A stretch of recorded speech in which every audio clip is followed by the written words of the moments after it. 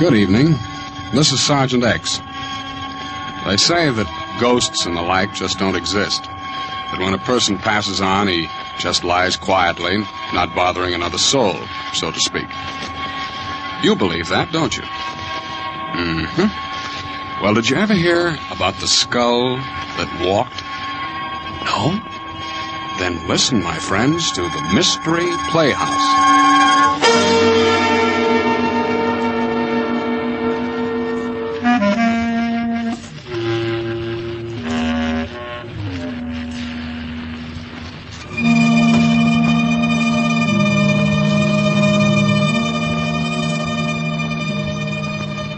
I guess superstition's a pretty hard thing to down completely, isn't it? I mean, under certain circumstances, almost anybody can get the creeps and get them good. I guess most of us are a little bit afraid of the unknown. For instance, taking a midnight stroll through a graveyard isn't exactly your idea of fun, is it? And I don't suppose you'd particularly go into ecstasies if you happened to witness a good gory murder, either. Well, there's a fellow I know who thinks this all comes under the heading of good, clean fun. His hobby is horror, and he likes to tell stories along those lines. I think he has one for you right now. Wait till I try this door here.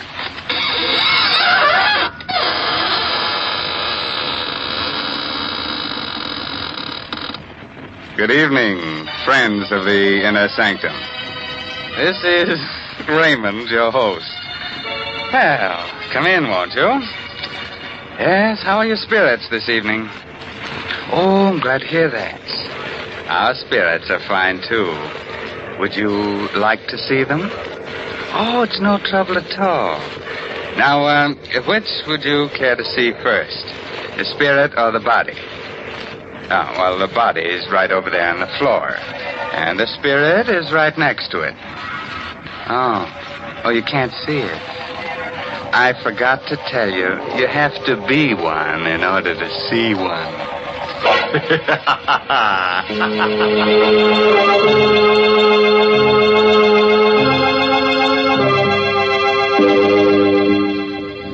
Shall we get started?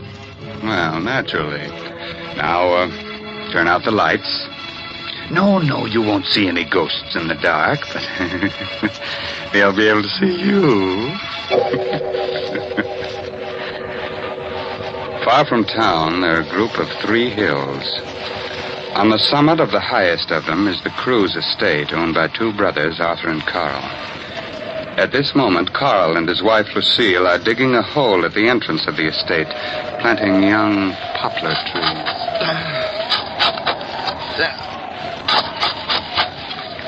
Carl, I think it's deep enough. Oh, I think we ought to go a little deeper down. Oh, here comes Spears. You're digging? Yes, we're going to plant a whole row of Lombardy poplars. You mean right here? Yep. We're going to line both sides of the road. Well, perhaps you'd better let me do it. I'm your caretaker. I should do the gardening. Spears, you look upset. What's the matter? Well, where you're digging is an old Indian burial spot. There's a curse on it. Oh, don't worry about it, Spears. You don't believe it? Of course not. Lucille and I don't go in for superstition. Yes, but it's no superstition, sir. It's... You hit a rock. Oh, that sounds like a rock. It's a little hollow. Dig it up, whatever it is. Yeah. What?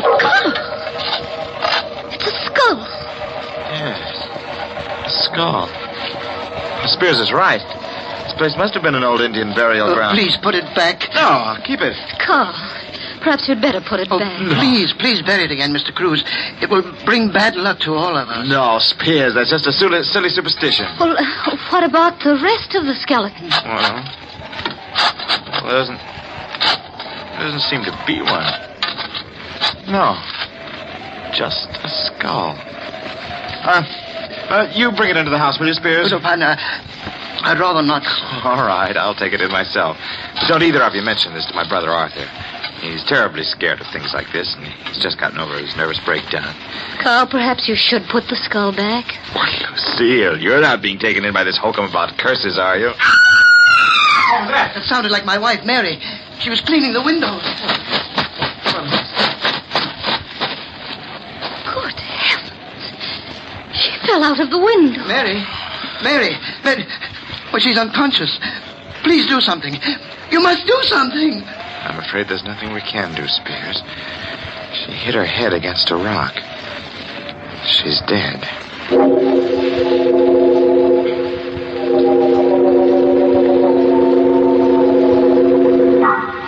How's Spears? He's quieted down. I can't understand it. There's only one rock underneath the window, and Mary hit that. That one rock. There isn't even a pebble around for yards. Well, don't go imagining things again, Arthur. Spears kept talking about a curse. Spears believes in pixies and gremlins, too, don't forget. Well, I feel rather funny about it all. Oh, Carl, maybe you'd better switch some more lamps on. This living room feels gloomy. Oh, let's cut this nonsense out. Wait. You hear anything? Oh? I don't. Yes. Something is coming from the ceiling. What's coming from the ceiling? I don't hear... What is it? It must be the beams. They sometimes do that from the heat. It's not the beams. It's too regular a sound. What room is directly above us? It's an old bedroom. We use it as a storeroom now. It hasn't been open in years. There's something up there. Of course there is. A lot of old things from years back, Lucille. Did you put the skull in the storeroom? Yes, I did. What are you two whispering of? It's coming down the stairs. We'll take a look and settle this. So far. Look! At your feet, Carl. The skull. How did it get down here? It came down the steps. Seems to be looking up at us. A skull. How did it get into the house? Carl found it while digging. Spears said it belonged to some Indian. Spears was right. There is a curse on the house. We'll all be killed. I'm leaving. I can't stand it. Well, Carl, what are you going to do with the skull? We'll lock it up in the closet. Lock it. Carl, you'd better bury it again. No, I can't do that, Lucille. If I do, it means I believe in all this tummy rot about ghosts. Well, then suppose you tell me how a skull could open a door and then come bouncing down the steps. I don't know. Maybe someone's playing a trick on us, dear. What happened to Mary was no trick, Carl. Nor is this, and you know it. Well, whatever it is, I'm not going to bury it. We'll keep it locked up in the closet. Oh, Mr. Cruz. Yes. What is it, Spears? Well, it isn't my place to tell you, sir, but I... You're referring to the skull, aren't you? Yes, sir. Well, it won't bother us anymore. The whole thing's some queer trick. I've got it safely hidden in this closet. I'm putting a lock on the outside. But the lock isn't going to do any good, sir. It will break through the door, just like the last time. I don't think anything like that can happen again. I'm the only one that has a key to this lock. If the skull wants to break out, you'll have to come to me for the key.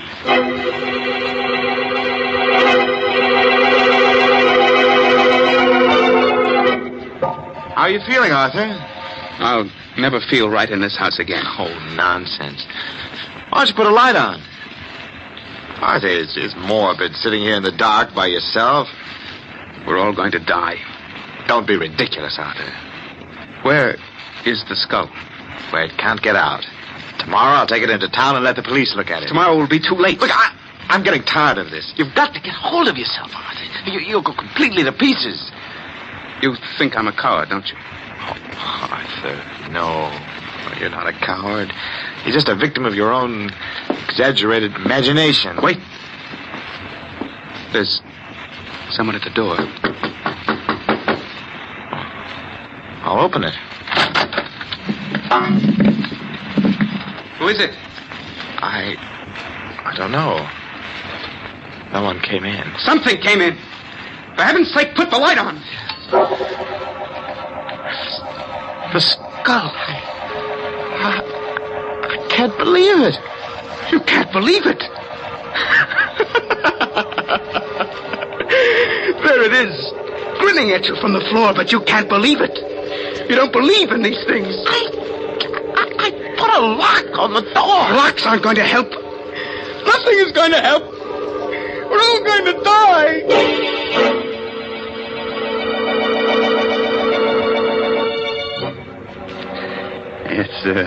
It's an hour later now. Arthur has gotten over his hysteria, but he is still terrified. I'm not going to spend another night in this house, Carl. But, Arthur, there's got to be some logical explanation. I'm not in the least bit curious. I just want to get out of here tonight. I'm going to go with him, Carl. Lucille. Well, perhaps we'll bury it again. We'll put it back in the same place we found it. That won't do any good. It's too late now. Don't be ridiculous. If it wants anything at all, it wants to get buried again. I'm sure all this mysterious business will come to an end as soon as we bury it. The house won't ever be the same. Oh, stop it, both of you. You're acting like a couple of scared children. We'll put the skull back where we found it, and we won't be bothered by it anymore. Spears! Spears! Yes, Mr. Cruz. This skull. Let's take it out, bury it in the same place where we found it. Oh, I'm glad you reconsidered, sir. It's the only way.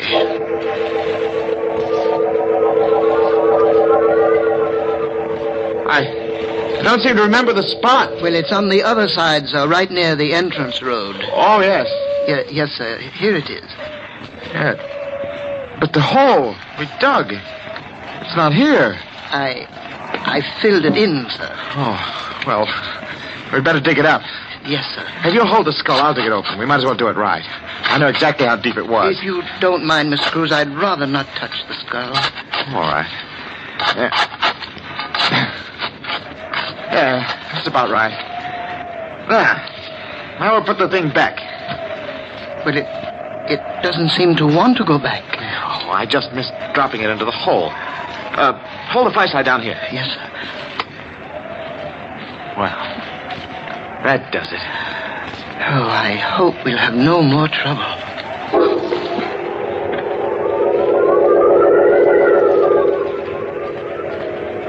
Well, Carl, did you bury it? Yes, same place. That's all. Forget about it, shall we? Maybe it's easy for you, Carl. But I won't forget about it for a long time. Neither will I. I'll be having nightmares about it for months. I don't know what's gotten into you, Lucille. You were never easily frightened. I'm not. But skulls that roll by themselves give me a funny feeling. Well, look, come on, let's play cards, huh? Hearts? We don't need more than 3 hands to play. We'll forget the whole crazy business, huh? Okay? Well, I might as well. All right, deal the cards. Okay. You. Yeah, well, we're getting back to normalcy, huh? Arthur, pass your card. That wind came up suddenly. Who's first? You are, Lucille. Oh, all right. 9 of diamonds. Your go, Arthur.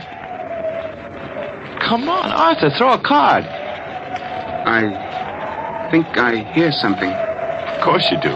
The wind. No, I thought I heard a rapping sound. Look, just pay attention to the game and stop listening for sounds. Here's my card.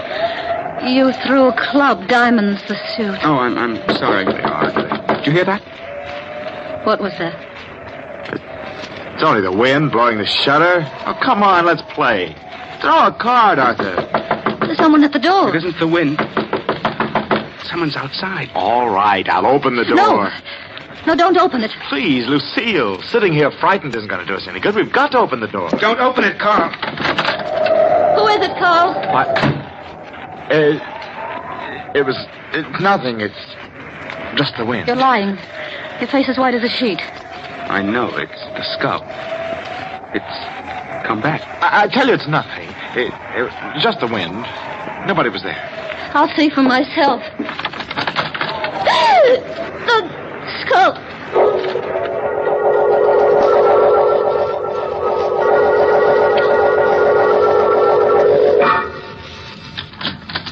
Oh, Mrs. Cruz, I didn't hear you knock. I didn't. I want to talk to you, Spears. Yes, Mrs. Cruz, but it's rather late.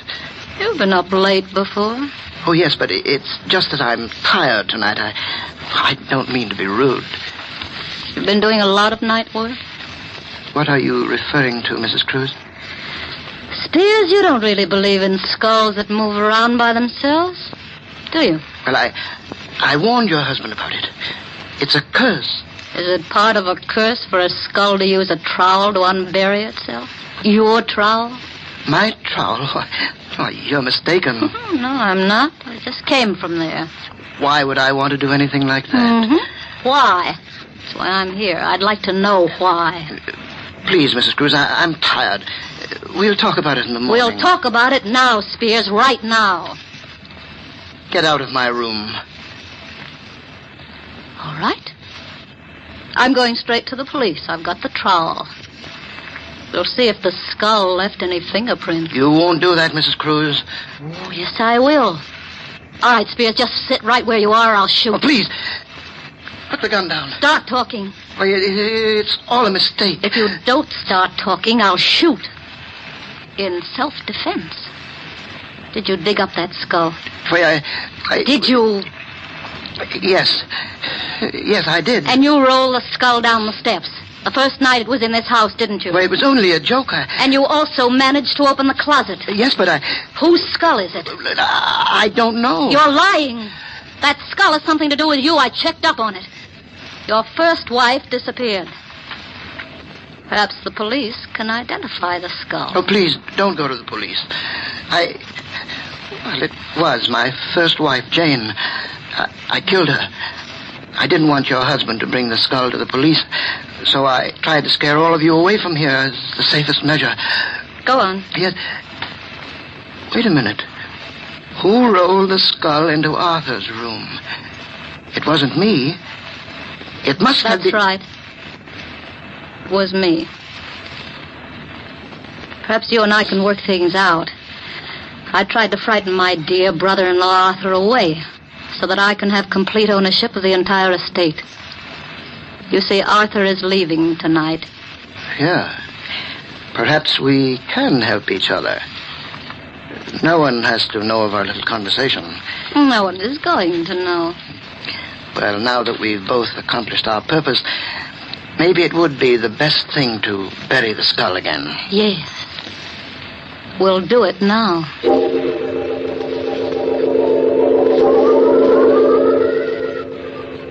Well, here we are. Let's hurry. They'll miss me if I'm out here too long. Perhaps we'd better dig another hole. Oh, it doesn't matter. Will you hold the skull? No, I'd rather not. You haven't suddenly gotten squeamish, have you, Mrs. Cruz? Put the skull in the ground and dig that hole. All right. What's the matter? The skull. Look at it. What about it? It's moving. Can't you see? Well, it is just the wind pushing it. Hurry up. There. Yes. There. It's deep enough now. Hand me the skull. Oh, I forgot. You won't touch it. All right, I'll get it myself. What's the matter? My hand. I can't get my hand out. The jaws clamped down. Your hand. Please. Help me. You've got to help me. Do something. You've got to do something. It won't let go. I can't. Oh, please, Jane. Jane, darling. I didn't mean to kill you. You're my wife. I didn't mean it. It was an accident. Please believe me. I'll do anything. Anything. Oh, no. No, Jane. Oh.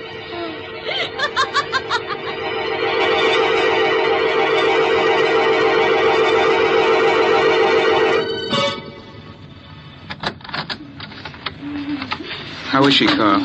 It's pretty bad. The doctor says it's hopeless. There's nothing more he can do. Her hair has turned completely white. She's just out of her mind. Horrible. Spears died this morning. He never recovered consciousness. Died of fright.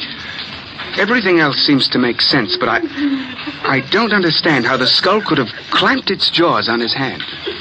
When he picked it up, he must have picked it up upside down. The lower jaw, which swings on a hinge, came down. He was so frightened that his hand froze to the skull.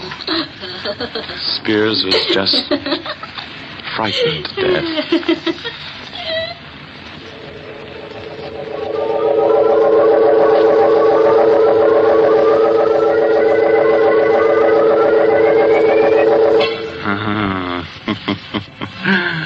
I want that skull. Yes, sir, I want it as a knocker for the inner sanctum door. Good night. Pleasant dreams.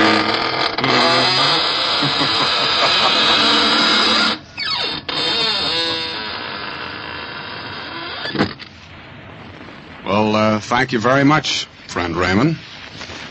Your sense of humor is really quite refreshing. That is, in a ghoulish sort of way. We'll be trying your creaking door again soon for some more laughs. Well, right now, let's look in on the green room where the players are rehearsing the next performance in the Mystery Playhouse. Follow me, please. Come.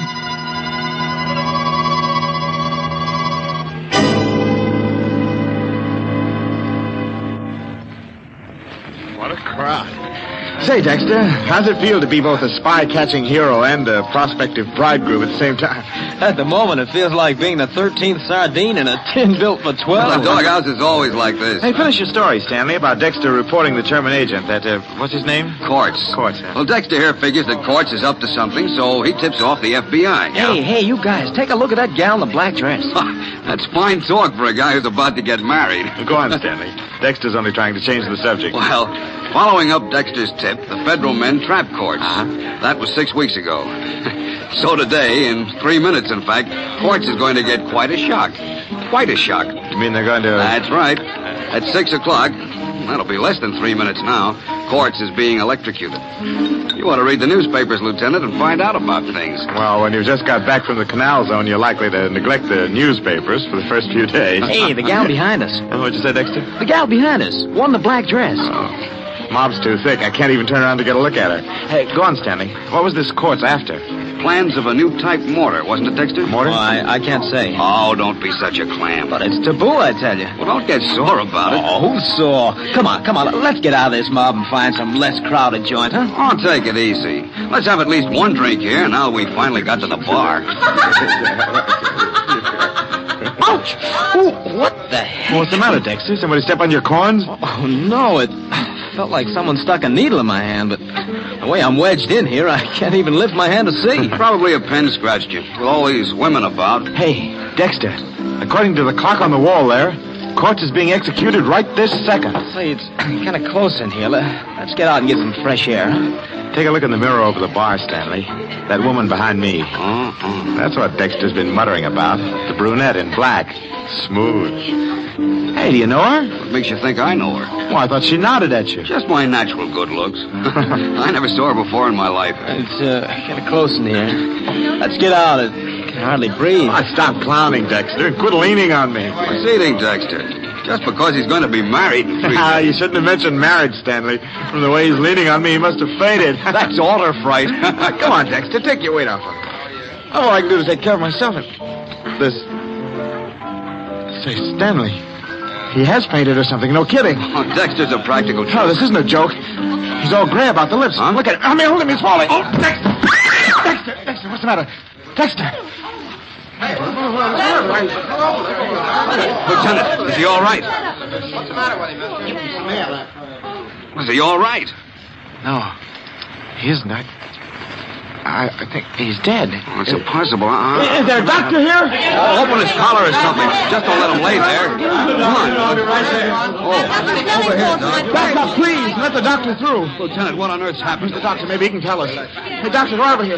Ralph, here, let's have a look. Oh, help me turn this man over. Sure. Looks like he's been suffocated. Doctor, is he dead? Oh, yes, he's dead, all right. He can't be. Only a minute ago, he was standing here talking with us. He said something about somebody sticking a needle in his hand. What's that piece of black paper on the back of his right hand? What? Don't touch it. Don't touch it. It's thin black cardboard. Perfect circle about 1/4 of an inch in diameter. With a tiny hole in the exact center. There's a small puncture in the skin on the back of the right hand. Right over the place where this circular piece of cardboard was. A drop of blood caused the cardboard to adhere to his hand.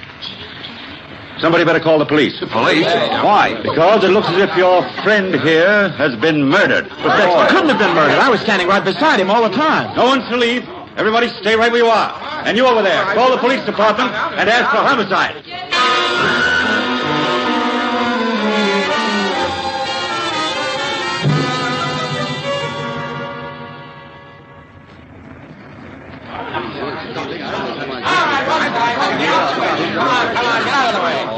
I'm Detective Sergeant Locke. Are you the doctor who called headquarters? Yes, that's right. Who's the guy on the floor? What happened to him? Willard Dexter. As to what happened to him, We don't know. What do you mean you don't know? Who was nearest Dexter at the time? well, the lieutenant and I were with him. And I was behind him, and so was this lady. Oh, you were, huh? How about that, lady? Yes, I guess that's right. Okay, then I want to take you two ladies and you, Lieutenant, and you, mister, aside for questioning. You'll go in this office here. Oh, and Doc, would you come along too, please? Of course, Sergeant. All right, just step in. All right, Blondie, you too. Oh, I can't. I got a date in 10 minutes. Go on, get in there. Am I arrested? Are you up? Look, Blondie, you will be in just about 1 second if you don't get in there. Oh, all right. But don't call me Blondie. Hey, Durkin, don't let anyone in here. Right. Now, we'll get a little privacy. Lieutenant, let's have your story first. Well, we were standing in the crowd. Your name? Lieutenant Max Lurbach. Okay, go ahead. Well, Stanley and Dexter and I were at the bar. In what order? Order? Well, Dexter was on the right. I was in the middle, and Stanley was on the left.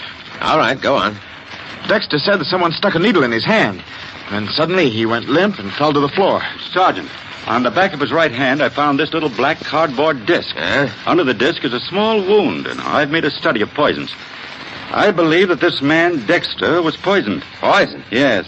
There's a poison which, taken internally, may do no harm at all.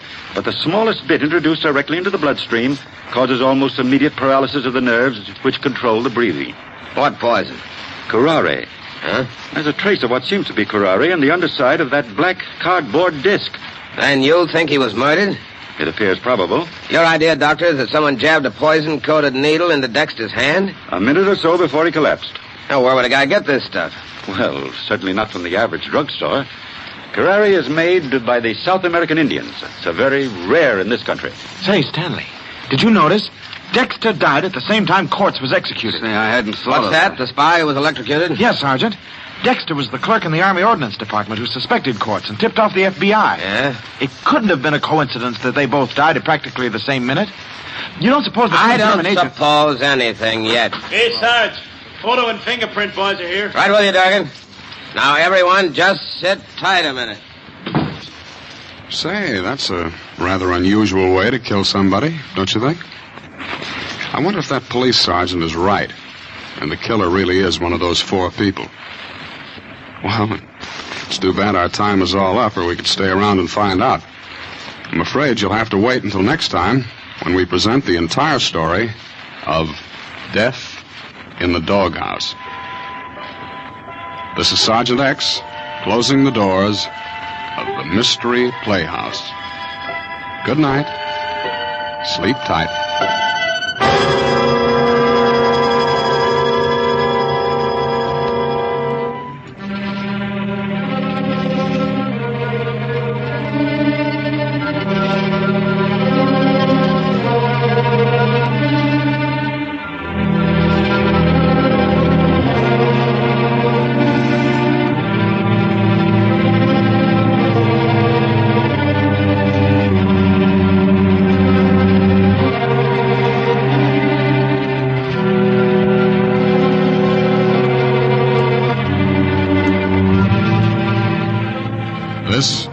Armed Forces Radio Service.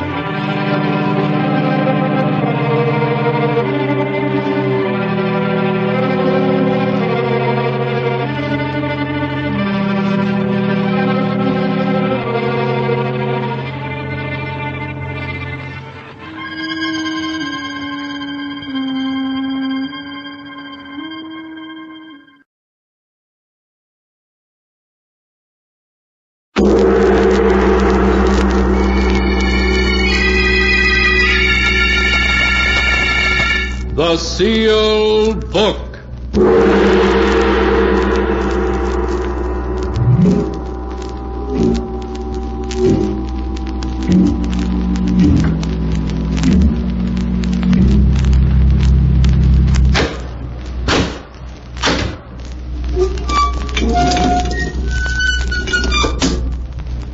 Once again, the keeper of the book has opened the ponderous door to the secret vault, wherein is kept the great sealed book, in which is recorded all the secrets and mysteries of mankind through the ages.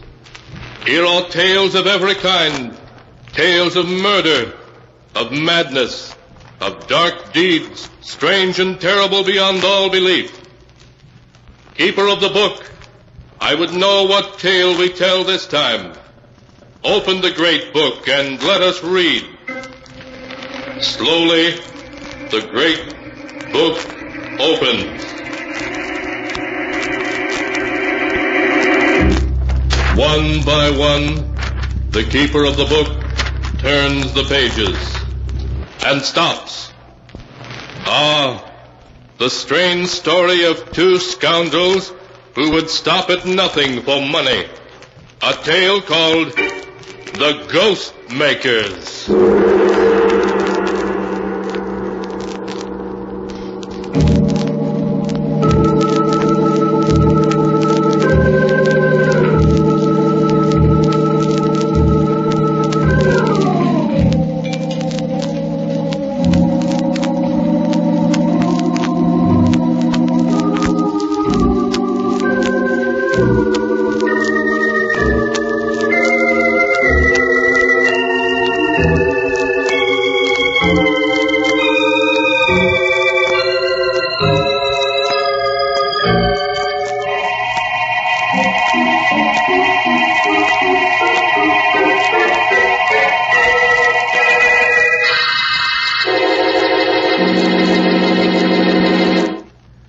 Here is the tale, The Ghost Makers, as it is written in the pages of the sealed book. It is an autumn afternoon in the ancient New England village of Wilton.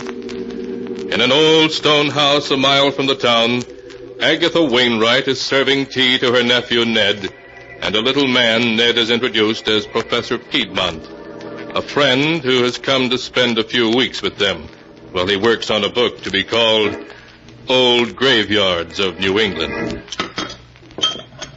So this is your graveyard, friend Ned. He looks like a man who'd be happy staring at tombstones. They make a fascinating study, Miss Wainwright. Well, I'll take your word for it, Professor Piedmont. For myself, I'd rather read about them in a book. The professor not only writes books, Auntie, but he's also an expert on psychic phenomena. Psychic phenomena, eh? Oh, you mean ghosts. Foolish fiddle-faddle dreamed up by silly people without the brains to know better. But Miss Wainwright, I assure you, you are wrong. Oh, nonsense. When a person's dead, he's dead. When I see anything I'm willing to call a ghost, I'll know I'm crazy and I'll admit it. Why, Auntie, this very house is supposed to be haunted. You know that. Oh, rubbish. This is a perfectly normal house. I've lived here a month, and I haven't heard so much as a board squeak. But Miss Wainwright, that may be only because you're new to the house and not yet sensitized. It takes time to become aware of occult influences. Oh, stop the nonsense. Who started all this talk about ghosts, anyway? Here, now let's have some tea, and no more talk about ghosts.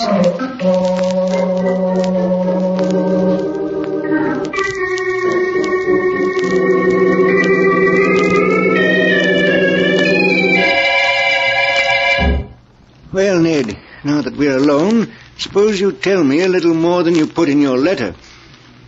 I'm still not sure why you sent for me. All right, Professor. This is the gist of it. 3 months ago, Aunt Agatha's brother died. leaving her an estate of $400,000. And I'm Auntie's only living relative. I see. Yes, light begins to dawn. No, wait. My uncle arranged his will so that Aunt Agatha gets only the interest, about $20,000 a year, and this house to live in. On her death, the entire estate goes to charity. I'm cut off without a penny. I see your uncle didn't like you, Ned. A shrewd man. Very shrewd. Yes, he was making sure I couldn't get my hands on any of it. But that's where you come in. If Aunt Agatha were to become, shall we say, ill, mentally ill... So that she was incompetent to administer the estate, you mean? Exactly. If Aunt Agatha were to lose her mind through shock or fright, who but me, her only relative, would be the logical one to administer the estate for her? You would, then. Then you'd have the whole income for as long as she lived. Yes, and part of the principal, too. I know ways to manage it. But I've got to get my hands on some of it before the end of the year, or I'm sunk. I owe a little money, about $25,000. If I don't get it quickly, well, the people I owe it to are rather short-tempered. I understand.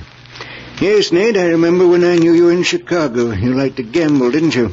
But that's your affair. Personally, I prefer to stick to my own profession, creating ghosts. Yes, I've heard of some of your jobs, Professor, and some of the ghosts you've created to order. Yes, I pride myself on having a unique occupation, Ned. I believe I'm the only ghost maker there is. And the ghosts I've created have been effective, too. So I understand. Now, what I want you to do is this. I want Auntie frightened to the point where Yes, I understand. Well, Ned, it's going to be difficult. She's a tough-minded woman. Hard to scare. Hard to drive insane. It's got to be done. Got to get my hands on the estate. If you succeed, Professor, there's $5,000 in it for you. All right, Ned. I'll try. It won't be easy, but she may crack suddenly when the time comes. That type does, you know. Good. That's settled then. You brought everything you're apt to need?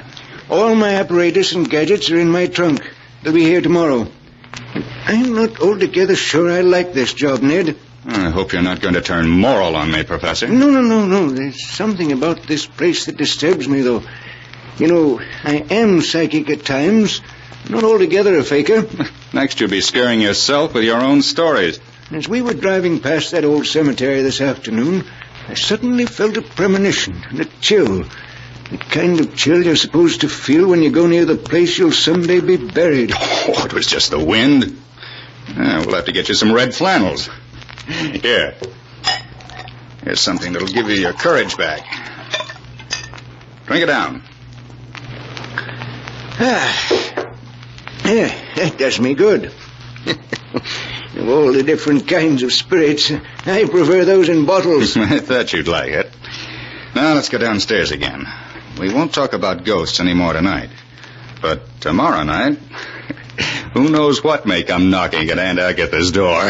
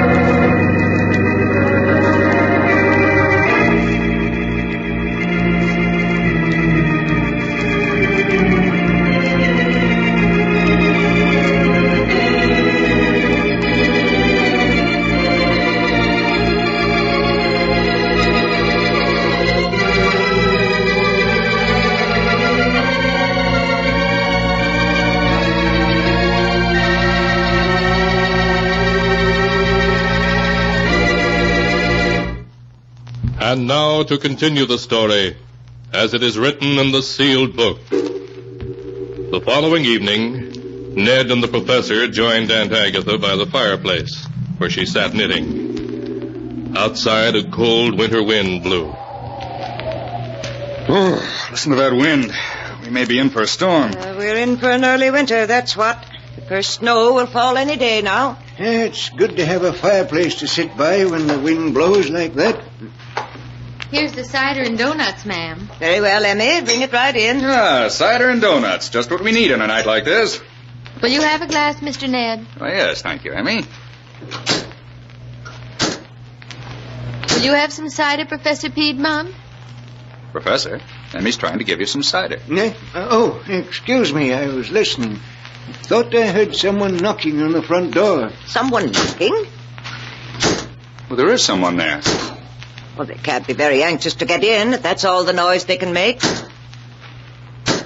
Shall I go see who it is, Miss Agatha? Yes, girl, go see, though I can't imagine who'd be calling at this hour of the night. Sounded like someone who didn't expect to get in anyway. A timid child, or maybe a ghost. Yes? Yes, who is it? Why, Miss Agatha. Well? There wasn't anyone there. No one there? Of course there was. Someone knocked, didn't they? But I opened the door and there wasn't anyone there. Then who was knocking? Answer me that. I don't know. But it wasn't anyone you can see. Emmy, I'll stand for no foolishness now. No, ma'am. But just the same, there's nobody at the door. Someone's playing tricks on us, and I'm going to see who it is. I'll come with you. You won't find anybody there. Well, we'll see. Well, what is it? What do you... There isn't anyone here. No, but there was. They slipped away into the bushes, that's what they did. Yes, of course. Some small boys playing tricks, I suppose. If I catch them, I'll tan their hides. Who was it, Miss Wainwright? Just some boys playing tricks, Professor. That's all it could have been. Come on, Professor, drink your cider. What? Oh, yes, of course. Well, Professor, you look like a man who was listening to something then. What was it? Oh, no, I assure you. I'm too old not to know when a man is lying, Professor Piedmont. What were you listening to? To tell the truth, I thought I heard voices. What kind of voices? Far away voices, crying something I couldn't make out. But it was just the flames in the fireplace. I'm sure it was. Of course, that's all it was. Well, what do you say we all turn in? This New England air makes me sleepy. Knocks at the door when there's nobody there. And voices. Yes, it's high time we were all in bed instead of sitting around here imagining such nonsensical things.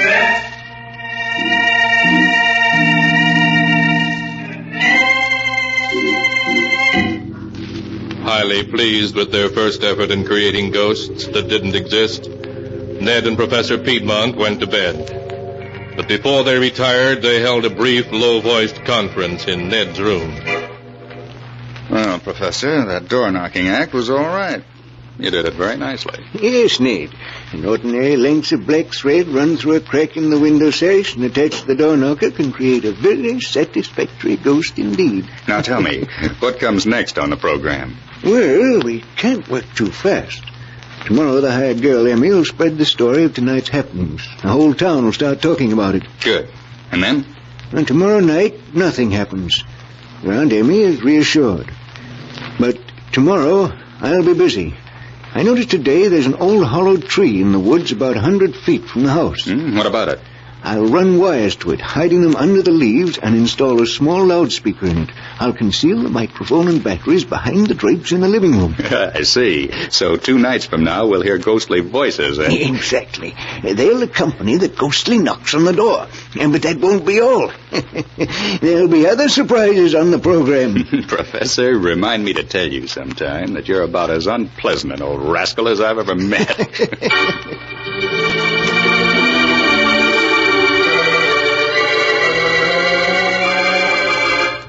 The next evening, Agatha Wainwright listened nervously for a repetition of the ghostly knocks. But nothing happened, and she regained her composure. The evening following that, however, as she and Ned and the professor sat in the living room around the fire... 9 o'clock. The evening may just be starting in New York, but here in Wilton, it's bedtime. Seems to be someone at the door. So there is. Shall I go? No, Emmy can answer the door. She does little enough to earn her money. Emmy? Emmy? Yes, Miss Agatha? There's someone at the door. See who it is, please. Must I, Miss Agatha? Must you indeed? Answer the door, Emmy. I'd rather not, ma'am. Emmy, see who is at the door. Yes, Miss Agatha. I'm going. Who is it? There's no one there. There's no one there again. Emmy, get control of yourself. But I tell you, there's no one there. Then it's someone playing tricks. That's all you hear, Emmy. Yes. Yes, Miss Agatha, I hear. But I don't believe it. Go to your room. Yes, ma'am. I'm sorry, Miss Agatha. But there wasn't anyone there. I hope I'm not going to have to discharge that girl. Shall I go this time, Auntie? No, Ned. Let the rascals play their tricks, whoever they are. They'll soon stop when they see we pay no attention. I wonder if I could see them from the window. Maybe we could trap them if we were to go quietly out the back door and slip around to the front. What was that?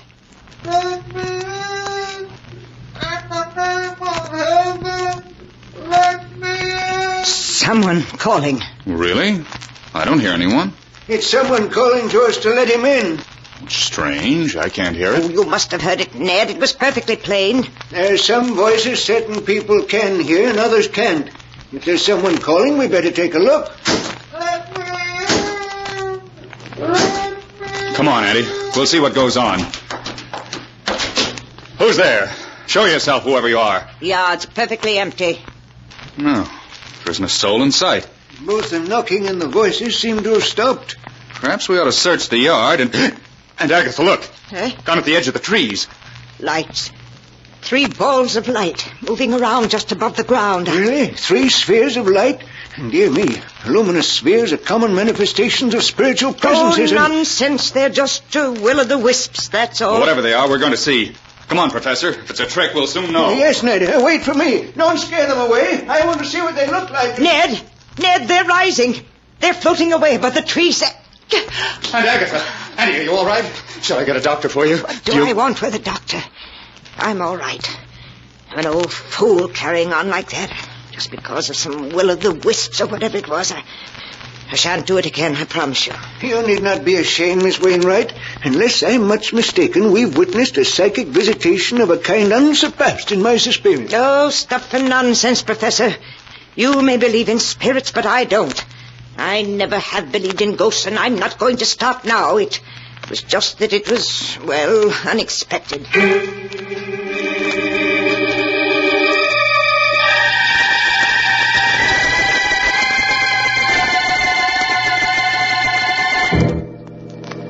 In the days that followed, Ned Wainwright and Professor Piedmont found it impossible to shake Agatha Wainwright's iron nerves. Emmy, the hired girl, resigned in terror, but Agatha remained seemingly unmoved. Resolutely, she ignored the ghostly knocks, voices, and footsteps that Professor Piedmont's ingenuity devised. The whole town buzzed with tales of her haunted house, but she refused to pay any attention to them. After a month had gone by, Ned was ready to admit defeat. Well, Professor, you're a washout. And Agatha hasn't turned a hair at your ghost. No, Ned, I told you it might take a long time. She's a very strong-minded woman. Believe me, anyone else would have cracked by now. Well, she hasn't, and she's not going to. I still say it may happen all at once. She's nervous and distraught. She doesn't sleep well. Every evening she sits listening for ghostly voices, though she won't admit it. But she's made up her mind not to believe in ghosts, and I'm afraid she never will. Well, what do you suggest? It's the middle of December. I've got to get my hands on her money by the end of the year, and I'm sunk. We must play our last card. You. Me? What do you mean? She's fond of you. You're her only relative. What are you getting at? How would she feel if you, her only relative, were to die and come back here as a ghost? I don't follow you. Well, my plan is simple. We'll say goodbye to your aunt and drive off as if we were going away. Then, secretly in the night, we'll return to the house. Yes? And then what? We'll see to it that she receives a phone call from a friend of mine in Boston. He'll announce to your aunt that you and I have been in an automobile accident, and that we've been killed. Oh, I see. Yes, I begin to understand. Immediately after the phone call, we'll knock. She'll come to the door and see us standing there. And having just heard that we're both dead... Exactly. And if that doesn't work, Ned, we are defeated. But it'll be a strong mind indeed that can withstand such a shock. A strong mind indeed.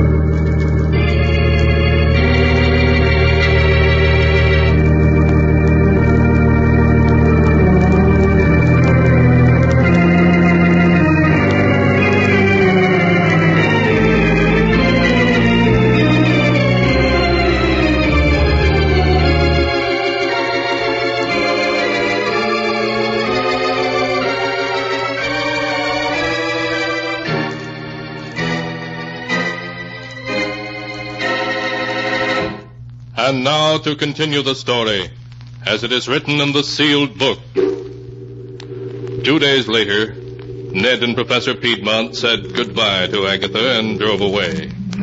It was starting to snow as they left, so they made their way by a roundabout route to an isolated roadhouse, and there they spent the day waiting. After darkness had fallen, they started back towards Aunt Agatha's house. By now, there was snow feet deep on the road, and the cold blast of the north wind made even the heated interior of the car uncomfortable. I'll be dead when this is over, Ned. The thermometer must be down to 0. Yes, at least. Well, we're almost there.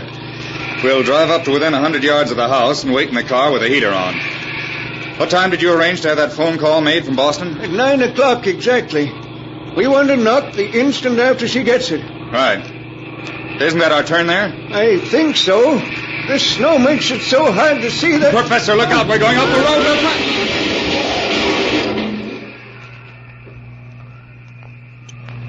Ned! Ned! Are you hurt? My ankle. Help me out of here. Come on. Hurry, Ned. I smell gasoline. The car may catch on fire. All right. Help me onto the road. Yes. What happened? We skidded down a 10-foot bank and turned completely over. If you'd watched where you were going, it wouldn't have happened. I couldn't tell. There was ice under the snow. No, but never mind that. We've got to get to shelter. And I think my ankle's broken. Yes, I can't step on it. Yes. You can lean on me. But where are we? A quarter of a mile from Aunt Agatha's. There isn't another house within a mile. Then come on. We've got to get there quick. Lean on me. Help all you can. If we don't get there soon, we'll freeze to death.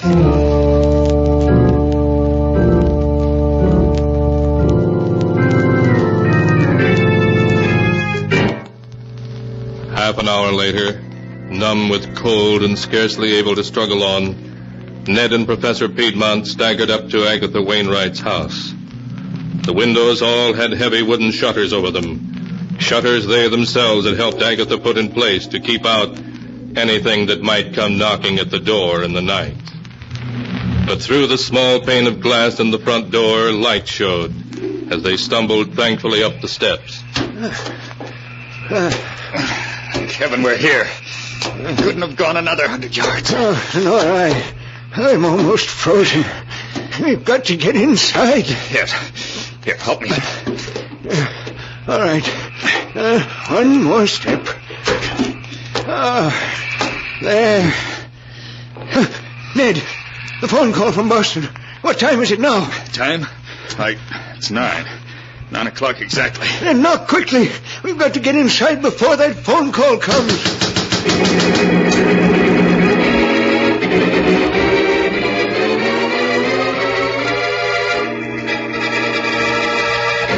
Inside, Agatha Wainwright heard the knocking. But before she could go to the door, the telephone rang, and she answered it first. Hello? Yes, this is Wilton 317. Boston, calling long distance? Yes, I'll hold on. Just a minute. Hello? Yes, this is Miss Wainwright speaking. The Boston General Hospital. My nephew Ned. What is it? What's happened to him? Oh, dead. An automobile accident. Both of them killed? No.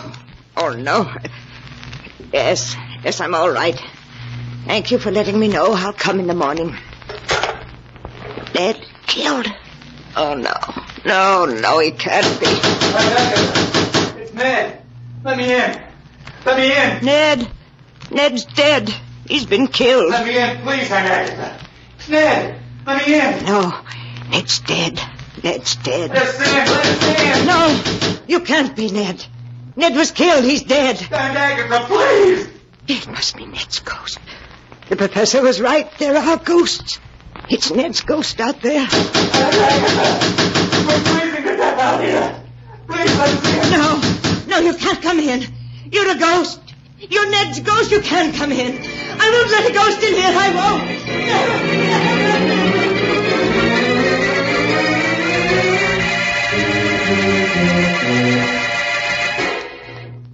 The next morning, Ned and Professor Piedmont were found frozen to death beside the house, where they made a vain effort to pry open the heavy wooden shutters that covered the window. You see, Agatha never did let them in. She knew better than to open the door to ghosts.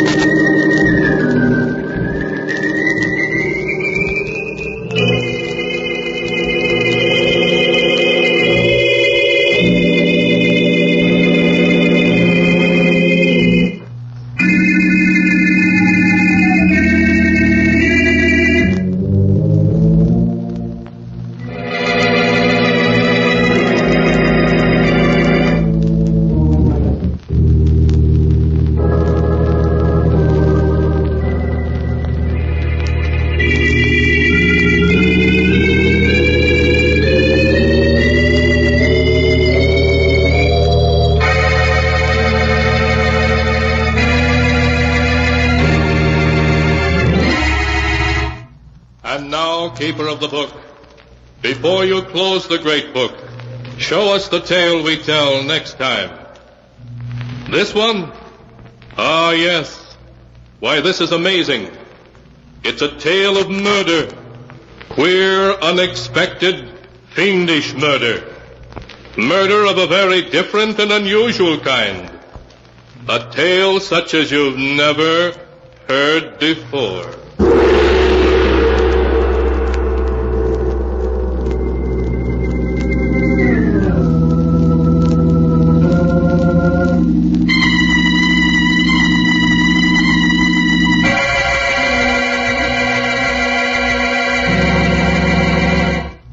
Be sure to be with us again next time, when the sound of the great gong heralds another strange and exciting tale from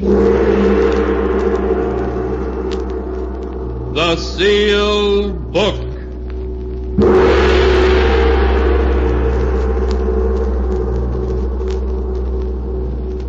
The Sealed Book, written by Bob Arthur and David Cogan, is produced and directed by Jock McGregor.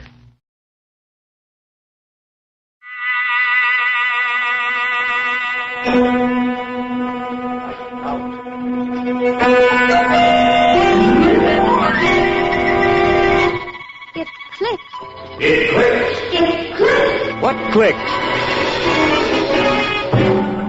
The Eversharp Schick Injector Razor, made by Eversharp, manufacturers of Eversharp Schick Injector Razors and Blades, and famous Eversharp Precision Writing Instrument. Hideous things come out of the darkness to prowl the tortured earth. Evil hands stretch forth to seize. Evil eyes are watching. Unholy voices whisper and quarrel in the fearful silence. Death stalks. Loathsome, horrible death. Dare you put out your lights and listen to Boris Karloff in a story of horror in the deepening darkness? Dare you listen to... Lights out! I'm glad you brought up the question of ethics, Ed. Sometimes I think science is too ethical. Stands in the way of research. I don't know, David. Take your work, for example. It's wonderful, but you have to be very cautious. I think working with monkeys is about as far as you should go right now. Oh, but Ed, David is past that stage. Why not show Ed the one you worked on today, darling? If you'd like to see it, Ed, it's right in the lab. Yes, I would. I saw it last night after you injected the poison. I'll get it, David. Thank you, dear. It's in the second cage. Ruth's a wonderful girl, David. Must be a big help to you in your work. Don't know what I'd do without her.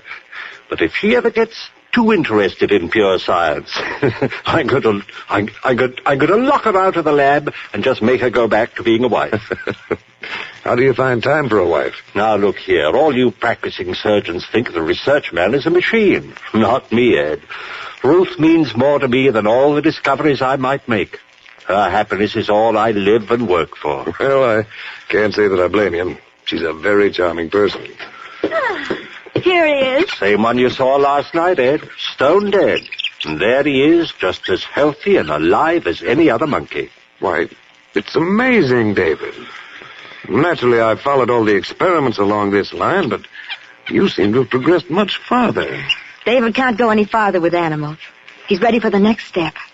And he can do it. Well, I'm all for research, David. But you have a moral obligation in this sort of thing. How do you know it'll work with human beings? Oh, you're a surgeon yourself, Ed. You know that human beings are animals just like all the subjects I've used. I know it'll work. Well, knowing it won't get you far with society. You'll have to submit proof. I know that, and I've tried every way I can think of to get a human being to demonstrate on. He's tried insane asylums, penitentiaries, everywhere. No one will listen to me. Well, in a way, you can't blame him. Even to me, with my training, the idea seems, well, blasphemous. My dear Ed, you can't stop scientific progress because of a so-called moral concept. Besides, what could be less blasphemous than a triumph over death? I'm sorry, but I can't see it that way. I wouldn't want to try it on me. When I'm dead, I want to stay dead. Oh, that's foolish, Ed. Well, if I die first, I want David to use me for a subject. Don't look so startled, Ed. She's always been my strongest supporter, but I'm not going to use her as a subject. I like her too well as a wife. Still, it gives me the shivers to hear you talk that way, Ruth. Well, why? I've seen David's work grow to where the technique is perfect. Before long, his experiments will be recognized by the whole medical world. And if I can help him achieve that goal, I'm willing to do anything. Living or dead. I mean it.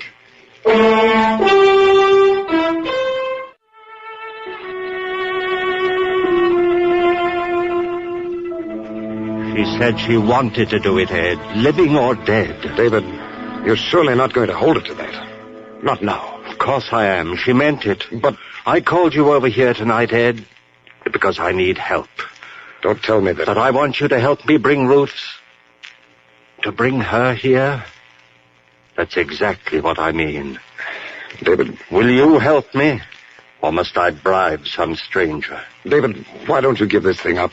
It's inhuman. Ed, if I succeed, I'll have Ruth back. Don't you see how much it means? Well, yes, if you're successful. Oh, I've no doubt about that. Look, I've got my laboratory record. 714 times I performed the experiment on guinea pigs, rabbits, monkeys. 714 times it's been successful. Don't you see? But, David, this is no laboratory experiment. Ruth was your wife. She is my wife. The only woman I ever loved. That's why I want to bring her back here and start her breathing and living again. There's an ugly name for what you're asking me to do, David. I know. Grave robbery. But there's a better name for it, Ed. Death robbery. We'll rob Old Man Death.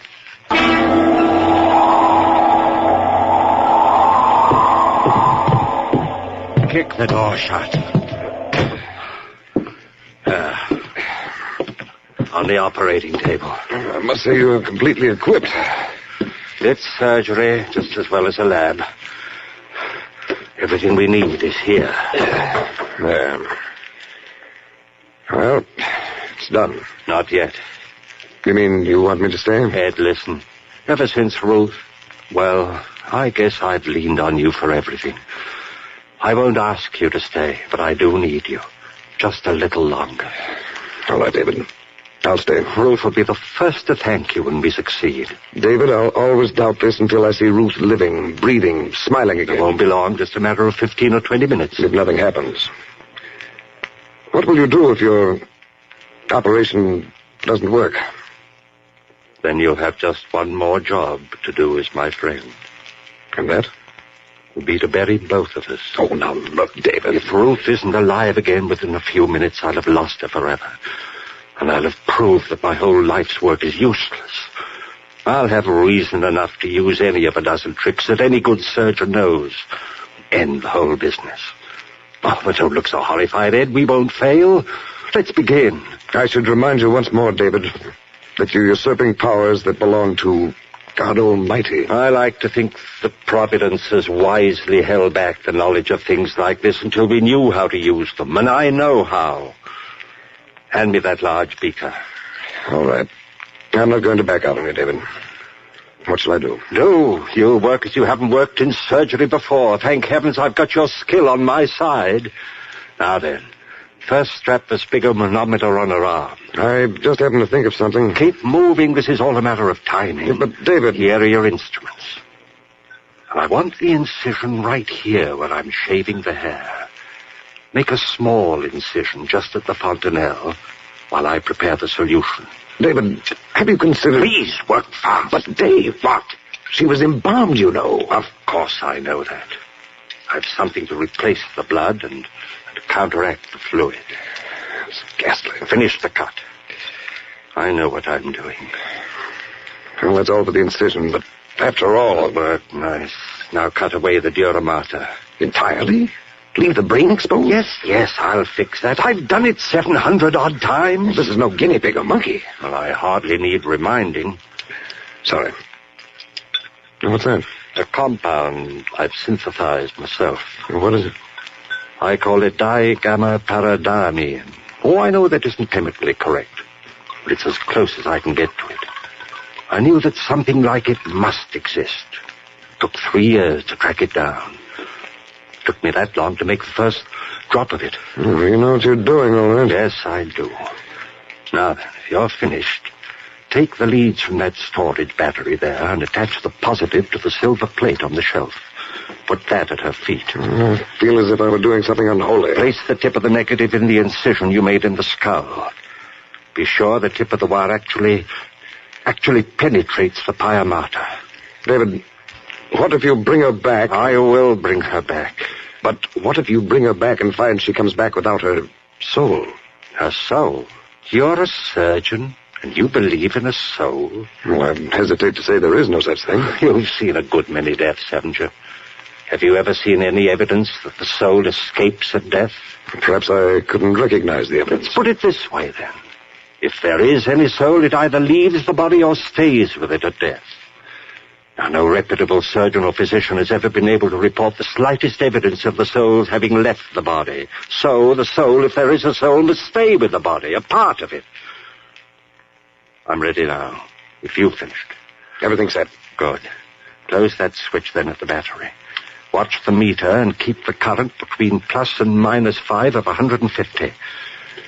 There's a rheostat on the edge of the table. All right? All right.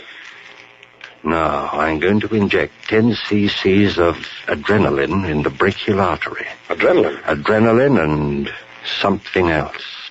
There. God, she's beautiful, Ed. Yes. She was. She is. You'll see her in a few minutes, just as she was. I wonder what you'll have to tell us. Nothing. Death is only a transcendental sleep. Do you really believe that, David? Oh, well, what's the difference? How's the current? Now, let's see. Let's jump to 180. Good. Bring it back to 150. That's the result of the injection. On a dead body? Let's say suspended animation. There are still a few things in surgery you don't know, aren't there? I never dreamed of a reaction like that. I'll show you more. Help me swing this lamp over here. But let the ammeter go. It'll hold steady for a minute now. But it might jump again. No, it won't. I've been all through this before. The reactions are exactly the same as the others. And this lamp? X-rays? No, it's a modification of the cathode ray. And just another of my developments. I call these theta rays. Why do you call them that? Well, most rays are named for the first few letters in the Greek alphabet. Alpha, beta, gamma, and so on. Well, that explains theta. Didn't you say theta? Yes. But theta was called the letter of death by the ancient Greeks. Oh, that's right. It was the first letter in the word thanatos. Death. I see. A theta without death. Maybe I was too sentimental. Maybe. At least human for once. Let's not argue. Here goes the ray. Now, quickly, the solution. Inject it? No, pump it. I built this pump especially for it. There's the pump switch, Ed. Here? Yeah. Turn it on and watch the ammeter.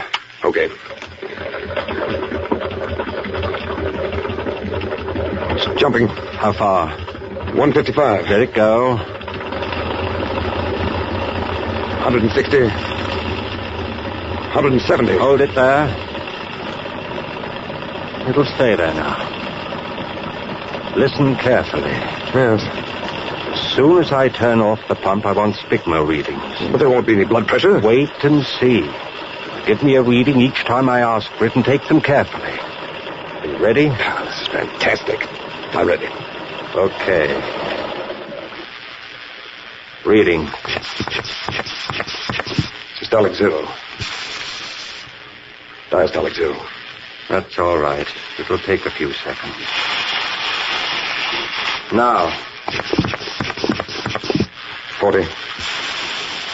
My God. Diastolic. Hurry. 0. Aortic valve still open. I'll turn off the ray. Reading. 48. Over 42. David. Not yet. Now the stopwatch. 7 seconds after I say go, I want the systolic. Now you have it? Right. Ready. Now, go.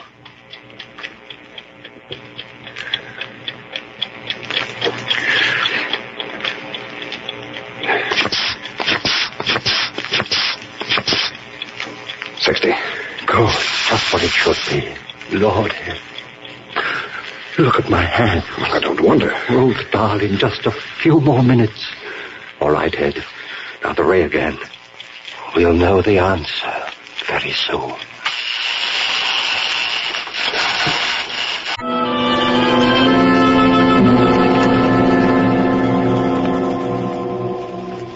How long do you use the ray this time, David? Not long. Give me a reading. 70. Diastolic. 68. Now. David, 118. 76. Close. Now. 120. That's it. 80. The stethoscope. Quick. Listen.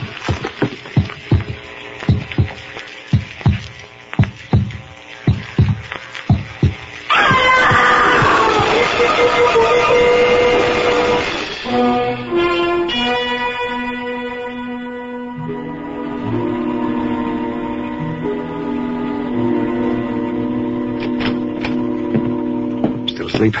Yes, almost a coma. She's all right otherwise? As far as I can tell, her respiration's normal, pulse just a tiny bit fast, and the reflex is slow, but apparently all right. David, I feel I must apologize to you. Apologize? Why? Well, for doubting you, I suppose. You'll learn to believe me. I'm very calm in the face of all this. Do you realize that you've performed a miracle? Miracle? I brought my wife back to me. as I promised her. It's an unholy thing, but we've conquered death. Is that unholy? We have conquered death. May God forgive us. She'll only wake now. How long has she been asleep? Let me see. 11 hours. Hasn't spoken at all? Not since that first scream, when she fell asleep. Have you given her anything? Just a few drops of brandy. Have you tried to wake her? No, but I think I'll try now. Oh, wait a minute before you do. Why? Well, I hate to keep harping on this business about a soul, David. I realize this is no place for a philosophic discussion, but I can't help wondering why Ruth screamed when she first came back to life. I think there's a logical explanation. After all, it must have been a physical shock. Well, that's true. It must also be true that there was a great mental shock involved. I think that's why she screamed, and I'm wondering whether there's been a permanent effect on her mind.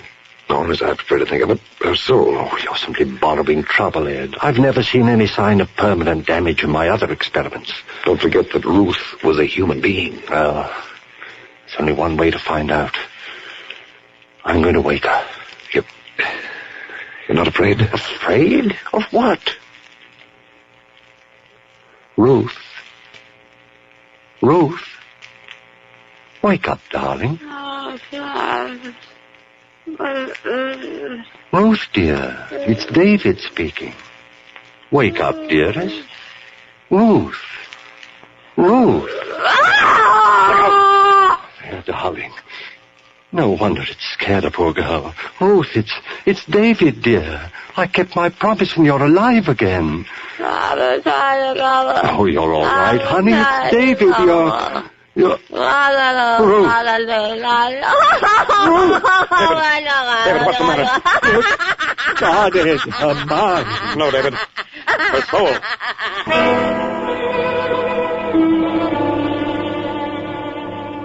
David, you'd better go out for a little exercise now. I'll stay here with her. I'll stay while you go out and walk around a bit. You've been there with her since 8 o'clock last night without any let-up. Go on, I'll stay. Ed. I know, old boy. I'd give anything myself if we could undo what we've done, but... Ed, what can I do? Well, there may be something. Let's try an experiment when she wakes up again. What kind of an experiment? Well, let's see if we can talk to her. Get her to say anything. If we can get a flicker of intelligence, maybe we can teach her. Build up from a small fragment. Maybe it might work. I'm going to wake her up and try. But not now. Why don't you take a walk? Relax a little. And get something to eat while you're out. Eat? I can't eat. I'm going to wake her. Ruth. David, why not let her sleep?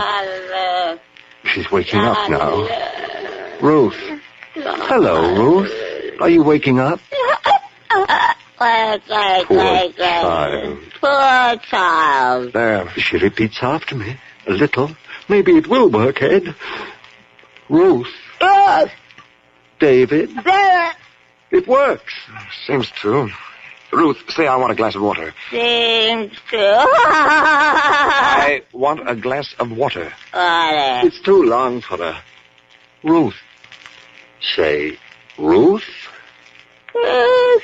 Loves. David. Ruth loves David.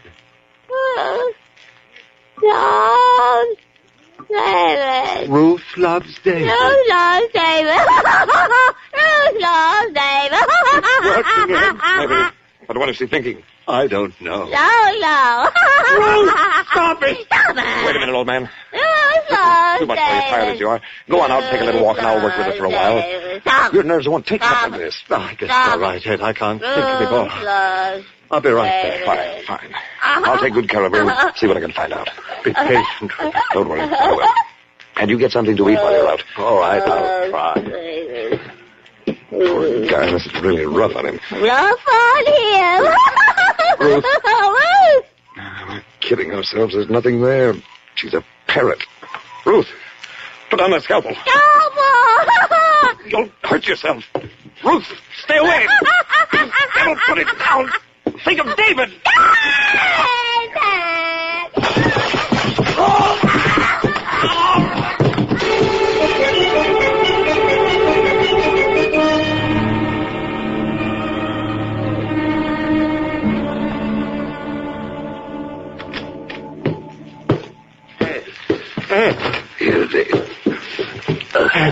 God's sake, what happened? Ruth.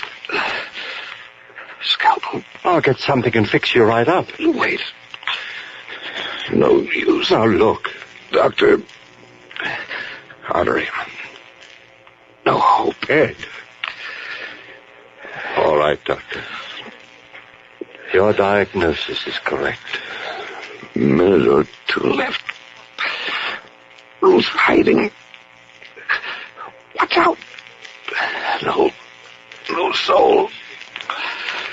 She'll kill you, too. What have I done, Ed? Everything I've done is wrong. Oh, wonderful technique, Doctor. Congratulations.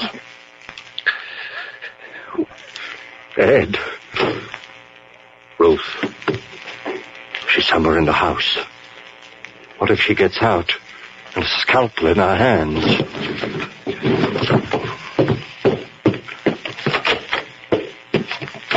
There's been enough damage. Ruth! Ruth! Basement. I'd better take a gun.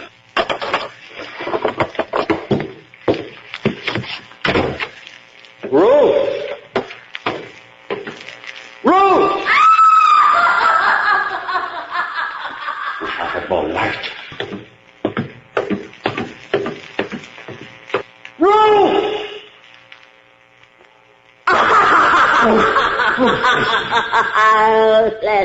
Ruth, now give me that scalpel. You'll hurt yourself. Ruth! Ruth, no, David. Ruth, come back. Ruth, no, David. Come back!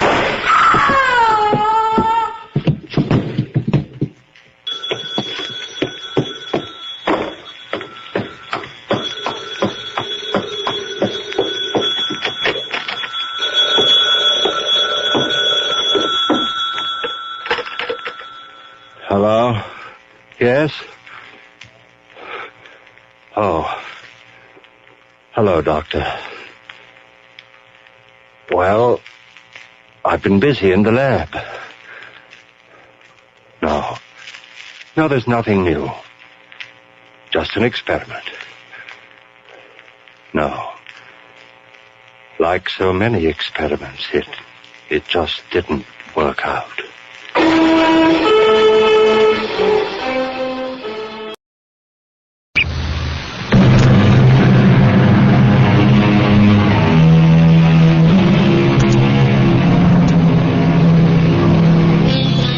They say that Washington, D.C. is like any other city in America, that it has people from all walks of life trying to make ends meet, people trying to get ahead, raise their children right, and so on.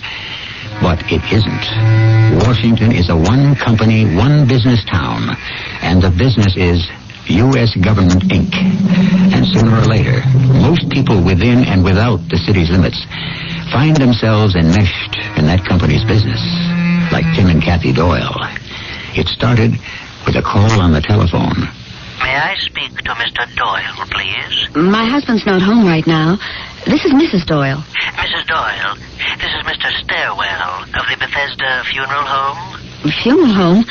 You're calling about Tim's Aunt Emma, aren't you? Precisely. I want Mr. Doyle to know his aunt is ready now, and that if you both would like to come along and see her, you could get a good look before the services on Thursday. This evening would be fine all around, Mrs. Doyle. We're open until 10. This evening? Let me talk to my husband about it. I'll see he gets in touch with you. What did you say your name was? Stairwell. Like in farewell. I'll tell him.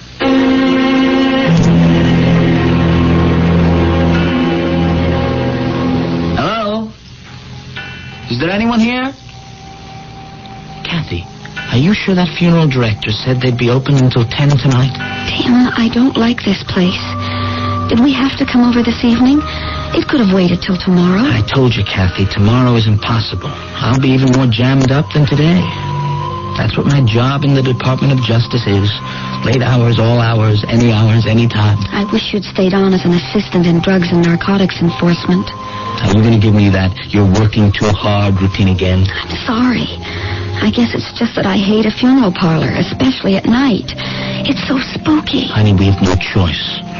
I wouldn't feel right about not paying my respects to Aunt Emma. Yes? Oh, you frightened me. I'm Mr. Stairwell. Have you come to make an arrangement or to view a deceased? I believe you called my wife about Aunt Emma. Well, we've come to... See her. I know it's late, but you said it was okay. Oh, yes, Miss Emma Doyle. Could you wait a few moments? I'm a little busy right now. We can come back tomorrow. Actually, we weren't going to stay too long. Well, in that case, you really don't need me, and I am quite occupied. This is that time of year, you know. No kidding. It's seasonal? Down that hallway to your right. All the way to the end, turn left, and it's the first open door on your right. Lovely woman. Terrible loss. You'll excuse me? Tim, wasn't he peculiar? Lovely woman, terrible loss. I bet he never even knew Aunt Emma. Probably says it to everyone. Okay, let's go, Kathy. Take the hallway to the left. No, hallway to the right. Is that what he said? Hallway to the right, and it's the first open door on your left. You sure? Well, let's walk it and see. All these doors. Do you think there's a real person behind each door? You mean an unreal person? You know what I mean. Oh. Well, now what? Turn to the right? Is that it? No, to the left. I'm positive. Turn left, and it's the first open door on the right. Or turn right, and it's the first open door on the left. Oh, look, Tim. On the other side of the potted palm, there's an open door. I'm right behind you. Tim, can't I just stay over here by the door? Oh, no, I don't want to look in at Aunt Emma alone. Now, come on, hon. It's a sign of respect. Oh, good Lord. We're in the wrong room. That's not Aunt Emma. I beg your pardon. What are you two doing in here? Well, you told us the first open door, so we went in. On your right. This is your left. Don't you know your left from your right? I'll ask you to leave the premises immediately. But we haven't seen Aunt Emma yet. Immediately, do you hear? Or are you deaf as well as not knowing your right from your left? Go out that door.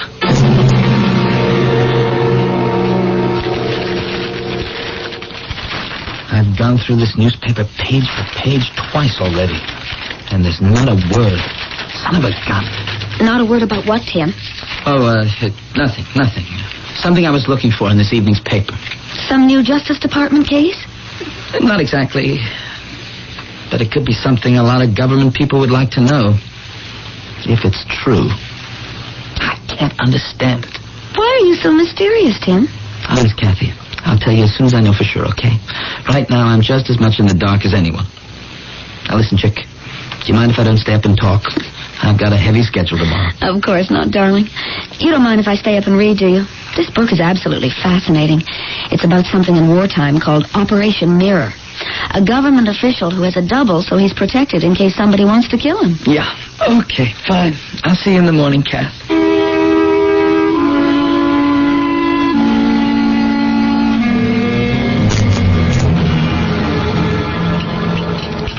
Tim, why do you shovel your breakfast down so fast? You don't have to be in the office until 8:30. I know, but I thought I'd get there early, pick up all the morning papers on my way. Has it something to do with that man with the beard and the scar we saw in Aunt Emma's casket last night? Something to do with what? Who? That body. In the viewing room when we went to see Aunt Emma. Oh, so you did see him? Yes, I did. So? Okay, have it your own way. I'll ask you some other time when you're in a better mood. I'll get it. Hello? Hello? Who is this? Tim? Tim, will you come here? What is it, Kathy? Come here right away, please. Oh, what's the matter? Who rang the phone? They hung up. Who was it? I don't know. I said hello, and there was no answer. All I could hear was this heavy breathing at the other end. And then a click when they hung up.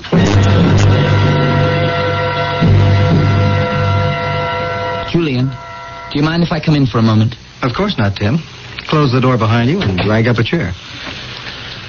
I would have waited for the daily briefing, but I thought I'd better ask you this privately. Well, what's so hush-hush, Tim? What's the latest on the Garden Development Corporation's case? You mean that bunch who were trying to put up a multi-million-dollar casino complex outside of D.C.? Yeah, that's the one. Is Judge Kroll still on it? So far as I know. We're counting on him. When the verdict's in, there'll be a hue and cry in Washington like you haven't heard since Watergate. We got Garden Development by the throat. It's an obvious front for $1 billion gambling ripoff. The timetable? Well, we've made our case for the government, and Judge Kroll is taking 3 weeks off to decide which book to throw at them. That's usual. He's all right, is he? All right in what way? He's fishing up at his place in the Springs. You're sure? Well, you have reason to believe he's somewhere else? No. Something I happened to run into last night. Well, wherever he is, he's easy to recognize. That famous scar of his, and, he's tried to hide that with that beard. Yeah, well, I just thought I'd check with you on how far the case had gone. We'll win. No question. This Garden Development scheme has been put together by some very smooth operators. A couple of business leaders and congressmen who I suspect are on the take. We'll see what the judge has to say when he raps his gavel for order. Julian, thanks a lot. I know how busy you are. Oh, Tim, how's Kathy? She's fine. You tell her I was asking after her. See you at the briefing.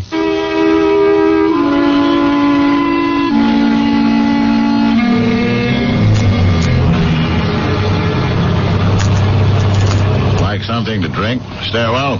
I'll have a whiskey on the rocks, Senator Henderson. Okay, help yourself. I always have an extra bar up here on deck. This is a beautiful yacht you have here. Oh, yeah, the best. That's all I want out of life. Now, Stairwell, I had you come aboard because this is the only private place I know of in Washington where we can talk without being observed. I understood that when I got your message. First of all, how is our deceased friend? I was going to ask you. What do you wish me to do with him, Senator? Well, I'm making arrangements to have him photographed. I'll let you know the day. As soon as that's done, I'd say cremation. What do you think, Stairwell? Can you get some papers together?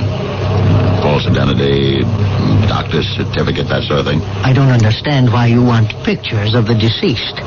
He's been photographed so many times, magazines, newspapers. Stairwell. Do you suppose when they wish to make a wax copy of a personage for Madame Tussauds that they use any old magazine photographs? You're making a wax effigy of Judge Kroll?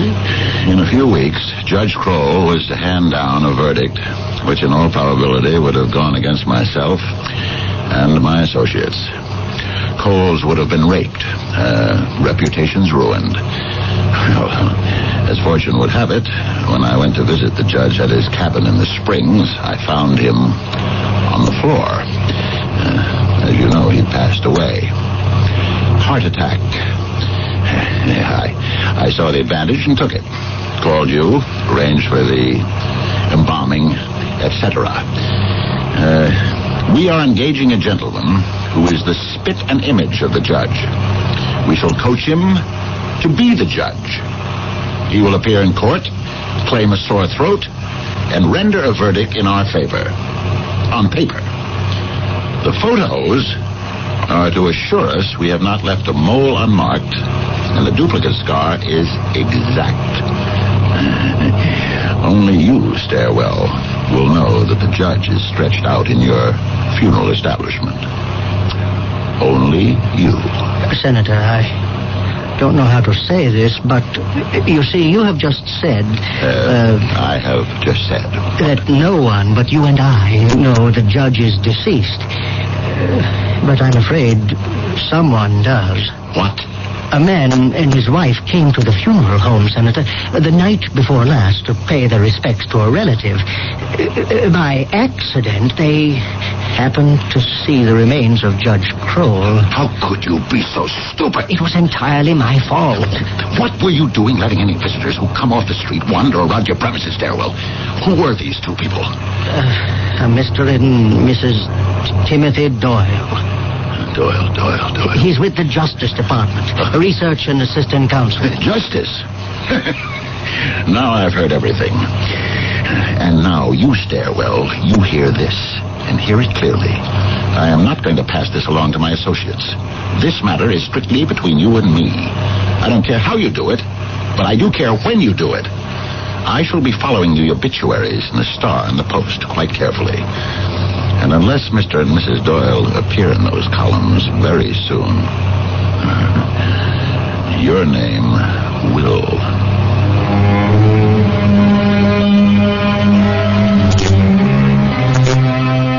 Unwittingly, unknowingly, a young couple have unlocked the door of a secret. They have encountered the wheels of a juggernaut, which, when in motion, could crush them. More when I return shortly with Act 2. It's your way of looking good. Having fun in summer like you should. It's easy to stay cool with Avon's Feelin' Fresh Body Splash. It even has moisturizers. Feelin' Fresh is as much fun as a plunge into a swimming pool. You got lots of things to do, so we bring Avon right to you. It's Avon Summer Rain. So good. Where is that clerk? Can I help you? We have to see the hotel manager. Right away. I'll get him. And hurry. Oh, John. It's okay. Our vacation's ruined. Don't worry, honey. Please, maybe we can find someone who'll... Hi, I'm the hotel manager. Well, listen, we've lost our traveler's checks. All of them. What should we do? Well, what kind were they? American Express. Right. American Express. Come on, I've got their number right here. You can call for help anytime from anywhere in the country with American Express traveler's checks. Ask for them by name. Excuse me, I am in that shoe store across the street. Want to buy it? Well, I'll be honest. I have great shoes, but no customers, so I'm ready to sell the whole thing at any price you name it. $12. Sold. Well, now that you're in the shoe store, what'll you do with it? Well, advertise. I tried. A lot of newspaper ads, then TV and magazines. I'll probably go radio. Radio? Yeah, according to the latest studies, everyday radio reaches more people than newspaper, TV, or magazines. How did you What's know? more, radio targets customers. I'll match up the right stations for my dressier lines and different stations for young casual. Since radio costs a lot less than newspapers or TV, I'll get good efficiency. Listen, I'd like to buy my store back from you. Well, at a fair profit. Okay. How much do you... $156,000. That's a pretty fair profit. Take it or leave it. I'll take it. What you don't know about radio could cost you a lot. What you can learn is free for the asking. Call this radio station or the Radio Advertising Bureau. They brought you this message. Radio. It's red hot.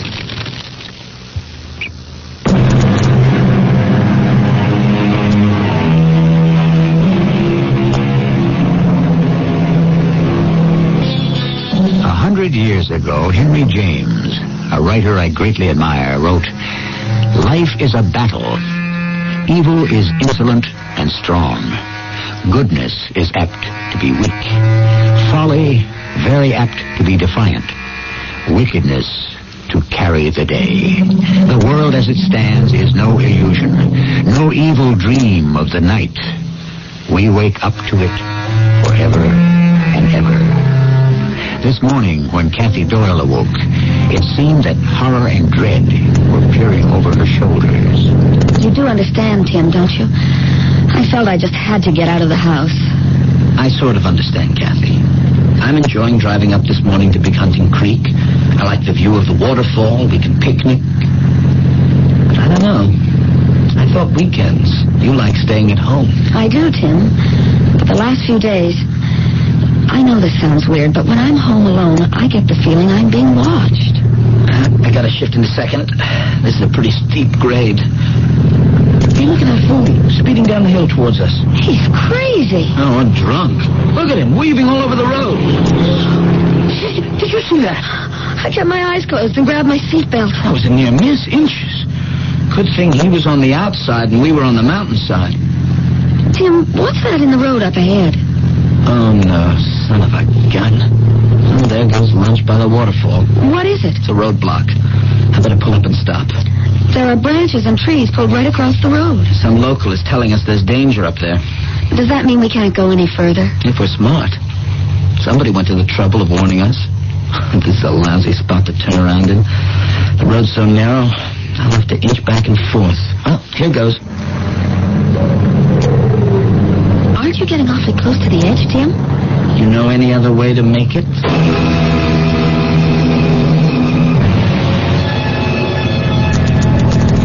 I'm so disappointed we have to go all the way back downhill. Maybe we'll find another place to picnic. Sure. You made that turn so well, Tim. Well, the secret is to keep calm and cool. And know what you're doing. It's like driving on ice. You have to know how to handle your car. For instance, right now, you see how much steeper it's getting? So we downshift. Wouldn't the brakes hold? Oh, sure they will. But this makes for less wear and tear. Having the motor hold her back helps, you understand?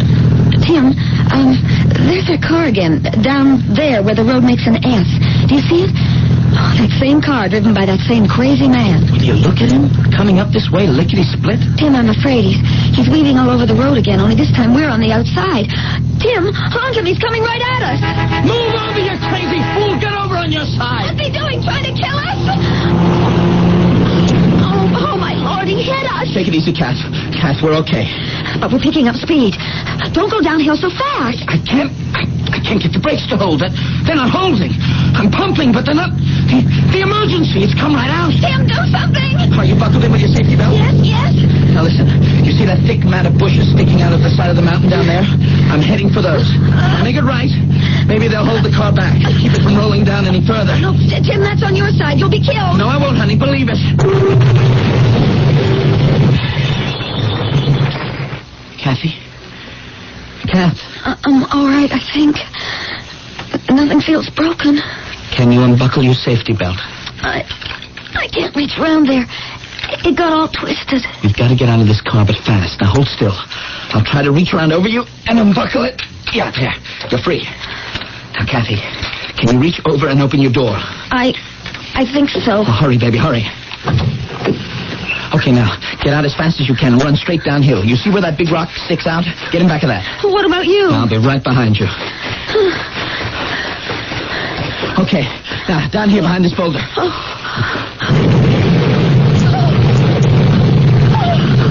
happened? The gas tank exploded.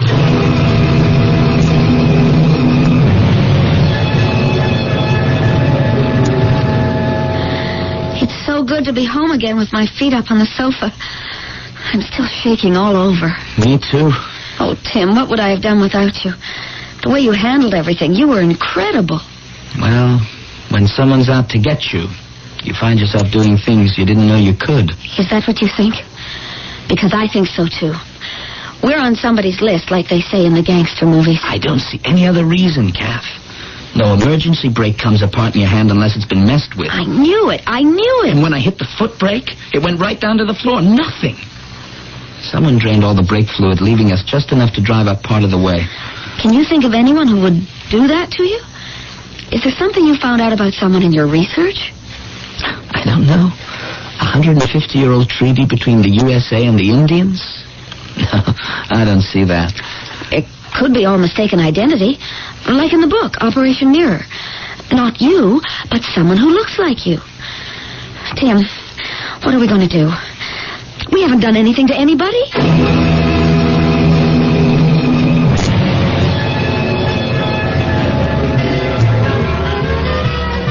How did you like the movie, Kathy? I loved it, Tim, but I like this better.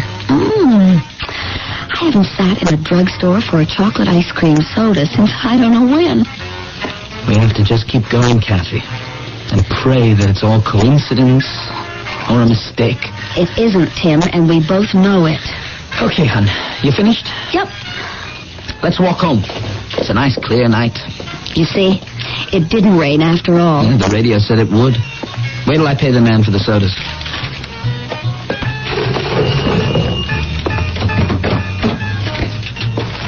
Tim, imagine running into you.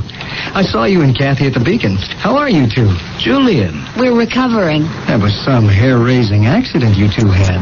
What brings you to Bethesda this time of night? Same thing that brought you two out of hiding. That horror picture at the Beacon. Tim, I'm going to ask Charlie whether we can give you a little special protection. I don't like the smell of this. No, we don't need that. Julian is right. Something is rotten here. I insist on it, Tim. Did the insurance company tell you when you'll get your money for the car? You kidding? Well, let me give you a lift then. No. We thought we'd walk. Tim, I wouldn't mind a lift home. I'm kind of tired. I'm parked just around the corner. I want to walk. It'll do us good. Good night, Julian. Good night. See you Monday.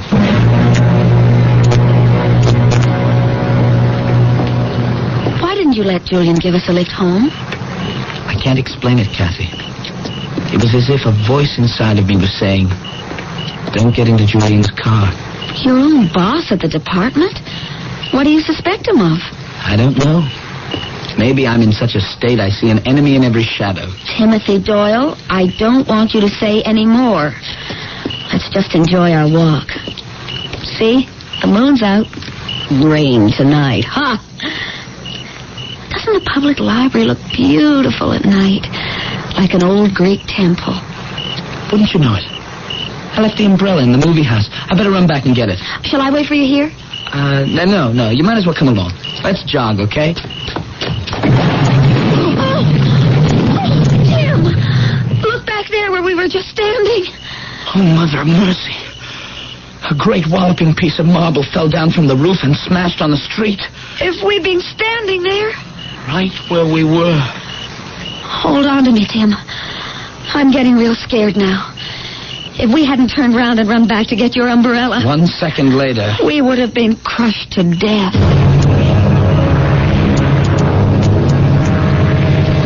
Must have been a nasty shock, that parapet missing you by inches. Julian, the second close call in 3 days. It's no coincidence. I don't know, maybe a contract's out to get rid of us. But we're the wrong people. We just happen to look like who they want to get rid of. Possible. If you rule out accidents or coincidence. It could be a mistaken identity. Then there's this book she's been reading about doubles used in wartime. Operation Mirror. It's still going on, Tim. There isn't a world leader who doesn't have a double to make an appearance at some function. Most of them don't have to say anything. Just get off the plane, get photographed, ride in a parade, review troops. Any public appearance that might be dangerous. Julian, you're the only person I can level with. I can't even talk about this to Kathy. I don't want to frighten her. A couple of weeks ago, we went to see the remains of my Aunt Emma in a funeral home in Bethesda. And somehow got into the wrong viewing room. There was a man in that coffin. I recognized his face right away. It was Judge Kroll. Did you say Kroll? The one who's handing down the decision on the garden development case? I could swear to it. Now, supposing no one's supposed to know he's dead. Supposing, when the courtroom reconvenes, his double comes out and renders a verdict favorable to those gangsters. And because by accident you saw the real Judge Kroll in the casket, a contract is out on you two. Does that sound far-fetched? I'll have the department send somebody around to that funeral home. The director's name is Stairwell. You better be picked up, too. Tim, there are millions at stake. This was the cleanest federal warrant we ever issued. How about Kathy? I'm having your father move in with us. He's a widower and he always likes to come and visit. There's one other thing. Do you mind if I take the rest of the week off? I've got an idea, and I'd like to follow it up. Tim, don't get in their way. All I ask is, do your darndest to stay alive. I have every intention. A great deal has been written about and said about money. That it's something a fool is soon parted with. It's the root of all evil, and so on. Generally, there is agreement. It makes a good servant, but a bad master.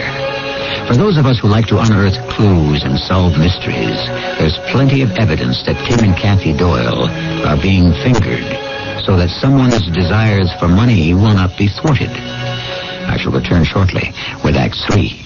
Hi, Pat Summerall here to remind you that you can find electrical supplies in lots of places. But at your True Value hardware store, you'll find electrical supplies and knowledgeable service.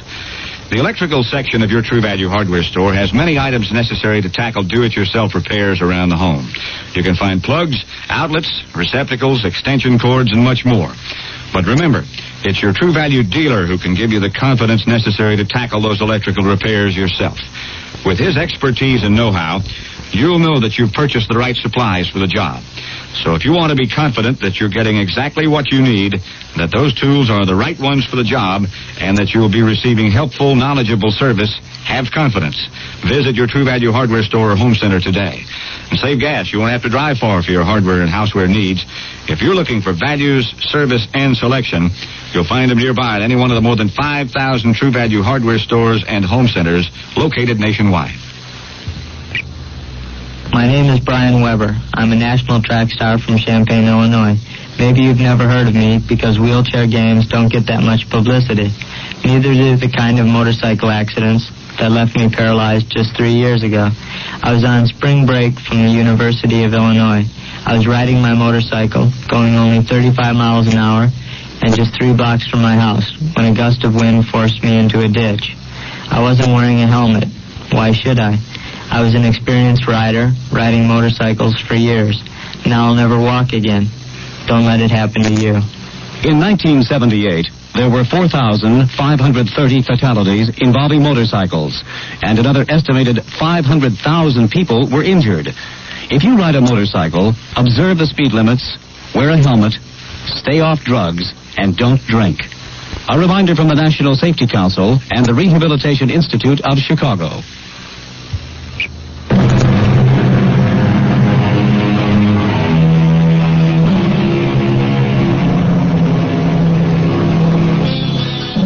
The time unimportant. For Tim Doyle, it's later than he thinks. The place, a secluded spot Washingtonians call the Springs. As Tim's rented car pulls up, he can see a cabin in the woods, and beyond that, a bearded man in waders, fishing midstream. No one else is in sight. You there. Where are you going? My name is Timothy Doyle. I've come to see Judge Kroll. Huh? What makes you think the judge wants to see you? Who are you? Do you have any identification? Certainly. Have a look. Uh-huh. Oh, indeed. Justice Department. Is the judge expecting you? Senator Henderson. The judge doesn't have a telephone up here, and you and I both know it. He could scarcely get away for a few weeks' quiet fishing if he had a phone. Uh-huh. So you know me, do you? There isn't a person in the country who doesn't, Senator. He's over there fishing. May I have my ID card back, please?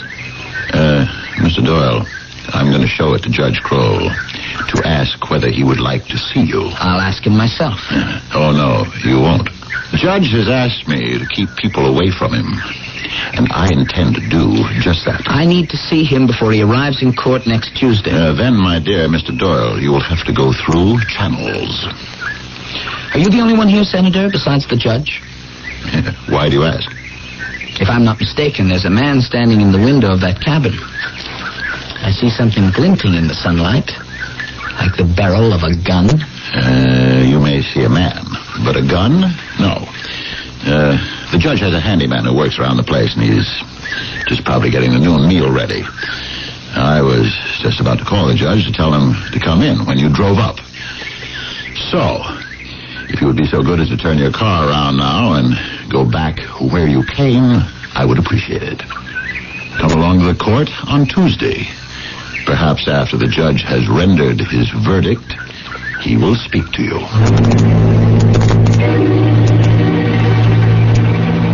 Who was that, Senator? That young friend of yours, Stairwell. The one who leads a charmed life. Timothy Doyle? Here? You're asking yourself the same questions I did. Why didn't you get him a little closer to the cabin? I could have picked him off with this rifle. Oh, what a brilliant idea. Think of the explaining I'd have to do with the authorities. Why we ever took you in with us is beyond me. It could have been a hunting accident. Doyle, out here hunting, without a rifle? You cannot seem to understand. Doyle and his wife are the only ones who have seen the judge's body. If one of them dies mysteriously, the other is going to talk. It was bad enough. I had to be here when he showed up. You can tell our bearded actor he can get out of the water now. I think he's coming along just fine. And you see, the judge is cremated, name disguised, Board of Health, all the necessary papers are in. Mm-hmm. We're in the clear. Yeah, well, it's your job to finish off the Doyles. Like it or not. Senator, I've tried. Honest, I have. But I'm not a hitman. You made the mistake of letting them into the wrong room. You've got to answer for that. Or take the consequences. Oh, there's nothing like a Saturday morning. Tim, how can you be so relaxed and cheery? I'm always cheery on weekends. I'm home with you. Why shouldn't I be happy? Tim, what are we going to do? About what? You know. Threats. Your father's upstairs. Across the street is an operative from Justice protecting us. We're as safe as we can be, honey. Do you think any of this is somehow connected with that ugly man in the coffin? The one with the beard? I thought you didn't see him. I did. I didn't want to remember him. Some connection. It's possible. I don't see how. Who do you suppose was in that coffin?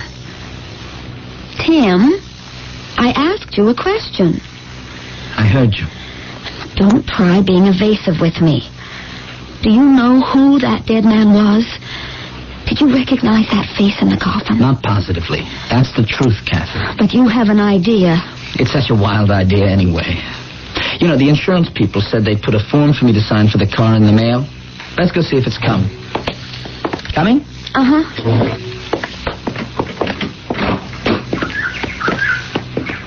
I agree with you. It's a gorgeous day.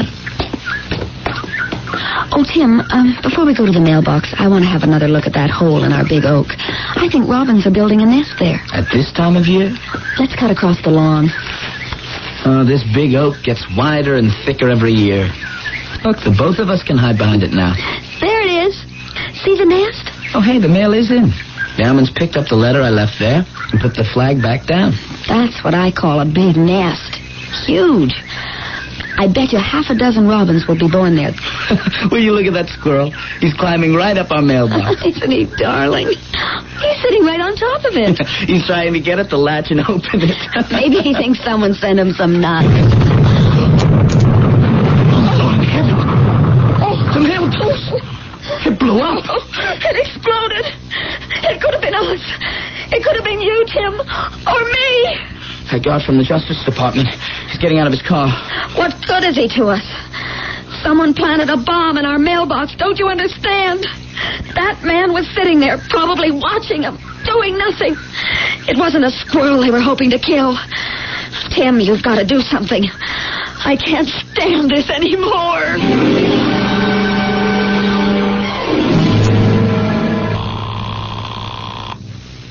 Justice Department. Doyle speaking. Tim, is that you? Yes, Kathy. Is everything all right? Yes, it is. I thought I'd just like to talk to you. Did you tell Julian what happened Saturday? He's not in yet. But you know, I told him everything on the phone Saturday. The police have been here for the umpteenth time. And what about the man from Justice? His car is gone. And your dad? Is he okay? Yeah. I just sent him out to do some shopping.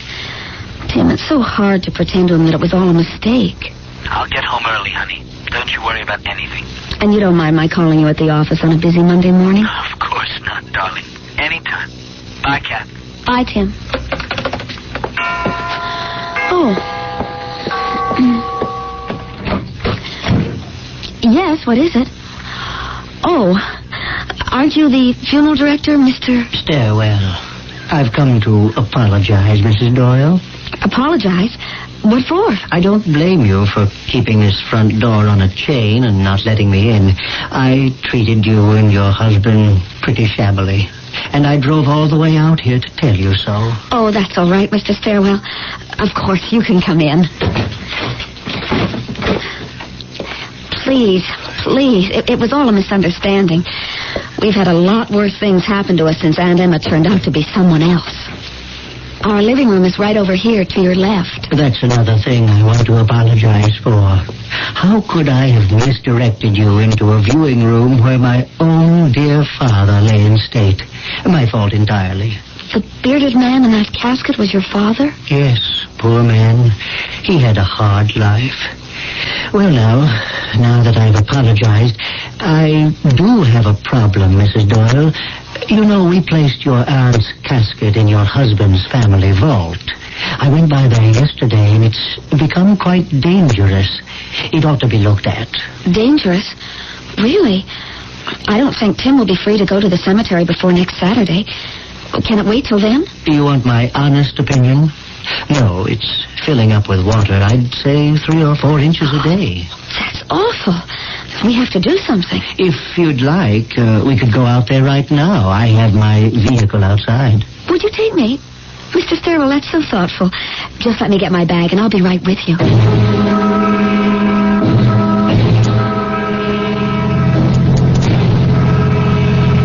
This is the first time I've ever ridden in a hearse.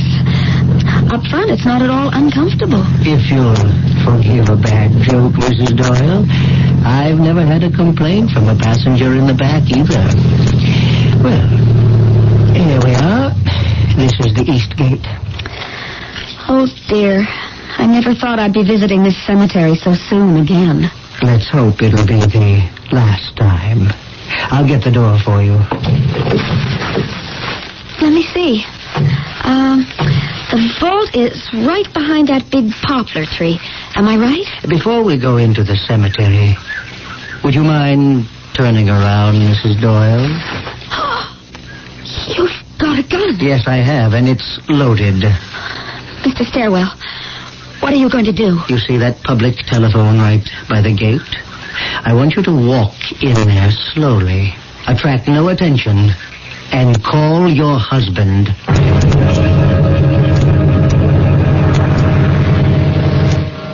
Tim, it's Kathy again. We talked an hour ago. Is anything wrong? What did you say? I said, are you all right? Yes, I'm all right, Timothy. Well, then why are you calling me? You just stay snug as a bug at home. Keep the chain on the door and don't go out. But I'm already out. You are? Where are you? I'm at the cemetery. What cemetery? Why are you there? Tim, there's something very wrong with the family vault. Can you come out here right now? Kathy, I'm terribly busy. I've days and days of work to make up. What's wrong? Can you tell me about it when I get home tonight? I can't go home now, Tim. The vault is filling up with water. I don't know what to do about it. Please, Tim. Okay. I'll be there. And maybe on the way here, Tim, you better stop off at home and feed Buster. Okay, Kath. Will do. There, I did it. I wish you'd point that gun in another direction. We're fortunate. The cemetery is deserted now. Get out of the booth, Mrs. Doyle. Where to? Into the vault. Mr. Doyle, stand next to Mrs. Doyle. I'll try and make this as quick and painless as possible. Aren't you Mr. Stairwell from the funeral parlor? Stand still. You're mad. You can't shoot a pistol in here. Your eardrums will burst. Be quiet and stand still. Mr. Stairwell, can you hear those sirens, huh? It's the police. The police! So long, Mr. Stairwell. Look at them go. Oh, darling. I hope this is the end of it. I couldn't stand another one of these things. Honey, it's all right. Well, he made the hearse. This is the police. You come out of that hearse and drop that gun. Oh, Tim, darling, I knew I could count on you. When you phoned with that message for Buster, I knew exactly what to do. They're taking Mr. Stairwell away. Take a good luck, honey. It isn't often you see a funeral director on his way to his own. Was he the Mr. Big of this whole thing? I don't think so. But he'll want to save his own skin, so he'll lead the police to him. That was some rip-off, engineered by some very shiny brass. But they were weak in one department. They were? In their research department. They never found out that Buster wasn't a dog, but your brother on the police force. I guess we can all breathe a sigh of relief. Finding oneself at the wrong end of a gun for the wrong reasons could and has happened. If you cannot get help, try helping yourself. Keep cool and use your head. And remember a couple of tricks you learned on Mystery Theater. I'll be back for a few words shortly. It's a good feeling to sleep the night away on a perfect sleeper by Soda. Be a perfect sleeper. Buy a perfect sleeper by Soda. I'm Susan Anton to tell you about the ultimate in sleep, Perfect Sleeper Pillow Soft. Serta's unique extra thick top cushioning. Layers of comfort foam and quality upholstery materials puff quilted to a beautiful decorator fabric. Inside, Serta's famous construction gives you the deep support you need. Underneath it all is the patented Sertalock foundation. Pillow comfort on top, ultra firm support inside. That's Serta's Perfect Sleeper Pillow Soft. Firmness that feels good. So, be a perfect sleeper. Buy a perfect sleeper. Perfect sleeper. I can't wait to meet your daughter, sir. Well, I'll call her. Evie! What? Come here, would you? This better be good. She's got a lot of spunk. Yes. What is it? Evie, I'd like you to meet a nice young man. Oh, no, my hair looks dirty. Daddy, how could you do this to me? I want it done. I'm afraid her cream rinse makes her hair a little greasy. May I suggest Agree? Of course you'd agree. All you have to do is look at her. No, Agree cream rinse and conditioner. It helps stop the greasies. Really? Sure, after I shampoo, I use Agree cream rinse and conditioner, And it helps stop the greasies. Right. Gee, it sounds like I would like Agree, too. Well, Agree cream rinse and conditioner is 99% oil-free. Evie, stop crying. I'll go get some Agree. And after you use it, I'll drive you to the movies, okay, Evie? No. Why not? Because you got a creepy car. What? It's a brown station wagon. I hate stations. Some conditioners contain oils that can cause the greasies. But Agree Cream Rinse and Conditioner is 99% oil-free. And try Agree Shampoo. It helps stop the greasies, too. I'm glad you decided to come to the movie. Your hair looks great. Thank you. And I love your station wagon.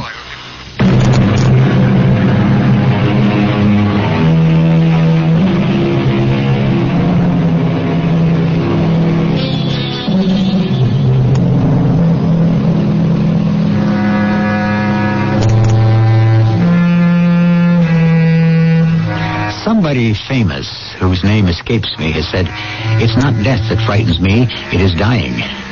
The known does not alarm me. The unknown does. So be not frightened of anyone's secrets or mysteries. Look sharp, be strong, and say to yourself, he who fears being conquered is sure of defeat. Napoleon said that, and look what happened to him. Our cast included Roberta Maxwell, Christopher Tabori, Bob Caliban, and Fred Gwynn. The entire production was under the direction of Hyman Brown.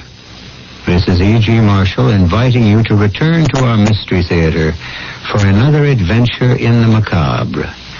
Until next time, pleasant dreams.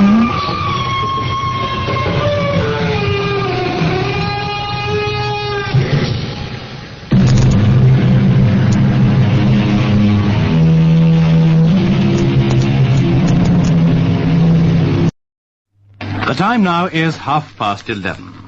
The makers of Royco Soup and Surf present...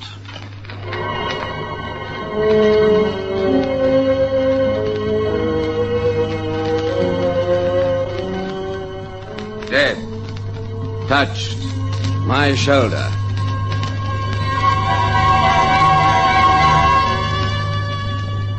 Today we tell of a strange series of coincidences that saved the lives of many people. This story was sent to us by Mrs. G. King of Cowie Road, Durban, and we call it Bridge Awash.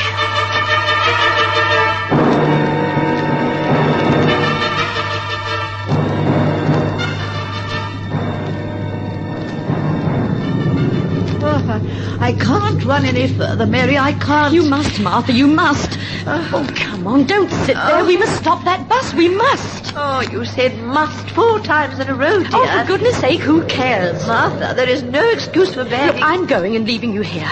The lives of many people depend on it.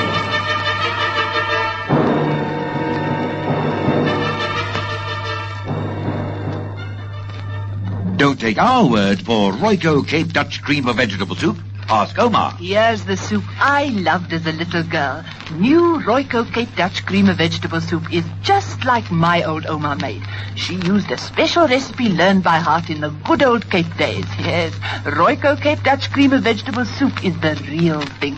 It even smells right. Thank you, Omar. And only Royco make real old Cape Dutch cream of vegetable soup, filled with the good things you would choose. Surf with Super Blue puts true whiteness back into your wash. A real white, a true white. It's Super Blue! What? Trust Surf to get your wash truly white. The white of Surf with Super Blue.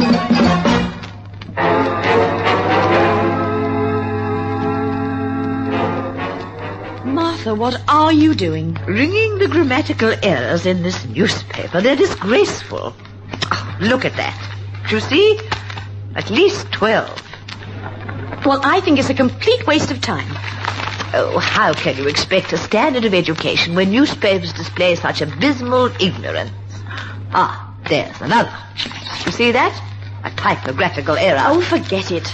Really, dear, there is no need to snap. Well, I'm sorry, but I'm worried about Peter. He said he'd ring at 7, and look at the time. Well, I suppose he's been delayed, or perhaps this wind has brought down the telephone lines. I mean, anything could have happened. But that's just it. Anything could have happened. Now, Mary, it's no good thinking the worst. Peter is a strong, able-bodied young man. Oh, dear, there's a misspelt word. I'll ring that, too. There. Mrs. Patrick was saying that there are ghastly storms everywhere, and Peter's such an impatient driver. Oh, we're fortunate the storm has not struck this part of the country. Yes, it's coming up fast. Do you see those clouds over there? Now, that's what you call wishing a storm onto us. Don't see the clouds and we will escape. That's the way it is always. Oh, and there's another thing. Ah, that will be Peter to say everything's all right. Hello? Peter. Oh, I'm so glad to hear your voice. What? No, of course I'm not worrying. What's that? Gearbox? Oh, no. But it's a new car. Shall I come and fetch you? No, it's not raining at present, but it will any moment. Mary, remember what I said. What's that? The bus. Oh, that's a good idea. Yes, at 8. All right. Do that and you can collect the car tomorrow. Bye, darling. Be seeing you.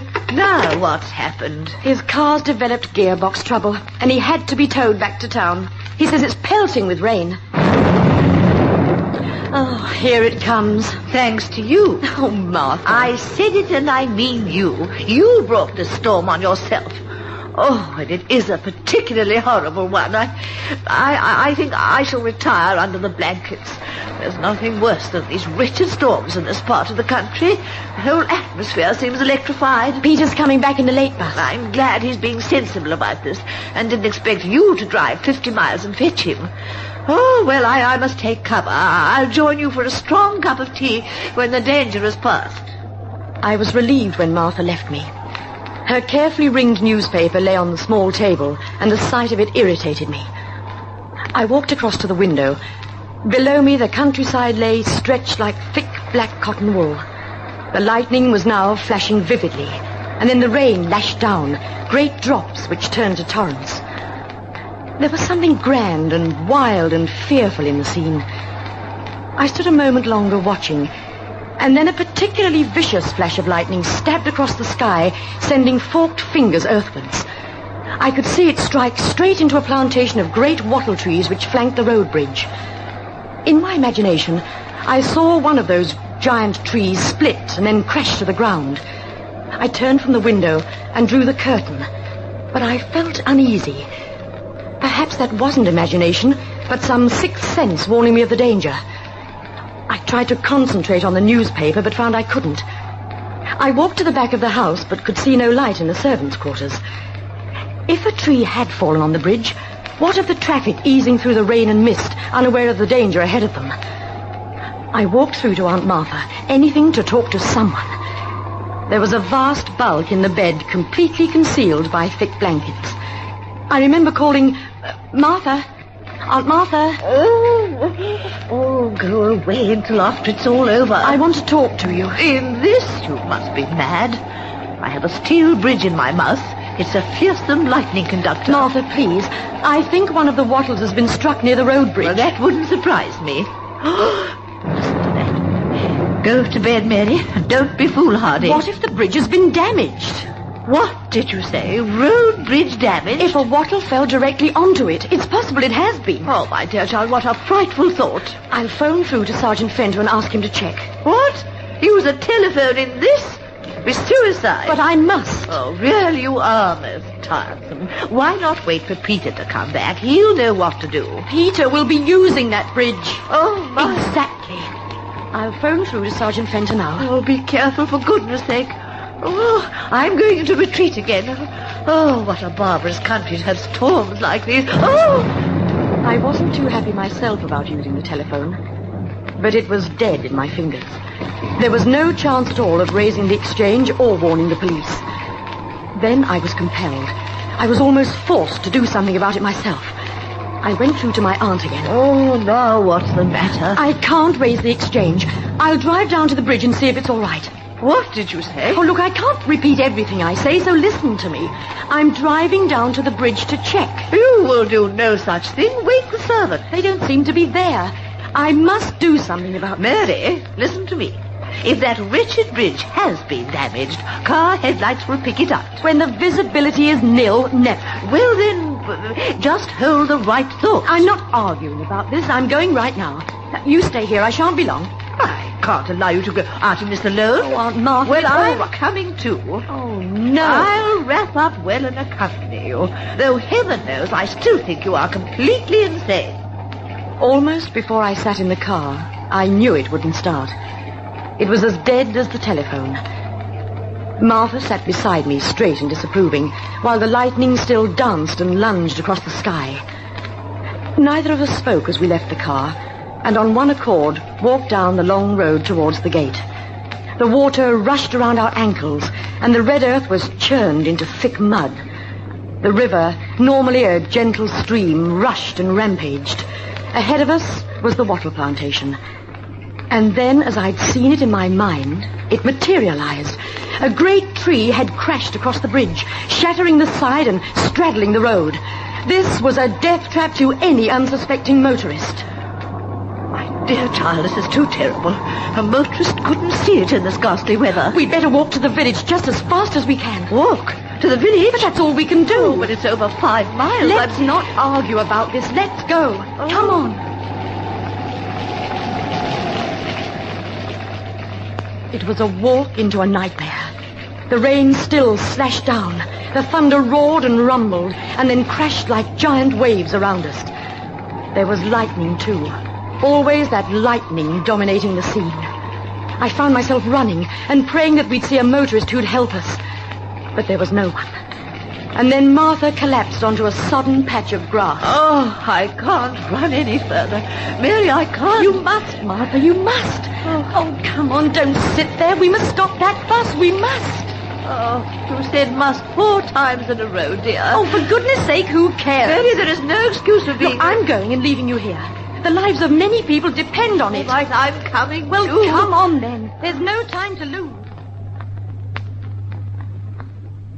We staggered into the tiny village half an hour later. Sergeant Fenter was on duty. Mrs. King? Hey, what are you doing here? Hey, what's going wrong? It's the bridge. There's a tree crashed across it. What? I couldn't phone. The line's down and the car wouldn't start. Well, I'll send the van round there straight away. And now you sit where you are and I'll get you some coffee, eh? I shan't be a moment. Oh, I never thought I would be pleased to sit in a police station. But I am. What a relief. You know, Mary, I've been thinking... if it's about misspelt words, How did you guess? That calendar. You see the way they've spelt the... I'm not interested. I'm exhausted. Oh, darling, it was a very heroic thing you did.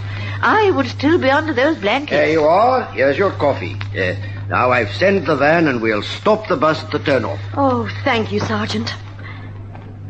That was the best cup of coffee I've ever had. The bus was stopped, and I watched Peter climb off and almost laughed at the look of amazement on his face when he saw me. That could be the end of my story, but it isn't. There was a fantastic postscript.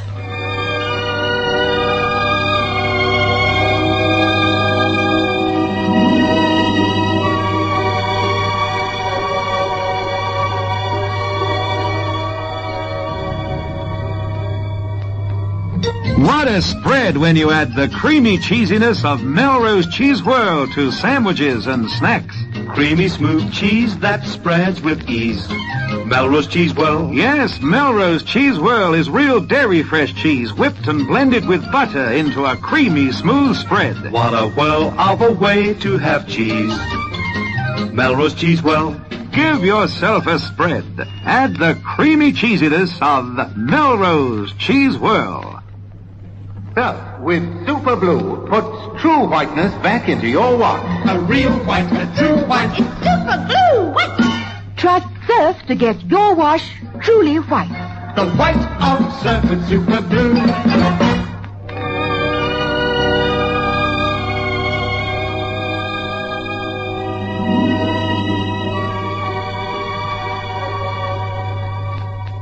Peter looked at my car in the morning.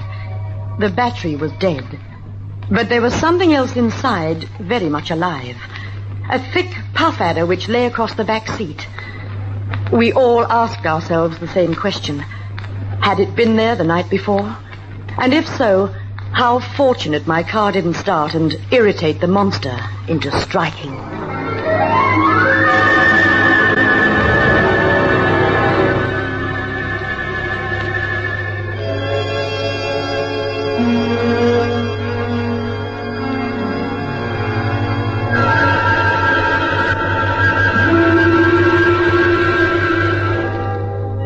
Thank you for a fascinating story, Mrs. G. King of Cowie Road, Durban. Our sponsor's check for 10 rands will be sent to you shortly. Now, don't forget, listeners, we welcome your letters. If death has ever touched your shoulder, do write in and tell us about it. Our address, Death Touched My Shoulder, Box 1540, Durban. Death Touched My Shoulder, Box 1540, Durban. Do write soon, won't you? Be listening again on Saturday morning at 11:45, when we will present the story of another true experience in our series, Death Touched My Shoulder.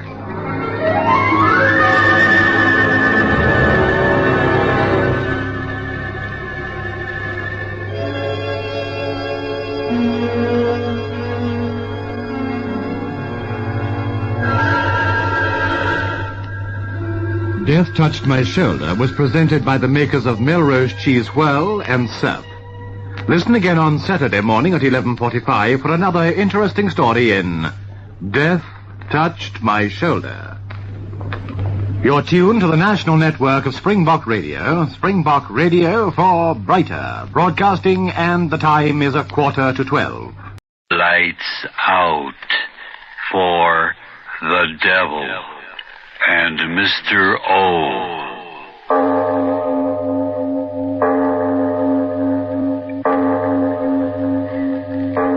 It is later than you think.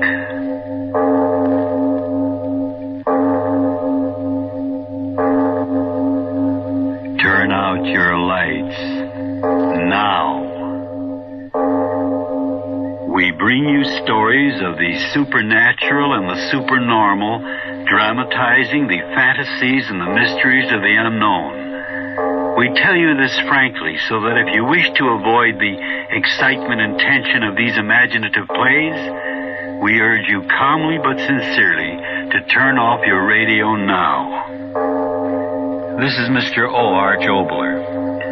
A writer gets his material, you know, where he can. What he sees, what he reads, what he thinks about, the people he meets. Well, today's story, Cemetery, happened because a friend of mine was fired, or rather, as they like to say, let go, by a very kind corporation 2 years before my friend's company pension was due. Naturally, I got angry at that injustice, and I wrote cemetery, which begins after a short interlude message or what have you. Last year, Sea Ventures introduced 16,000 inner-city children to fresh air, learning, and fun in the form of Bear Mountain, Rye Beach, West Point, open-air concerts, swimming, snorkeling, boating, crabbing, and sailing. All of this was done through the use of a floating day campsite, the Bay Bell Steamship. This year, Sea Ventures won't happen without your help. Sea Ventures has been giving a matching grant by the Bureau of Children's Services to offer its program to 1,500 children per day for 50 days at $2 per day per child.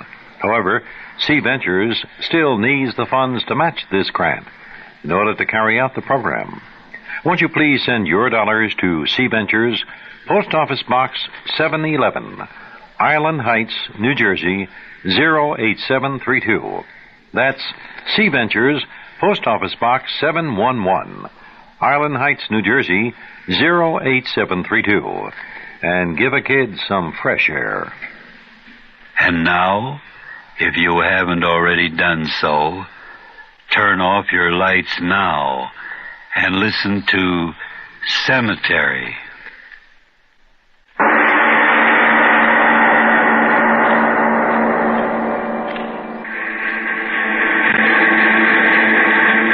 Daily Express.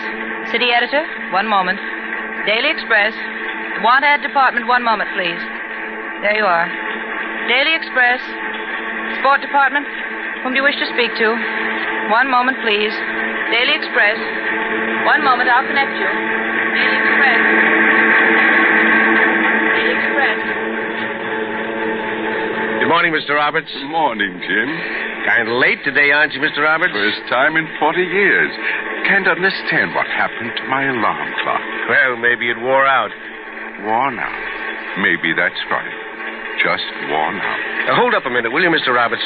I want to talk to you. I'm late, Carter, but what can I... It's about that money, Mr. Roberts. I was wondering if you'd wait to say... Of course, my boy, of course. How is she? Oh, doing fine. Mr. Roberts, I want you to know how much Jean and I appreciate what you... All right. We're all human beings together, aren't we? Some folks are. I'm late. Got to hurry. See you later. Thanks again, Mr. Roberts.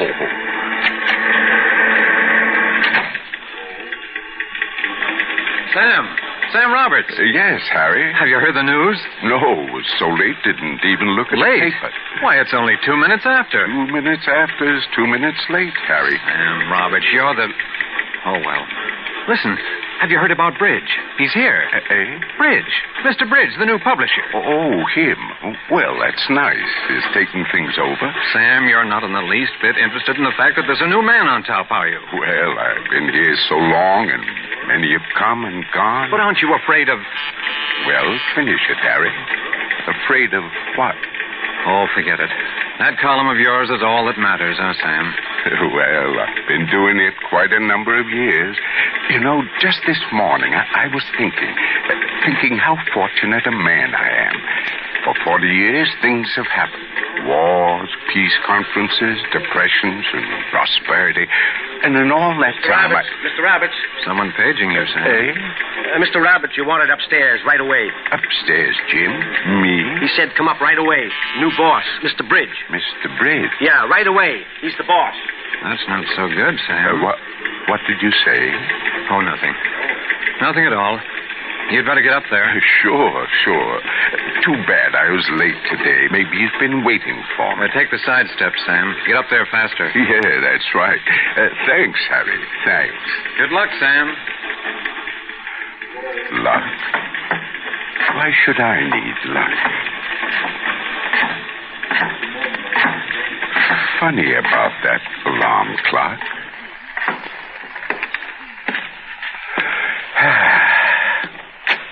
Yes? I've never seen... Oh, you're new here, aren't you, Miss? I'm Miss Ronson, Mr. Bridges' new secretary. What is it, please? I'm Sam Roberts. Column on the editorial page. Oh, yes. Mr. Bridge was expecting you. If you'll wait a moment. Yes. Yes?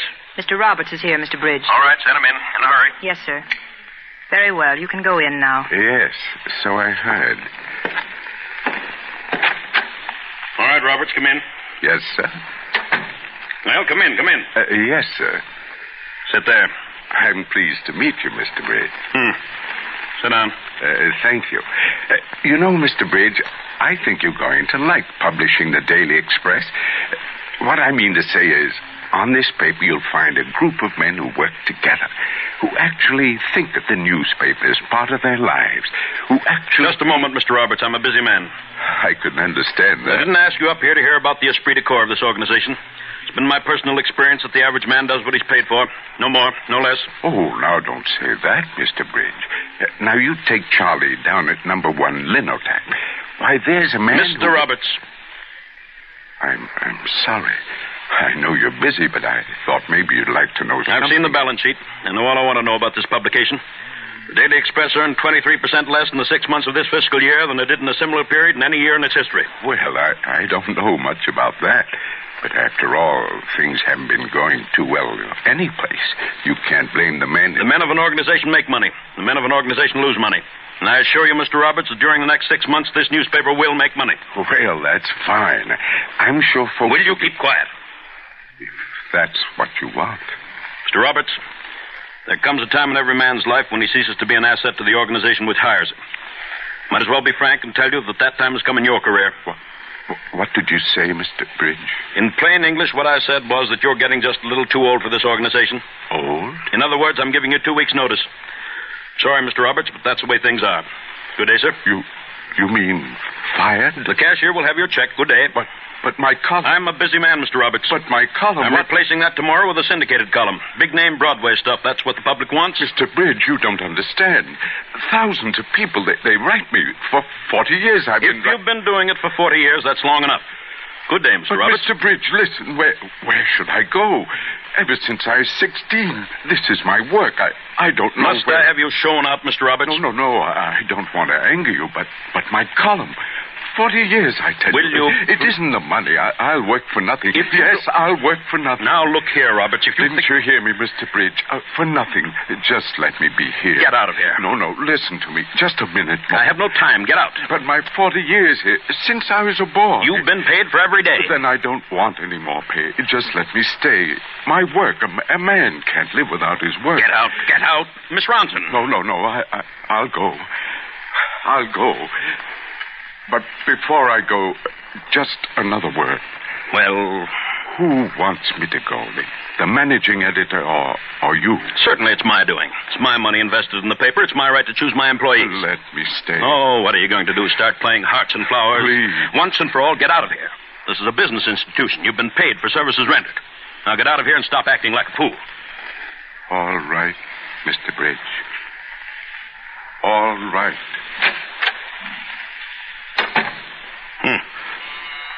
Yes, Mr. Bridge? Go ahead with the rest of them. Get them up here one at a time. Yes, Mr. Bridge. Every man in the organization over 50, understand? Yes, Mr. Bridge. Do you want me to include...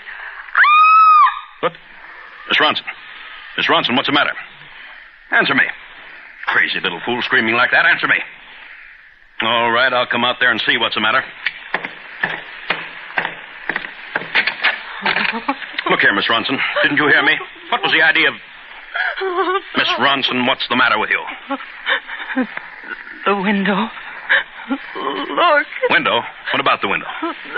That old man, Mr. Roberts. Well... He just jumped out.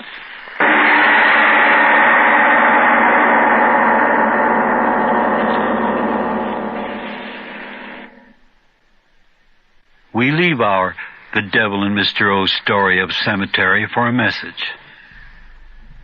When you've got a family to feed, there are ways to cut high food costs, and we'd like to tell you an economical, tasty way to serve top-quality meat dishes. Today's answer is high protein. Ham. H-A-M. Crackus and Atalanta imported Polish ham. When you buy Crackus or Atalanta Polish ham, there's no waste, no gristle or bone to throw away, and no water added. It's all lean, flavorful ham, down to the last tasty bit. You can even use the small amount of jellied broth to make soups more nourishing, or to create delicious gravies. And warm weather is time for just plain relaxing. Feeding your family can be less work, and entertaining will be more fun if you'll get the Polish ham habit. It's great for all outdoor or indoor dining, for snacks, picnics, and for every good food occasion. And Polish ham may just be the most economical answer to hot or cold meals your family and guests will love. It's the easiest food you can prepare, because Polish ham is fully cooked when you buy it. So if you wish, just zip open the tin, slice, serve, and enjoy from end to end. And now back to our story of cemetery.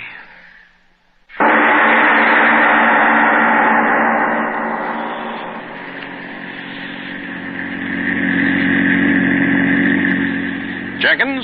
Yes, sir? Why are you taking this road? Well, I don't quite know, What do you mean sir. you don't know? What are you talking about? Well, I mean, it's a shortcut here. Now, why didn't you say so in the first place? Sorry, sir. Jenkins, Yes, sir? how soon do you think we'll get to Hartville? About midnight, sir. Well, that wife of mine, she thinks of the blamedest times to... Jenkins! Jenkins, what are we slowing up for? I don't know, sir. The engine... Well, of all the infernal times and places. Jenkins, what's the idea? It ain't my idea stopping, sir. It's the engine. This is no time for cleverness. New car like this stalling, I never heard of such a thing. Get it started quickly. Yes, sir. Well. Something's wrong. Now, that's brilliant. Get out, you fool, and fix it. Okay. What's that? I said yes, sir. Oh, the rattle-brained... Well, what are you doing out there? Trying to find the trouble. Well, don't try, find it. No, I better go out and see myself what... Well, have you located the trouble? No, sir. What do you mean, no, sir? Do you know your business or don't you? Don't seem to be getting any spark. The distributors don't... And why doesn't the engine go? What do I pay you for? To stand around lonely roads in the middle of the night holding guessing games? Doing my best. Don't you talk back to me. Get this car started, you incompetent good for nothing, or you're fired. You understand me? Yeah? Okay. Jenkins, where are you going? Jenkins! Said I was fired, did you? Come back here at once. Yeah, I'll come back long enough to tell you that if I could take about 20 years off you, I'll change your face plenty before walking out on you. Well, how dare you? You shoved everybody else around. But you shoved me around for the last time. I'm walking out on you, sourpuss. I'm walking out right now. You can't leave me here in the middle of nowhere. Can't I? Well, I'm doing it. Now, Jenkins, you... So long, dictator. Have a nice walk. Jenkins, don't be a fool. Come back here. Jenkins, get this car started. Jenkins! Oh, all right. If you haven't heard the last of this, I'll fix you, you hoodlum. Leaving me like this, you'll regret it, Jenkins. Blasted dark. Thinks I'll walk my feet off, huh? Oh, no, I won't. Get in the car. Sit here until someone comes along. Infernal hoodlum. I beg your pardon. Huh? But... Could I be of assistance? Well, where... What? I was walking along. I saw you were stalled here. Oh, well, that's fine. Yes, you can help me. I'll pay you well, too. Will you? Certainly. You know about cars? I will drive. Well, that's fine, but you'll have to get it started first. Something about the ignition. I don't know much about machinery, do you? If you will let me sit behind the steering wheel. Certainly, but fix the engine first. If you will let me sit behind the steering wheel. But I tell you, the engine... Oh, all right. You'll see for yourself the starter doesn't do any good. But... Started. Yes. That infernal Jenkins, he stalled me here deliberately. We will go. He'll regret this night, believe you me. Nothing wrong with the car at all, was there? It runs well. Say, what's the idea of turning down this road? This isn't the way to... It's a short way. Huh? A much shorter way. You mean to Hartville? I assure you, a much shorter way. Oh, fine. Pretty clever fella. Hey, how would you like working as my chauffeur? I pay well, treat my help well. But did you hear me? I said, how would you like the job working for me? I'll start you out at... Why do you keep your head turned? What? Why turn the headlights off? Stop the car. The headlights are off. Stop the car. You can't drive in the dark. I know the road well. This is no dim-out area. Someone might run into us. Stop the car. There is no time to wait. Yes, I'll grant you I'm in a hurry, but if you think I'm going to jeopardize my life driving in the dark like this, you're crazy. Stop the car. Stop it. Well, it's more like it. No use jeopardizing my life. Well, come on, get out. You can fix the lights. Yes. Everything happening at once. Blasted automobile. Well, why stand there? You going to fix the lights? There will be light enough soon. Huh? What are you talking about? The moon. The moon? In a moment. The moonlight. Moonlight? Who cares about moonlight? Fix the lights and... What? You see. Cemetery. The cemetery. We went where the road led. What's the meaning of this? Come. Come? Come where? What are you up to? Why did you bring me to this infernal graveyard? Follow me. Follow you? Where? Among the tombstones? This way. Are you crazy? Get me out of here quickly. You will follow me. What are you up to? Your face, I have seen you before. This blasted half-light, I do know you, don't I? Ask you once more. Come with me. No violence. My money, it's in my inside pocket. Let me go, but no violence. With me. No, don't touch me, I can't stand pain. I'll go with you, I'll go. This way. If you think there's any profit in kidnapping me, let me tell you you're mistaken. Here, take my wallet and show me the way out of here, and we'll forget about the whole thing. This way. No. Don't make me walk too fast. I'm not used to walking. It isn't good for me to walk so fast. Now, listen, man, you've got to tell me. Where are you taking me? Where is there to go in the cemetery? I don't like it, I tell you, I don't. If this is your idea of a joke, I tell you, I don't like it. The tombstones shining so white, they're like hands stuck up out of the ground. No, I won't go any further. I don't care what you do, I won't go any... The moonlight's gone. Fellow, where are you? It's gotten so dark. Don't leave me here. Those infernal graves and tombstones. Answer me, where are you? All right. On my way up myself. So infernally dark I can't see an inch in front of me. Doorknob. The door here. What?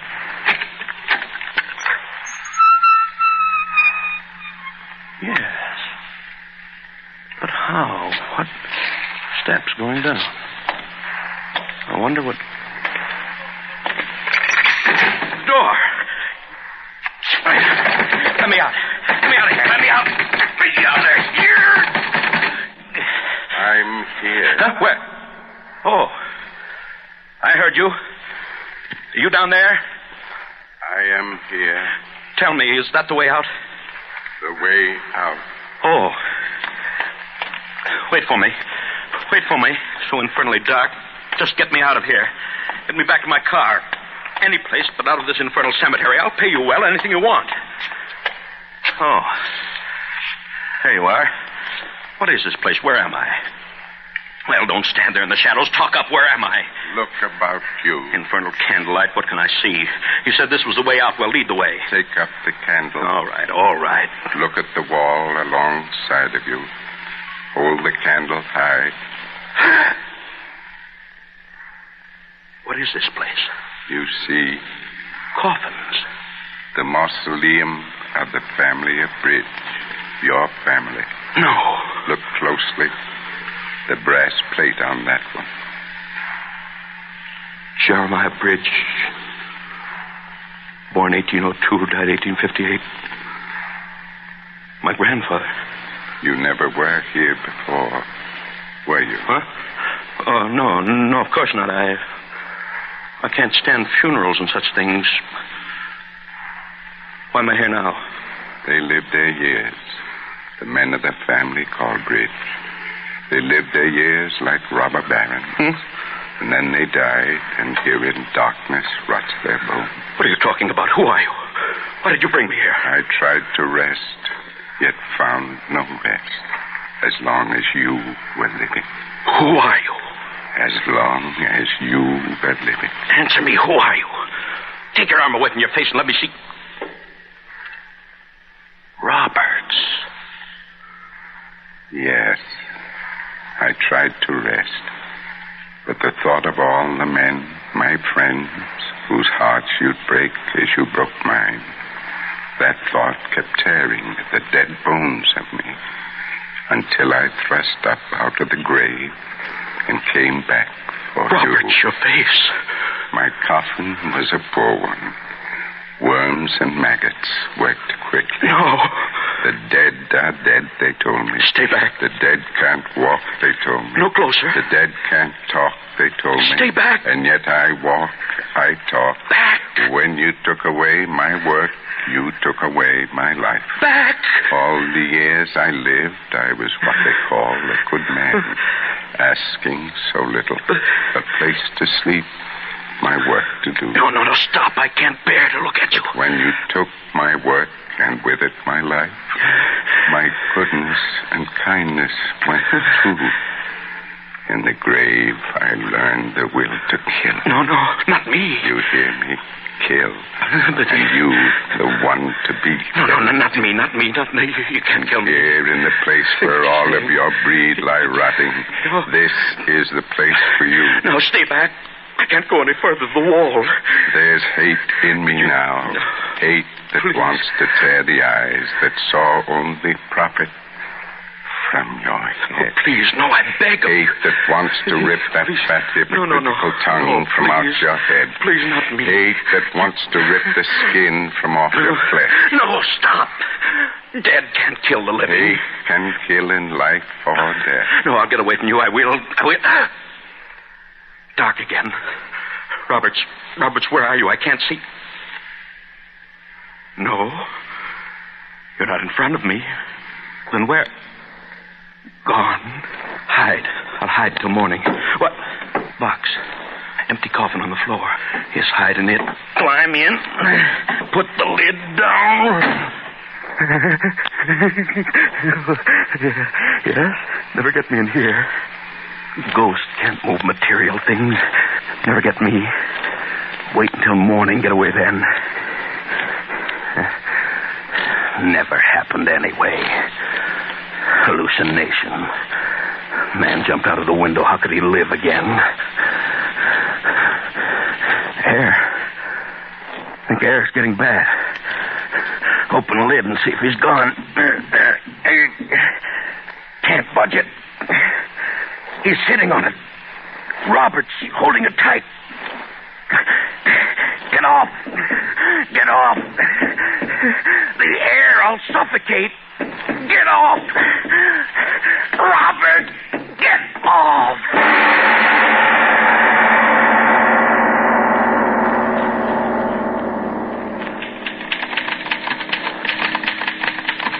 Say, Miss Ranson. Yes? Where's Mr. Bridge? Something's come up about the Grosvenor contract. He said he'd have the papers signed. Just a minute. Mr. Bridge hasn't come in yet this morning. Morning? Well, it's almost noon. I know it is, but he isn't here. Had about a dozen appointments, but he just isn't here. Perhaps he left it on his desk. You'd better not disturb his paper. Oh, I won't. Miss Ranson, come here, quick. What is it? What's the matter? Look, the proof sheet for tonight's paper. Where did it come from? Why, I don't know. It wasn't there when I came in this morning. Look at it. All Look right. what it says. All right. Scoop. J. Rogers Bridge, publisher of the Daily Express, committed suicide last night in his family mausoleum in the Rosewood Cemetery. Oh, no.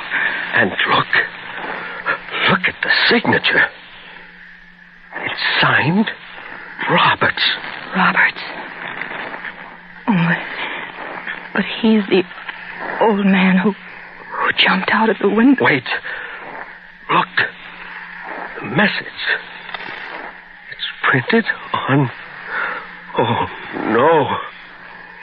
Printed on what? Tell me. Piece of human skin.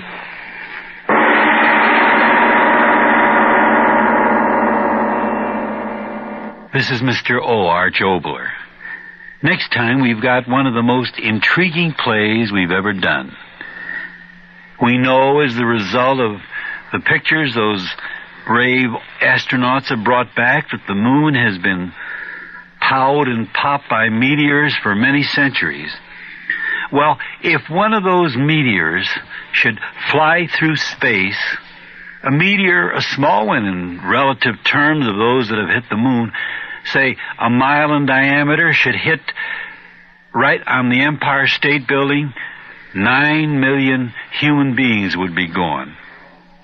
Well, that's all part of the play next week, and we'll discuss that further after your station talks to you. Dr. Campbell Moses, medical director of the American Heart Association, talks about a serious health problem in America today. Thousands of Americans die unnecessarily each year from heart attack because they don't know the symptoms and delay getting medical care. What are the symptoms? They vary, but they often start with a squeezing pain in the center of the chest behind the breastbone. The pain radiating to the shoulder, arm, neck, or jaw. It's often accompanied by sweating and occasionally by nausea, vomiting, and shortness of breath. If this happens to you, don't delay. Call your doctor and carefully describe your symptoms. If you can't reach your doctor, get to a hospital emergency room as quickly as possible. Remember that frequently the symptoms of heart attack subside completely and then recur. In heart attack, minutes count, so act promptly. Helping you to feel better and live better longer is just one of the services of your heart association. Just one of the reasons you should give to your heart fund. This is Mr. O again. Yes, next week's play is titled Speed, and it ties right in with that narrow ledge mankind sits on concept we were talking about.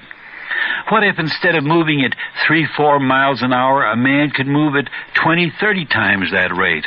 Supposing he could run 100 miles an hour, 200 miles an hour, 600 miles an hour. What would life be like for him and the people who came in contact with him? Intriguing? Well, that's happening next time.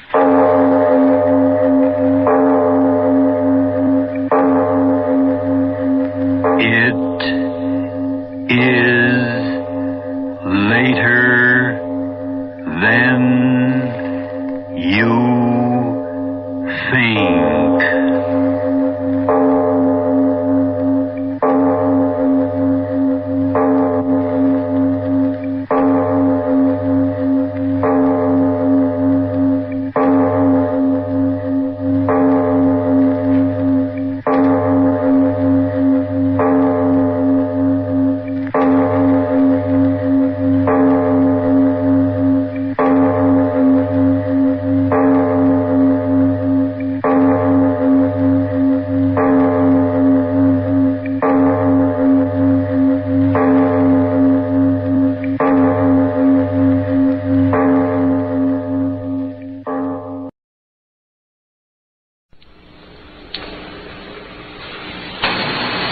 And now, another tale well calculated to keep you in suspense. What is it like for a man to know his own future and to be able to prepare for his own fatal accident?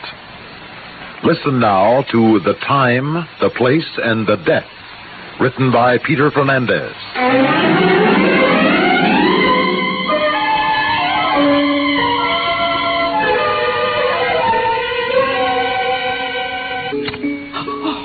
There it is again, Signor. There it is. Yes, the ace of spades. Never have I seen anything more positive. 3 times through the cards, and they turn up in the same sequence. This, then, is a warning to me? A warning? Oh, no, Signor. This is a fact. This is a prediction of the inevitable. No. But you have seen for yourself 3 times.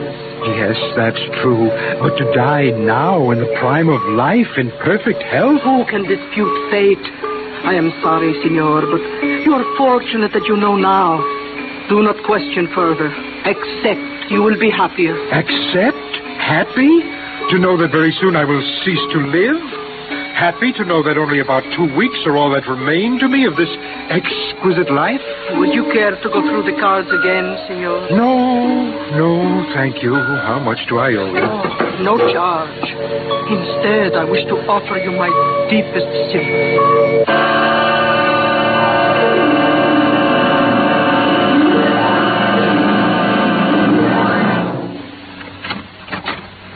Why, Henry. Good afternoon, Irene. How nice to see you. And on a Tuesday. Tuesday isn't one of your usual days. I trust I'm not causing you any inconvenience by dropping in unexpectedly like this. I'm quite alone, Henry. Good. I have some sensational, some marvelous news for you, my dear. And amusing, I'd say, from that smile you can't quite conceal. My dear Irene, have you ever wondered where and under what circumstances you will die? Henry, what a funny question. I don't intend to be funny. Oh, you know what I mean. Irene. Yes, dear. I am going to die. Oh, Henry, you paid some gypsy to tell you that, and I would have told you for nothing. Everybody dies eventually. I mean that I'm going to die sometime in the very near future. This card, this ace of spades, is my proof. This card, this exact card, turned up 3 times this afternoon. 3 times. Following a sequence of other cards, which also was revealed 3 times. It's a fact, Irene. I'm going to die very soon. Oh, my poor Henry. Sympathy? You fail to comprehend, Irene. As a matter of fact, it took me a while to get used to it, but now, don't you see, I've never been happier. How could you possibly be happy? Because I've never been able to face the future blindly, I've always sought oracular advice. And I'm happy that I know my death will be soon. Now I must also know the details. The details? Henry, you're giving me the shudders. May I have a pencil and some paper? Oh, yes, of course. When I was 22 years old, it's quite some time ago, I visited my first fortune teller. Invest all your money in AT&T, she told me. Well, I'd saved about $700, and I invested it. I'm now worth considerably more than that. I know you are, darling. Okay, here's your paper and pencil. Thank you. Then there have been numerous romantic interludes during which I've dallied with the temptation of marriage. But in every instance, my dear Irene, I've been saved by a seer. Unfortunately. What are you writing there, Henry?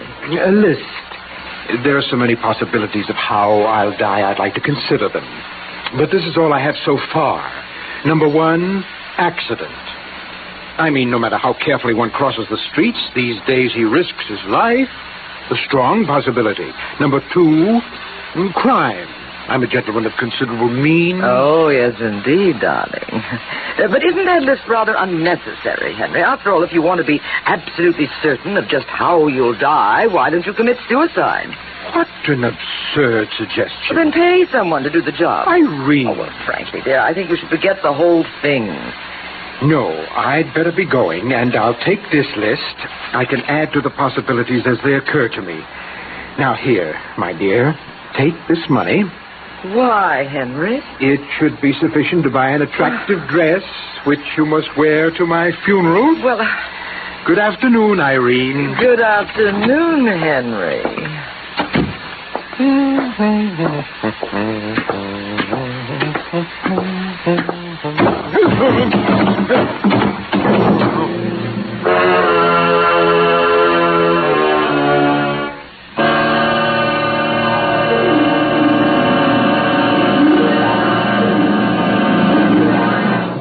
In just a moment, we will return for the concluding act of Suspense.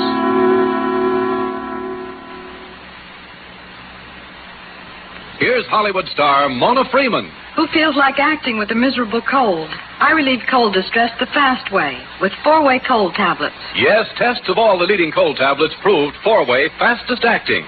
Amazing 4-way starts in minutes to relieve muscular pains and headache, reduce fever, calm upset stomach, also overcomes irregularity. When a cold strikes, do what I do. Take 4-way cold tablets. It's the fast way to relieve nasty cold distress and feel better quickly. 4-way, only 29 cents.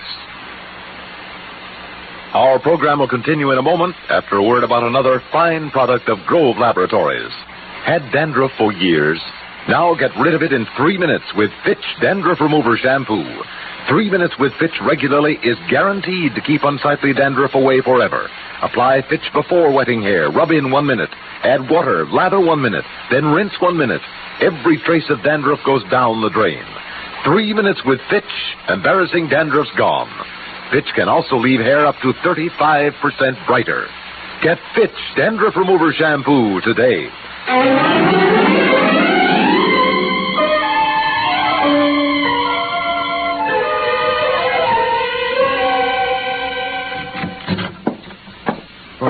that? What's going on? Miss Chippendale. Miss Chippendale. You all right, sir? Yes, what is it, Rudy? Come here, quick. Bring some water. Your gentleman friend had an accident. Oh, my goodness, it's coming, Rudy. Oh, please, sir, please. It's all my fault. I should have fixed that step. Please, sir. Is he dead, Rudy? I don't think so. He told me something like this would happen. Not 2 minutes ago, he told me. Oh, here, there's water from my vase of flowers. Oh, his eyes are open. Here, sit. Sit up. Sit up. Oh, thank you. Henry, are you all right? Irene? Yes, dear. Have I died? Oh, thank goodness, no, Henry. Now, you see, that ace of spades was wrong after all. I don't think it was. It's that fourth step from the landing. When the weather is damp, it warps and the edge sticks out a little. Some other people have tripped on that step. Well, then but why I haven't thought... you fixed it, Rudy? You're the janitor. Oh, I've tried, Miss Chippendale, but the lumberyard was out of the right kind of wood. My list. I don't need it now. I know everything now. I know the place and the circumstances. You do? Yes. I'm going to die as a result of that fault in the stairway. What? Really, Henry? Well, but don't you see? Fate has given me a warning. The rest is up to me. I must now fix the date and arrange the details for afterwards. Having escaped death once under such miraculous conditions, I'll never escape a second time. Why, imagine just an inch or two from that knob. The lumberyard said they're getting a shipment in next week. Then I can fix that step. If you do, my good man, you'll have to answer to me. What? Good afternoon.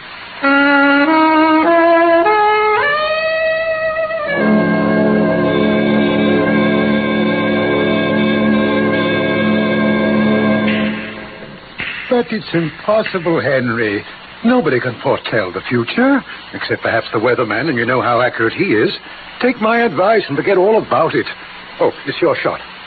My dear friend, I've received a warning, which I believe. I'm in a very enviable position. I am now able to arrange a suitable date for my death. It can be any day upon which I decide, and the appointment must be kept. Oh, good shot, Henry. Tomorrow's too soon, but next Friday. Friday. That would be a fine day on which to die. Next Friday isn't any good, Henry. Why not? That's my usual day for visiting Irene. Oh, but of course. How forgetful of me. Well, I don't wish to die on Saturday. There are too many interesting parties I might attend. Sunday. The day will be Sunday. Perfect. They can bury me on Wednesday. Oh, another good shot, Henry. Now I must see my lawyer about a will at once. I'm leaving almost everything to dear Irene. You are? Well, I can't leave her penniless. No, of course not, And then I must arrange for the funeral, the burial, so many last-minute details. Perhaps I won't have time ever to see you again, unless you can be in Irene's apartment with her next Sunday for our farewell. Well, In fact, Joseph, I'd like you to be there at, shall we say 5:30. I'll descend the stairs to my death at 5:52. Yes, 5s and 2s always have been benevolent numbers for me. Yes. I'll be there, my dear Henry. And on Wednesday, of course, you'll attend my funeral? Of course. And, I shall mourn for you deeply. Splendid. The funeral will be at 3 o'clock. Oh, 3 o'clock? Oh, but Henry, that's the afternoon they'll be judging the terriers at the Westminster. And I've registered both Tristan and Isolde. Oh, no, I'm dreadfully sorry, but I just can't. I am sorry, too, Joseph, but at least can I expect you to be at Irene's on Sunday? On Sunday? Oh, yes, Henry, yes. I shall be there.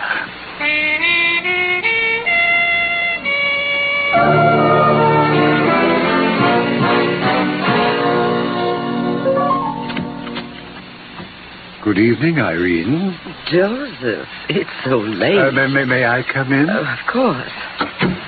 Oh, my darling Joseph. Irene, my love. I'm so very glad to see you. Irene, I just left Henry. He thinks he's going to die. Yeah, I know all about it. Another one of his fortune But tellers. he's going to make all the arrangements. He actually believes Well, it. it's possible, you know. I've heard of stranger things. But hold dearest, me, dearest- Joseph. Oh, Hold me closer. yes. Like this. Now, listen to me, Irene. When Henry dies, he'll leave all his money to you. How do you know that? He told me. He told me that he's having his will drawn up. When he dies, you'll be a rich woman, Irene. Oh, but that's such a vague possibility, Joseph. When he dies. You mean if he dies? Irene, he will die. You're sure? I need his money as much as you do. I'm going to make sure. Joseph. On the day he has planned for his death, we will kill him. Oh, Joseph. How? Poison? He will come here to descend those stairs. We will have a drink. A final, sad farewell drink. His will be well laced with arsenic. But the police will know. That his drink was poison, of course. Good, that's what we want. Because he will have made all those preparations. They will decide that he committed suicide. There'll be no way for them to know otherwise. What do you think now? I think, my darling, that you and I will both someday soon be very, very wealthy.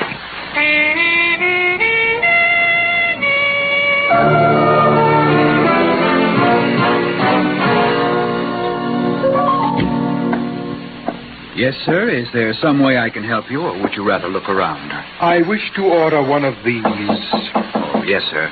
Is there any special kind of wood you desire?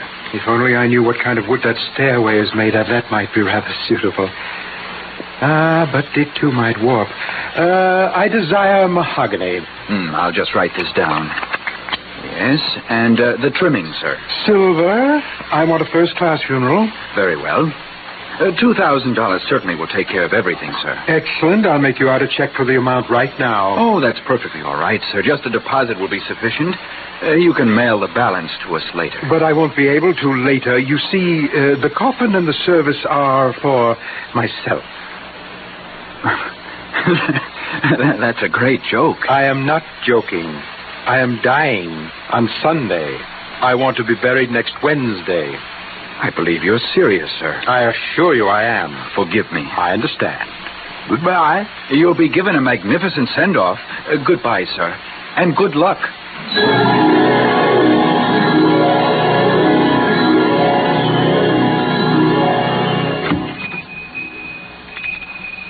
Good afternoon, sir. May I help you?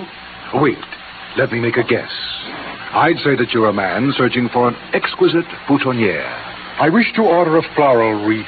Oh, yes, sir. It is to have a diameter of 5 feet. Yes, sir, 5. With a blue ribbon. Blue. And the flowers are to be orchids. Orchids? On a wreath? It's my favorite flower. The wreath will be delivered next Monday to the address on this card. Now, about the inscription. Yes, on the ribbon. It's to say, to myself, sincerely. Beg your pardon. No. Change that to read, to myself, with great love. Oh? Yes, sir. Perhaps there's nobody who thinks as highly of me as I do. No, sir. Yes, sir. I'll take the boutonniere now. The black one. I shall miss myself.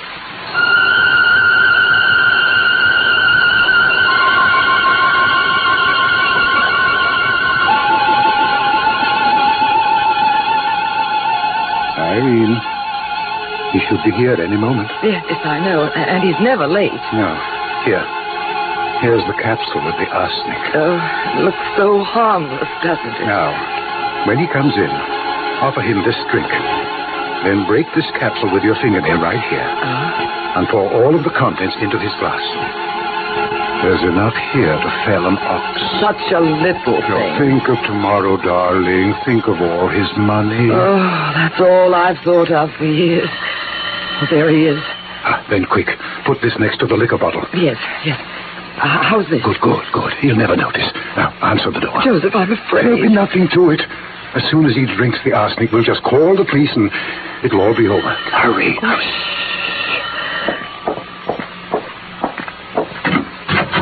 Good afternoon, Irene. Hello, Henry. Come in, my dear. Thank you. And Joseph. I'm so pleased that you could arrange to be here. Hello, Henry. Sit down, dear. Thank you. You're looking very well, Henry. Certainly not like a man who's spending the last few minutes of his life. It's a beautiful day, Joseph.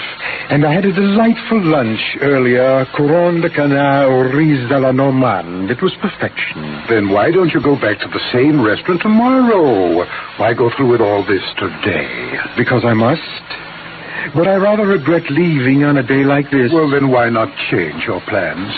Forget all this nonsense and have a few friendly drinks with Irene and me. Henry, don't leave. I must. Oh, Henry, think of what you're doing to me. What will become of me? I'll be so lonely when you're gone. Oh, there, Irene. Oh, Henry. As for being lonely, I'm sure Joseph will be pleased to add another usual night to his schedule. What? Oh, yes, of course. Now, aren't you feeling better, dear? Yes, much. But, Henry, there is one thing more before you go. One last favor to me. Name it, my dear. Here's a drink, Henry. I want us to have a last sad drink together. You needn't have enough to spoil your test. No, there isn't time. It's now 5:49. I've never been late for an appointment in my life. I have only 3 more minutes. I must go. Wait. And, Joseph, thank you for the many games of billiards, for the fine friendship of all these years. But Henry... And you'll be sure to send me a spray of orchids on Wednesday. Henry, I insist that you have a drink with us. Farewell, Joseph. Henry! This is it. Yes, I can see that step, the 4th from the bottom. Now. It'll be such a perfect funeral, and that cemetery plot, eternal beauty there, a perfect life, and now a perfect death. The next one, it's the next step. I'll close my eyes and step off into space. Goodbye. Goodbye, beautiful world. Good heavens. You made it okay, huh? You fixed that step. I did not. I got the wood, but today's Sunday. I don't work on Sunday. Then the step is no longer warped. It's just the same as the day you fell. But you were so careful today, even when you shut your eyes. I stood over there watching you. You didn't trip even a little. You went so carefully that I... Henry! Why, you're all right. You're not dead. Dead? No, Joseph. Oh, then nothing happened? Oh, I saw images of my childhood. My whole past flashed before me. And then I realized that this afternoon, just now, I escaped my own death. That's true. And now, don't you see, now I shall live forever. Oh, no.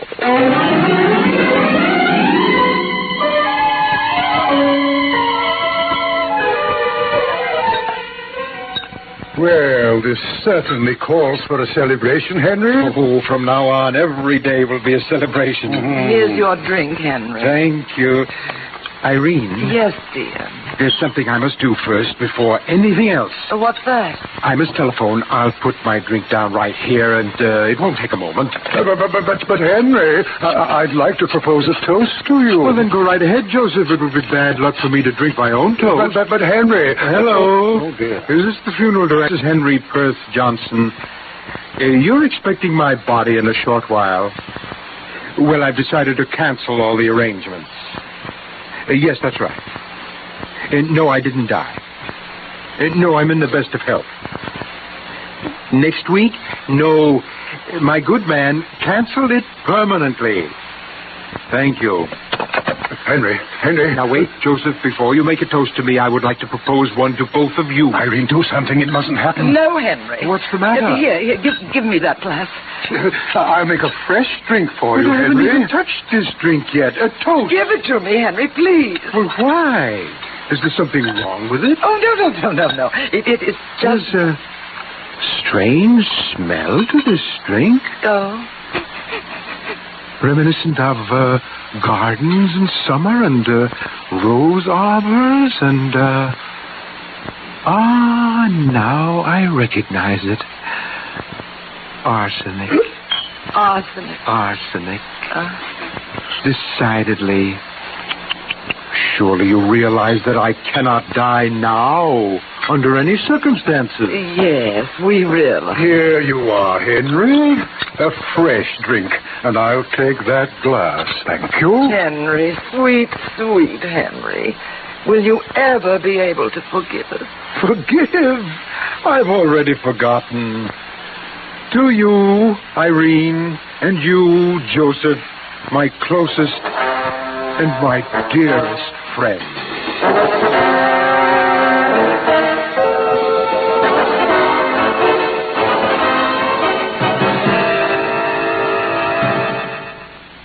Suspense. You've been listening to The Time, The Place, and The Death. Written for Suspense by Peter Fernandez. In a moment, the names of our players and the word about next week's story of Suspense.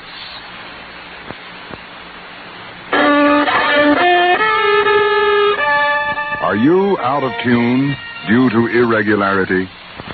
Then help yourself get back in tune with Kellogg's All Brand. Pleasant, isn't it? The feeling of well-being you get when constipation from lack of bulk is no longer a worry. When harsh, irritating drug laxatives can be thrown away. Because Kellogg's All Brand is the normal, natural way to regularity.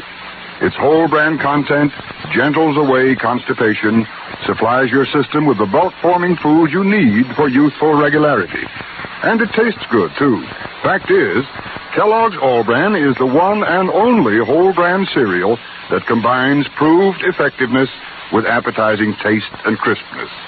So if you're out of tune, help yourself get back in tune as millions do with Kellogg's All Brand. ALL-VRAN. Kellogg's All Brand. Heard in tonight's story were Eric Dressler as Henry, Claudia Morgan as Irene, and Mercer McLeod as Joseph. Others in our cast included Bryna Rayburn, Maurice Tarplin, Peter Fernandez, and Dwight Wiest. Listen again next week when we return with Turnabout, written for Suspense by Jay Bennett. Another tale well calculated to keep you in suspense.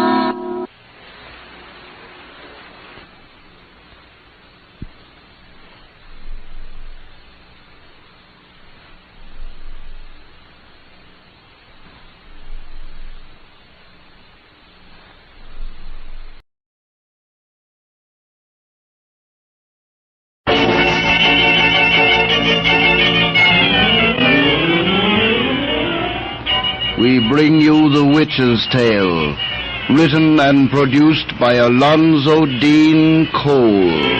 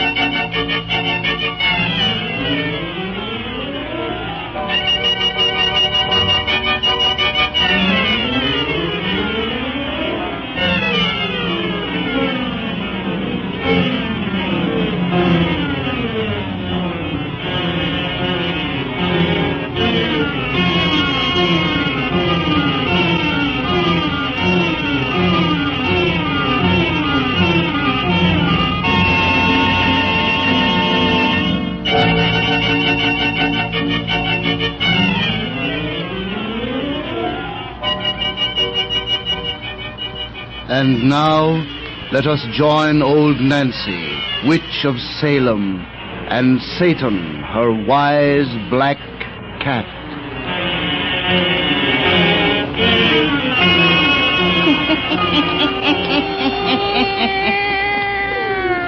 $103-year-old I be today. Yes, sir, 103-year-old. Satan. If these folks want to hear another of our pretty little bedtime stories, you just tell them to douse out them lights so's we'll have it nice and dark. Now draw up to the fire and gaze into them, Buzz. Gaze into them deep, and soon you'll be down south with us in old Louisiana. It's strange country down there, ghost country. And outside a little railway depot there begins our yarn about Graveyard Mansion. Graveyard Mansion.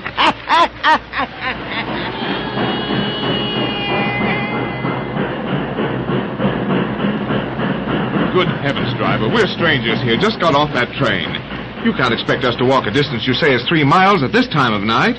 Or rather morning. We'd be lost among your canebrake and bayous before we got halfway. I'm powerful sorry, gentlemen, but I wouldn't drive you to the old Tate Gross plantation house at night for all the money in the New Orleans Mint. And neither will anyone else in these here parts. Why not? What's wrong with the Ted Gross place? What you all want to go out there for? Well, if it really makes any difference to you, we've just inherited the plantation. We're down here to take possession. Your name's Blanchard, then? Yes. Yeah, I heard your two brothers was expected.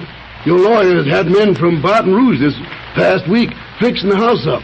They was glad to get away this morning after only spending daytime there. Say, will you please tell us exactly what you're driving at?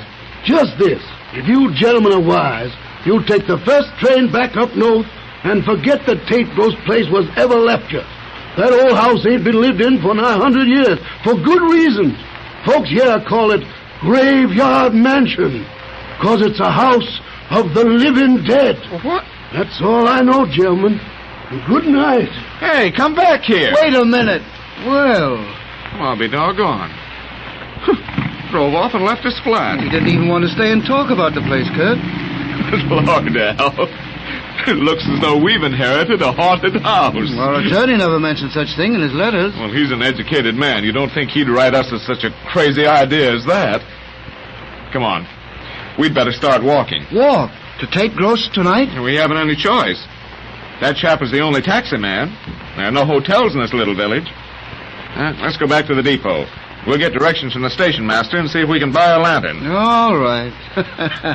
That chump said our new home is called Graveyard Mansion. Yes, because it's the house of the living dead. Poor superstitious idiot. Imagine believing in ghosts in this 20th century. How can people be so dumb?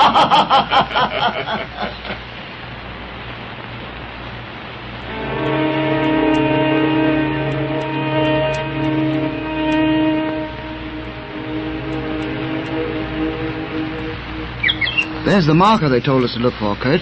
The house must be just beyond those trees. I hope it is. Phew. I'm tired. Yeah, so am I. This hike has taken longer than we expected. Must be nearly dawn. Yes. This Louisiana is eerie country at night. Ghastly Spanish moss hanging from the trees seems to writhe like something living. And those clouds of mist that rise from the bayous take strange shapes, half-human shapes. Sort of puts one in the mood to almost believe in ghosts. Would if we didn't have good sense. Wonder what it is these people fear about our new property. That old Creole who sold us the lantern was more insistent than the cab driver that we make no attempt to live in the place. Without being any more explicit as to reason. Yeah, he seemed either afraid or ashamed to make any real explanation. But like the other chap, he said it was a house of the living dead. Well, that doesn't make sense even for a ghost story. Oh, it's just a lot of bunk. Well, if the tales aren't bunk, we'll soon find out. Look. Huh. We've arrived. Kind of a spooky-looking old place at that. It's different than I pictured it. Sort of like a French chateau. Our ancestor who built it was married to a Frenchwoman. She was probably responsible for its design. Let's go in. Wait. Kurt. Look there. Those tombstones. A little burial ground. Maybe that's why they call the house Graveyard Mansion. That's what I was thinking. Come on. Wait a minute. Does it seem to you there's something moving in the darkness beyond those tombstones? Something white? Yes.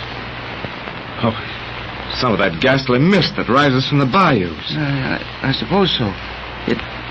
It looked almost like a woman. Well, let's go inside the house and get some sleep before we become as goofy as the natives we've talked to. Hold this lantern while I find the keys that lawyer sent us. His men didn't fix the place up very well. There's a broken window. I see. Here we are. Phew. Black as a coal mine in here. What was that? Oh, bats. The place is full of them. Oh. Wish I could find a lamp. That lantern isn't much good. No, its light doesn't seem to penetrate this darkness at all. It's almost an unnatural darkness. Yes. It's funny. The ventilation from that broken window, it ought to smell sweet in here. There's an earthy odor about the place, like a tomb. What's that? Door slammed. Curtis, down that hallway. A woman! That lamp! But she's no figure of the mist. I'll soon find out who that is. Come on. She's disappeared around the corner. She went through that little door.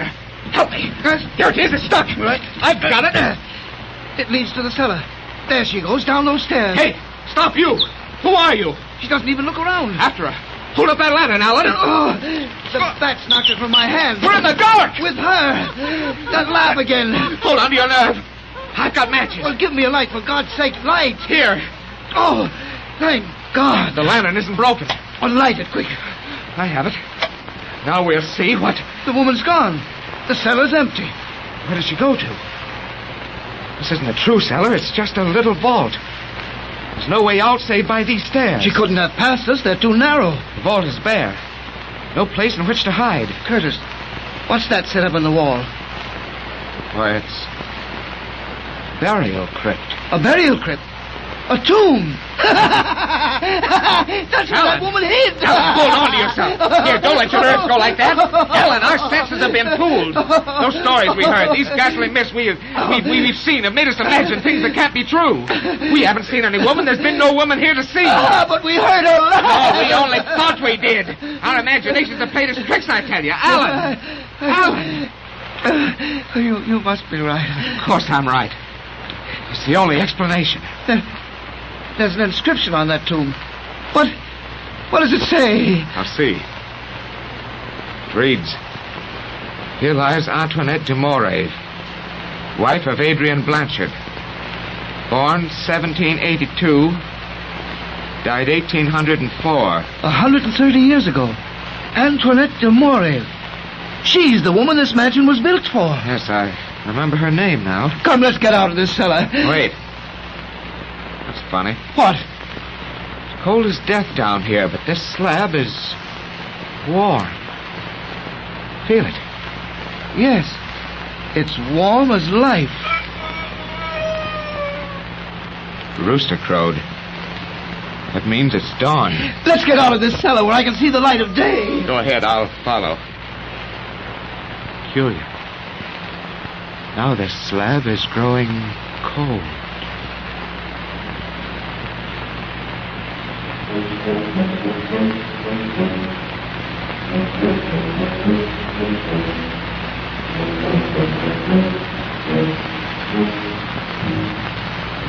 But, Alan, I've told you 1,000 times that everything we thought we saw and heard and felt last night was pure imagination.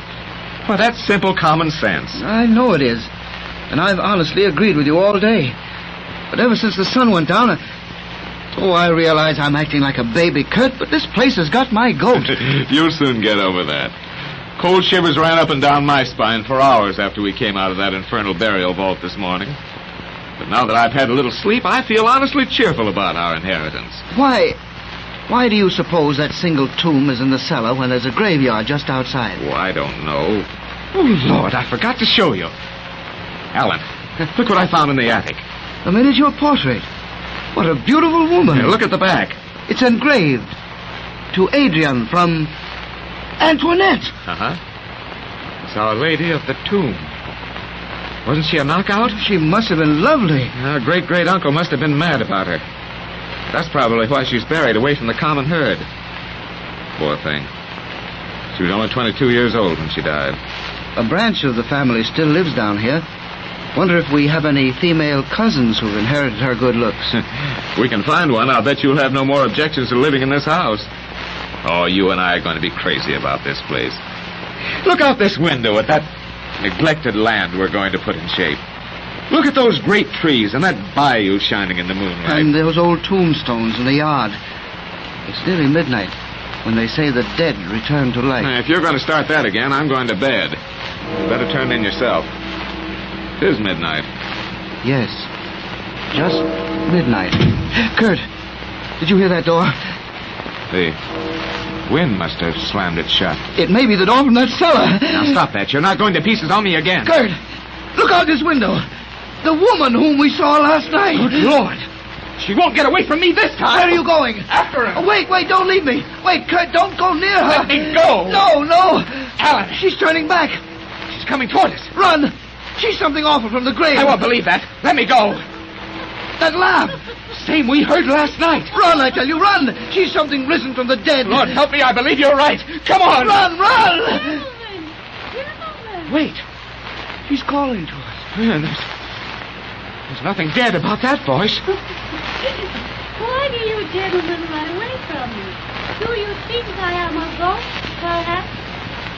Look at her coming there. A healthy-looking flesh and blood girl. She's laughing at us. Can you blame her? Of all the dumb, benighted saps, yes, we are... we certainly are. Curtis. What's the matter now? Look at her. She's the image of that miniature you found. Sure. A living image of a woman who's been dead 100 years. Gentlemen, if you permit, I take the liberty of introduce myself.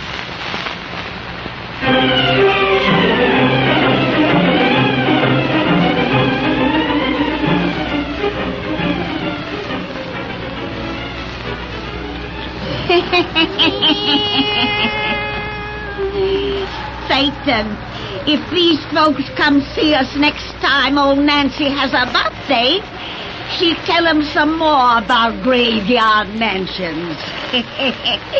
The house of the living dead.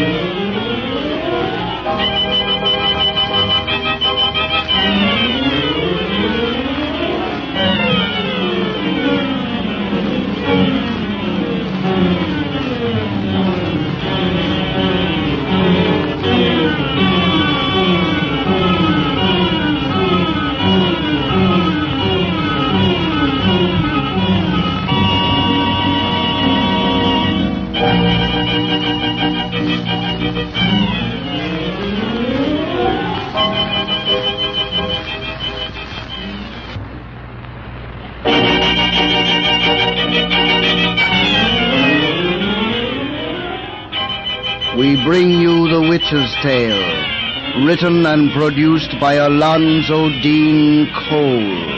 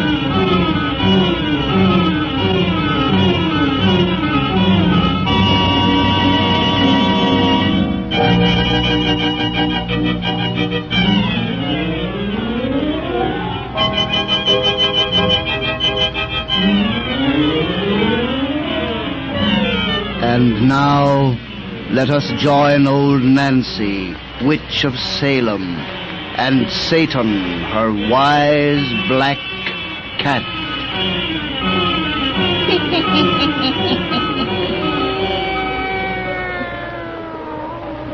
$110-year-old I be today. Yes, sir, 110-year-old. Satan. Old Nancy feels so good this evening. She's gonna get right down to business and cheer folks up. But spinning the finish of that comforting little yarn we begun last time they was here.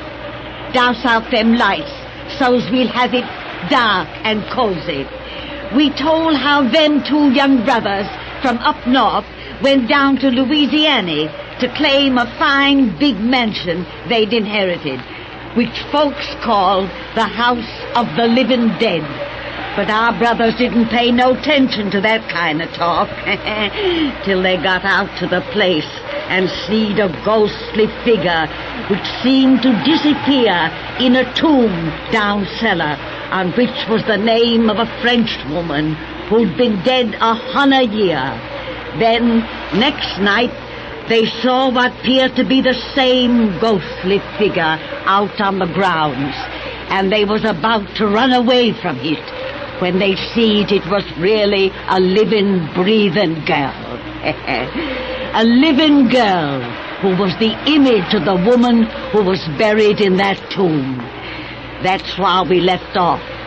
Draw up to the fire and gaze into the embers. Gaze into 'em deep and hear the finish of our yarn about Graveyard Mansion. Graveyard Mansion.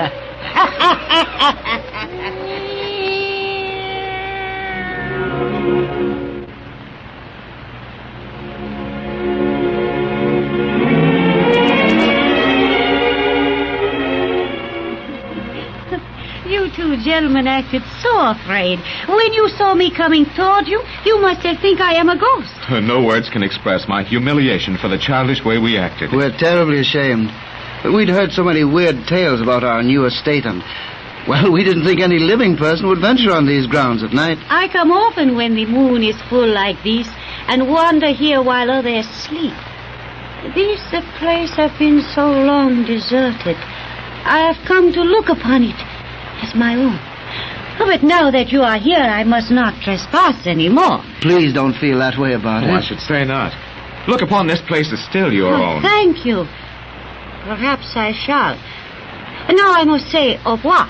May we see you home? Oh, thank you very much, but I must go alone. Before you go, may we know your name? Oh, I had forgotten. I am Miss Nettie Blanchard. Blanchard? Well, that's our name, too. Oh, so, we are distant relatives, maybe. A good night. We shall see you again? You will see me again. Good night. Good night. Good night. Isn't she a beauty? Absolute knockout. Kurt, let me see that miniature again of the Lady of the Tomb. Here. The resemblance is startling, isn't it? The girl who just left here might have sat for this portrait. Helen. She said her name was Nettie. That's a contraction of Antoinette. Antoinette was the name of the woman of this portrait. Coincidence, isn't it? Yes. Coincidence. Oh, come on. Let's go to bed.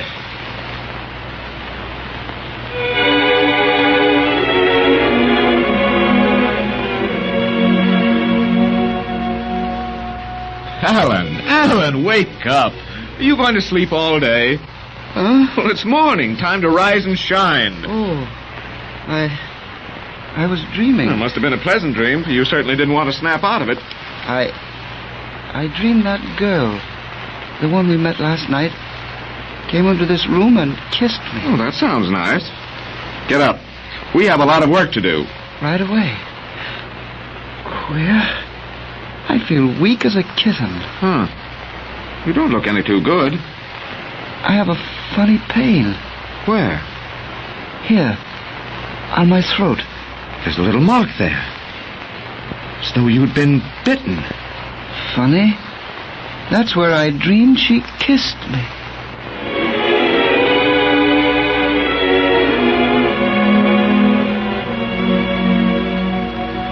The house is just beyond that next turn in the road, Doctor. Turn your car to the left. I know the way. You say it is just a week since you noticed the first indication of your brother's illness? Yes. I wouldn't have believed anyone could waste away so suddenly. He looks as though every drop of blood were being drained from his body. You should have come for me sooner. Oh, I wanted to. But he and Miss Blanchard insisted there was nothing really the matter with him. This Miss Blanchard, a relative, of course. A very distant one. We only met her since we came down here. She's with my brother now. When he recovers, they're going to be married. They became engaged on very short acquaintance. Yes. There's the house just ahead. I know Graveyard Mansion very well. This strange mark you mentioned on your brother's throat, you say it have become more inflamed each day? Yes. It's as though the fangs of some beast had entered there. The house was full of bats when we arrived, Doctor. I've heard of vampire bats.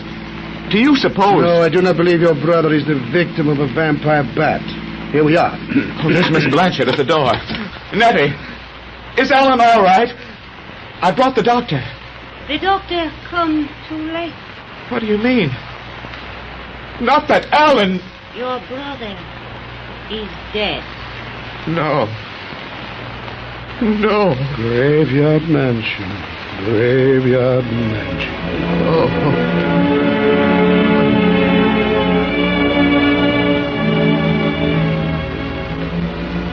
Come away from that window, son. There's no way for us to bring your brother back. No. He's buried in that little graveyard now. Doctor, what killed him? What caused that awful mark upon his throat? What drained the blood from his body? What? As yet, I will know it was nothing recognized by natural science. But science refuses to recognize many things it should endeavor to know and explain. But never mind that now. Your brother's fiancée, Miss Blanchard, she was not at the funeral this afternoon. Because she couldn't bear to see him lying in his coffin. You heard her say last night... Oui, I heard her excuse. You have never seen this girl except at night?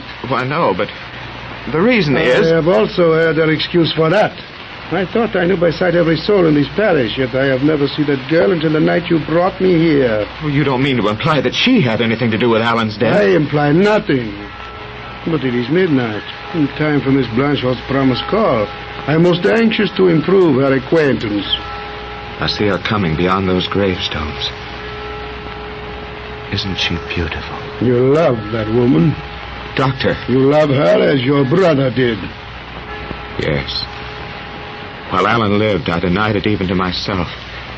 But now Doctor, it's as though she's cast a spell upon me. She's so beautiful. And so like the miniature you showed me of a woman dead 100 years. Why do you torture me with these awful questions? These frightful doubts? Why is she so like a woman dead 100 years? Why does she only appear at midnight? Why don't she tell me where she lives? Why? Go and meet her. She's almost at the door. We may find an answer to our questions at the dawn.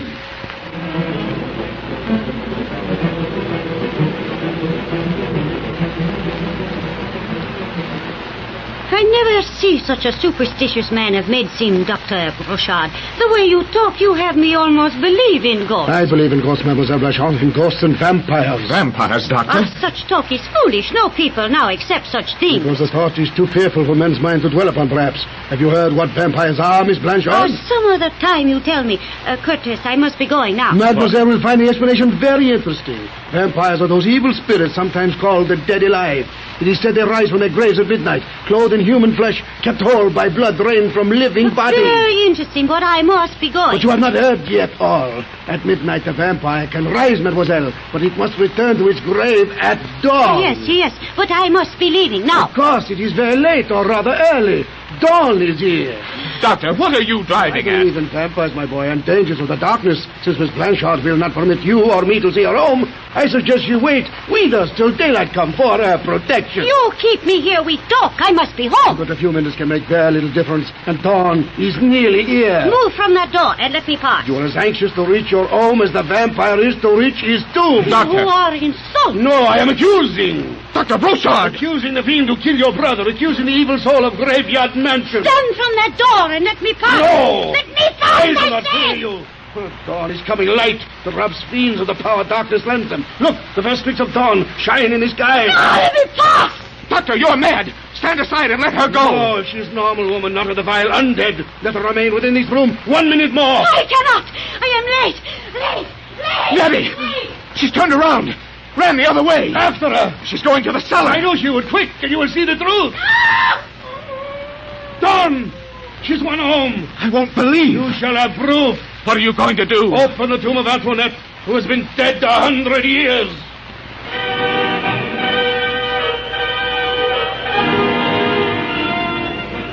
This is sacrilege. We have no right to violate a tomb. The dead deserve no mercy from either God or man. Such things as vampires can't exist. Well, I finished my labor. Help me lift this coffin lid, as you shall see. Oh, I must have proof. Antoinette Blanchard has been dead 100 years. We shall find nothing but dust. Help me lift the lid. The girl I love can't be in that coffin. Help me lift the lid. I will. Regard. There is your proof. Antoinette. Yes, of tonight and of 100 years ago, the same. Preserved in evil life by the blood of your brother and of others. So has this house gained its name of Graveyard Mansion. But there is a way to end the vampire. This sharpened wooden stake. Above her undead art I place it, and I drive it home. She screamed. Body has crumbled into dust before my eyes. The vampire is no more. The living dead is dead forever. She's gone. She and my brother. All that I loved. But the world has lost the scourge. And now Graveyard Mansion is nothing but a name.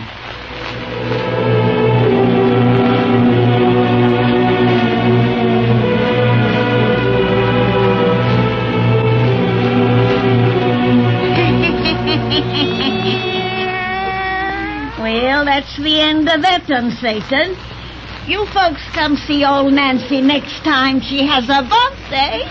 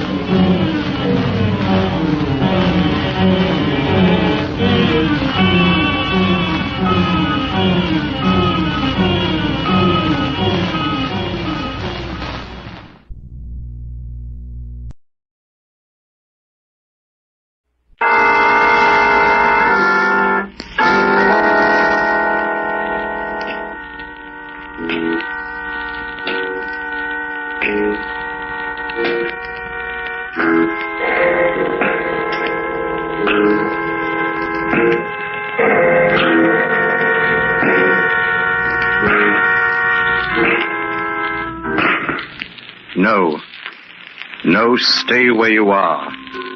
Do not break the stillness of this moment, for this is a time of mystery, a time when imagination is free and moves forward swiftly, silently.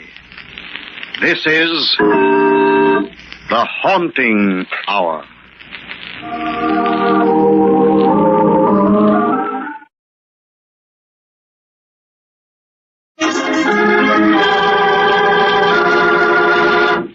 Death by request.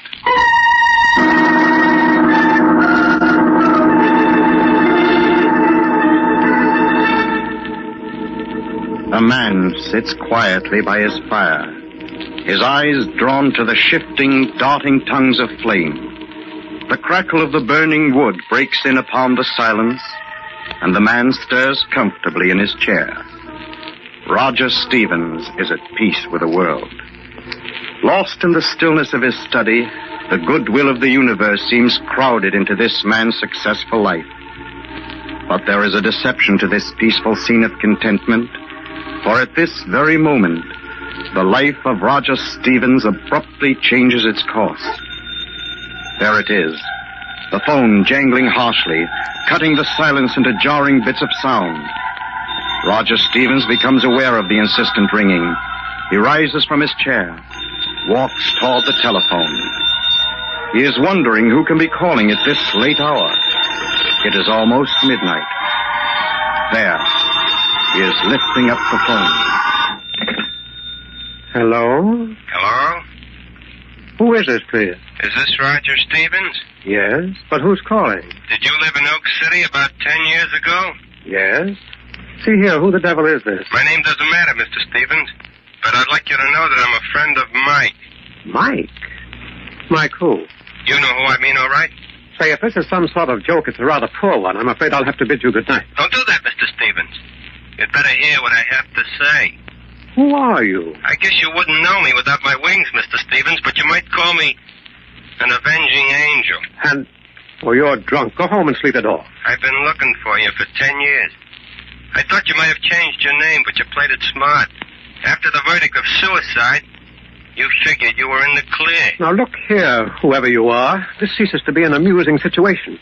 If you don't tell me who you are and what you want, I'm going to hang up. All right, Mr. Stevens, if that's the way you want it, okay, I'll give it to you straight.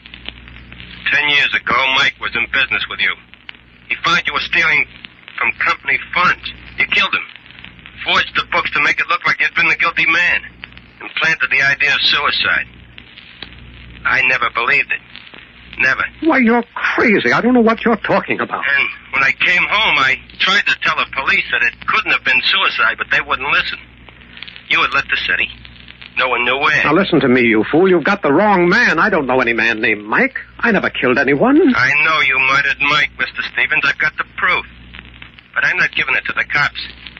I'm going to kill you myself. I'm going to make you suffer like Mike. Now, look, I tell you, you're wrong. I don't know who you are or what you want. If this is some joke... You know it's not a joke. Now, look, if you don't leave me alone, I'll call the police. It's a good idea, Mr. Stevens. Why not tell the police you're a murderer? It might be better that way. It would clear Mike. Okay, then. 2 days are all you get. What? Confess the murder in 2 days. Or I'll kill you myself. Confess to what? I've done nothing. 2 days, Mr. Stevens. 2 days. Hello. Hello. Hello. Hello.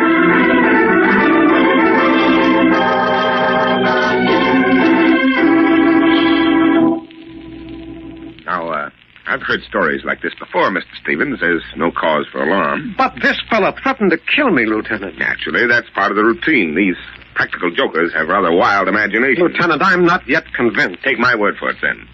I've been a police officer for 20 years. And I know a phony threat when I hear it. As for this murder you're supposed to have committed, well, I'm afraid the verdict is not guilty.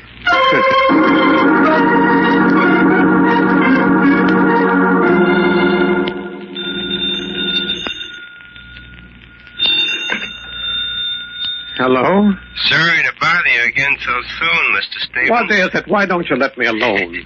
I'll be around for 2 days. Unless you just made that unnecessary. What do you mean? I just followed you to the police station. Did you confess to killing Mike? Oh, stop it. Stop it. Now, this has gone too far. Carrying murder around on your conscience for 10 years must have worn you down. Now, listen to me, whoever you are. I don't know what you're talking about. I've been to the police, but only to report you for the nuisance you are. Now, I've a great deal of work to do, and I need my rest. Please don't bother me again. Good night. There. That should end it.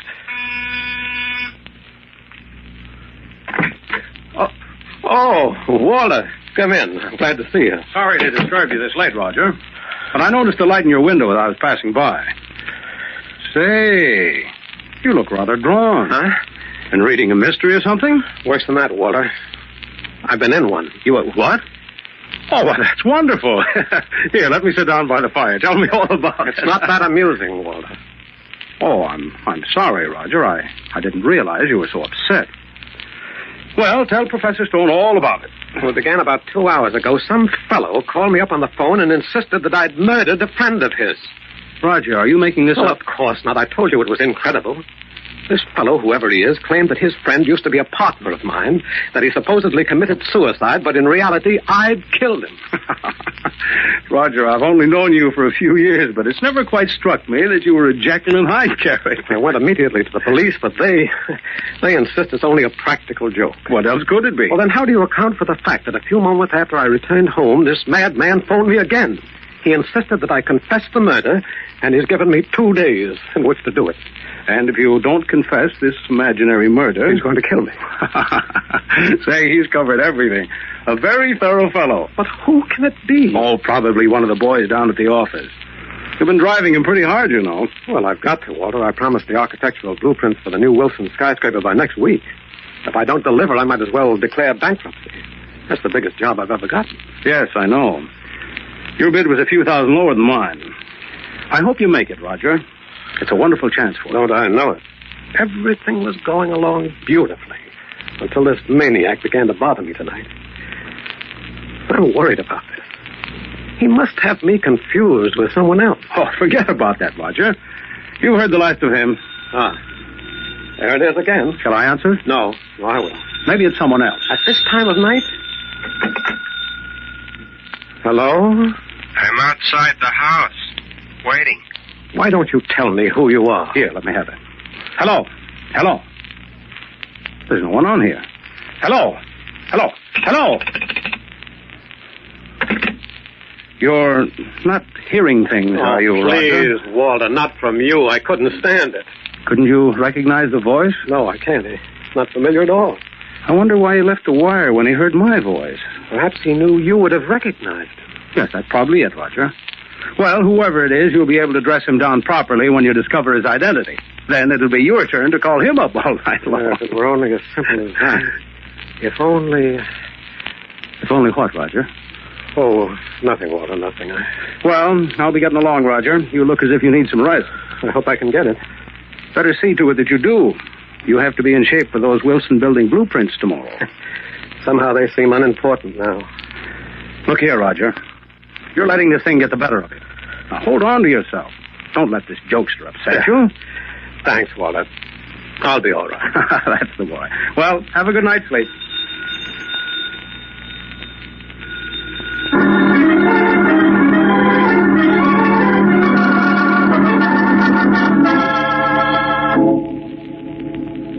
Well, it's about time you showed up, Stevens.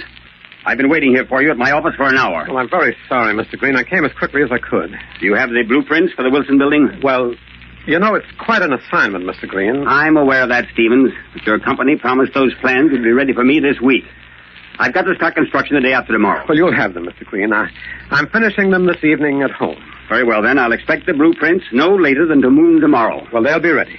I promise you that. And if you fail, Stevens, you're through as an architect. I promise you that.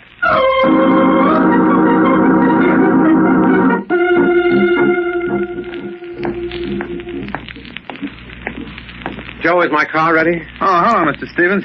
Yeah, sure. It's all serviced. Oh, thanks, Joe.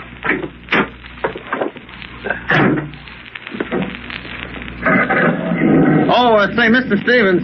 Yes, Joe? Some fella passed by and left this message for you. Who was he? I don't know. I never saw him before. All right, Joe. Thanks. Okay, Mr. Stevens. Mike and me are waiting. Tell the cops the truth about the murder. You'll have one more day. Best regards, the Angel.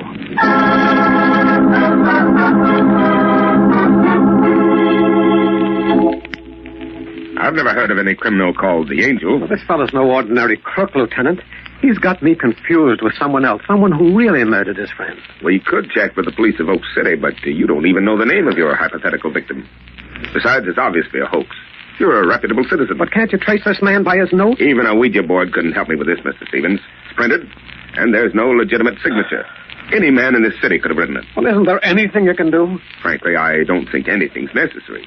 I still feel this is nothing but the work of a practical joker. Look, can't you give me a police guard? Tell you what I'll do, Mr. Stevens. I'll post a man outside your house. That's the best I can do at the moment. Well... That's all I can do. What about the telephone call? I can't stop calls from coming through. But don't worry too much about that. Your Angel is bound to get a wrong number sometime.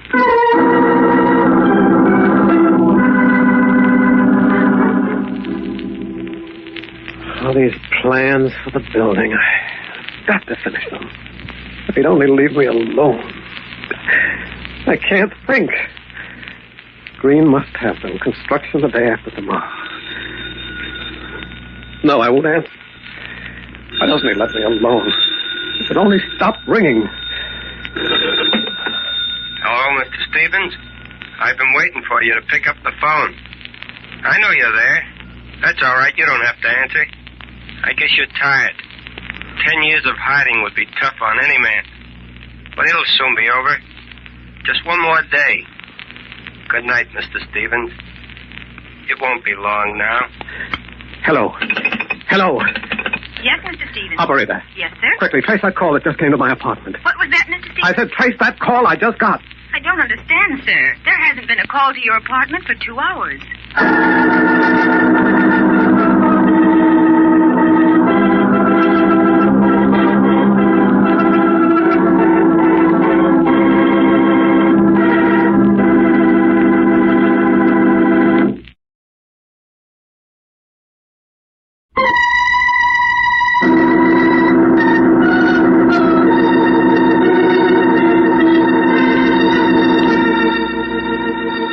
The life of Roger Stevens has turned sharply from its security and contentment to a torment of fear and anxiety. A strange man has been phoning him constantly, threatening him with death unless he confesses a murder to the police. Stevens has one more day left in which to confess this crime of which he knows nothing, or he will be killed. Roger Stevens feels a growing terror in his heart. Just a few moments ago, he had received another telephone call. But upon asking the switchboard operator to institute an immediate tracer, he was informed that no one had phoned his apartment for the past 2 hours. Roger Stevens sits in his study, staring vacantly into the fire, the dull glaze of fear in his eyes. The jangling of the phone again, like a sharp, sudden pain. He jumps up quickly, runs rapidly across the room. Hello? Hello? I understand you're looking for me, Mr. Stevens. Oh, yes. I'd like to find you. You'll see me soon enough. You can count on that. Look, why don't you come to see me now, huh? Maybe we can talk this over. I made our bargain, Mr. Stevens. There's nothing else to say. I'll pay you anything, only go away. Leave me alone. You haven't much time left. Better make up your mind. For the last time, I tell you, I don't know your friend, Mike. You won't even let me know his last name. You know his name. Tell it to the police. Hey, look, I'm carrying a gun. If you try to touch me, I'll kill you. Put it back in your desk. It won't do you any good. You're going to die. And without any company from me. You're a brave man hiding behind a voice. I won't have to much longer. Goodbye, Mr. Stevens. This is the last time I'll be calling you. The next time we talk, you'll see me much better than you do now. No, wait. I have, too long.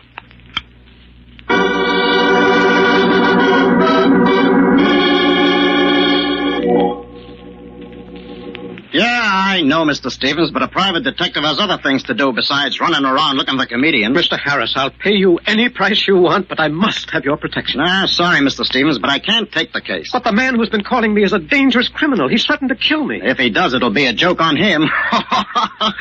Oh, I'm sorry, but you see, I've heard so many similar cases to yours. How do you account for the telephone call to my apartment? Well, maybe the switchboard operator is in on the gag. Or maybe it's your imagination. It wasn't my imagination. There was such a call. Well, whoever your friend is, he's covered all the angles. Then, will you help me? No, Mr. Stevens, I'm afraid I can't. It's not in my line. When you have a murder on your hands, look me up.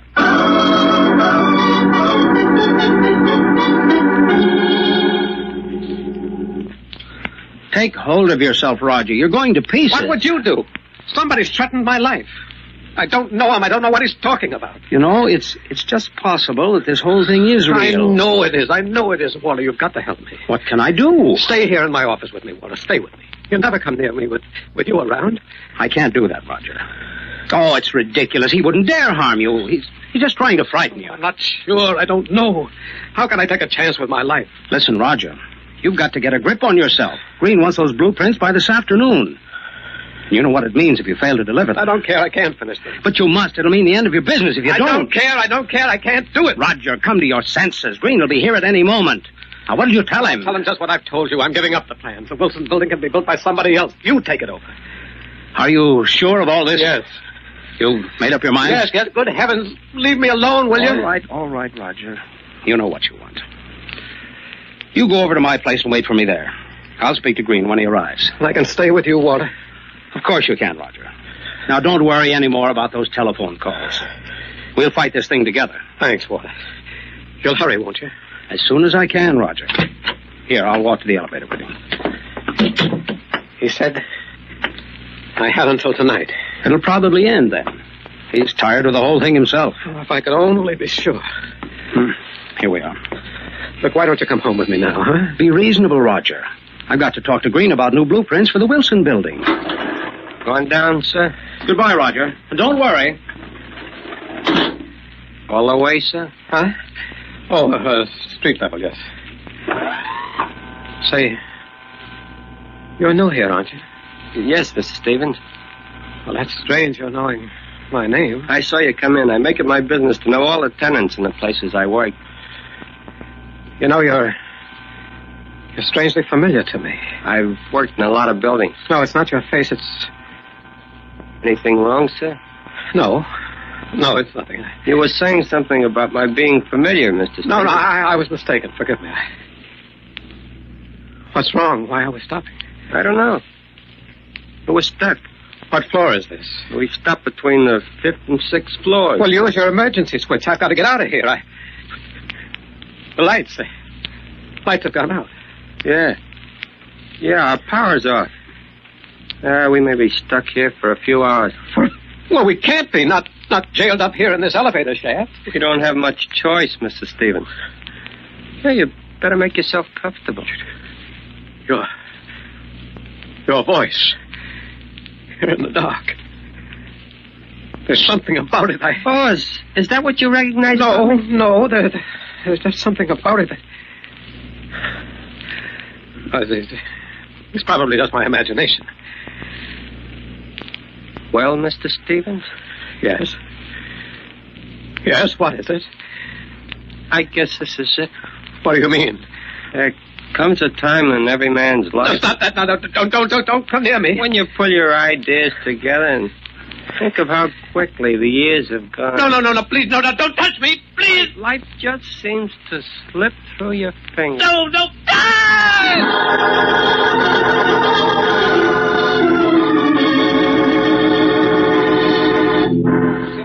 All right, everybody, stand back. Give him a little air, will you? What's wrong here? What happened to Mr. Stevens? The elevator got stuck in the shaft, sir. Mr. Stevens, well, he sort of went to pieces. Stevens, wake up, man. Wake up.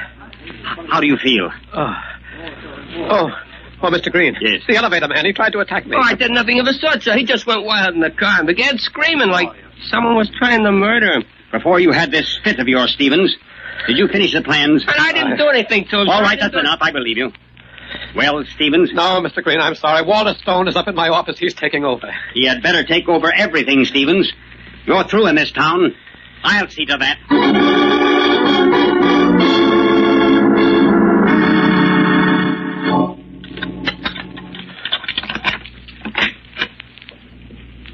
Hello, Roger. Oh, hello, Walter. As quickly as I could. Old man Green was a bit of a problem. It took a lot of convincing that I could finish the plans. Don't talk to me about the blueprints. I'm not interested. Oh, what you need is a good rest. Go away and forget about this morbid joke. You still persist in calling it a joke, huh? I'm sorry, Roger. Walter, this is my last night. I haven't gone to the police to confess. I'm afraid. I'm terribly afraid. What happened to you in the elevator? Oh, I don't remember it too clearly. I thought the operator was the man who's been phoning me. I spoke to him on the way down in his car. He told me he was just talking to pass the time when you suddenly seemed to go crazy. Maybe I am. I don't know. Take it easy, Roger. It's all over. Oh, it'll never be over. What do you mean, never? I'm going to give myself up. You really are going crazy. I don't know the man who's been calling me, but I can't take this any longer. I'm going to tell the police the truth. The truth? Yes, Walter. 10 years ago, I did murder a man. His name wasn't Mike. It was George Matthews. He was my partner. Great Scott, Roger. It's unbelievable. Why do you think these calls began to drive me out of my mind? If it was just a joke, I'd have ignored these phone calls. Then you did kill George Matthews in Oak City. Yes, in Oak City. How did you know it was Oak City? Why, I never told you I lived in Oak City. I never told you it was Oak City this fellow Mike was supposed to have been murdered in. Look, Rogers, stop imagining. I told you it's all over. And the plans for the Wilson building. You wanted that contract. You always did. Excuse me, Roger, the phone. I've got to answer. No, well, I'll answer that phone. Maybe it's our friend. Roger, I think it would be better if I would... Walter, I'm going to answer that phone if I have to knock you down first. Hello? Hello? Yes? Well, I guess it's all finished, Mr. Stone. I understand you got the contract. Boy, you should have seen Stevens in the elevator. He almost went nuts. Would you mind repeating that? I said he almost... Wait. Who is this? Go on. What's the rest of it? Who is this? You're not Mr. Stone. He hung up. Roger, please, put that gun away, Roger. I once warned the voice over the phone that I carried a gun. Didn't he tell you? Put it away. We can talk this out man to man. Yes, Walter, you made the same mistake I did. You were too greedy. It never works out. That call that the switchboard operator denied receiving. You planned that also, didn't you? I didn't know you'd killed a man, Roger. I asked the operator to say she hadn't received any calls, but it was all part of a harmless plan. It was all an accident. I just wanted to frighten you into not finishing the plans. I needed the contract. Walter, you've given me a brilliant idea. Stay away from me. Stay away. No, Roger.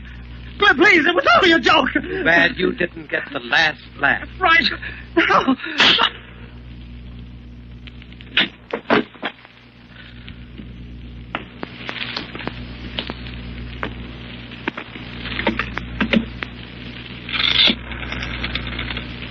Operator. Operator, get me the police. I want to confess a murder.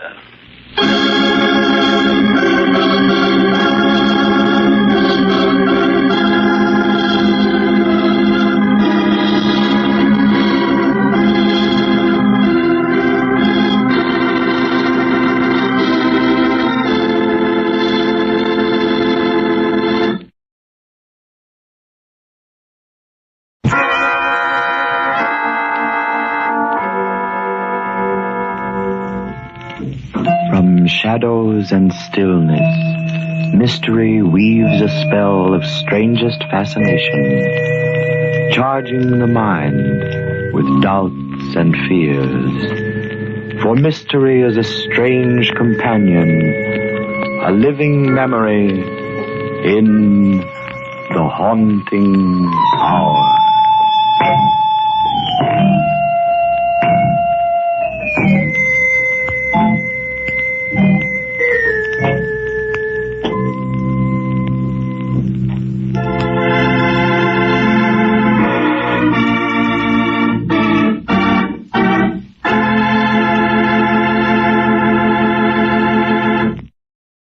The Carter Coal Company and the dealers of Olga Coal present The Mummers in the Little Theater of the Air.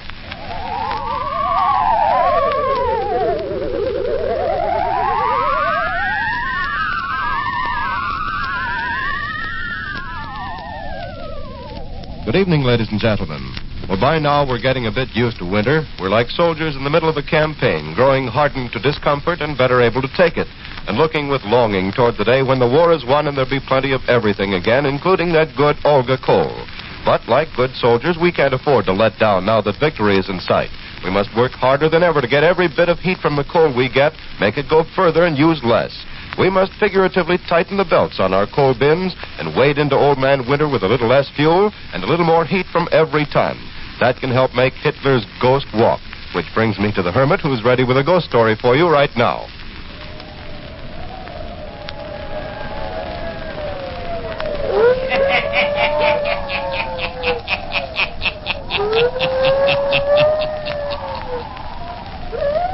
Ghost stories. Weird stories. And murders, too. The hermit knows of them all. Turn out your lights. Turn them out. Have you heard the story of Hansen's ghost? Then listen while the hermit tells you the story.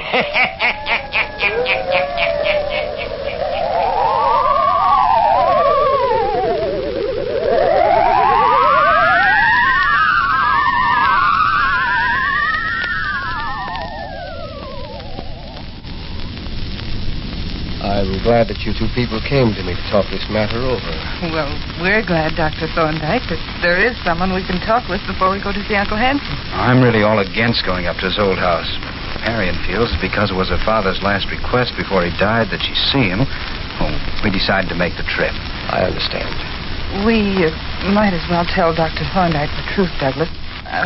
My father also said that Uncle Hanson has a great deal of money. He felt that it should be left to Douglas and me.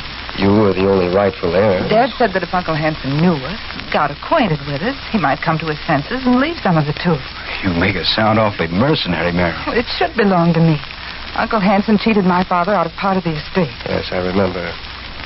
You see, Mr. Randall, your wife's uncle and I went to medical school together. So Marion told me. Then, when we planned to leave New York and come to see him, I thought it best that we write to you first and find out about Uncle Hanson. I'm glad you did. Marion wrote to her uncle and never heard from him. I'm not surprised. So, here we are in Warhawk. And, Dr. Thorndyke, you said in your letter that Uncle Hanson was very queer, that you wouldn't advise us to stay at his house. True. So before we go there, Douglas thought you should explain to us. Just what is wrong with him, Dr. Thorndyke? Well, first of all, no one in Warhawk ever goes to see him. Second, he lives in an old, bleak house that in itself has a grim past. Oh. Now, you may think I'm the one who is queer when I tell you this, but there is scarcely a person here who doesn't believe that the house is haunted. Some old superstition, Yes. But as far as I can see, it must have some truth to it. And Uncle Hanson lives there all alone? No. An old servant, a shy, crafty, almost demented-looking fellow lives there with him. I don't want to frighten you unnecessarily, but 2 years ago, I made a visit at the old house. You saw Uncle Hanson? Yes, at his request. You see, while your uncle and I were studying in medical school together, he had begun to show signs of strangeness. Yes? He was experimenting with a strange theory. He believed that he could recall from the dead the soul of some individual, and that the soul he recalled could return to the body of some person living in the present. Merciful heavens. Terrible, isn't it? The man must have been crazy then. Oh, he was very serious about it. But why work on such an inhuman theory? Because he felt that to return a soul from the dead was the only way of perpetuating life.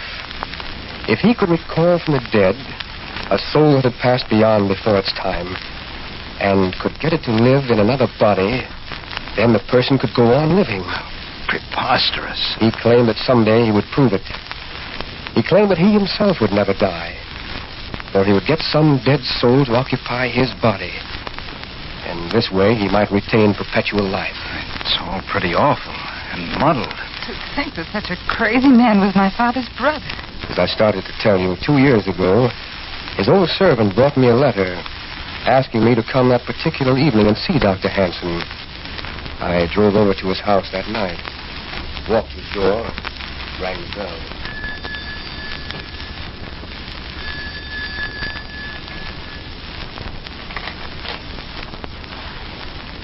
Yes? It's Dr. Thorndyke. I see. Come in.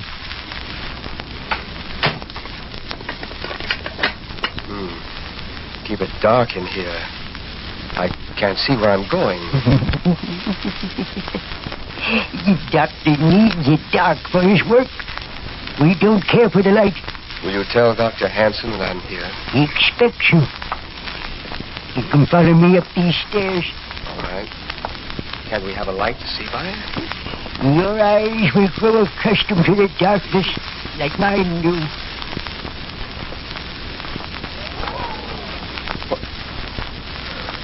What was that sound? Did you hear it? I only heard it. but I felt as if some icy hand had reached out and touched my face, almost clawed at me.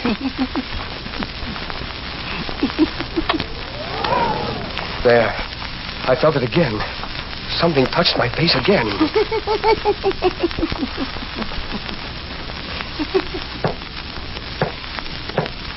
Come in.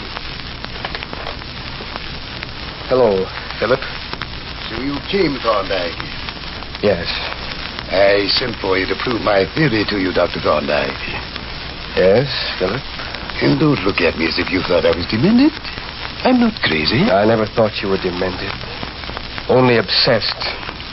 Dr. Thorndyke was visited by one of the wandering spirits on the way upstairs.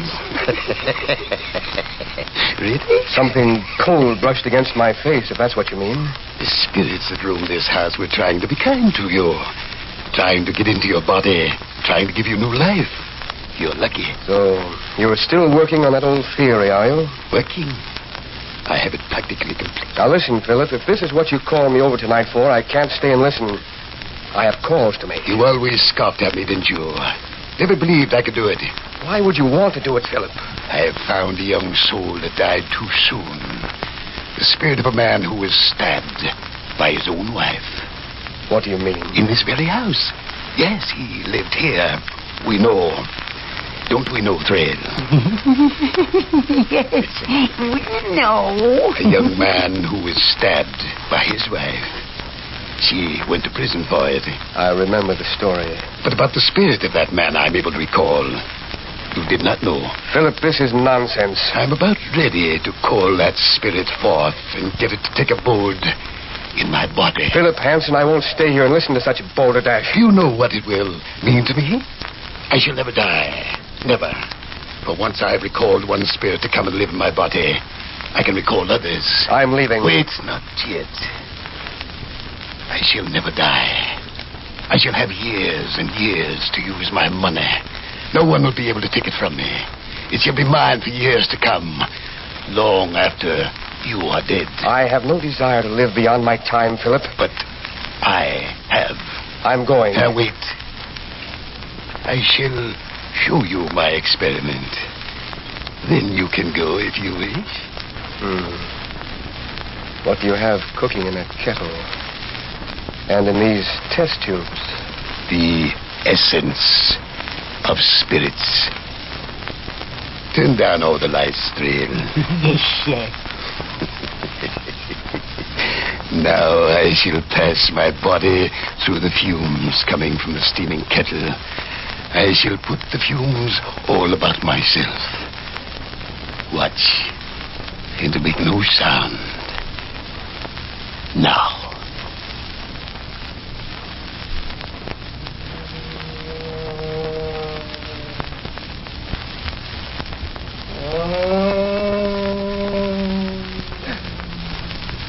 There is something moving there in the darkness.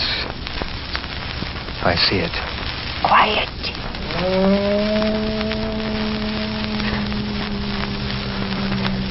Where's the door?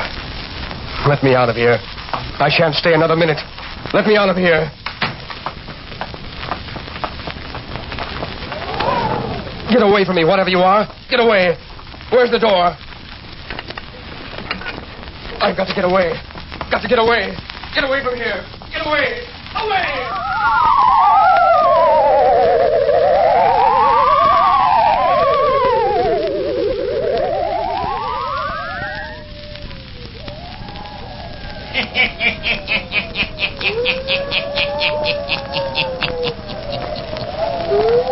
Thorndyke flees from the house, frightened by the strange, weird things he has seen. Is it true that Dr. Hanson is able to make a dead spirit return? Or is it something he and his demented servant has conjured up to frighten people away? The hermit will tell you before the night is done. Well, when it comes to frightening people, I'm not very good, but I'm a whiz at encouraging them, and that's what I hope I've done for you. I hope I've encouraged you to be better soldiers on the home front with these little lectures on how to save Olga coal and to cooperate with your friend, the Olga coal dealer. Suppose we look at the situation this way. We'd all like to do more to help win the war, so suppose we imagine we're all soldiers and the Olga coal dealer is the supply sergeant. Well, he's in it along with the rest of us, and he can't give out any more coal than he gets. All he wants to do is equip your coal bin to the best of his ability, and that's what he's doing. He gets gripes from every side, but he's delivering the coal as fast as he gets it, and he's trying to do so in a way that gives everyone his fair share. So don't be too hard on your Olga sergeant, folks. I know none of you envy him, and I know he wants to keep on serving you after the war is won in the manner to which you once were accustomed. So as you sit with your sweaters on and look at that thinly lined coal bin, think of the day when it will all be over.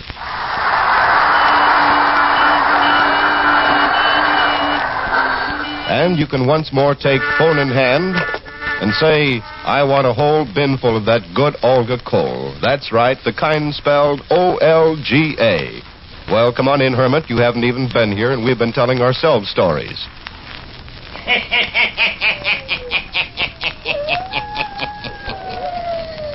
And now to Marion and Randall.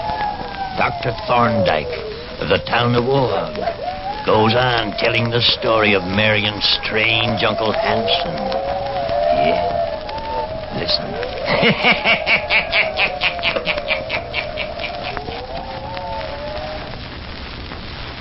I'm sure I ran out of that house yelling, I've got to get away. Oh, how horrible. The man is positively crazy. That's what I thought. But he did conjure up something. I saw it. It's unbelievable. I know it is. That's why I hated to tell the authorities. But I finally did ask them to go up there and investigate. What did they say? They saw him in the afternoon. They said he was sitting downstairs reading and acted perfectly normal. What do you think? So they reported that he was perfectly harmless. Merely a wealthy, eccentric old man who makes a study of dead spirits. Why didn't you ever write my father of your visit? You can see how impossible it sounds? Yes, of course. The more I thought about it, the more like a bad dream it seemed to be.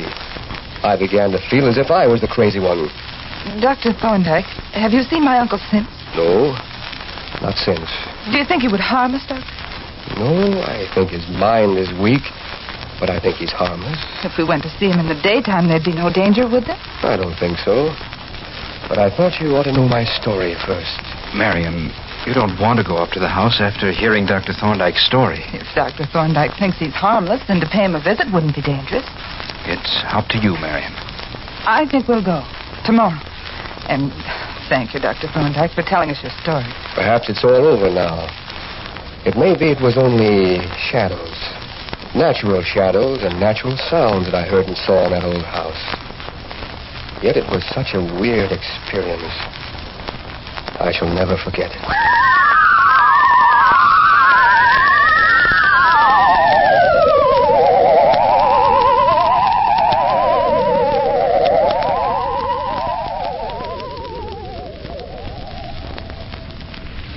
Are you nearly ready to go down to dinner, Douglas? Yes, dear. Just fixing my tie. You know, the more I think about it, the more it seems as if it's Dr. Thorndyke who's demented. I know it. We've been visiting here 3 days at Uncle Hanson's, and I haven't seen him do one strange thing. Only this creaky old house gives me the jitters in the night. Oh, it's like all old houses. I could have sworn someone opened our door in the night and crept in. It's the story Thorndyke told. We're too much on our guard. Everything has a double meaning to us now. Maybe you're right. Sure I am. And Uncle Hanson has been awfully kind to us, and so pleased to see us. Uh-huh. And even this old servant of his isn't bad. He's been kind, too. He cooks good meals for an old duffer, doesn't he? Yes. And do you know what he said to me, Douglas? What? Well, he told me yesterday that Uncle Hanson was so glad we came to see him. So glad that you and I were sensible. Uh-huh. And that now he could die peacefully, knowing that we wouldn't waste his money for him. Well, it's all turning out better than I anticipated. Huh? You ready to go down to dinner? Already. He still works in his laboratory long hours, doesn't he? Yes. I asked him last night to let me see it, and he said perhaps he might tonight. Why do you want to go up there? Oh, just to see what he does. You can see that he's completely forgotten trying to restore dead spirits. I'm not afraid of him, honey. I guess you're right. So, I just want to see what he does do up there in that room. Maybe we can tonight.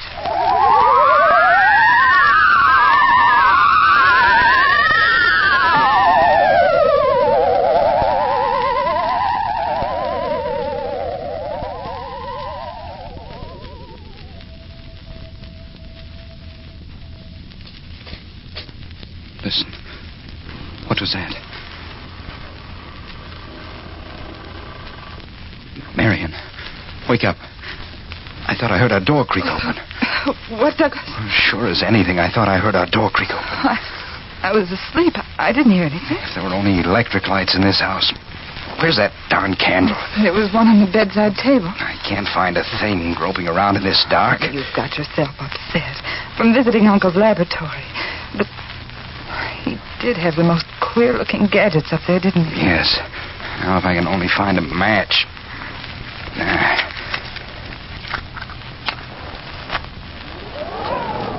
Darn it. Where did that wind come from? It blew the light right out.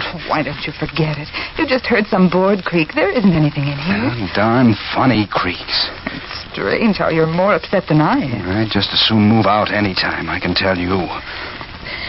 I'm not frightened anymore. Good night, dear. Good night.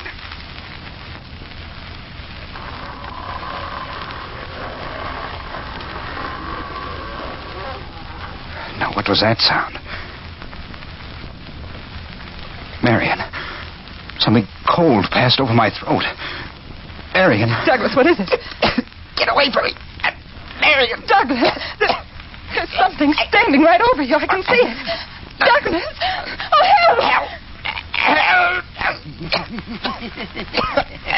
Don't move. This won't take long. It's Thrail. Thrail, what are you doing? Get away. Get away from here. Leave me alone if you know what's good for you. Get out of our room. I'm going to call my uncle. Get his hands off my throat. Get them off my throat. Help. Uncle Hanson, help. Help. Let go. Let go of me. Hey, stop. We won't need the dead spirit of Mr. Randall. The other one has come back. The other one has come back? Yes, come. All of you to my laboratory.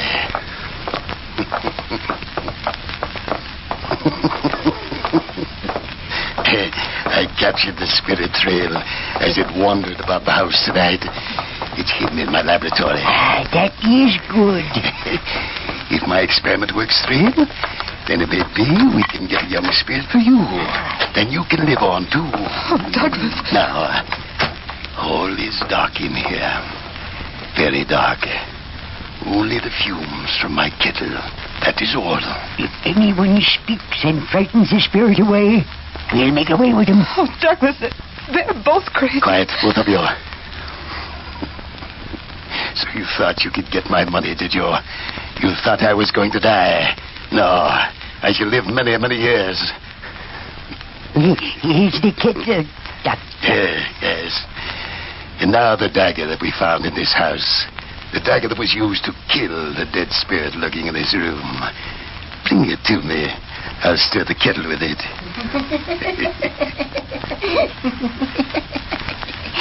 Here it is, Doctor. Yes. Now all very quiet, very dark, very still. And the fumes are rising. See, they cover me. Now, spirit, dead soul, wherever you are, come out. Come out.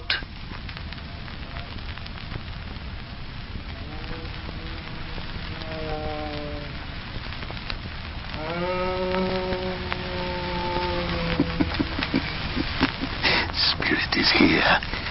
Can you hear his voice? It's getting lighter. Can you see? Look. Over there. A shadow is taking form. Look.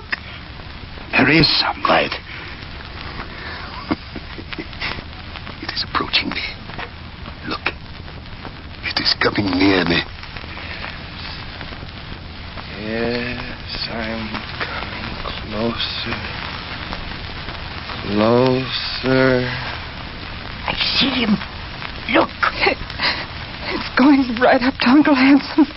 You wanted to call me back. Well, I am here. And I shall enter your body. Just as you wish. Dr. Hanson, I'm disappearing. Merciful heavens. What's happening? Look, see. Before you stands another man. He's done it. He's no longer Dr. Hansen. The spirit has entered his body. I'm back again. See this dagger in my hand. I'm back again. So you thought my wife killed me long ago, did you? Well, she didn't. I killed myself. Look. I tried to kill her just as I'm going to kill you, Thrale. No. Yes, just as I'm going to kill you now. Have mercy. Dr. Hansen, come back. Take the spirit out of your body. He's going to kill me. Help! Help! You wanted to bring me back, didn't you? Save me! Save me! Help! Mary, Help! don't move. Stand right where we are. I'll see if I can save him. Help! Thrale, here, this way. Here. Now, stand back with me, out of the way. Look. I couldn't kill my wife long years ago, and I can't kill you. But I can kill myself again.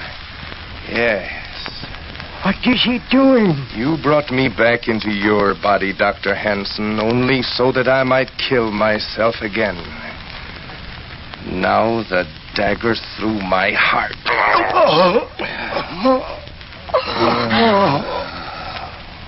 He's killed himself. Here, let me light a candle so that I can see. Where's the candle? Here, Douglas. There. Oh, it's Uncle Hansen. Look, he's on the floor, dead. The dagger through his heart. Yes. The spirit returned and did the same act that it did when it was living. We didn't count on that. But, Douglas, it's only Uncle Hansen here. He's killed himself and he tried to kill his servant. But we did hear another voice, didn't we? Of course you did. It was the spirit that wanders this house. And that Dr. Hansen tried to get into his own body. Oh, it's so terrible. But it didn't work. It didn't work like he thought. The spirit came back and did the same deed all over.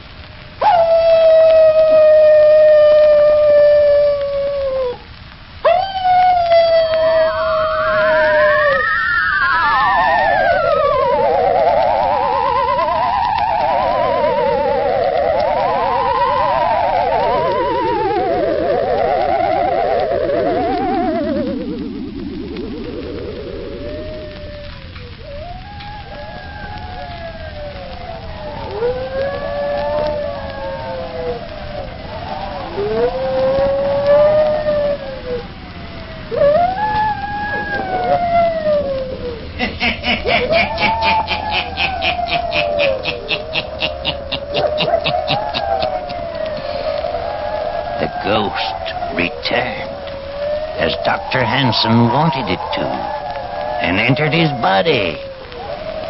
But it killed, just as it had when it was on Earth before. Yes.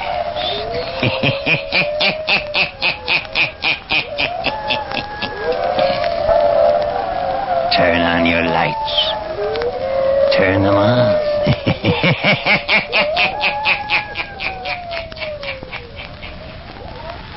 You have just listened to the 406th story by the Hermit, made possible through the courtesy of the Carter Coal Company, producer of Olga Coal, and your friend, the Olga Coal dealer.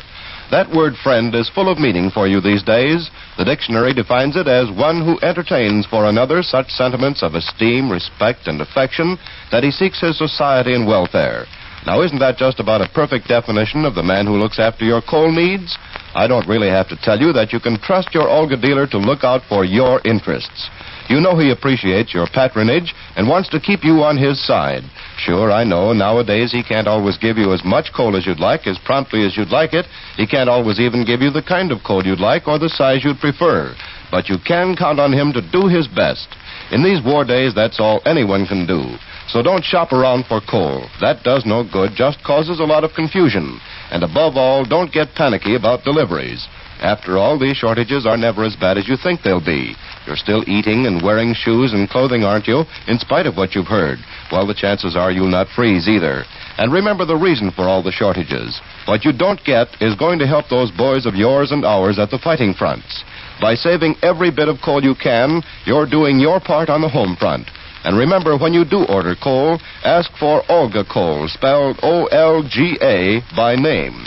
Olga Coal is a good buy because of its smokeless, dustless, economical qualities, so keep on asking for it.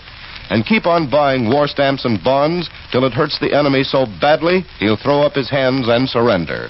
Buying war stamps and bonds is one way that everyone can help win the war, regardless of age, health, means, or occupation. Every penny you citizens of the United States and Canada put into war stamps and bonds weighs the balance that much further in our favor against the Japs and Nazis. Buy war stamps and bonds, and don't stop until the enemy gives up.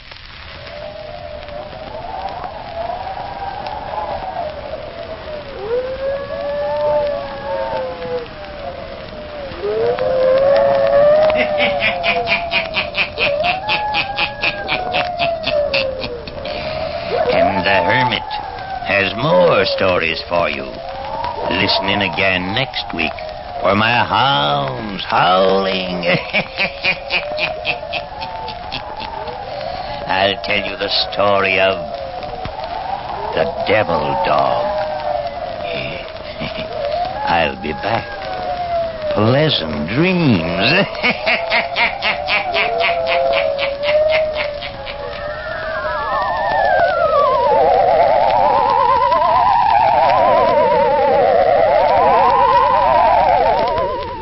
All characters, places, and occurrences mentioned in the Hermit's Cave are fictitious, and similarity to persons, places, or occurrences is purely accidental. Jack Lellman speaking.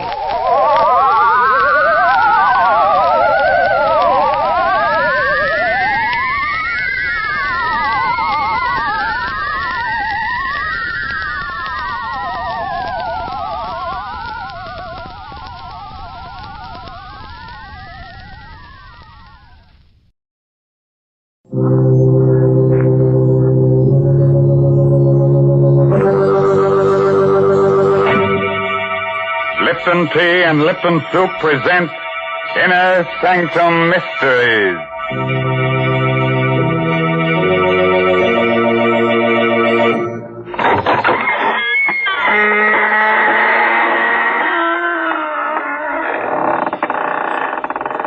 Good evening, fiends. Friends of the Inner Sanctum. This is Raymond, your host, inviting you through the squeaking door. Don't hesitate. Come right in. Oh, it's a bit dark. Careful, don't brush up against that skeleton. Oh, he's quite harmless, I assure you. He's only the skeleton in our closet come out for a bit of air. The idea of a skeleton coming out for air. Such nonsense. Oh, you mean because it's already so well ventilated? Oh, how do you do, Mary Bennett? Hello, Mr. Raymond. Now, you tell me truthfully, is there a family skeleton in your closet? Oh, yes, indeed. And what's more, we make no bones about it. But I'd like to really get him out of the closet. I need space to store my Lipton's noodle soup. What a silly thing to say. You know very well that Lipton's noodle soup comes in a tidy little package that takes up hardly any room at all. Oh. Fact is, Lipton's is convenient all the way around. It takes hardly any time to make, costs less, and makes lots more than canned soup. And when it comes to flavor, nothing can beat Lipton's. It's a grand, homemade-tasting noodle soup with a chickeny flavor. And, folks, Lipton's is just swimming with tender, golden egg noodles. It's like I always say, You just don't know how good noodle soup can be till you've tried Lipton's. And like I always say, tonight put a tight hat on your head so your hair won't rise. And get ready to listen to No Coffin for the Dead. It's an original story by Emil Tepperman. And our star tonight is that famous radio actor Les Tremaine, who plays the part of Tom Archer.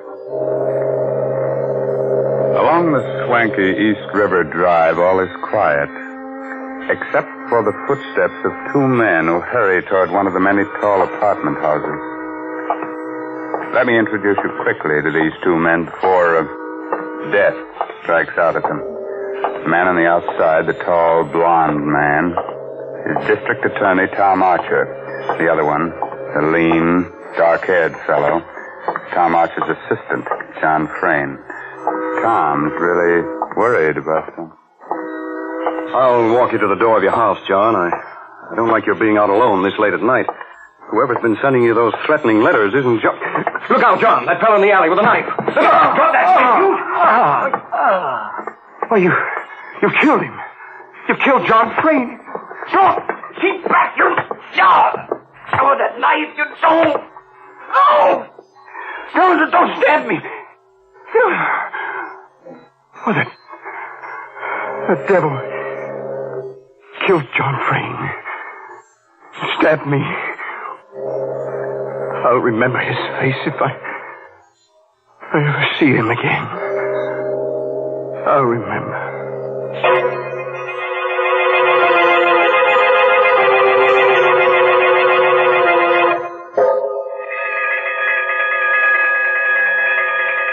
When I began to regain consciousness after that attack, I was lying on the ground at the mouth of the little alley near John Frayne's home. A fussy little ambulance intern had just finished working over me. There was a small crowd around me, and I glimpsed the face of Detective Inspector Lambert just behind the intern. There. Feel better now, Mr. Archer? How is he, Doc? How about getting him fixed up, Inspector Lambert? I think he'll be all right. He's conscious now. Can I talk to him? Yeah, but better not move him for a few minutes till the shock wears off. How are you, Mr. Archer? Oh, pretty good. I feel like a mummy with all these bandages. Yeah, both hands. What did they do? Jump you with knives? Oh, we were passing the alley. John and I... John? What happened to John Frayne? Speak up, Inspector. What happened to John? Now, take it easy, Mr. Archer. John's dead. They got him in the back. Right through the heart. Oh, merciful heaven. John? Did you get a look at the killers, Mr. Archer? Could you identify them? Well, there was only one man. He came out of the alley. He stabbed John, and then he swung at me. I didn't have time to go for my gun, so I caught the blade in my bare hands. He ripped the knife away and stabbed at me I don't know how many times. 6 stab wounds, Mr. Archer. You're darn lucky none of them hit a vital spot. That was a brave thing, grabbing the knife with your bare hand. Probably saved your life. That's the mistake the killer made, leaving me alive. I've seen his face. I'll catch up with him, if it takes the rest of my life.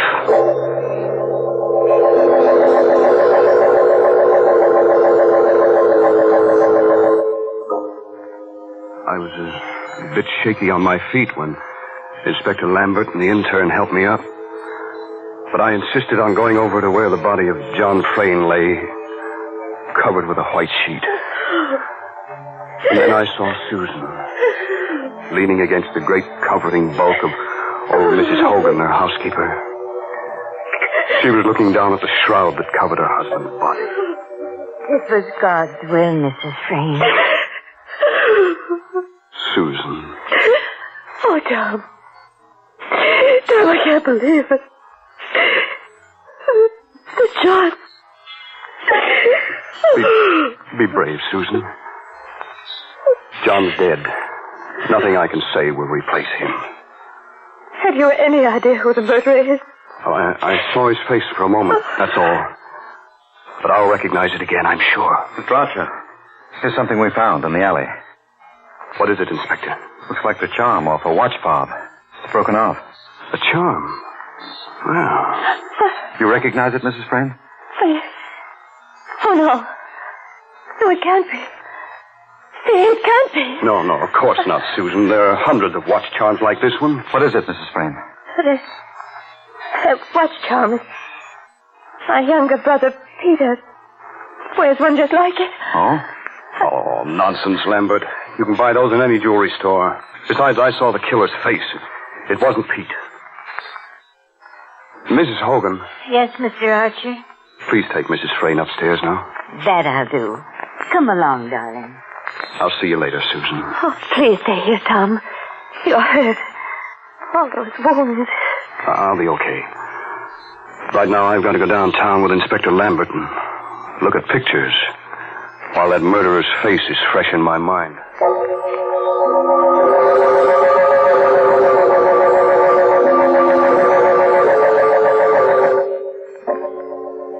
At headquarters, I looked through hundreds of pictures in the Rogues Gallery. It was just 2 hours before I came upon the photograph. Lambert, this is our man. You're sure? Positive. I'll never forget that face. Turn it over. Let's see the name, quick. Right. Bart Hogan. Good heavens. Bart Hogan? That would be the son of old Mrs. Hogan, the Frayne housekeeper. Lambert and I both remembered the case of Bart Hogan. It went back 5 years before John Frayne had married Susan. Bart Hogan had lived with his mother, both working for Susan's father. One day, Bart Hogan had snatched up a kitchen knife and attacked Susan's father with mad fury. Only John's lucky arrival had saved the old man. John subdued Bart Hogan. The mad youngster had been committed to the state asylum for life. But he had escaped 7 months ago. Nobody had heard from him since then. Until tonight. Great Scott. So that murderous kid has come back after all these years to get his revenge. I'm going back to the Frayne house. I want to talk to Mrs. Hogan. You think she might know where her son can be found? Who knows? I'll talk to her anyway. By the way, Mr. Archer. Yes? While you're up there, suppose you just kind of check on whether Brother Pete has lost his watch charm.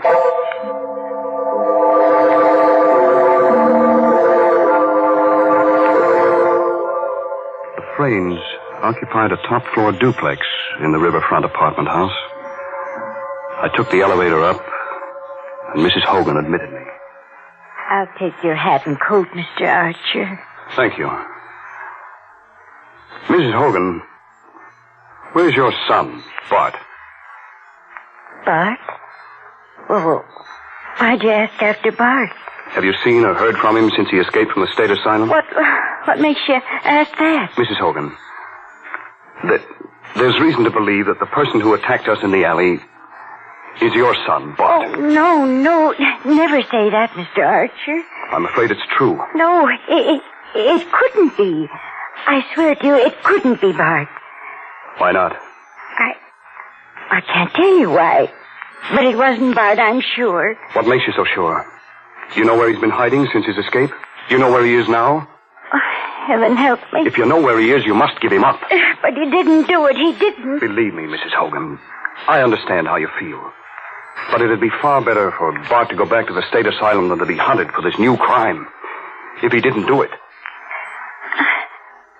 Mr. Archer, if I prove to you that Bart couldn't have done it, would you let him be?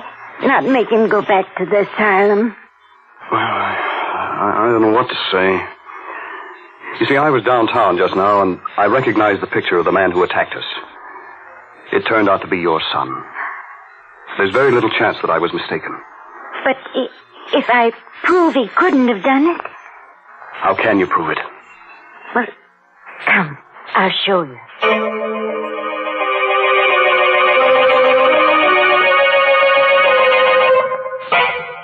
Her usually ruddy face was drained of blood as she led me up the stairs to the upper floor of the duplex, and then along the hall to her room. I always keep the door locked. Go inside, please. Well, I don't see anything in this room, Mrs. Hogan. Well, over here, please, the closet. That you, Ma? That you? It's all right, Bart, darling. I brought a good friend. Good heavens. You've been hiding him here in this closet? For 7 months now. When he escaped from the asylum, he came here. I cleared out the closet. He just holds the cot. He lies in there night and day. Where's he, Ma? Why'd you bring him? What's he want? Don't be afraid, Bart. Mr. Archer won't hurt you. He wants to ask you some questions. Bart, have you been out of this room tonight? Out? Me? Not a chance. He tells the truth, Mr. Archer. Here, I'll pull the blanket back and show you the proof. There. Look at his legs. He was shot in both legs when he escaped from the asylum. I couldn't get medical attention for him, and the wounds never healed properly. I see. You must believe me now, Mr. Archer. Bart couldn't be one who attacked you. Because, well, he'll never be able to walk as long as he lives.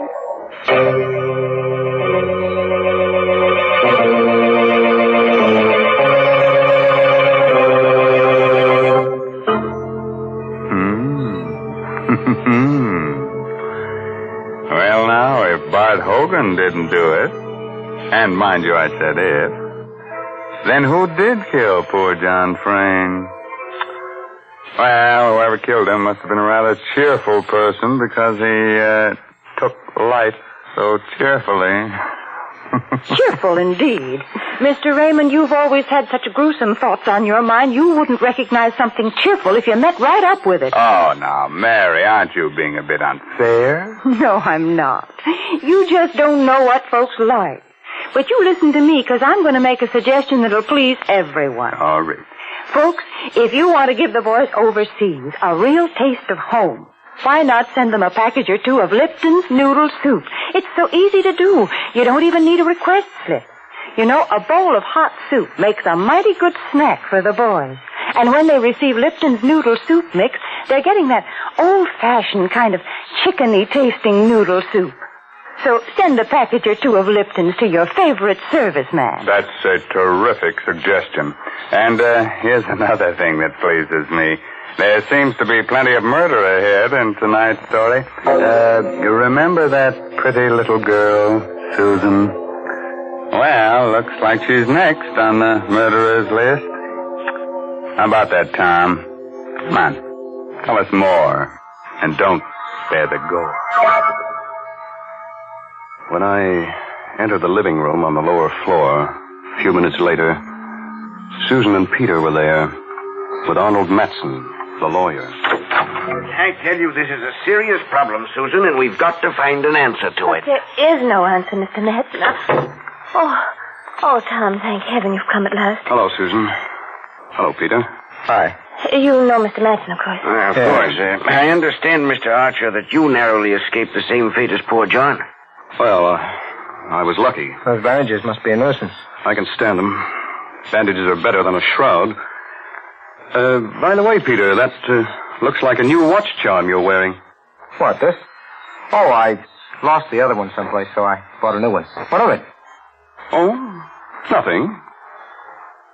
Mr. Matson, when I came in, you were saying something about a serious problem. Exactly. As you know, Susan's father left an estate of $1.25 million in a trust fund to be paid to Susan on her 23rd birthday. Yes, I know. And she'll be 23 next month. But there's a proviso in the will, Mr. Archer. In order to receive the inheritance, Susan must be married and living with her husband on that date. Please, Mr. Matson, I don't want to talk about the money. But don't you see? You'll lose it all. The will distinctly says that you must be living with your husband. If not, then the money goes to 8 charities, except for $50,000 to Peter. I don't care. I don't care what happens to the money. Without John, it doesn't matter. Well, Peter, it'll be a break for you. What do you mean by that, Max? Well, there's no need to become enraged, Peter. I only pointed out... You filthy rat, I'll show you what I know. Go. Take it easy. Go. All right. Take your hands off me. Why are you all looking at me like that? You look as if you thought I killed John. Well, say it. Why don't you say what you think? You better cool off a little, Pete. This is no time for a scene. Yeah? For that matter, Tom Archie, what about you?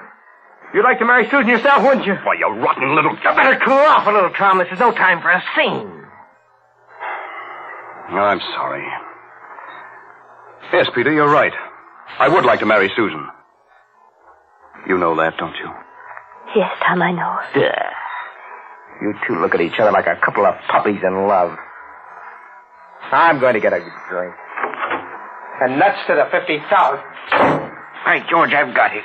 Got what, Mr. Matson? The solution to our problem. What are you talking about? That's it, don't you see, Susan? You can marry Tom Archer here, and then you'll be able to legally claim the estate on your birthday. Well, that's a pretty callous thing to suggest, Matson. Callous? I'm a lawyer. It's my duty to protect my client. I couldn't do it. Of course not. Look here, Susan. Is there anyone else in the world who would benefit by John's death? I don't know. I can't think. Oh, what's the difference? Are you still looking for clues, Archer? You know who the murderer is, young Bart Hogan. Why look further? Bart Hogan? Matson, how did you know about Bart Hogan? What do you mean?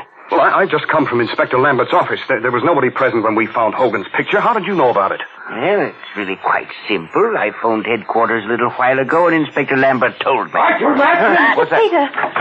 Archer, come quick, in the kitchen. Come along, Matson, quick. Yes. You stay here, Susan. All right, Pete, take it easy. We're coming. Down the hall, the kitchen. Get hold of yourself.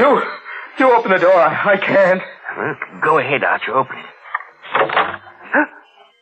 Good heavens. It's Mrs. Hogan. She lay on the kitchen floor on her back, with blood all over her clothes. The blood came from a gaping knife wound in her throat, and the knife lay on the floor alongside her. I found her that way. Her body's warm. She was killed within the last 10 or 15 minutes. Then the killer's running loose somewhere in the house. Susan! She's alone! Good heavens. There, on the floor. Susan, darling. Is she dead? No, she's only fainted. The shock. Oh. It's all right, Susan. What happened? Was it Mrs. Hogan? Yes. Who? We don't know. But the killer's in the house. That madman is liable to kill us all, one at a time. I have a revolver. Let's search the house. Right. Matson, you go in the kitchen and stand guard over that knife. There may be fingerprints on it. Very well. Peter, you stay here with Susan. Here's my gun. Don't be afraid to use it. Wait just a minute. What is it, Matson? Has it occurred to you the killer may be one of us? One of us?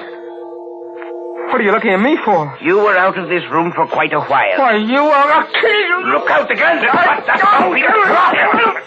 That's better. I'll take the gun. He was going to shoot me. Sorry. I lost my head. Susan, I'm sorry you have to go through all this. Everybody's on edge. There's a killer loose in the house, and we've got to find him. Yes, Tom. I know you'll do whatever's right. I'll try. You two. You can both stay here with Susan. I'll search the house myself. Manson, call the police. Yes, but how can you hold the gun with your hands all bandaged? You can't pull the trigger. I'll use it as a club. All right, now. Don't move out of this room till I return. Be careful, Tom. You mustn't let anything happen to you, too.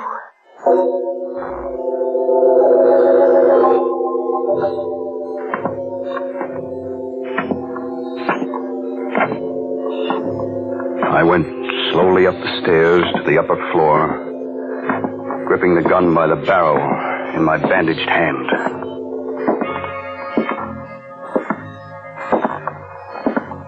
At the end of the hall, I stopped before the door of Mrs. Hogan's room. I opened the door with the keys. Inside the room, the closet door was open. Bart Hogan was still lying on his cot. He must have been expecting me. His eyes were wild with terror. He had a long pencil clutched in his right hand, the only weapon he could find to use against me. His left fist was clutched into a tight ball. He watched me, stiff with fear, as I moved slowly toward him. Across the room. Keep away from me. I had no time to waste on him. I swept beside the fist that clutched the pencil. Help! And brought the revolver butt down hard on his forehead. Help! I went over to the window. Then I went back to the bed and pulled the sheet. Pulled it away. Lifted him. His weak and withered legs dangled uselessly. I carried him over to the window, rested him against the sill. He opened his eyes. He was recovering from the blow. I didn't wait. I pushed hard. He went toppling out of the window.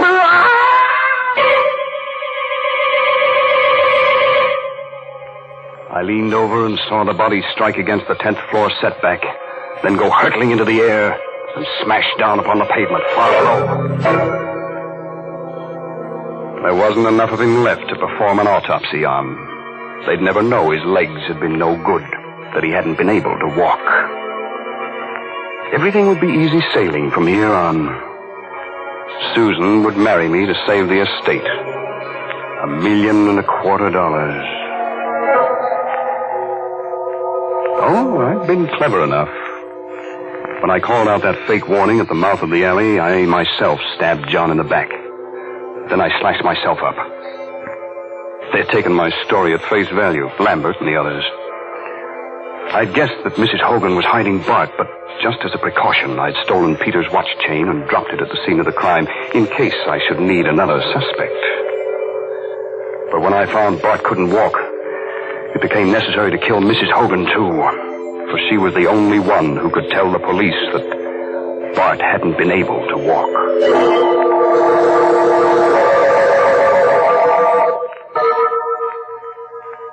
All I had to do now was go down and say I'd found Bart, we had fought, and he had fallen from the window. The perfect crime. I took one more last look down into the street, where a crowd had gathered around Bart's body. I was able to make out the figure of Inspector Lambert, bending over what was left of him. And I saw Lambert force something out of the clenched left fist of the dead body. In a flash, I remembered that feeble little pencil with which Bart had tried to defend himself. I pulled in my head from the window and glanced across to the closet. I saw it at once. A small white scratch pad. I rushed across the room and snatched up the pad. There, on the topmost page, were the indentations of what Bart Hogan had written on the page, and then had torn off. I could read it clearly. I could almost imagine his terrified voicing of the frightened appeal as he wrote it. Archer was here. He means to kill me. He wants them to think I killed John Frayne. But I can't walk. I've got 2 bullets in my legs. For God's sake, save me. Bart had written that note, meaning to throw it out the window. But I had come back too soon for him, and I had thrown it out of the window for him. I went back to the window and looked down. I saw Lambert peering up. Then he turned away and hurried toward the entrance of the building. He's coming for me. There's only one thing for me to do now. I've locked the door. It'll take time to break it down. In the meantime, I've taken the bandage off my right hand. I'm writing a full account of tonight's work. I gambled for a fortune, and I lost.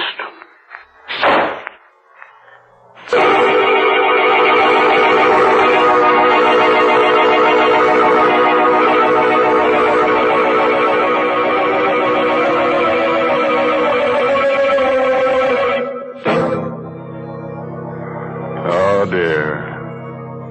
And I loved that boy so. Yes, sir, he seemed like such a nice young man. Well, his trouble was he tried to commit the perfect crime without first practicing up on minor crimes. He should have started by stealing watermelons and then maybe tried his hand at robbing mail trains. Mr. Raymond, what are you suggesting? And just when I was getting ready to tell people to send a bowl of soup to the boys overseas. Wouldn't the soup get cold by the time it arrived? Oh, of course not. Why, Lipton's noodle soup mix comes in a flat package. You simply send it along to your favorite soldier. And he'll be pleased by your little gift because this noodle soup is just like a taste of home. So enclose a package or two of Lipton's the next time you write to him.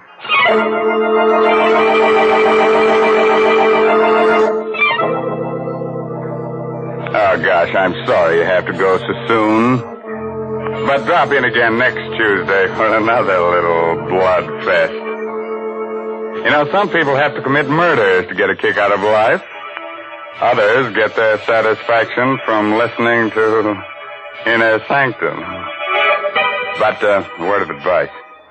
If you've got to commit a murder, please don't get yourself caught. Because if you do, you'll surely get a free ride with the only person never bothered by backseat drivers. I mean that they're hearse drivers.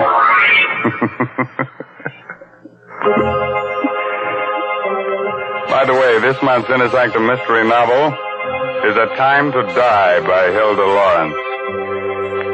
And now I guess it's time to close that squeaking door until next week when Lipton Tea and Lipton Soup bring you another Inner Sanctum mystery directed by Hyman Brown. So until then, good night. Pleasant dreams.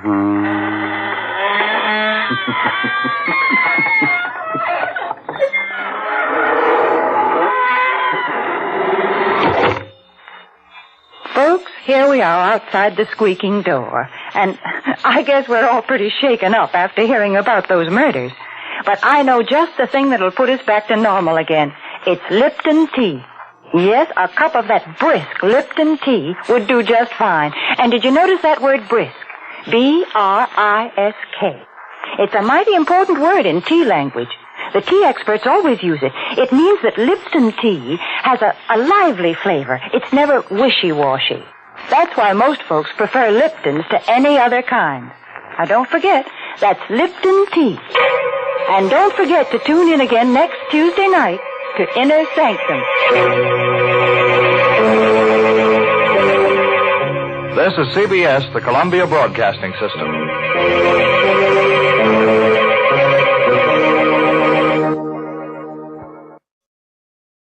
Lights out, everybody.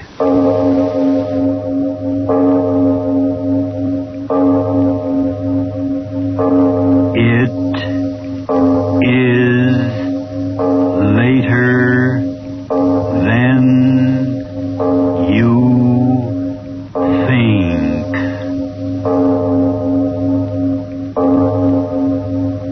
This is Arch Obler bringing you another in our series of stories of the unusual. And once again, we caution you, these lights-out stories are definitely not for the timid soul. So we tell you calmly and very sincerely, if you frighten easily, turn off your radio now.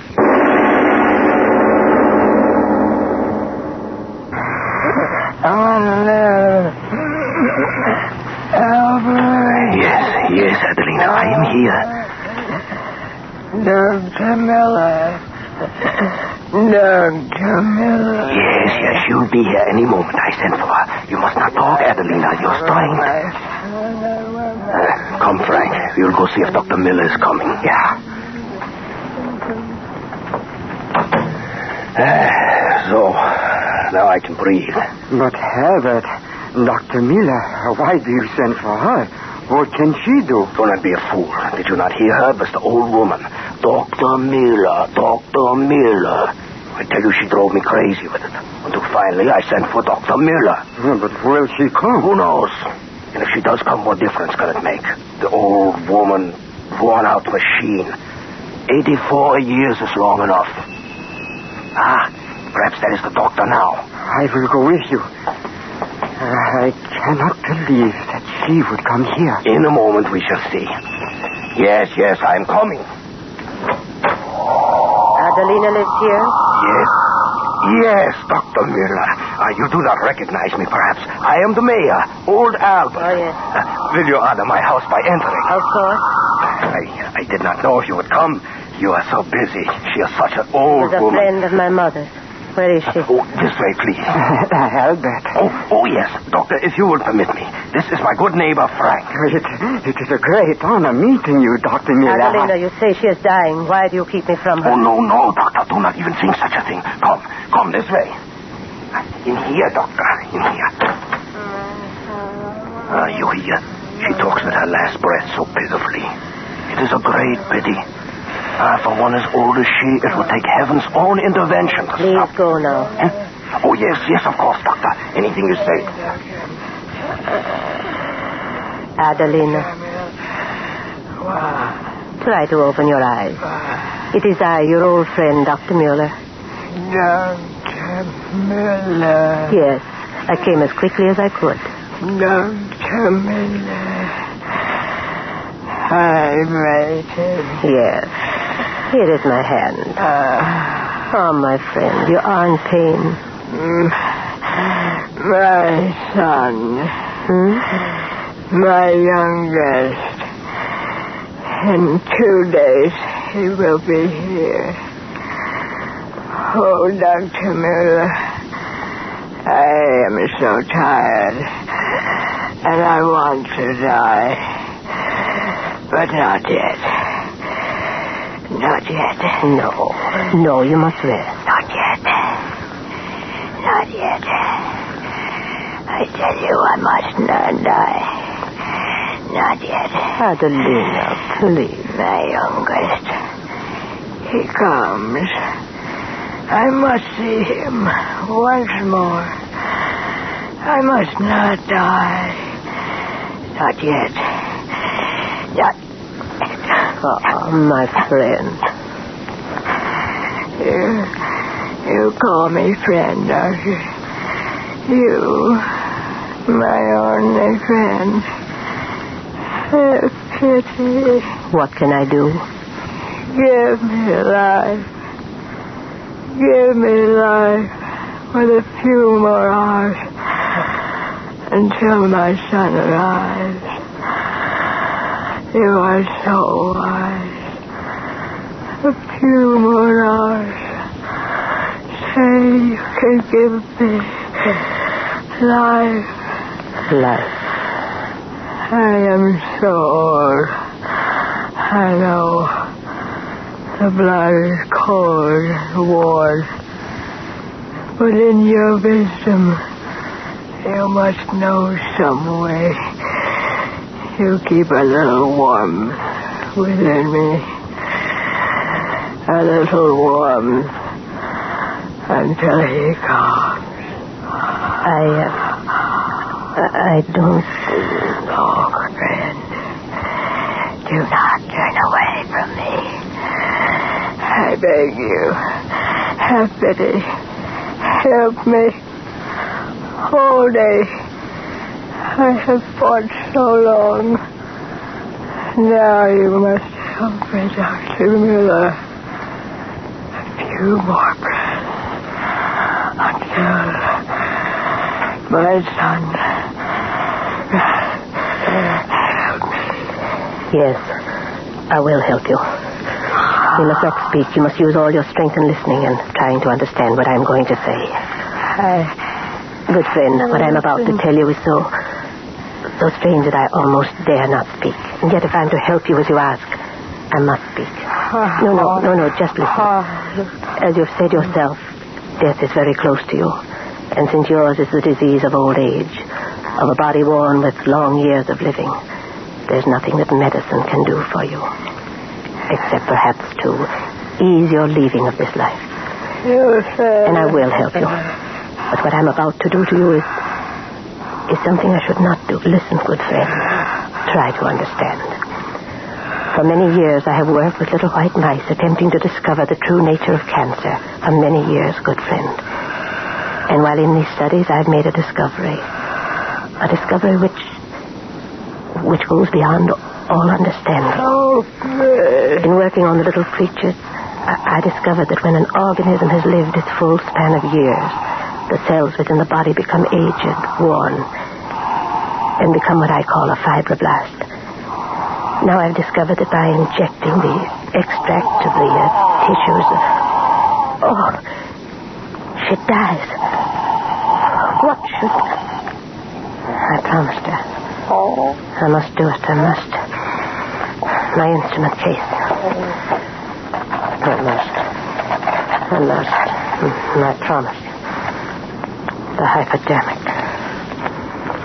My hands tremble. The liquid, so green. If it only gives her a little more of life.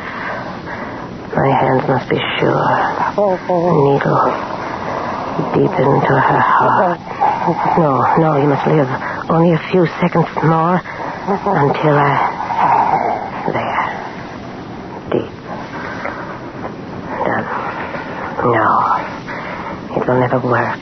My experiment's foolishness, the reaction on the mice, only the illusions of my hopes. And to do what I've done to this old woman. Her dying flesh. Her pulse almost gone. Oh, forgive me, old friend. In your death...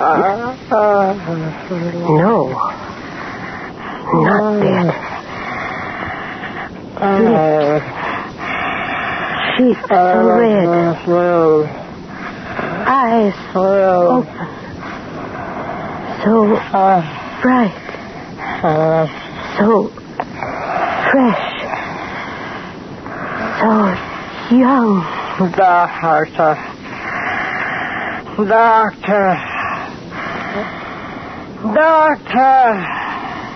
No. Doctor! No. It cannot be. No. Dr. Miller, no. What is it? What? No. Doctor, there's the old woman. Where's Adelina? Who? It is this young woman. Who? Adelina! Look at me! My arms, warm, alive. My cheeks, I can feel them, round, full like they were years ago. She has made me young. She did it. She, me, old Adelina, young. I am young. Miracle on earth. A dying old woman young again. My flesh. Oh, doctor, all the states will know of this miracle. You have conquered death.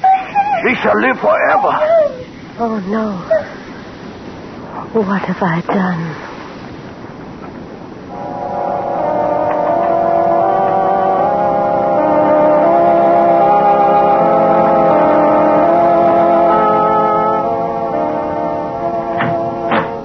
What is it?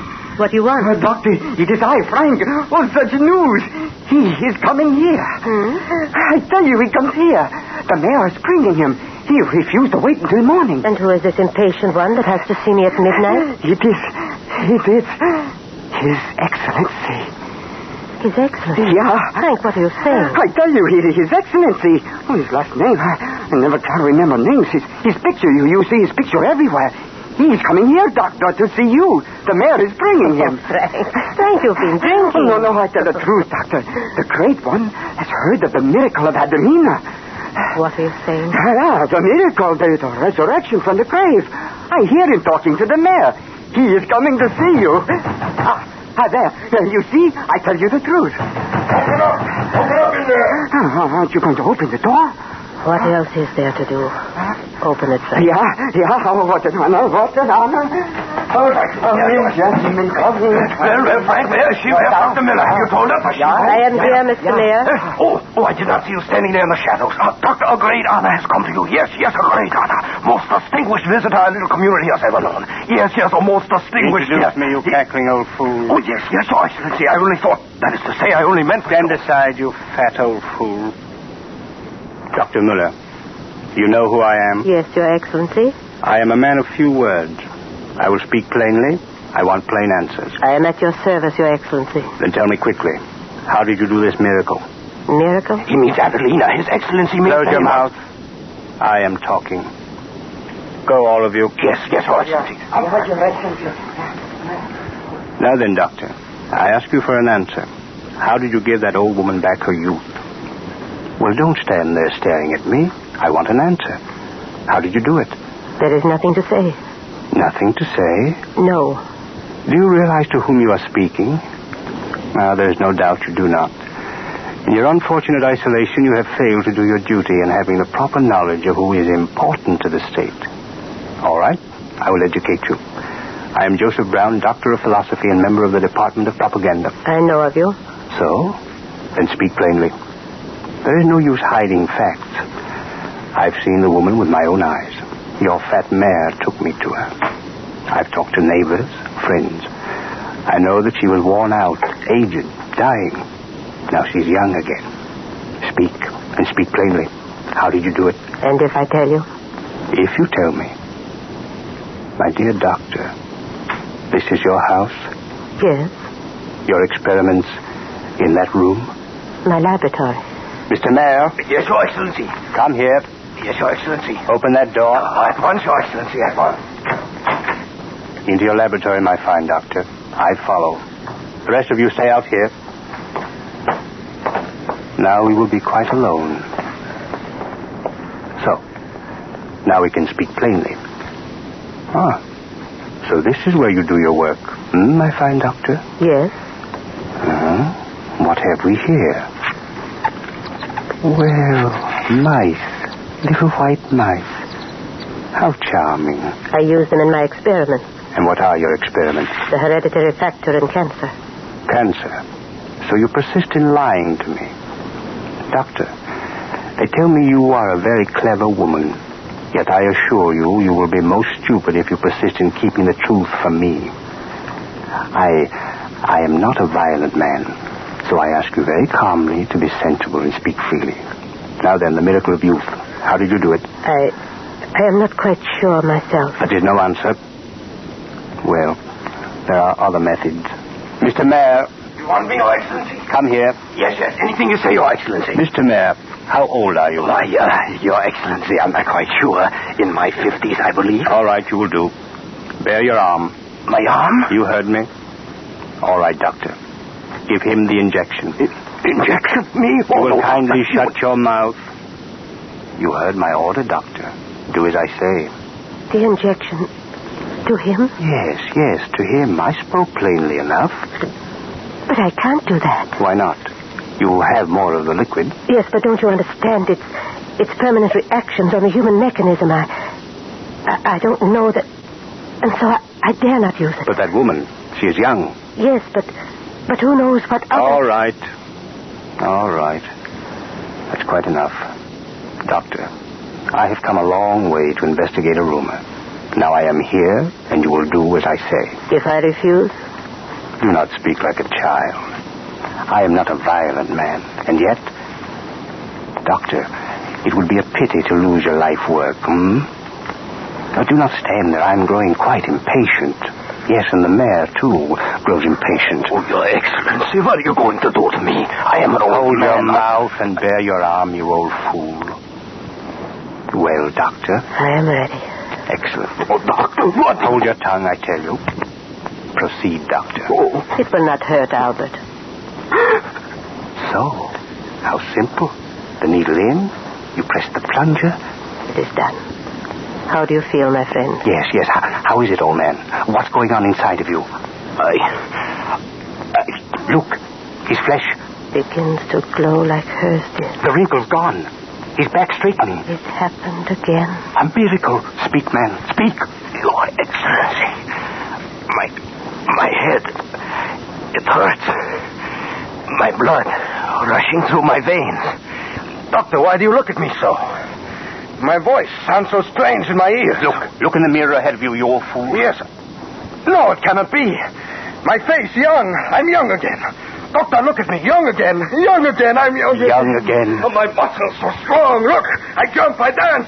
And let me out of here. Everyone shall see. Yes, go. Frank, everyone, look, I'm young. I'm young again. She made me young.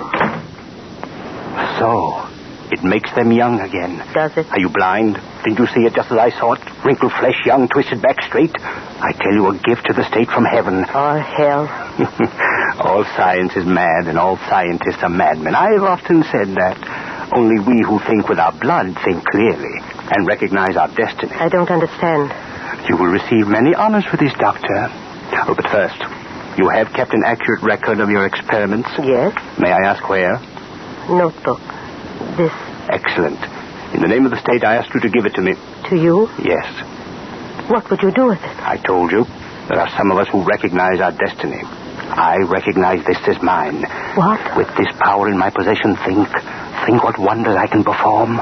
An army of youth, everlasting youth. An army invincible. Oh, no. Old men young and young men forever young. An army without end sweeping the earth. And I, yes, I, the leader. No, you cannot use it for that. Cannot? Ah, yes, I understand. You are thinking that there is another leader. Well, Doctor, at this moment I can speak quite frankly with you. Yes, there is a leader, and they bow their heads to him, the masses. But I will tell you this.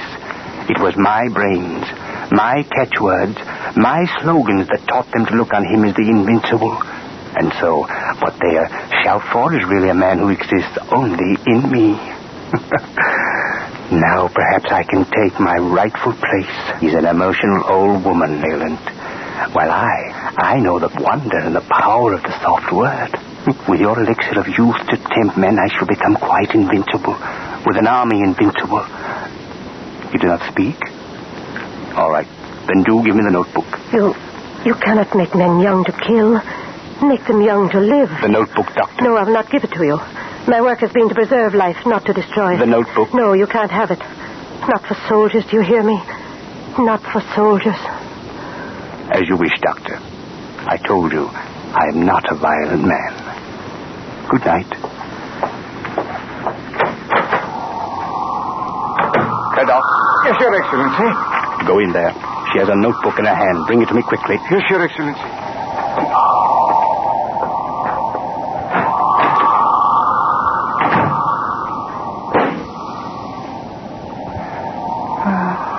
What a pity.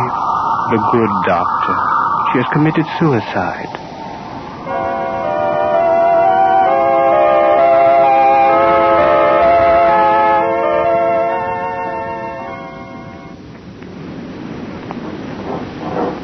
Company! Halt! Ready? Orders of the day. Company A, D, F, and G report to medical officer at once. Company J, M, Q report to medical officer at 12 o'clock. Reserve officers orders report to medical officer within 3... Your regiment, General. They do not quite know what is happening to them, It does not matter, Your Excellency. They obey orders. Come, let us go into your office. As you say. Now then we can speak most comfortably. How many men have been treated? 50. Picked ones. You are satisfied with the results? It was beyond belief. And so, you will join me? Anything you say. When does it happen? He gives one of his infernal orations next week in the old hall. With you and the others to help me, I assure you his old womanish ravings will end right there. You'll speak of others. You doubt they will join me? Oh, no. All men will follow you. Naturally. To think that you should have made such a discovery. I sometimes surprise myself. And you alone know the formula? Yes. That is why I am so sure of you and the others. It will be most pleasant to know the delights of youth forever, my friend. Have you taken the injection yet? I? No. No, I decided to wait until the results of our test cases were quite complete. 50 human guinea pigs. Now that I am certain of the success, yes, I will do it at once. My injection here. Have it all ready. Hypodermic filled? Very well filled. How interesting it looks in its case, General. My immortality. Yes. You would like your youth again now, too? I am not ready. There's nothing to fear. You see? I pinch the skin of my arm. The needle bites for a moment. So, it is done. Do you feel pain? Pain? No. No. Only a strange warmth in my veins. I feel my blood seems to run swiftly. Your face. What is it? Your face. It is changing. Yes, I feel it. I'm young. A young man again. Oh, I told you, young. Gentlemen, you will pardon me. How dare you? Get out. No. Let him come in. Nothing disturbs a young man. Nothing. Well, what is it you want? Well, how thoughtful of you to bring me such a beautiful young woman. Yeah, it is about her that I have come, Your Excellency. About her and the mayor. The mayor? Yeah, he is waiting outside. But who are you? Oh, yes, I remember you. Yeah. You are from the village where... this woman. The first to be rejuvenated. Yeah, Your Excellency, Adelina. The very first. The villagers, they send me to ask you. You will help her and the mayor, won't you, Your Excellency? Help? What are you talking about? Yeah. Look at her, the picture of youth. She was dying of old age, but look at her now, young, beautiful. Yeah, Your Excellency. It's so sad. Young, as you say, beautiful. But the devil's brew Dr. Miller put into her veins. Listen to what it has done to her. What? Speak, Adelina, speak. No. Yeah. No, I won't. Stop it. Make her stop. No. I order you make her stop it. Yeah, quiet, Adelina, quiet, my friend. Tell me, Tell me, what's wrong with the woman? I tell you, the devil's brew, the stuff that makes her young. Speak, I command you, speak. 1,000 pardons, Excellency, I'm trying to. It made her young. It made her body young. But day after day, her mind, it has kept on growing younger. No, you lie. Not the injection. It was something else that did it. No, I tell the truth. The mayor, it did the same thing to the mayor. The injection. No, it can't be the injection, no. General, why do you look at me? You took an injection. A large one. Get out. Out, all of you, out! You can't frighten me, get out! Get out, you lie! It was not the injection, it was something else. I'm all right, my mind is strong. Out!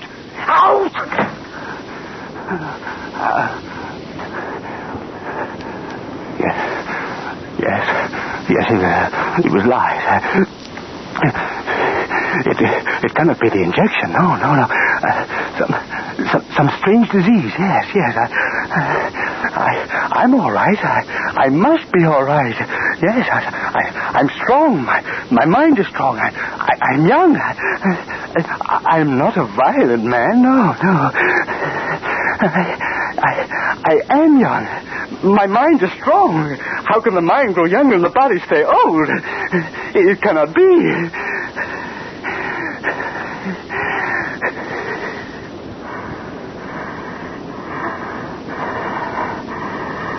My voice. My head. It spins. Younger. What was I saying? Younger. The room spinning. Where am I? My voice. Strange. These clothes. Soldier clothes.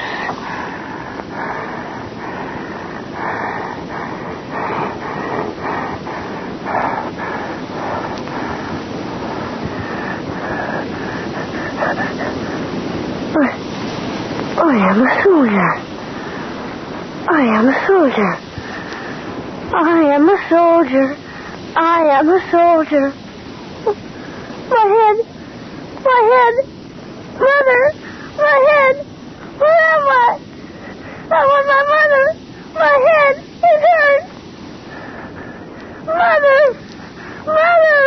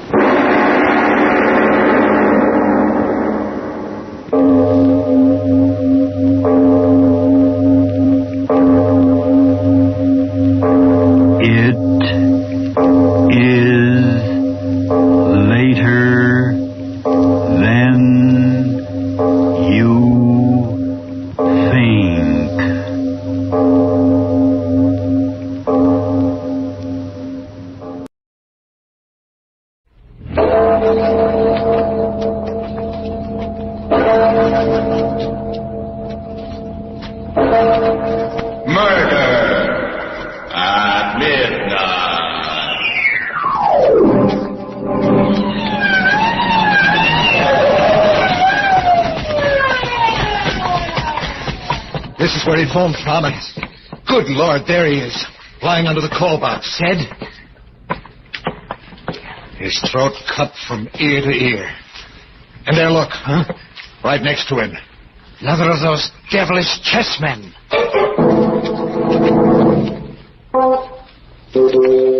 Midnight, the witching hour when the night is darkest, our fears the strongest, and our strength at its lowest ebb. Midnight, when the graves gape open and death strikes. How? You'll learn the answer in just a moment in Death Across the Board.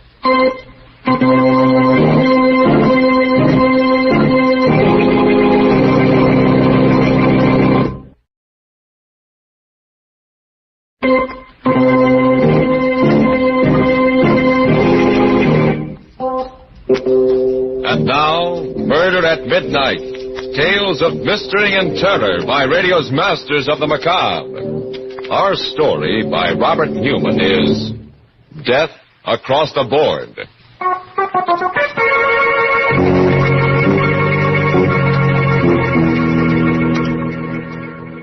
It's about 11 o'clock on a sultry summer evening, and Dr. John Strand is standing in front of the window of a pawn shop in the oldest part of the city. There is the usual collection of odds and ends on display, and also some items that are rather unusual. On a sudden impulse, he pushes open the door and goes in. Good evening, sir. Good evening. Is there anything I can do for you? No, thank you. If you don't mind, I'd just like to look around. By all means. I just thought that if there was something in particular you were looking for, I have some very fine glassware. Hobnail, flint, and sandwich glass? No, thank you. I don't go in for glass collecting. Hello, this chess set.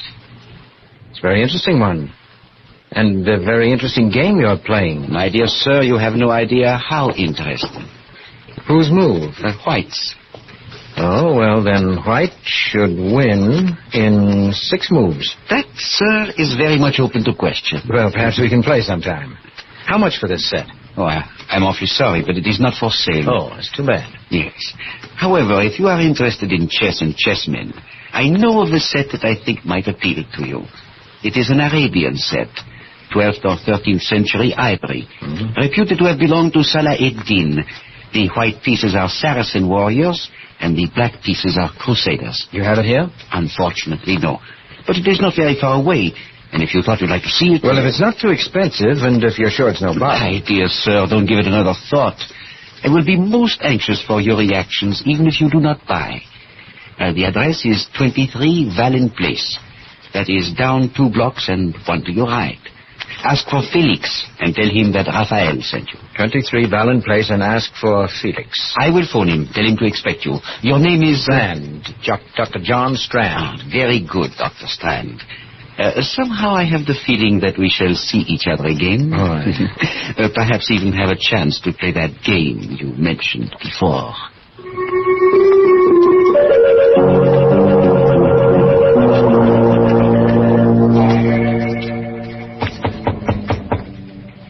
Who is that? Who is there? Felix? I said, who is there? My name is Strand. Rayfield sent me over here. He said he'd phone you and tell you... Just a moment.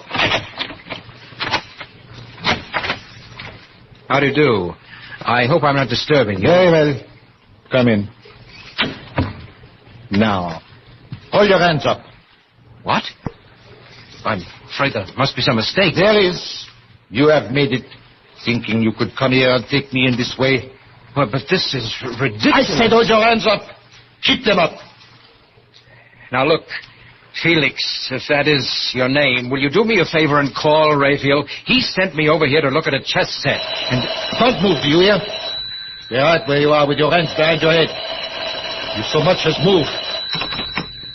Hello? Oh. Hello, Raphael. Yes, he just got here. What do you think? I shall take him into the back room. Do it there. No. No one will hear. Right. I'll call you back. Very well. In there. What for? Because I said so, that's why. Conceal! What? Drop that gun! Drop it, you hear? Oh, my wrist! I should have killed you right away.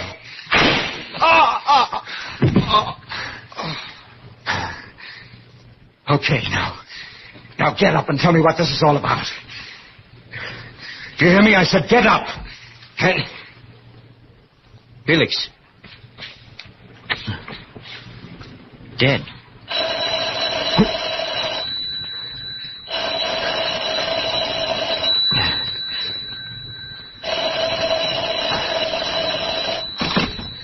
Hello? Felix? I'm sorry, he can't come to the phone just now. Oh, Dr. Strand. Congratulations. What? Who is this? This is Raphael. And now do you think it is possible for White to win in 5 moves? Well, what do you mean? What in heaven's name? You killed him, did you not? Of course you killed him, or you would not be speaking to me now. May I suggest that you go through Felix's pockets, take out the most interesting thing you find there, and bring it to my shop? What? Bring... Hello?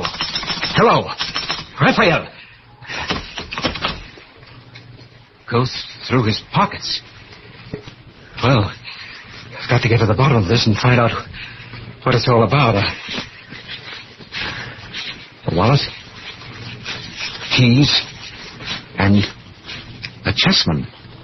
A black rook. A black rook. All right, Mr. Raphael. I think perhaps I'll take you up on that. I will go back to your shop.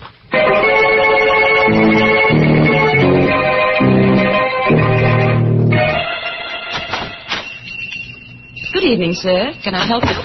Yes. Where's Raphael? I'm sorry, he's not in right now, but... Are you Dr. Strand? I am. I'm Alice Hines. He must have been expecting you, Doctor. He asked me to give you this. What is it? I don't know, but... Another chessman. A white knight. Oh, yes. Mr. Raphael is quite a chess player. Yes, he's more than that. He's a murderer. What? Or at least he has friends who are. What do you mean? I mean just that. He sent me to see someone, a man named Felix, to look at a chess set. And when I got there, this Felix pulled a gun on me, and when I tried to get it away from him, it went off and killed him. Oh, no. Oh, don't look so surprised and innocent. You work for him. You must know what it's all about. And that's what I came back here to find out before I called the police. There must be some mistake. Some horrible mistake. Yes. I've only been working here for a few weeks, but he's been very nice to me. Kind and considerate. A mistake, eh? Then why did he phone Felix while I was there? How did he know he'd been killed? Why did he laugh about it and tell me to come back here? I don't know, but I can't believe that about him. I won't. No, well, we'll see what the police have to say about it. Where's your phone? Back there. But if you're serious about it, you don't have to bother calling them. Why not? Riley just went past here a few minutes ago. But there he is, up at the corner. Fine, that'll save some time. Officer, would you come here a minute? Good Lord, someone shot him. That woman hiding behind that car there. The woman in black. And she's coming in here. Don't just stand there. Get inside and shut the door. You shot Riley. Killed him, just like that. Yes, 6 months I've been waiting, trying to find out who got my Ben. Now he'll rest in peace. Where's Raphael? Raphael? Yeah, it was him that got the dope for me. Told me how to knock the cop off, and he told me to come in here afterwards. Well, Miss Hines? I still can't believe it. I can't. You can't believe what? Hey, why are you looking at me so funny? Say, whose side are you on anyway? Not ours, my dear. What? Not on our side. Ah, so that's it. I just took it for granted that... Okay, get your hands up and keep them up. What'll I do with them, Raphael? I leave that to you, my dear. After all, they are witnesses. Yeah, that's right. May I recommend the cellar? Right through that door there. It's quite secluded and quiet. Yeah, okay. Get moving. I repeat, Miss Hines, well? It's mad. Fantastic. What are you going to do to us? You can't be that dumb, babyface. 6 months I've been wearing black for the only guy I ever loved. Finally, I got the guy that got him. You think I'm going to leave the two of you around to put the finger on me? You mean you're going to kill us? But you can't. No. Seems to me I did a pretty neat job on that flatfoot. After all, they can't burn you more than once, can they? Okay, open that door and go on down. Allow me, madam. Never mind, wise guy. You go down first and then babyface. Well, it's not very good manners. No, I'm not going to let you do it. Give me that gun. Look out, you fool. Look out. Down there after her. And hurry. Watch her while I get the gun. Oh, that was nice work. I was going to try to take her myself. I didn't mean to do it. I was just trying to get the gun, but she tripped, fell. Oh, Dr. Strange. Yes? Why is she lying there so funny? Her head. Wait a minute, let me see. Oh, her neck's broken. She's dead. Oh, no. That means I killed her. Not any more than it means I killed Felix. Well, Miss Hines, I think you must believe me now. I asked you for the last time. Do you know what's behind all this? I told you I don't. Mr. Raphael was always wonderful to me, and he... Oh, look. There, lying next to her. It must have fallen out of her bag. Isn't that another chess piece? Yes, the Black Queen. He gave me one just like it when I first came to work for him. Only it was a white one. What? Yes, a white one. Black Queen, White Knight, and... No, it's impossible. And still... What is it? It's too incredible. But I've just gotten an idea. A mad, fantastic idea that... Come on, we're going to the police. Go ahead, Dr. Strange. Mr. Raphael. By all means. But remember, it's my move now.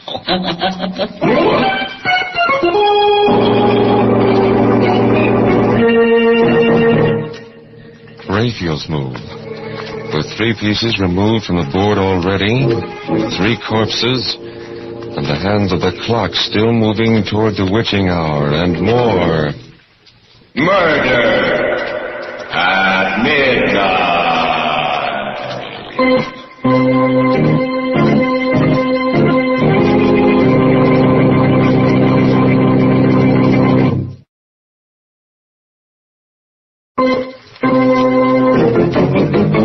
And now, back to Murder at Midnight and Death Across the Board. It's about a half hour later, and sitting in the office of Police Chief Adams, Dr. Strand has just finished his account of everything that has happened. There is silence for a minute.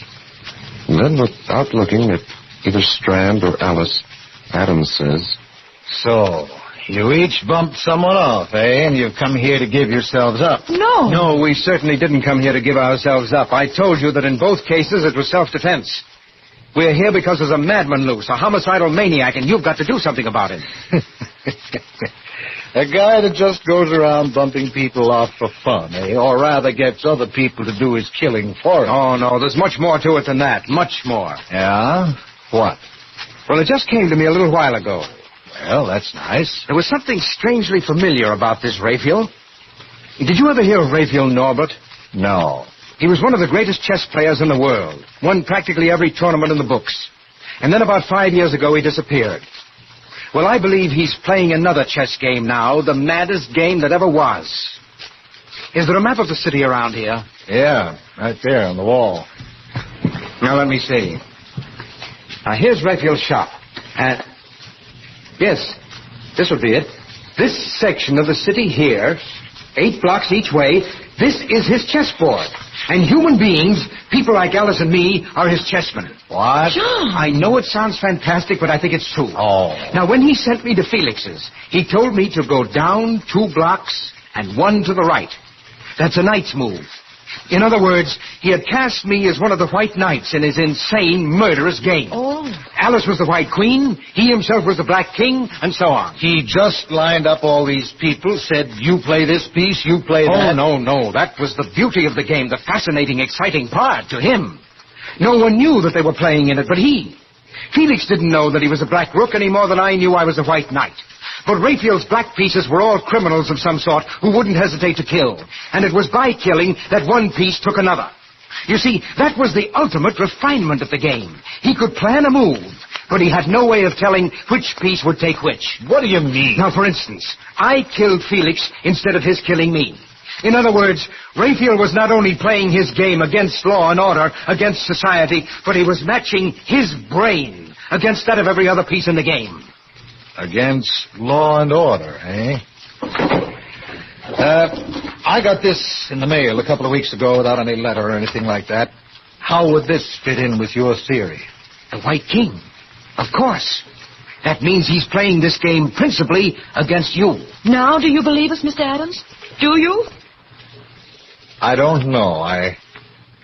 Well, I suppose it's possible. We've been having a funny kind of crime wave lately. Killings without any apparent motive and... Excuse me.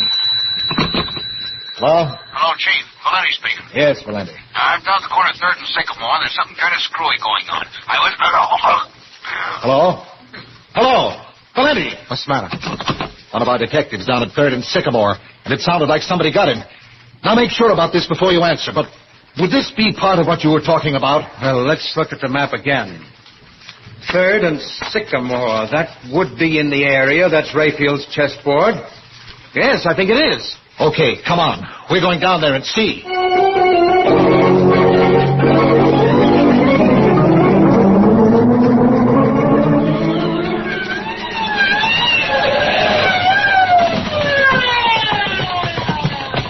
There he is, lying next to the call box. Yeah. He's dead. Stabbed. John. Yes?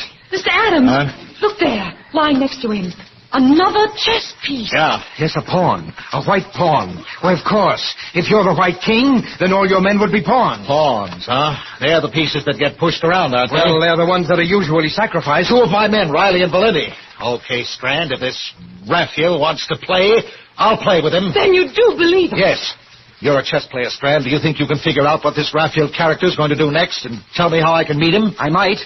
I only got a very quick look at the board, but if I could remember the location of the pieces... You mean he's actually got a board set up showing where all the pieces, everybody is? There's one set up on a little table right next to his desk. No one's allowed to touch it. That's the one. I think I remember the position of the pieces that were left, but some moves may have been made since I saw it last. Well, what are we fooling around here for? Let's go to the shop and make sure.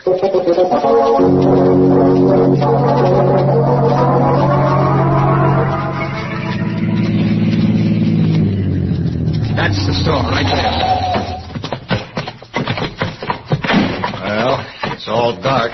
Doesn't look as if anyone's there. Locked, all right. You have a key, haven't you, Alice? No. Raphael never gave me one. He always locked up himself. Well, what do we do? 2 of my men killed and you ask me a question like that? You think I'm going to play legal and wait for a search warrant? Look out.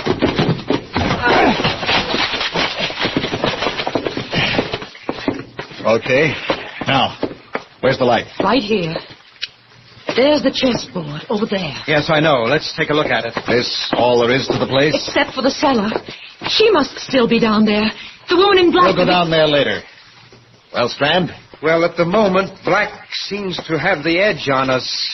Several moves have been made, and we've lost several pieces, but we've still got a fair chance. Oh, the devil was winning that game. Where's this Raphael guy, the Black King, and what's he going to do next? Well, now, wait a minute. Just give me another minute or two, will you? The Black King is still in his own square, which would seem to mean that he's still here someplace. But the thing is, I'm not sure whose move it is now. Oh, Dr. Strand. I am still here, and it's my move. What in thunder is Raphael speaking over some kind of a loudspeaker system, maybe from the cellar? All right, I'm going to see. I'll find out. Oh, John! Oh, Alice. Alice, where are you? Here. Right here. Are you all right? I think so. What was it? What happened? Well, he must have had the place mined or set a booby trap. And when Adams went to open the cellar door, Where is Adams? I'm not sure, but I think he's over there. I must have some matches someplace. Yes, here. Oh, under that beam there. Oh. Help me lift it off. All right. Oh. Okay. Adams. Is he? No, but he's badly hurt and losing blood. We've got to get him to a hospital fast.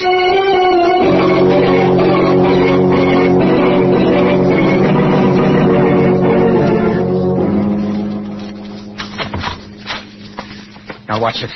This way. The emergency ward is right in there. How do you know? Well, I ought to. I interned here. It's funny there's no one around. Now, put him right there on the table. All right. Easy. That's it. Hello. This is Dr. Strand speaking from the emergency ward. I have a very severe accident case here. Is there anyone around who can take care of him? What about surgery? Crandall? Oh, fine. Will you ask him to get down here as soon as possible? Thanks. The chap I used to know has just finished an operation. He'll be down right away. There'll still be time? Yes, I think so. We'll have to give him a transfusion once we get him patched up. Now, I'd better rustle up a sterile uniform for myself in case Crandall needs a hand. If I remember, they used to keep them in here. Isn't there anything I can do? Just keep an eye on him. The tourniquet particularly. It'd be just too bad if he lost any more blood. Right. He's still unconscious, but I think... That you, Crandall? I'm awfully glad you're here. It's a pretty serious case. Adams, chief of police. An explosion. Oh? There's no time to go into the whole story now. But if we don't work fast, we may lose him. I only had a chance to make... What are you doing? Removing the tourniquets? No, wait. I'm not ready with the ligatures yet. You're not Crandall. You're Raphael. What? Right, Dr. Strand. Raphael Norbert. Dr. Crandall is still in surgery, locked in, as a matter of fact. I put on this mask and gown not because I thought it would fool you, but because, well, somehow it just seemed appropriate. But it can't be you. You were in the shop. No, Dr. Strand. If you're thinking of my voice, as you guessed, it was coming over a loudspeaker system from next door. And if you're thinking of my position on the chessboard, you forget that I had not made my move yet, huh? You probably expected a Brodsky endgame. That would have been the classical move. But I played a variation of it. You cast right. What? I know you do not play chess, my dear Miss Hands. Castling is a move in which the king changes places with one of the castles or rooks. It was a move which brought me here to the hospital, waiting for you. Mr. Raphael, I don't know why you've done everything you have, and I don't care, but you've got to let us do something about Mr. Adams. All that blood he's losing. Yes, Raphael, for heaven's sake. Do not move, either of you. I do not want to have to shoot, but I sincerely hope it will not be necessary. After all, when the chief dies, the game will be over. And the most interesting game it has been. But haven't there been enough deaths already? Oh, you are very sentimental, my dear. I'm afraid you would never make a good chess player. Pieces have been taken, that's all. But suppose we just give up. Say you've won. That's right, Raphael. We'll concede you the game, but let me do something about Adams. There's still time. I've got everything ready here, all the instruments. No, Dr. Strand. This is one game I will not concede. That I insist on having played out to the last move. Well, if that's the way you want it, all right. And if I'm not mistaken, it's my move now. And here. Oh my eye! The formaldehyde won't help them any. Get his gun, Alice? Yes. Watch him while I get these tourniquets back on Adams. Do you think you can still save him? Yes, his pulse is weak, but I think we can still save him. As for you, Raphael, you made one bad mistake. You forgot that 3 of us came to your shop. The White King, White Queen, and White Knight. That would put you in check. And you can't castle when you're in check. I bow, Dr. Strand. I felicitate and congratulate you. But if I am to lose, I prefer to lose in my own way. Look out, Alice! Watch it! He went through the window. Shall I call the police? Get them to go after him? No. There's a railroad underpass right outside. A drop of about 60 feet. I think that's game, match, and tournament. One last move, and the game is over. Over as we like to have all our stories end, with a final... Murder at midnight.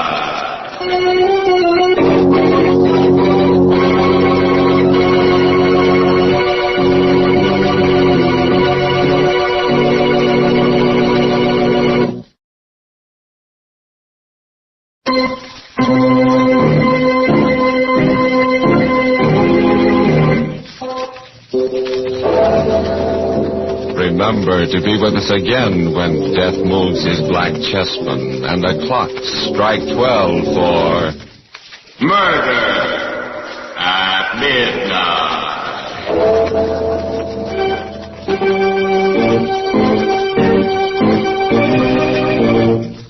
The part of Dr. John Strand was played by Eric Dressler. With music by Charles Paul, Murder at Midnight was directed by Anton M. Leader.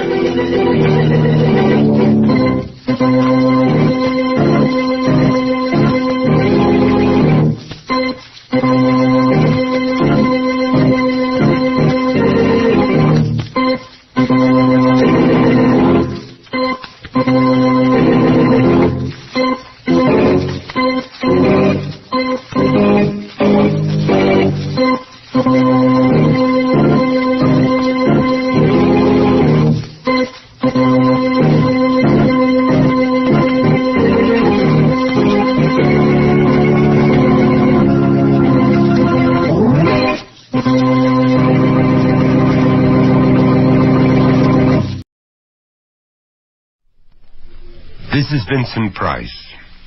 Death. Shakespeare called it the undiscovered country from whose bourne no traveler returns. And to this day it remains the ultimate mystery, and certainly the world's most accommodating one-way street. Yet suppose one of us stepped up to eternity's tour window and ordered a round-trip ticket. Morning, Mr. Beasley. Morning, young man. Lovely day, isn't it? And lovely flowers you have there, Mrs. Grimshaw. Oh, azaleas. Courtney's favorite. Wouldn't want him to feel neglected on the day before our reunion. You know, Mr. Beasley, I've been working at this mausoleum for almost 3 weeks now, and that's the first happy customer I've seen. What's she so cheerful about? You heard her, Tommy. Oh, you mean about a reunion or something? Or something. She doesn't look that sick. Well, what's that got to do with it? Well, she's over there placing those flowers at that crypt, and unless I'm mistaken, that would be this Courtney fella inside that crypt. Courtney Grimshaw, her late husband. Okay. Well, so if she's expecting to be reunited tomorrow, then she must be a lot sicker than she looks, or else about to commit suicide. Oh, you've got it all backwards, Tommy. There's going to be a reunion, all right, and it's going to happen right before our eyes. We're going to have us a coming-out party here tomorrow, the likes of which ain't never been seen in this world. You see, her husband is the one who's crossing the Great Divide. And that's only the beginning. Or perhaps we should call it the second beginning of our story.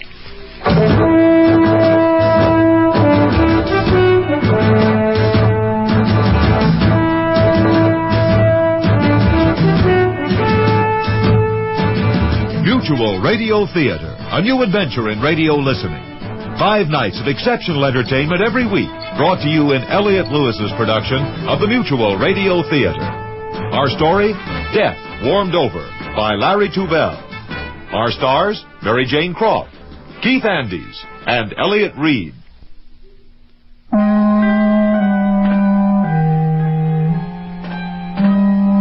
Till death do us part, the traditional limit of the marriage vow.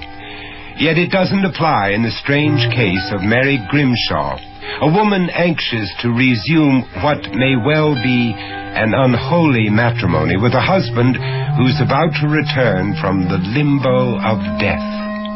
To understand their unique relationship, we must turn back the clock 30 years to the day of their wedding.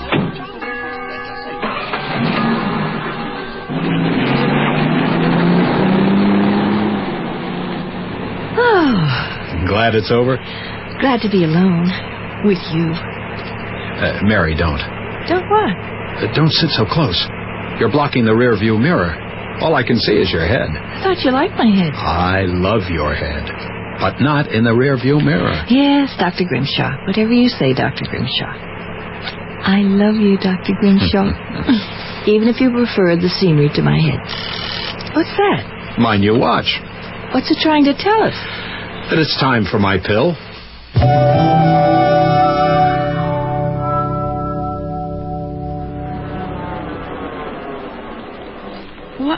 Why are we stopping here? Oh, I need a little fresh air. Get away from those gasoline fumes for a few minutes. Ah, such a pretty spot. Do you miss Boston? Not with you here. Time for another pill? No. Time for a kiss.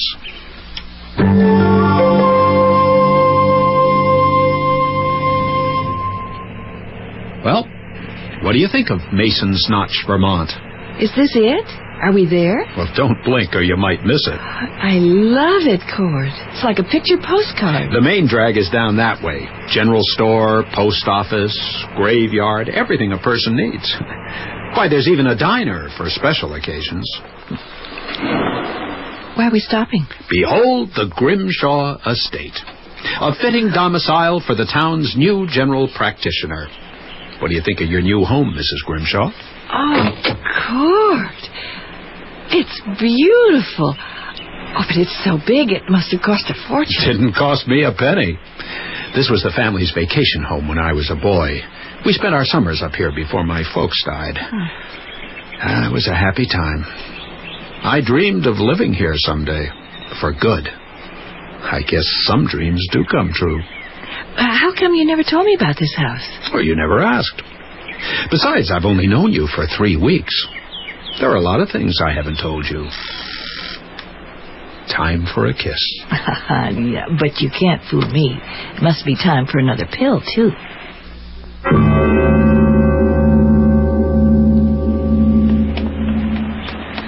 Oh, how much further? I think I've had it.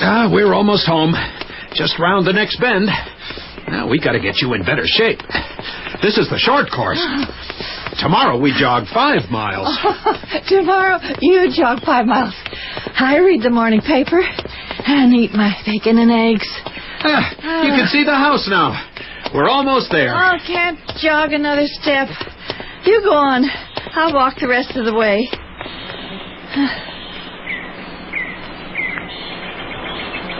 Cord?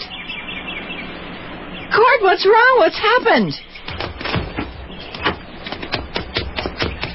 Cord! Oh, Cord! Don't cry, Mary. Please don't cry. I knew this was going to happen. I should have told you, but I couldn't. Mary, I'm dying. And you must listen carefully. Get in touch immediately with my friend Gordon Cannon, Dr. Cannon. You met him at the wedding. Immediately. He'll know what to do, and he'll explain everything. Trust him. Do just as he says.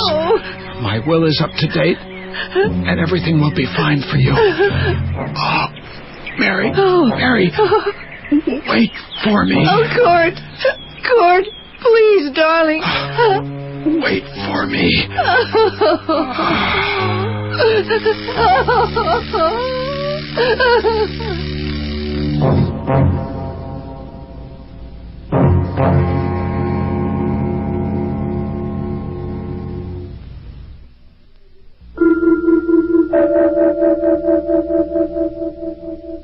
Wait for me.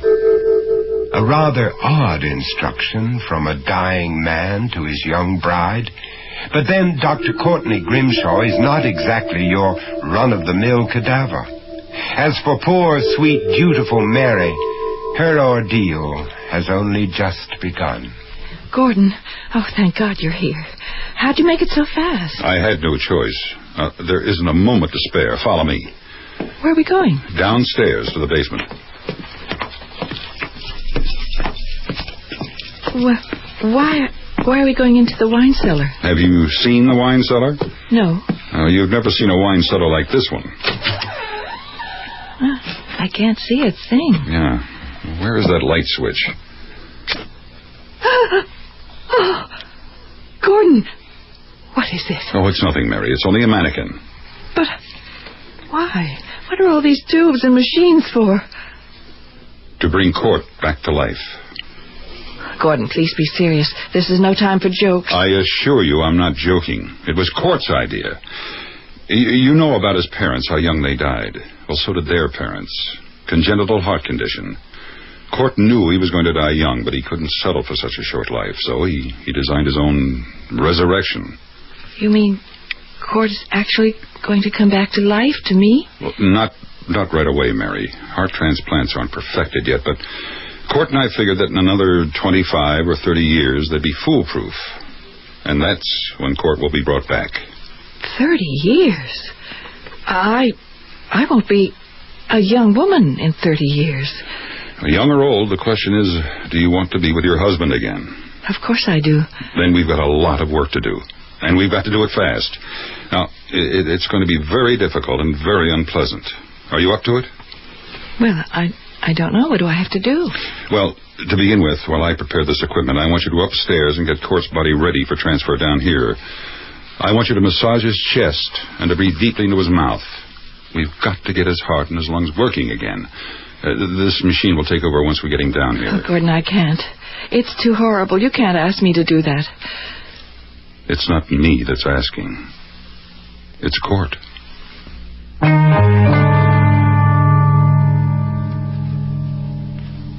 Oh, I don't know if I can make it. Feels like a ton. That's why they call it dead weight, Mary. Oh. All right, now, lift him up and on the table. Ready? Okay. Well, now the real work begins. I'll explain it as simply as I can as we go along. Court is clinically dead, but not biologically. His cells are still alive. Now, what we're going to do first is prevent any further deterioration. And we'll do that with this machine. Oh, there's the switch. Turn it on. Now, this is called a heart-lung resuscitator. What it does is push that piston down on Court's chest so that his heart is squeezed and starts pumping blood again. There. Yeah, good. Yeah, I think it's working fine. Now, what I want you to do, Mary, is hold Court's arm while I inject him with this anticoagulant. It's to prevent clotting. Good. Okay, this part is going to be a little rough. We've got to insert this tube into Court's windpipe so that we can get air into his lungs. That'll be regulated by the machine for every fourth beat of the piston. Mary, are you all right? Mary? No, I'll be all right. I'm just a little dizzy. Now, while I adjust the tube, I'd like you to start applying those ice packs to Court's body, all over the body. We've got to start cooling him off. What? Who the hell are you? Oh, Ambrose is the name. Christian Ambrose of Venable Mortuary and Cemetery. I'm sorry to interrupt you, but I heard there was an accident here. I've been pounding on the door. What makes you think you can walk into someone's house? What do you want anyway? Can't you see we're busy? Yeah, as I can, and this is fantastic. I came here to make funeral arrangements, but if you're doing what I think you're doing... This is none of your business. We've made arrangements, so please leave. Well, you're actually attempting suspended animation, aren't you? This is incredible. You know, I've heard of the Cannon freezing theory, but I never dreamed anyone would attempt it under these primitive conditions. I'd be grateful if you'd let me help. We don't need your help. Please go before I throw you out. Oh, well, I'd be of enormous value to your team. You see, I'm a whiz at handling the deceased. You need a professional. Why would you possibly want to get involved in this? Oh, well, because ever since I read of the freezing process, I've dreamed of the day to become a reality. Oh, but just put yourself in my shoes for a minute. We mortuary people are treated as if we were parasites, feeding on other people's tragedy and misery. I see this innovation as our last great hope. It makes us the architects of immortality instead of the agents of oblivion. It gives us respectability, prestige. It's nice to have your endorsement of our project, but we don't need you. Oh, I think you do. If you look on the floor over there, you'll find the other 50% of your team. She's just collapsed. Mary. You tend to her. I'll begin icing our friend here. After all, we wouldn't want him running a fever now, would we?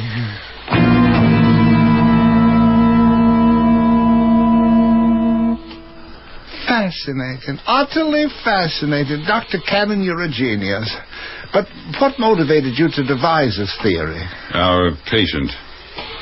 When I first met Grimshaw in med school, I was one of his teachers. Oh? He was a good student. Had a life expectancy of about 5 years. I felt he deserved a few more. Or at least seconds.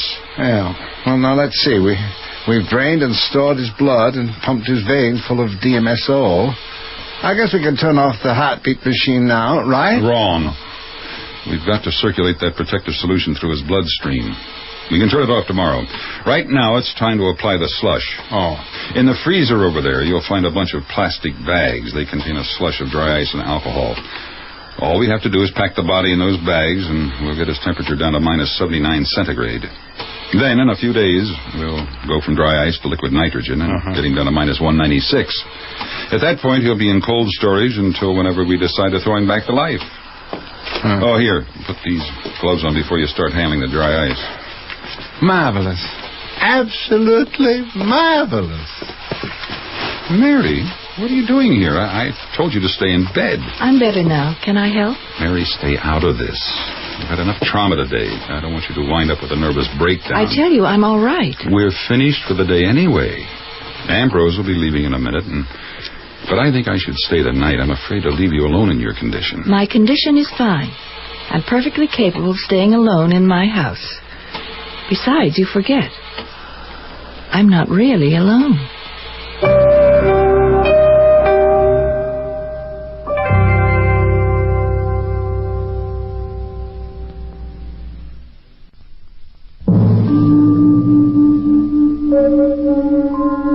Consider the plight of Mary Grimshaw.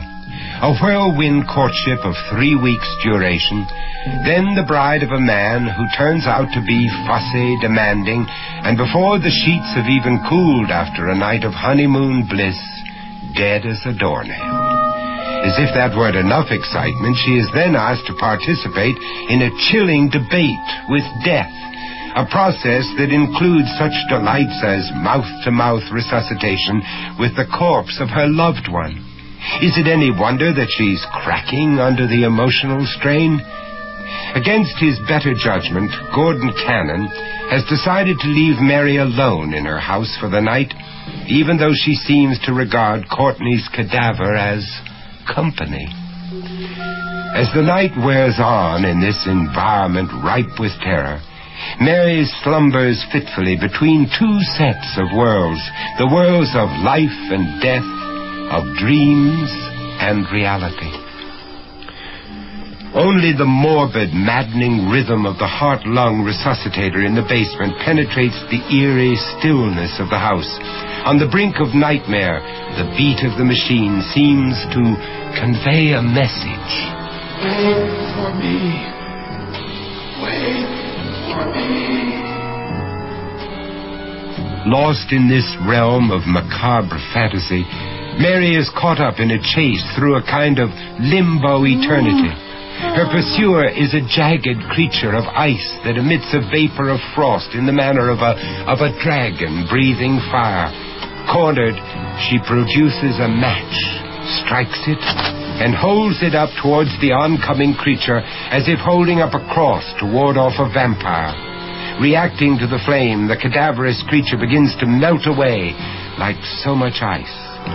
To Mary's horror, she realizes the creature is Courtney.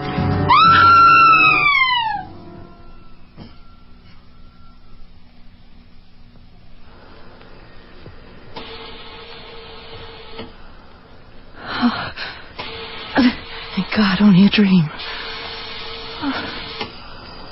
Maybe this is all a dream. Maybe I've only been dreaming about the past 24 hours. Court? Court, tell me you're not dead. Come back to me, my darling. Is that you, Court? Are you calling me? Oh, come to me, my darling. Return to me, Court. Please, don't leave me alone. Don't leave me alone.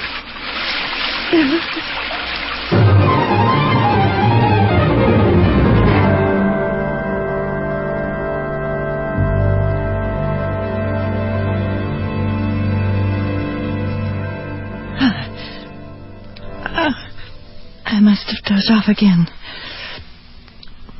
Well, at least the storm's passed. It's so still. What a relief. Oh, the machine. My God, the machine stopped. Oh, for how long? Oh, is it too late to save Court? The phone. Where's the phone? I must call Gordon at once. The lights are all out. Dead. The phone is dead. Storm must have knocked out the power. Oh, I must get to Court before it's too late. Oh! Can't see a thing in this darkness.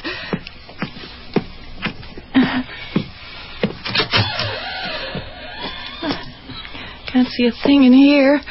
Where's that machine? Mary! Who's there? Is that you, Court? Where are you, Court? Oh!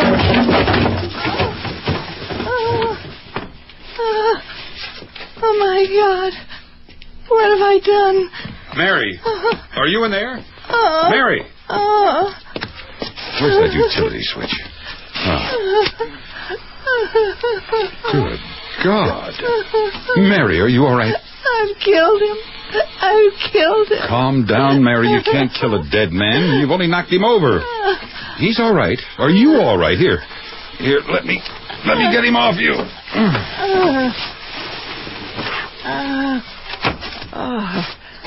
Oh, he's so cold. His arm, it's loose. It must have been severed a bit in the fall. He's quite brittle, you know, but don't worry. They'll sew it together when they bring him back. Oh, he'll never come back. I've destroyed him forever. Mary, you're hysterical. Please, go back to bed and try to get some sleep. I'll fix things up here and stay the rest of the night in case you need me. I've killed him. All he wanted was to come back to me, and now I've killed him. Forever and ever.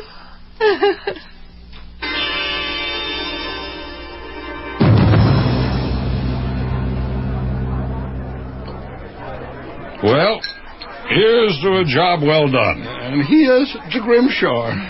Frozen stiff and ready for recycling. I've quit my job with Venable. Well, that hardly sounds like a cause for celebration. Oh, but it is. It is. Bartender, one more here. Oh, Venable was too scared he'd offend people by taking in Grimshaw.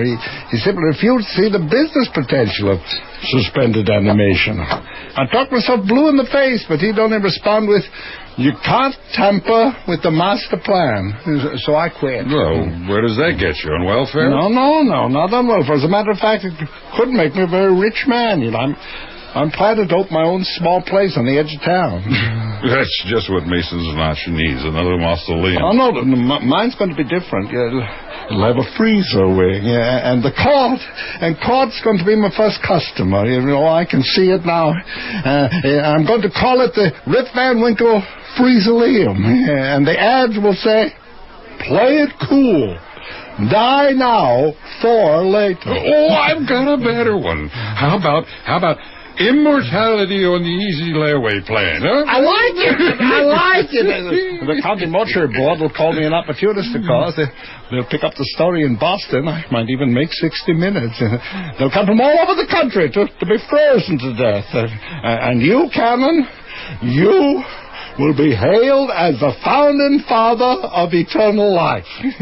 You know what, Ambrose? Why? I think you're daffy. Yeah, but you got to be a little daffy to become a millionaire.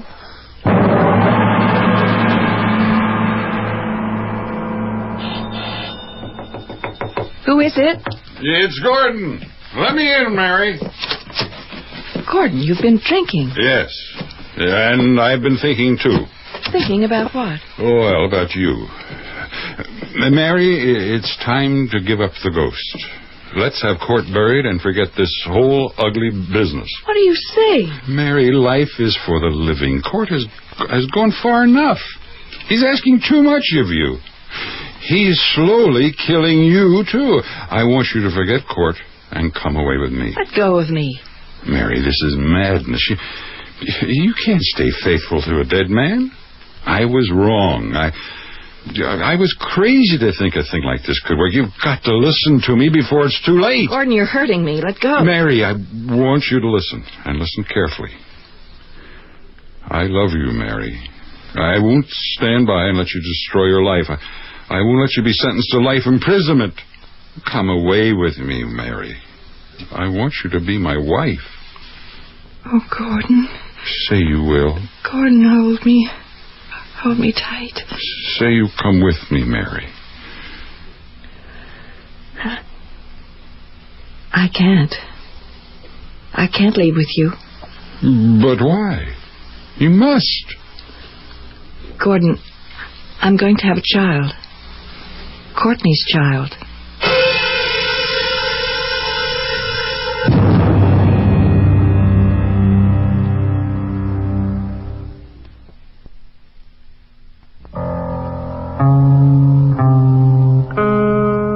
While her husband snoozed for 30 years in icy suspension, Mary Grimshaw, too, remained on hold, the prisoner of a remarkably courageous and unselfish vow. For 30 years she voluntarily vegetated, rearing her heir, preserving an intact shrine to her quasi-late mate, and generally shaping her madness in a house suspended in time and haunted by the ghost of an illusion. The townspeople chose to regard her not as a madwoman, but rather as a fascinating eccentric. Then finally the great day dawned, Resurrection Day for eternity's first round-trip passenger, an event of monumental impact, of worldwide attention. Television commentators drooled over the dramatic prospects of this second coming. Wait, I think this is she arriving now. A hush has fallen over the crowd as the big black limousine pulls over to the curb. It's the Rolls-Royce owned by the proprietor of this world-renowned establishment, Mr. Christian Ambrose. Now, the chauffeur has opened the rear door, and out steps Mr. Ambrose, smiling and radiant on this day, his day of days, too. And now he has extended his arm inside the car. And indeed, out steps the widow, the wife of Courtney Grimshaw. Now, as the crowd presses in for a closer look at the, well, you might say the co-star of this production, or reproduction, if you'll pardon the little joke, she hesitates for a moment. There's a look of panic, or at least perplexity, in her eyes. But now, on the arm of Ambrose, she begins walking toward the main building, ignoring the autograph pads that's being thrust at her by the spectators. She's wearing a bright print lavender dress for this great occasion, looking like the woman of 60 that she is, or perhaps a little bit older than that, after her 3-decade ordeal. She's quite wrinkled and gray, as you can see, and obviously overwhelmed by the enormity of the prospect. And now, as Mary Grimshaw disappears into the entrance of the building, our cameras will switch inside to the recovery room, where we understand that Grimshaw is still slumbering after the grueling test of this morning's 3-hour heart transplant surgery. The thaw has also been completed, of course, and we hear that Grimshaw's temperature is up to a perfect 98.6. And now, there you see Grimshaw in his bed as his beloved Mary enters the room. Oops. Her knees seem to buckle as she sees her spouse, but she's caught just in time by one of the nurses in attendance. And now a chair is being placed at the side of the bed for her. And all that remains is for the man in the bed to discard his 30-year-old coma, or whatever you wish to call it, and re-enter the realm of consciousness. And so she waits. She who alone knows what true waiting is. Ladies and gentlemen, did you see that? A faint flutter of the eyelids. The great moment might be at hand. Mary Grimshaw, as you can see, is leaning forward expectantly. His eyes have opened. He's staring directly into the eyes of his wife. But he looks frightened. And now his eyes have closed. Mary's looking at the doctor. The doctor's looking at Mary. The doctor is shrugging. Oh, but wait, Grimshaw's eyes have opened again, and his lips seem to be quivering. Let's pick up the audio. Ladies and gentlemen, we may be about to hear a man's first words after a trip through the frozen eternity of death. What? Why is it so damn hot in here? Hot? Where am I? What happened? Oh, it's all right, dear. You died 30 years ago. What? You died. I died. You wanted to die. I did? Why would I want to do a fool thing like that? So we could bring you back. You see, dear, we've kept you in the freezer. In the freezer? I've been in the freezer? Yes. Until we could thaw you out and give you a nice new heart. Oh, I'm beginning to remember now. Yes, my heart. Yes, I remember now. Then you must be... Yes, dear? You must be... Oh, why can't I remember your name? Oh, that's all right, dear. After all, it has been 30 years. Well, what is your name, anyway? What is this, a damn quiz show or something? It's Mary, dear. Mary, dear. Of course. Mary, dear. It's you. I'm back, then. I've made it. Mary, dear, come to me. Let me hold you. And so, as you can see, it is a very intimate moment as our two lovers, separated by an unimaginable gulf for 30 long years, embrace tenderly. Ow! Ow! An embrace punctuated by Grimshaw's curious cry of pain. Evidently there's something wrong with his left shoulder. He seems to be clutching it now. And his wife seems quite upset over the ailment, whatever it is. Perhaps a failure of the socket to thaw properly. Well, at any rate, this is Phelps Mancuso in Mason's Notch, Vermont, returning you now to our studios in New York.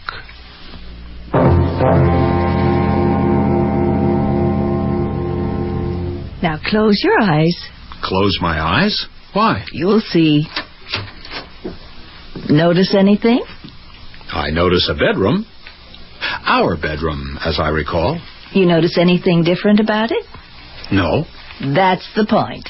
It's exactly the same as the night we slept in it 30 years ago. Come on, follow me. Look at this. It's a tube of toothpaste. I'd recognize it anywhere. Yes, but it's your toothpaste. Oh, that is thoughtful of you, Mary. I'd hate to change brands after 30 years. Oh, no, you don't understand. It's not only the same brand, it's the same tube you used that morning. And this is the same bar of soap. Everything here is perfectly intact. Even the sheets on the bed are the same ones we slept in that night. But where have you been sleeping all these years? On the couch. I didn't want anything disturbed. I wanted everything just the same as when you left.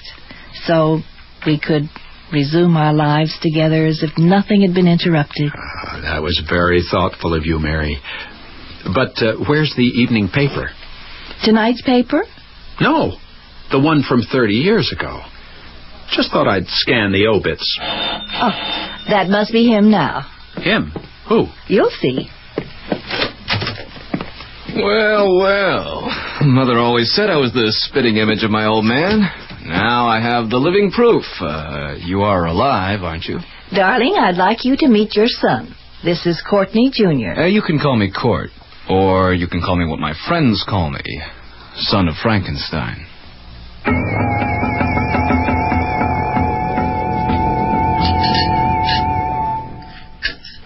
You're not eating. I've planned this dinner for 30 years, and he's hardly eating a scrap. Oh, just not very hungry tonight. It's not the food. You know, dear, it's really not necessary to follow that old food chart of mine now that I've got a healthy ticker. My first night at home after 30 years in the cooler, and she feeds me cottage cheese and a raw vegetable plate. The woman is mad. Quite mad. Let's just leave the dishes and go to bed, darling. I'm going to slip into something comfortable for the night. All right, go ahead. I'll be right up. God, if only they'd left me in that tank for another 10 or 15 years.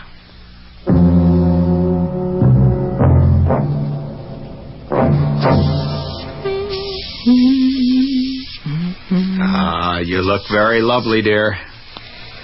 Poor thing. primping like a schoolgirl. Can't she see what the mirror is telling her? You haven't lost your charm. Or your taste for necks. You know, you don't look bad yourself, Dr. Grimshaw. Bad? He looks marvelous in the mirror. And look at that old hag next to him. My God, I hadn't realized. What a fool I've been to think it could work. I look twice his age. Well, that's not surprising. I am twice his age. It must be that 30-year beauty rest I've had. She's right. I do look good. Or maybe it's just the contrast. Well, I'm ready to call it a day. Me too. Good night. Good night.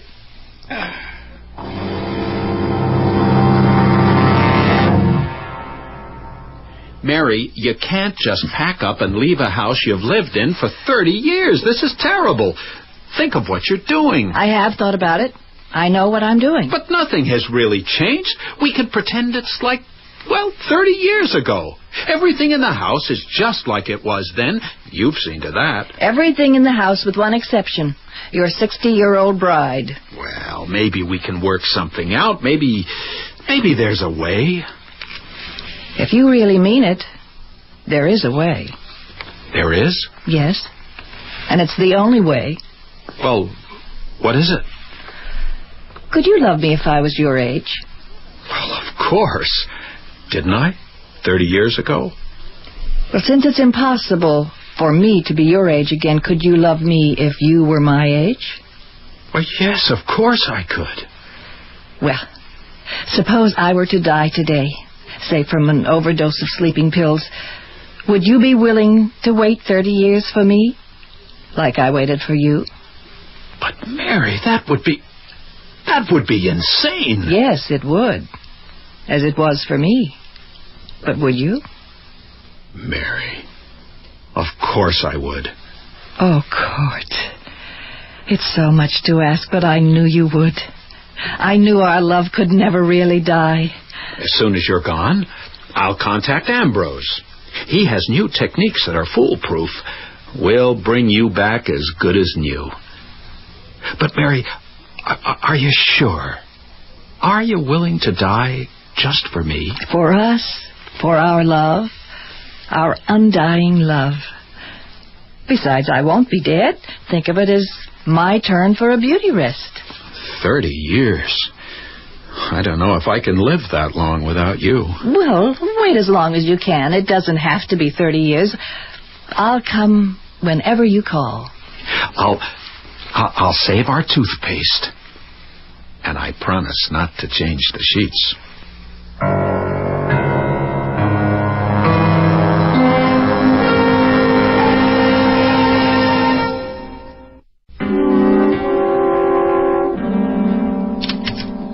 As fast as I could, Court. How long's she been dead? It couldn't be more than a few minutes. I talked with her less than an hour ago. She seemed despondent, but I never suspected she'd do a thing like this. Well, there's still time. We can freeze her and bring her back, just like we did to you. I'm sure that whatever was bothering her will seem insignificant, but she's brought back to you for another chance at life. You know, Grimshaw, there's something beautiful about this. Sort of like, Romeo and Juliet. So let's get her ready. We haven't a moment to spare. No, Ambrose. Huh? We must let the poor woman rest in peace. She was old and wretched and miserable. She'd lost her will to live. What good would it do to bring her back? Well, we could wait 30 years, and you two could resume your lives and renew your love on even terms. There's a kind of poetic justice to that. Wrong, Ambrose. Oh? It would be insane. She said so herself.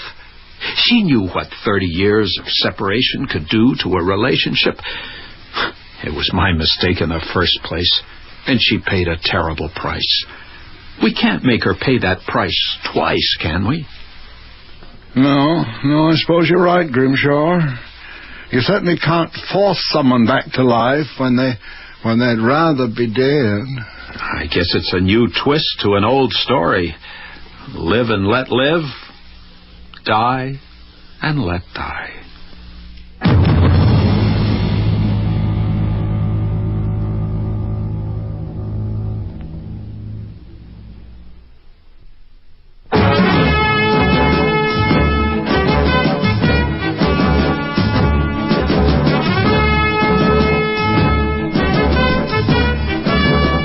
The Mutual Radio Theater is brought to you 5 nights a week at this time. Tonight's original radio play, Death Warmed Over, was written by Larry Tubell and produced and directed by Elliott Lewis. Your host was Vincent Price. Our stars were Mary Jane Croft, Keith Andes, and Elliott Reed. Featured in the cast were Hans Conried, Bill Baldwin, and Corey Burton. John Harlan speaking. The Elliott Lewis production of Mutual Radio Theater is a presentation of CBI.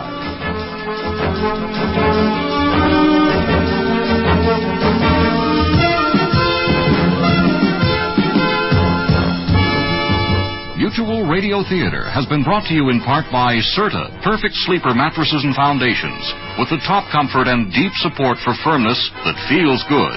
And that's a healthy investment in yourself. This is Cicely Tyson. Join us again tomorrow at this time for another portrait of people in love and sometimes in trouble.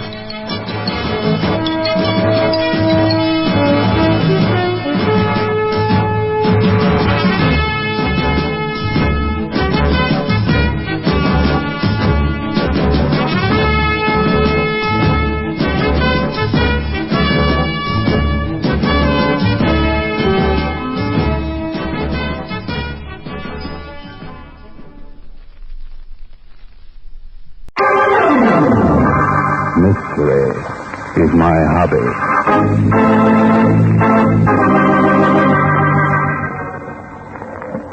Ladies and gentlemen, Barton Drake speaking.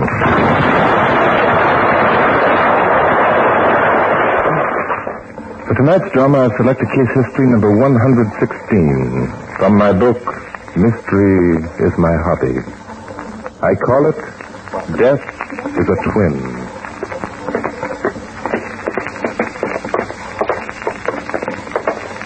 Here's the place, Riley. You wait out here. I'm going in. Okay, Chief. I better try again. Come in. Come in. The door's unlocked. I'll call you if I need you, Riley. In here, in the living room. Be right there. You're the police? I phoned for the police. Inspector Noah Danton. You're Susan Waterstone? Yes. Yes, Okay. Inspector. Okay, Miss Susan. What's this all about? It's my sister, Claire. Something's happened to her. I know it. Oh? What? She went into the library about 10 o'clock this morning with George Gale, our attorney. Told me if I needed anything to call out. I'm a cripple, you see. Yes, I see the wheelchair. A spine injury. I'm unable to walk a step. Claire does everything for me. If anything's happened to her, what would become of me? No. Just calm yourself. Maybe nothing's happened to her. But it has. I've been calling for her for the past half hour. She won't answer. Why didn't you wheel yourself into the library and see what was the matter? But I did wheel myself to the door. The door is locked. From the inside? I'm afraid so. I can't see through the keyhole. Well, guess I better take a look. Oh, we'll be along, will you please? I want to see Richard. Yeah, sure. Which one? This door right here. Locked all right. Yep, keys in the lock on the inside. There's Wanderstone. Anything the matter? Oh, something's happened. I know it. Well, guess I'll have to break in the door. Oh, no, please don't. That's such a beautiful old door. If you had to break anything, why not a window? Okay, it doesn't make much difference. I'll get Riley to do it. Hey, Riley, try and get in one of the library windows. They're all locked. Break one. Okay, Chief. Riley will be in the jiffy. Oh, what do I do? Poor Claire. Oh, maybe she just had a fainting spell. Guess the windows must have been locked. Holy cow.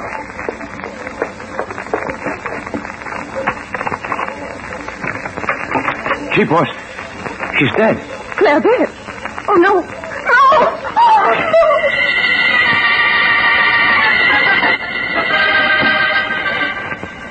Mike Fatt, Barton Drake's Chinese houseboy, carefully twirled the bottle of rare old vintage in the ice bucket and carefully adjusted a spotless napkin around the top. Carefully, he set just the right glass on each stand beside the two easy chairs, and then, just as carefully, placed a carpet tack point upwards in the chair where the good Inspector Danton would soon be planting his very ample frame. Mike Fatt loved the good inspector, but he also loved his little joke better. Mike, You up for something? Oh, no. Just putting out very cooling refreshment. Well, all right, but you sound rather suspicious. Okay, have dinner ready. Inspector's always hungry, you know. Oh, yes, Mr. Drake. Dinner ready? Good. Yeah. Oh, Inspector here now, I think. I go. I'll be out in a minute. Well, evening, Mike. Thousand welcome, Mr. Inspector, to the abode of Mr. Drake, also of humble Mike Flax. Please wait up. Yeah, thanks. Where's Bart? Dinner ready? Mr. Drake enjoying pleasure of admiring new hand-painted necktie in the mirror. Uh-huh.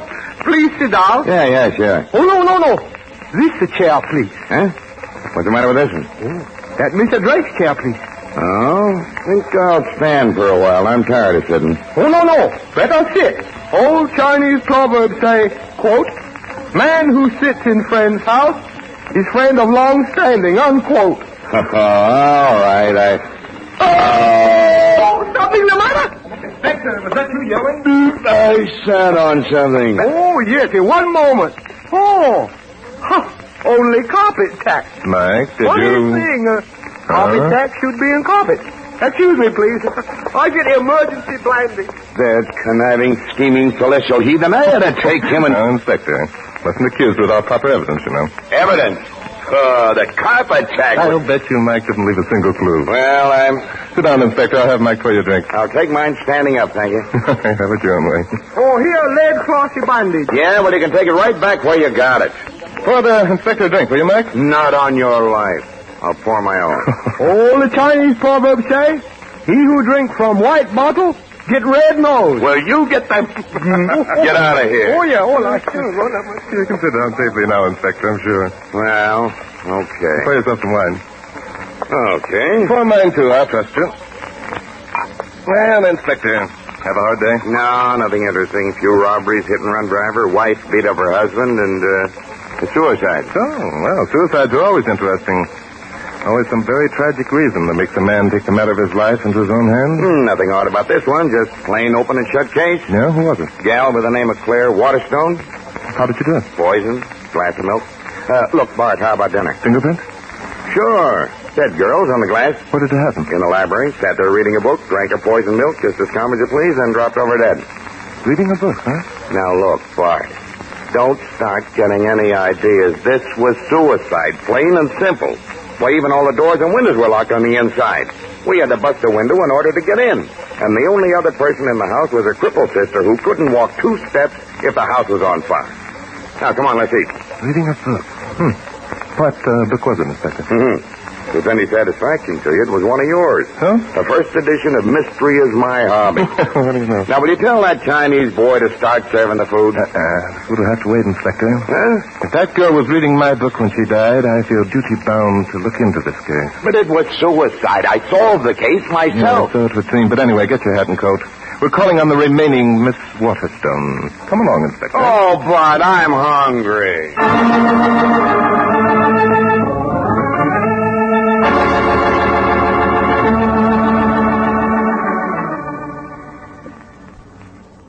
And now back to Glenn Langan for the second act of Mystery is My Hobby.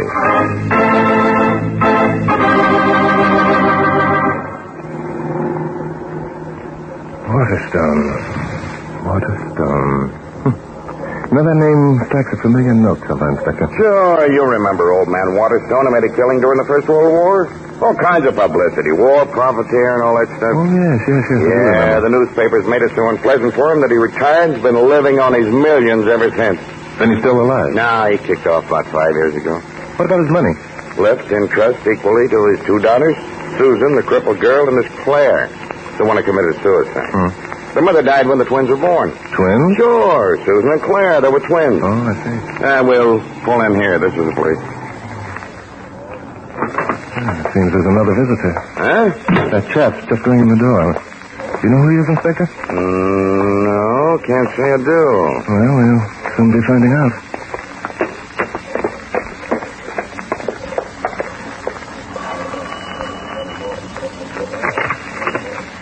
Miss Waterstone isn't at home, gentlemen. Just a minute, you. We're the police. Police? Oh, that's different. Come right in. Thanks. I thought this matter had all been settled. It has. Well, then what? This is just a final checkup, Mr. I'm George Gale, Miss Waterstone's attorney. How do you do? I'm Barton Drake. This is Inspector Noah Danton. How do you do? How do you do? George, is that you? Yes, Susan. Is that someone with you? Yes, Susan, the police. And a Mr. Barton Drake. Well, bring him on in. Follow me, gentlemen, please. Miss Susan is confined to a wheelchair, you know, Mr. Drake. Yes, I've been told. I didn't expect you back, Inspector. I thought this matter was all settled when they took my poor sister's body away. It is settled. It's just that Bart here... Miss Waterstone, I'm Barton Drake. I knew of your father. Oh? Barton Drake, the writer? Yes, Susan is very fond of your books, Mr. Drake, so? Yes, indeed. Being confined as I am, I find reading a great relaxation, and I'm particularly fond of mystery stories. I'm very flattered, Miss Waterstone. Would you gentlemen care to join me in a cup of tea?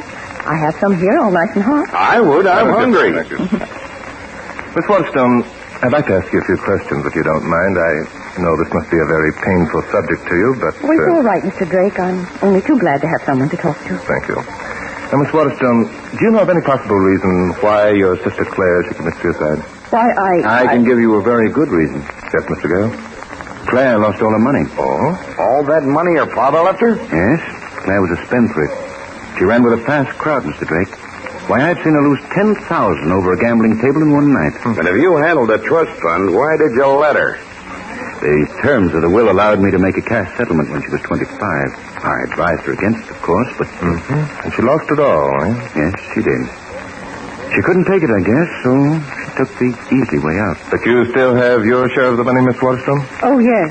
I'm able to live very well on the interest of my investment. You see, Mr. Drake, I've taken the precaution never to be a burden to anyone. A very wise move, I'm sure. Claire didn't think so. She was mad as hops because Susan wouldn't give her half of what she had. Poor Claire. I did take care of her, Mr. Drake. I gave her an allowance of $100 a week. I see. Inspector, I want you to show me around the library. Oh, well, come on. You'll excuse us for a bit, won't you, folks? Yes, indeed. What's the matter with you, Bart? I've never seen you act this way before. Not just over a plain old suicide. This the door? Yeah. Well, come on in if you're coming. Just a minute, wait a minute. Did you oil this lock when you were trying to get the door open, Inspector? Oh, of course not. Riley opened that door with a key from the inside. That's strange. Well, now, where was the body? Slumped over in this chair. And the book, my book? Laying in her lap. That's the book for fingerprints? Sure. Whose? Hers. Oh? What was the glass of milk? Laying on the floor. That spot there was the milk. I see. How do you know the milk contained the poison? We analyzed the spots. Now, are you satisfied? What's that broken window? Where Riley came in. Barnett told you all about this before. Now, what are you trying to... Look at him. Oh, they both must have liked mysteries. You know, here's a book of mine I've forgotten I'd ever written. Well, I wish you'd go home and write another. I'm hungry. I want to eat. Very well, Inspector. Let's go. You mean back to your house and good old Mike Fat's dinner? No, Inspector. Down to the morgue.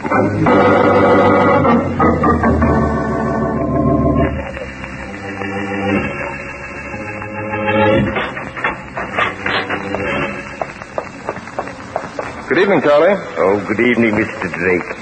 You come down to take a look at my customers. We came down to look at a stiff. Yes, of course. Come right in, gentlemen. How are you this evening, Inspector? I'm starving to death. Good. I had a cadaver that came in this morning starved to death, rather thin. Now, what can I show you? I've got all types. Look, we aren't down here to pick out Miss Corpse of 1947. Oh. We'd like to look at Miss Claire Waterstone, Charlie. Claire Waterstone? Yes, Mr. Clare. Oh, yes.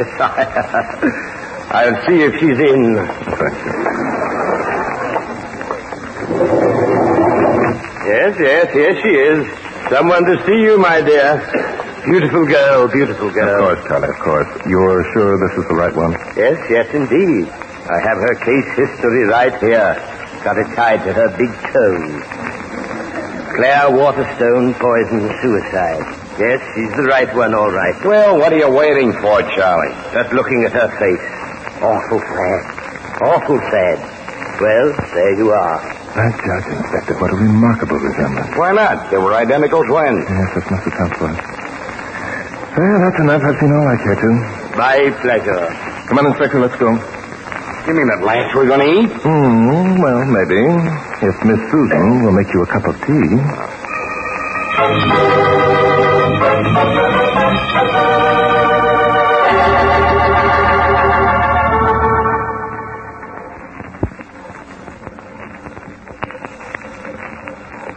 And now back to Glenn Langan for the third act of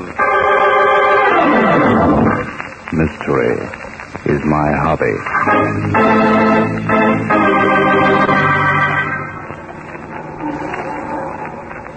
Well, I hope at last you're satisfied, Bart. Yes, Inspector. I'm satisfied. I told you it was suicide all the time. I'm satisfied that it's murder. Murder? Oh, now, Bart, Stop Lord. at this drugstore, Inspector. I want to make a phone call. Phone call to whom? My stockbroker. Stockbroker? Are you nuts? I don't think so. Well, while you're phoning, I'm going to have a double banana split.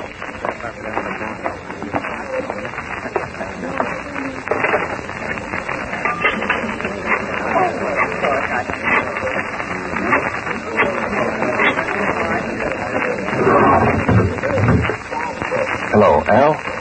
Barton Drake. Listen, Al. You know a chap by the name of George Gale? Yes, that's the one, a lawyer. Yeah?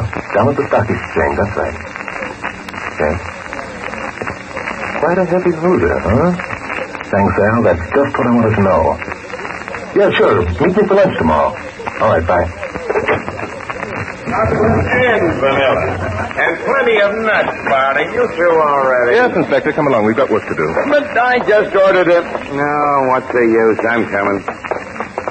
Suicide, morgue, murder, stockbroker. I give up.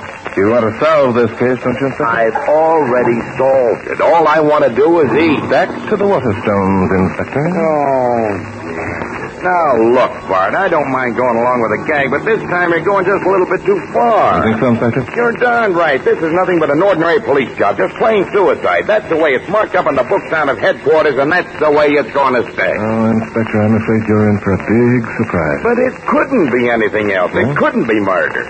Look, be reasonable, will you? Why couldn't it be murder? Because nobody could walk into that library, give Miss Claire a glass of poisoned milk, and then walk out and leave all the windows and doors locked on the inside. That's why. Claire just had to lock that door herself. Well, it's been done before. If you read my book on the case of... And besides that, there weren't anybody else's fingerprints on that glass but Claire. Of course there weren't, Inspector. You wouldn't expect there would be, would you? Oh, no.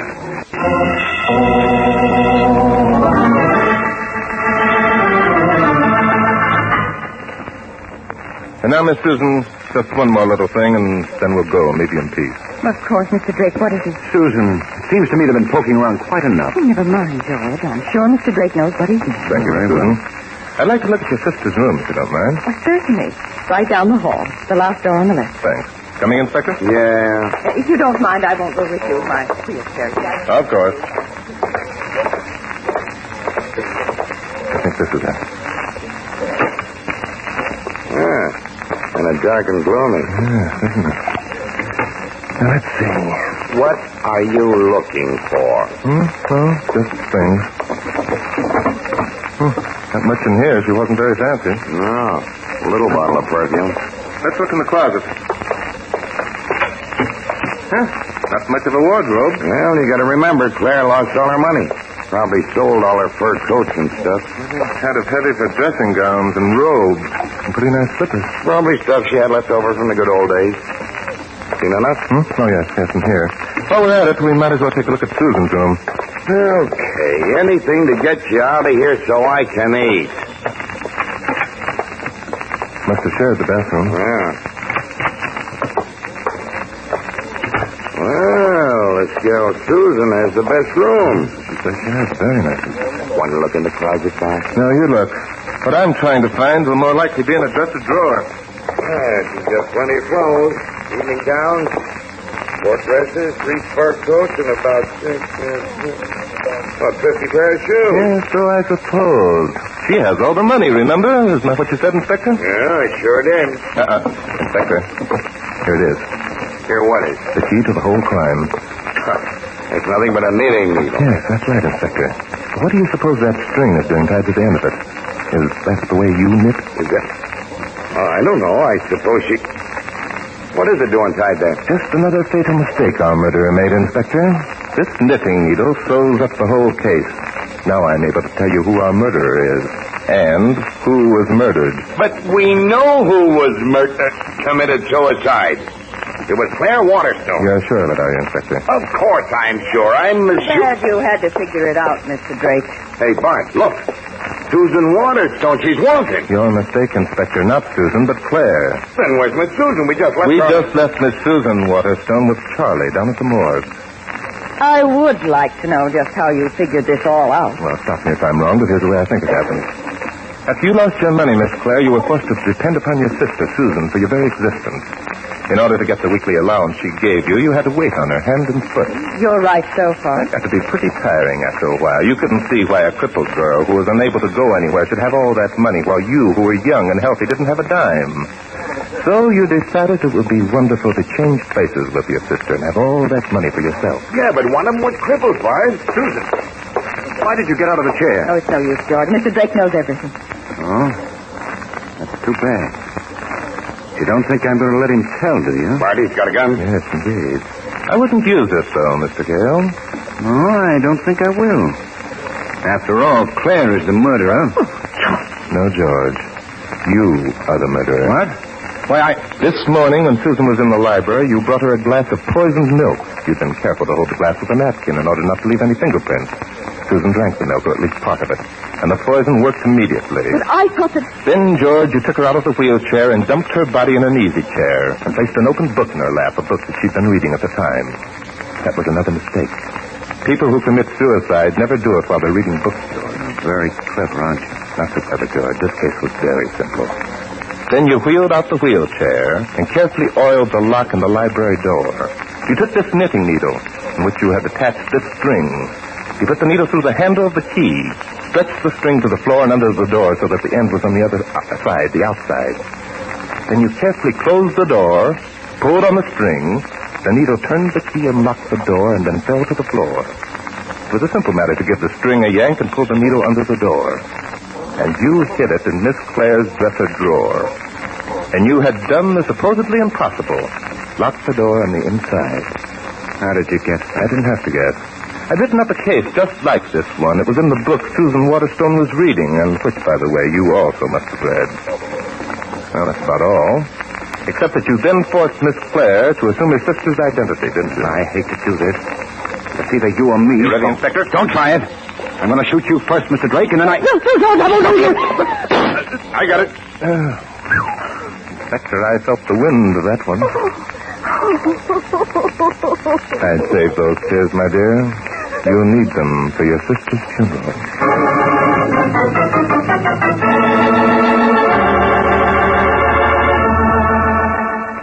And now, back to Glenn Langan for the conclusion of... Mystery is my hobby.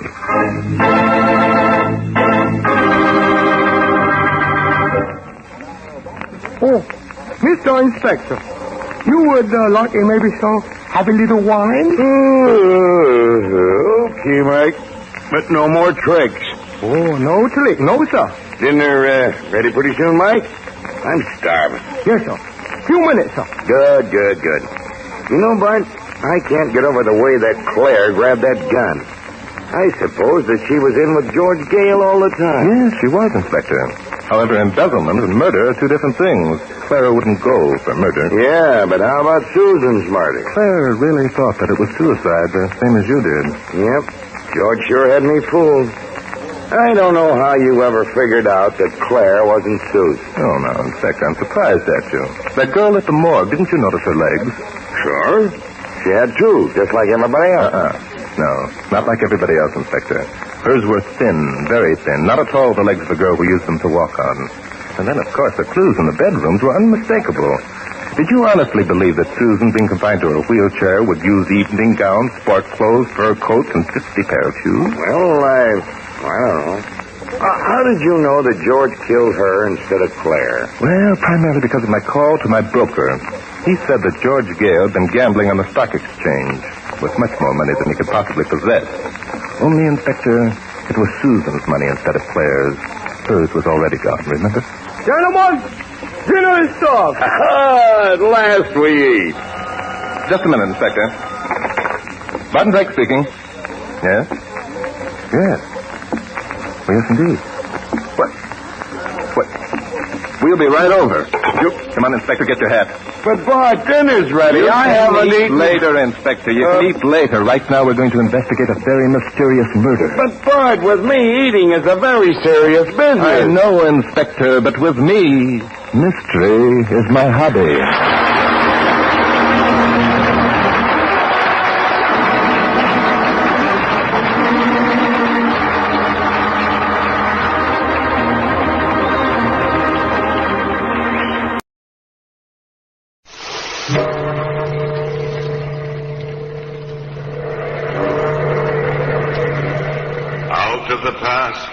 Phantoms of a world gone by speak again the immortal tale, The Bride of Death.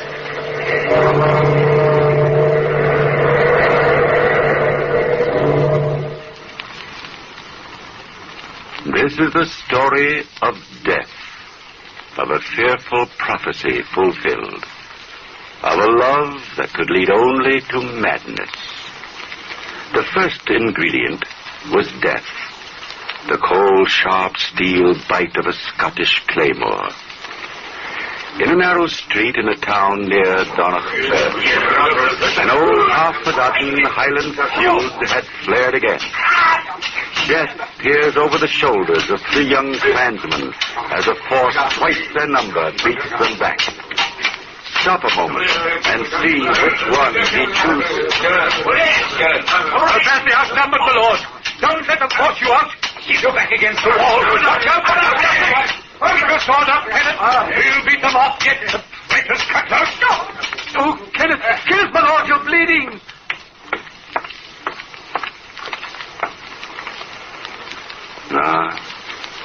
Death has chosen Kenneth, Earl of Dunbar, oldest son of the noble Scottish house.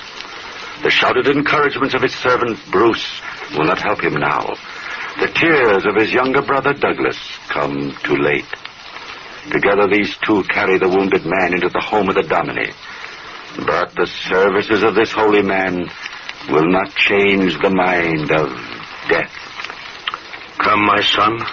Let us leave the brothers alone. It's the least that we can do at this moment. You've been wounded in the service of your masters. Oh, it's only a scratch, Dominie. I'd have died for either of them. Each man must do his own dying. Even Kenneth, Earl of Dunbar. I believe the younger brother called you Bruce. We shall have to tear your sleeve, Bruce, to dress your arm. I can't believe it, sir. You don't know his lordship. He won't let himself die. The clansmen who set upon you, were they from Black Donald's castle? No, they'd be the last to attack us. That feud has long been over. Derek MacDonald's daughter, Lady Margaret, is to marry young Kenneth. We were on the way to the castle for the betrothal feast. But the brothers have been away from Scotland most of their lives. The Earl of Dunbar and his bride-to-be can't have seen each other since they were children. Yes, but it was all arranged by their families years ago. He was to meet his bride for the first time. Oh, you don't know how much it counts on this happiness, Dominie. I think I do, Bruce. Did you hear the words he spoke to us before he lost consciousness?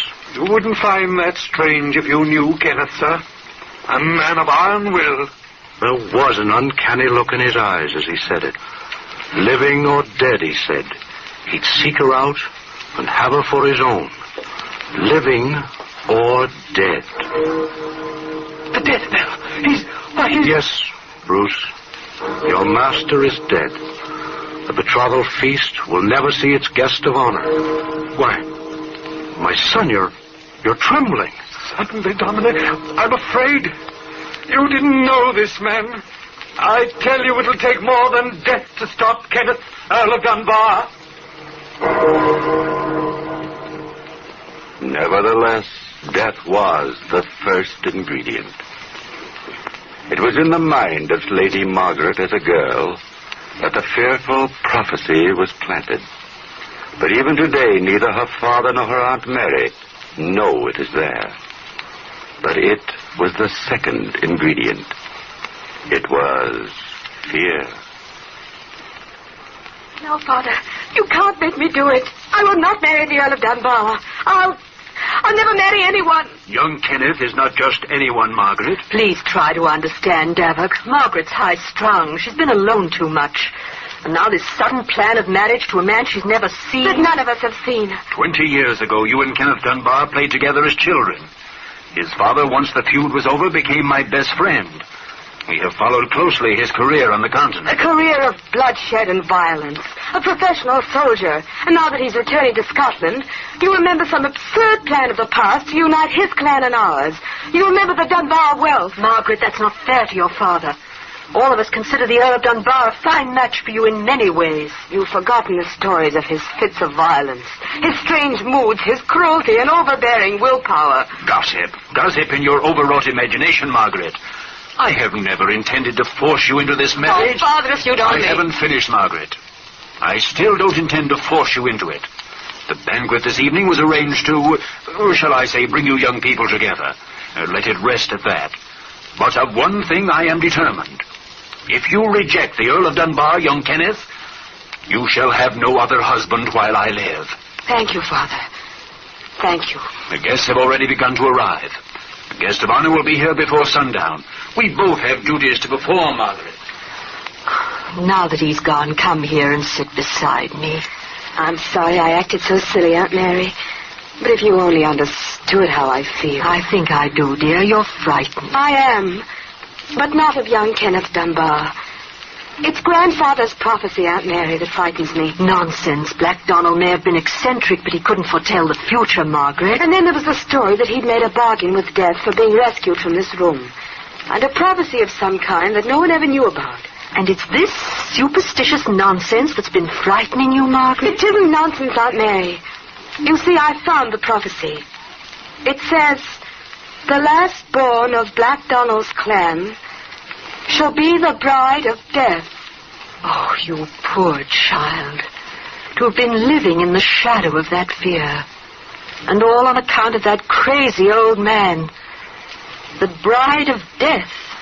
Oh, don't look like that, Margaret. I can't imagine anyone more alive than Kenneth.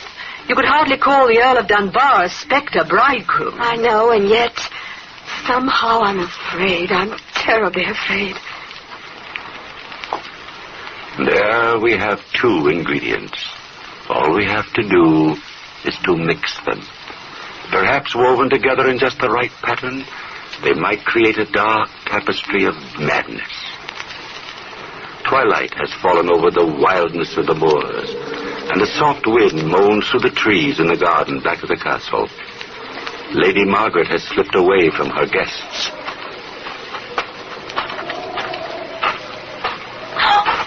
Forgive me if I do not rise, Lady Margaret. I have traveled far to get here. I'm very tired. Oh, I'm sorry I was so silly. But it was rather startling. I hadn't seen anyone come into the garden. I came through the little gate at the far end. But we never used that. I mean, I didn't know anyone knew of it except myself. It's all overgrown and with the moor beyond. I remembered it from many years ago. My home once lay across the moor. But then, why, of course. Oh, I should have seen the resemblance to your father. You're the Earl of Dunbar. You're surprised, Margaret? No. Somehow I knew you were my friend. But you're different in a way, Kenneth. Quieter, more gentle than I'd expected. There is much that can change a man, Margaret. But you're just as I pictured you. Dreamed of you through the years. Lovely, gracious. A warm heart to welcome me home. At last. Perhaps. Don't you think we'd better go in, Kenneth? Oh, you're shivering, Margaret. Are you cold? No, it isn't that, Kenneth. I just happened to think of something. Perhaps you remember my grandfather. Black Donald? What Highlander doesn't? That might be he coming down the path this moment. That's my father, Kenneth. Sir Davok MacDonald. I'm afraid he's going to be angry at you for appearing like a ghost out of nowhere. His anger cannot reach me, Margaret. I'm beyond all human emotion now, except my love for you. To have found you at last. That's all that's left. I haven't time for words, but you feel it too. I know you do. Nothing can separate us, Margaret. Not even death. Welcome to Blackdonald Castle, my lord. I had almost given you up. You see, Father, Kenneth slipped in by the back way. I happened to see him here. I know, Margaret. Your servant told me I'd find you here, Kenneth.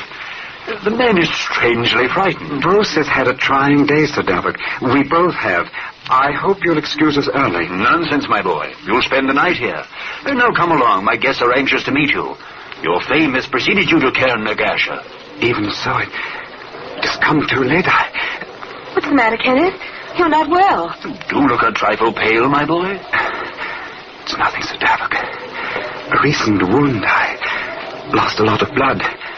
Margaret, please stay near me. My time is short. But time is not an ingredient, nor space. One evening may be an eternity, or it may only be a fraction of a fraction, when love awaits the tolling of the midnight bell. Oh, there you are, Davok. I've been looking for you.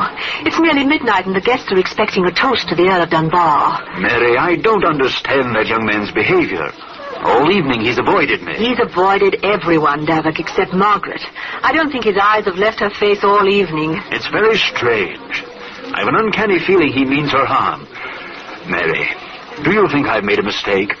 My daughter and a man we know nothing of? I've never seen Margaret look so happy, Davok, and this in spite of the fear she's carried. Clan or no clan, I've a good mind to put a stop to the whole affair. I've been too hasty. A Highlander for a son, not a pale-faced imitation, no matter how noble his family.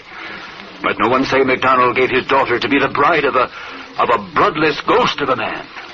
The bride of death. Oh, for heaven's sake, pull yourself together, woman. Our friends are staring at you. Your daughter and the Earl of Dunbar, they're together in the courtyard now. And what of that, Wallace? His lordship has ordered his horse. He means to leave. And Sir Davok, he means to take Lady Margaret with him. What? He avoids me like the plague, then seeks to take my daughter from me without so much as by your leave? Come, Wallace. Get my sword and bring your own as well. It seems the Donalds must once again teach the house of Dunbar its manners.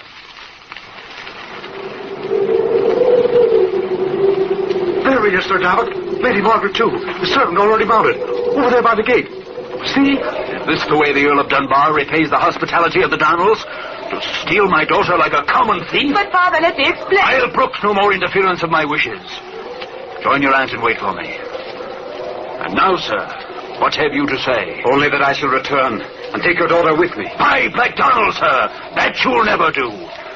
You and your henchmen shall know the anger of my clan from this day on. The anger of the Donalds cannot reach me now, Sir Davok, nor any other human being, except your daughter's love. Oh, I must go. Before the final stroke of midnight, I must leave this place. And it is well you do, young man, if you value your life. I place no value on that which I no longer have, Sir Davok. Go tomorrow to the great kirk in the town, and you shall understand my meaning. You are mad. The same madness that claimed your father. It is not madness that has claimed me, Sir Davok. It is death.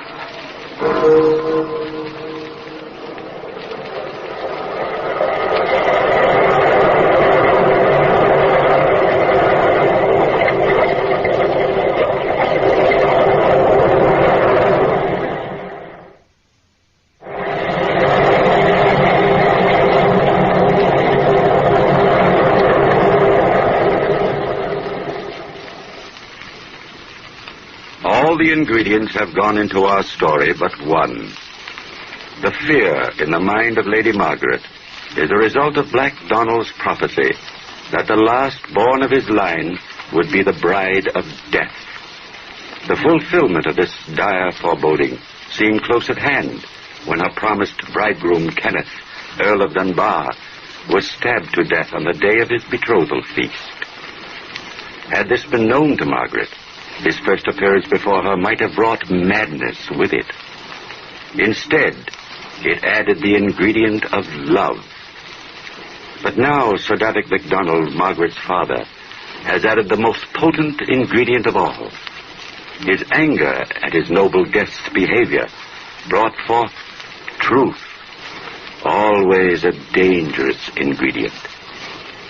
To Black Donald Castle, it has brought terror and the dark suspicion that the spectre bridegroom will return to claim his bride. Lady Mary, is there no change in her condition? She hardly looks alive. No, Davok.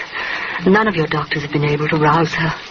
From midnight last and all through the day I've been by her side, here in her bedchamber. She hasn't moved or spoken. The events of last night have affected her mind, Mary. I wish I'd never heard of the House of Dunbar. If this ghastly story is true... If, Davok. In your mind, you're as sure as I am that we entertained a ghost last night. Else why should Wallace have ridden to town for you this morning? It's time he returned. Deep in your heart, you know the fear of all of us who love Margaret. I could see it in your eyes when you returned from the courtyard last night to blurt out that awful story before your guests. It was a mistake, I admit it, Mary. But how was I to know that Margaret had discovered Black Donald's prophecy? How was I to know her horror of being the bride of death? You should never have promised her to a man we hadn't seen. You knew the reputation of Kenneth Dunbar, a strange, wild Highlander with an iron will that has given him life even in death.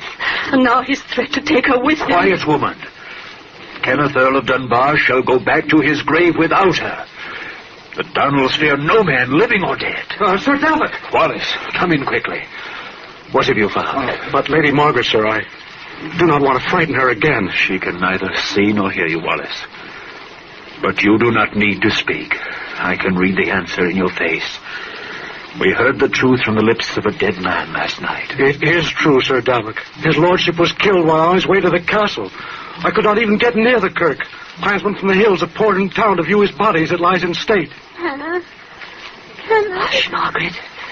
Don't be frightened. No harm shall come to you. Watch over her well, Mary. It may be that she will awaken soon. I must decide what shall be done. Come, Wallace. We have much to think of. Margaret, child, try to hear me. This evil thing will never reach you. I shall watch over you. Try to forget your fears. Forget all about the Earl of Dunbar. She has no fear of me, Lady Mary. You... Oh, no. No, it can't be. How... I came from the balcony, Lady Mary. Please do not be afraid. Don't move away. No. No, you shan't have her. Never. Oh. Kenneth. You've come back for me. Yes, Margaret, as I promised. But the time has not yet come. You are ill.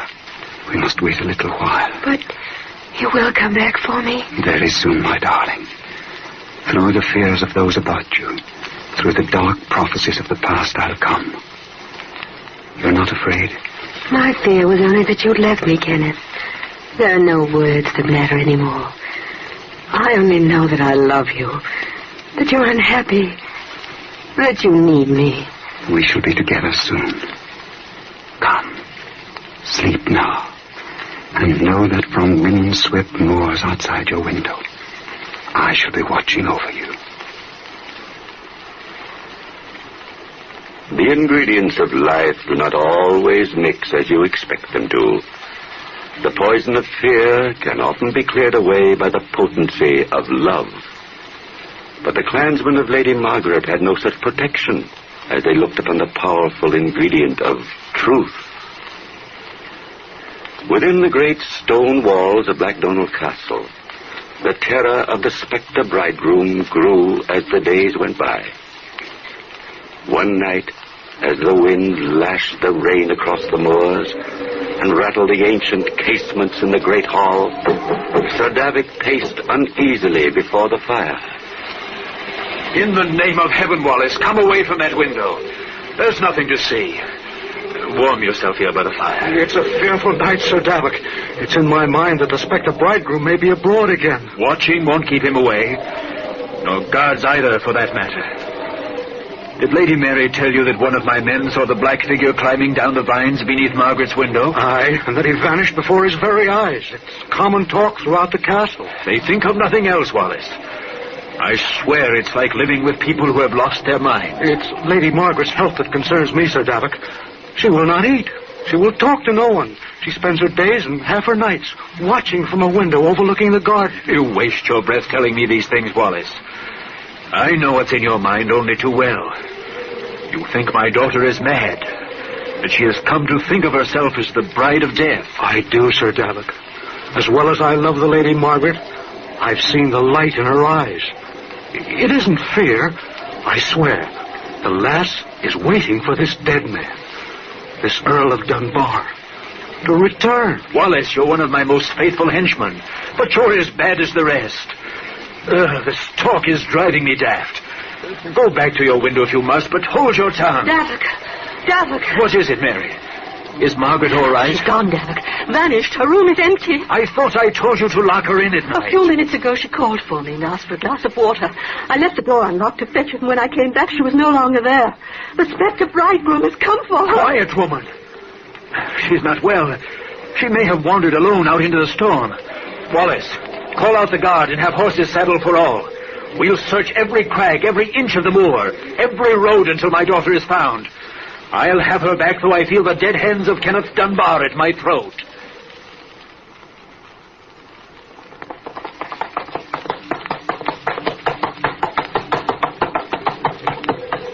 Hold, Wallace. Look yonder. You see that faint light glimmering through the rain? It's from some house, Sir Davik. Come, the men have already turned off. We must hurry. No, Wallace. That's no house. I wonder I didn't think of it before. It is there that we shall find Lady Margaret.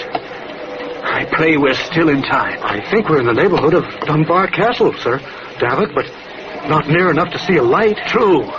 But we're close upon the ancient chapel of the family built centuries ago. That gloomy place has been sealed as long as I can remember. No one's been near it for years. You're mistaken. Within the week, the place has been occupied. You forget that Kenneth, Earl of Dunbar, was buried there. Come, Wallace.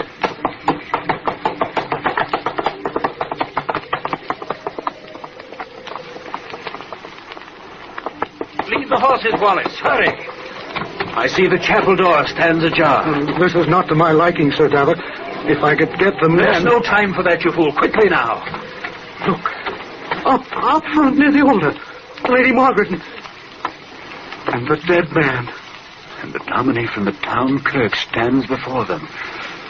His lips are moving. Perhaps he prays. All the prayers in Scotland will not bring life to that bloodless youth. We must stop this sacrilege. Follow close. Dominie, hold your blessing. You do not know the revolting blasphemy you commit. You're too late, Father. We fear your anger no longer. There's nothing you can do to separate us now. Margaret, if you think O'Donnell will stand by to see his daughter snatched from him by the hand of death... MacDonald, please. In the name of the friendship you once bore my father... There was no bargain that my daughter should be your bride in death. Davik, the night of the feast I was suffering in mind and body. I could not speak the news I bore. You lie. At midnight, from your own bloodless lips, I heard... Your unjust accusation drove me to it. Although I have loved Margaret from the beginning of memory, I was ready to say farewell. Gentlemen, this is no place to fight with words or swords. If Sir Davik objects to this marriage... Objects? Dominie, this man is dead. The Earl of Dunbar has sold his soul to the devil to come back from the grave. Davik MacDonald, Earl of Dunbar, sleeps peacefully in the vault below us. His younger brother, Douglas, has just been joined in wedlock to your daughter. What? Douglas Dunbar? I don't condone the false impression given you by the present Earl, nor do I condone the secret wooing of your daughter. But of his love, there is no doubt. And I love him, Father. Even before I knew he wasn't Kenneth, I loved him. Nothing mattered. Even Black Donald's prophecy. Douglas de la Mort. That title, given by the Normans to the second sons of the House of Dunbar, has long been forgotten, Sir Davik. I ask your forgiveness for playing the role again. I could not withhold it if I would. All this had to be, my son. Douglas de la Mort. Douglas of death. Margaret was foreordained by Black Donald himself to be your bride. The bride of death. Sometimes the ingredients of life seem to brew a dark and terrible potion. And yet there's always one final ingredient that's always there. Call it what you will. Luck, chance, fate. It is always there.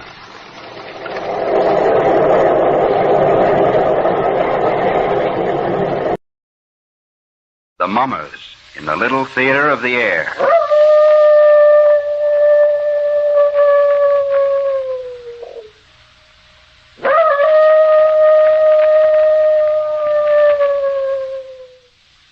Now, the Hermit.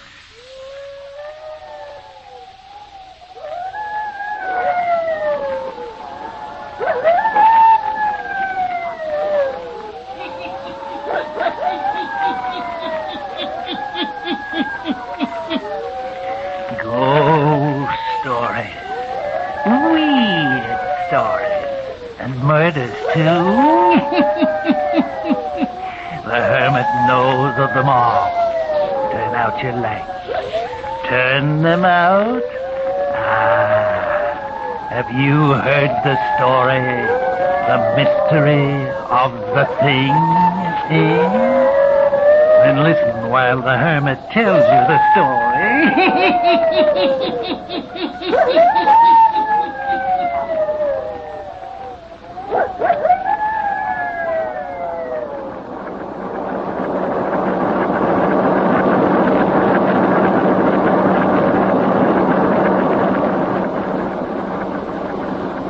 Startling new development and mysterious disappearance of Dawn Forestier, beautiful wife of Dr. John Forestier.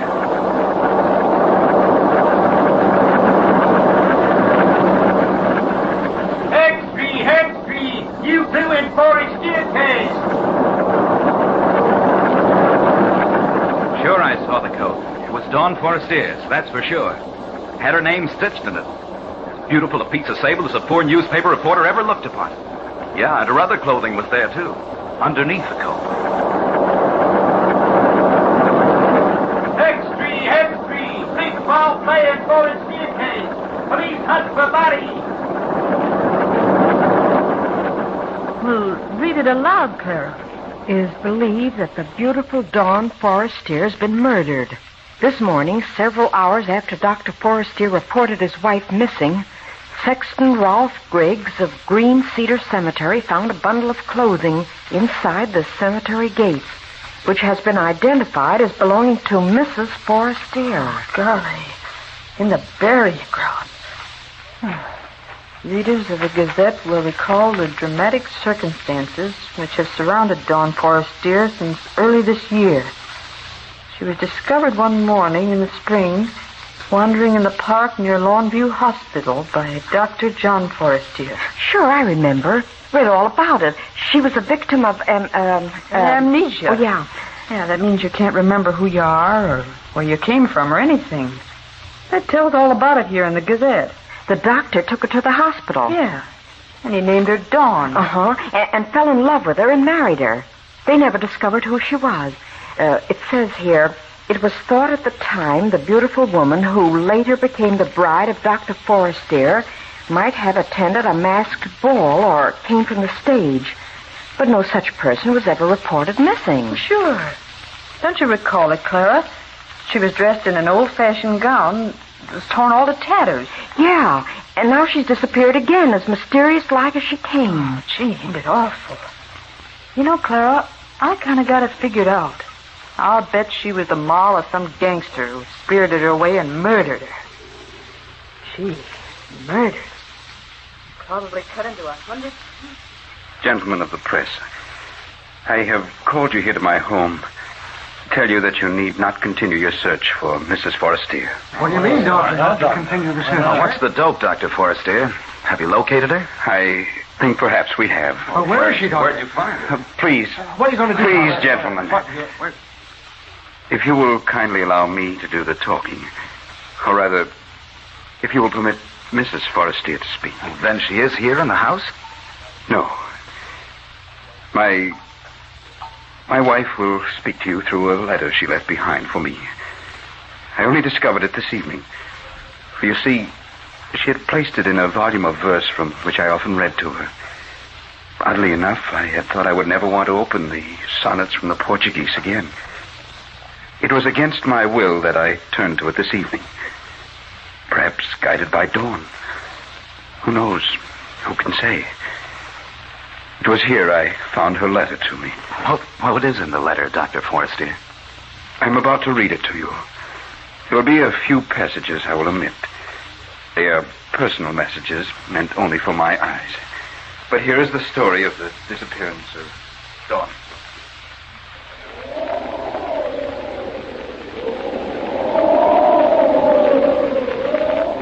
My darling John, this is going to be the most difficult and tragic hour of my life. For in this letter, I must say farewell to you, my devoted husband. The story I have to tell you, John, will be so strange and terrible that at first you won't believe it. But as you remember me, as you recall the circumstances of our meeting, how you found me dazed and wandering in the park one spring morning, how we've never known who I was or where I came from, then you will give more credence to my story. You named me Dawn because you found me at sunrise. Boris, dear, because you love me. We met in the dawn, my darling. But I must creep away from you in the darkness of the night. Oh, John, how I've loved you. And yet how disturbed I've been since I've lived here with you. I've tried to keep it from you, but your analytical mind and keen eyes have often noted my condition. You've repeatedly said... What is it, Dawn? What's wrong? Nothing, darling. Why? You know, dear, I often think it must have been during the night time that you were mistreated or abused by someone or something which brought about your amnesia. Why, John? Because it's always in the nighttime that you appear nervous, disturbed. Oh, John, you're imagining things. It was not you, John, who was imagining things. It was I. At least at first I thought it was a product of my imagination. It happened for the first time a few days after we returned from our honeymoon and had come here to live. You had left my room. I had turned off the light by my bed, prepared to sleep. First, I thought I must be dreaming. From a distance, I heard a singing wind, like the opening strains of a melody played on an organ. Something quickened within me. I seemed to know the melody. I thought to myself, everything is going to come back to me. I shall know who I was before I became Dawn Forrester. I listened intently. And then as I was listening, my outer bedroom door seemed to light up. Yes, that's it, to light up. I sat up in bed. A street light shining through my window made the thing that materialized against my door very discernible. I could see that it was something phosphorescent. It glowed and shimmered in the half-light. Then I could see that it was taking a shape and form, the form of a human being. For many seconds I looked upon it, too frightened to speak. Finally I got out the words, "What are you?" There was no answer. When I spoke, it disappeared. In the morning I was convinced I'd dreamed it all. But the next night, the same thing occurred again. Once more I was aroused from a half-sleep by the music of the wind. The second time, the glowing figure seemed to be closer. I spoke again. "Who are you?" This time the figure didn't vanish so quickly after I'd spoken. It lingered a few seconds and then faded away like a picture on a screen. This materialization occurred for 7 consecutive nights. It was then, John, that I asked a favor of you. Remember? John? Yes, darling? Would you think it too bold of me if I asked if we might go away for the weekend? No, darling. I wish we could. I've noticed how nervous you've been the last few days. I'm sorry, dear. I don't know what it is. Don't let it distress you, Dawn. You're not entirely well, you know. may be some time before your nerves stop playing tricks on you. You're so helpful to me, John. I wish I might grant your request to go away for the weekend, but my work at present makes it impossible. Oh, it's all right, dear. It was only a suggestion. I'm really all right, so long as I have you. You had said it would be a long time before my nerves stopped playing me tricks. Oh, this was something to cling to. It was silly of me to get upset. No human figure really materialized in my room. It was my nerves playing me tricks. But the visitations didn't stop, John. Hearing the singing wind, having that glowing, shimmering thing appear in my room was continuous. And then came the thing that struck terror in my heart. This night I had fallen asleep. Again, the music of the wind aroused me. I opened my eyes, and then I gasped in fright. For this time, the glowing figure was standing beside my bed, so near me I could reach out and touch it. Then something terrible happened. I found I couldn't breathe. It was as if something was cutting off my breathing. I struggled for air. And while I struggled, the thing near me began to make a strange sound.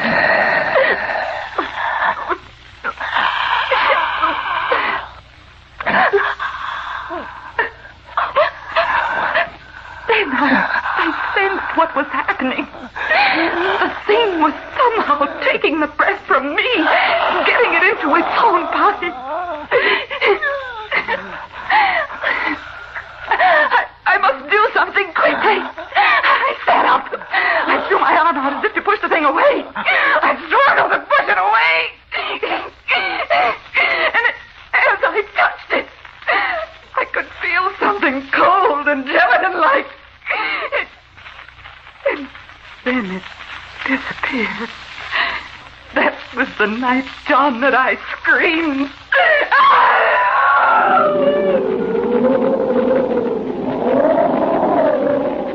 Darling, what is it? What in the world is it? Dawn, look at me. Tell me, what was it? A nightmare? John. From then on, events transpired rapidly. You made an appointment for me with Dr. Bland, the eminent psychiatrist. Oh, I know, darling, you were upset because I refused to go to him. But I knew by then that it was no use. The thing was growing bolder all the time. Many nights it stood over me in my room, and without touching me, was yet able to take the breath from me and command it to enter its own body. As it did this, night after night, it became stronger, and I became weaker. You will recall vividly what occurred 2 weeks ago tonight. We were invited to the Westings for dinner, and we accepted. An hour before we were to leave, I sat at my dressing table, putting the last finishing touches to my makeup. It was only dusk outside. Never had the thing appeared but in the nighttime. I was brushing my hair when I heard the melody of the wind. The figure stood right behind me. And John, I could see what it was. In the mirror, I could see what the thing was.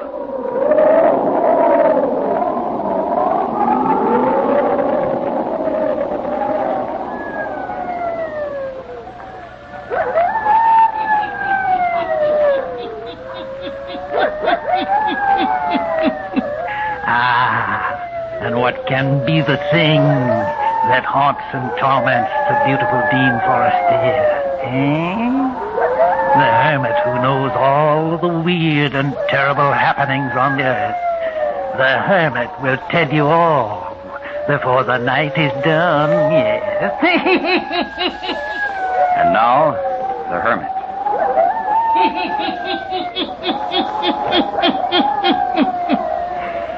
And now Dr. Forestier continues to read to a group of newsmen the letter his wife, Dawn Forrester, left for him before her strange disappearance. Listen to Dawn Forrester's story of the mystery of the thing.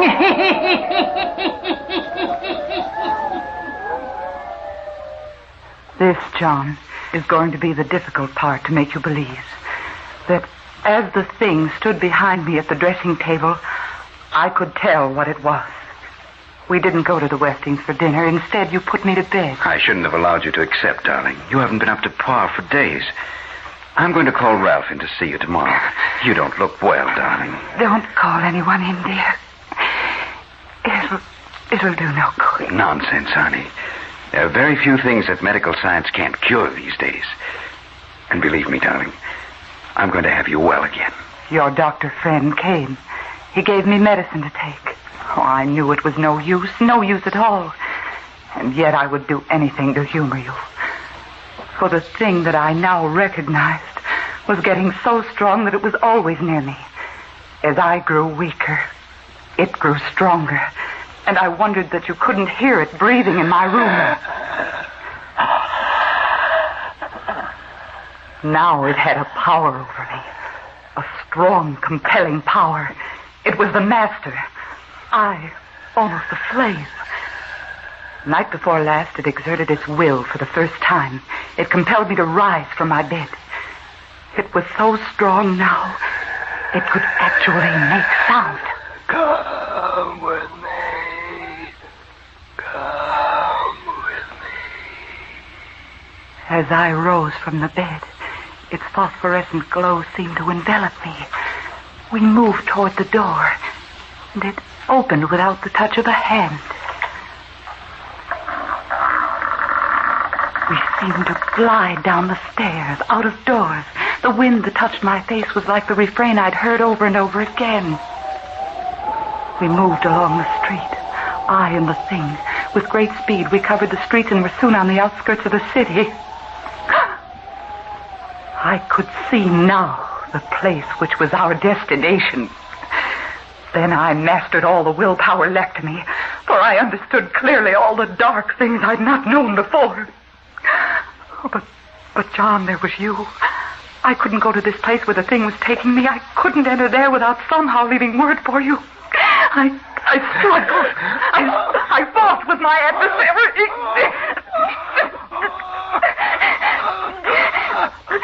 I was gaining. I broke away. Somehow I got breath and strength enough to return home and to my bed. Now comes the end of my story. And my farewell to you. Here, gentlemen, I will omit a page. It is personal. But what happened to Dawn? Where is she? Since this morning, when the sexton at Green Cedar Burial Ground found my wife's clothing, permission has been granted by the state for me to check up on the material found in this letter I've almost finished reading to you. I'm refraining from reading the last pages till we have made a visit to the cemetery. If you men of the press will get in your cars and follow me, we may be able to complete and verify the information given to me by Dawn Forrester.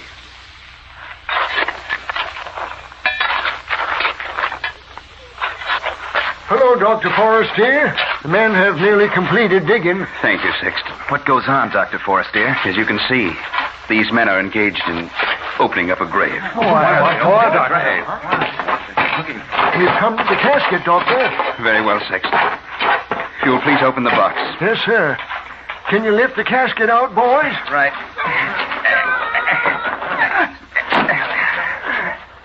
Now, gentlemen, after the box is opened, I will read the remainder of my wife's letter. Open it, please, Sexton.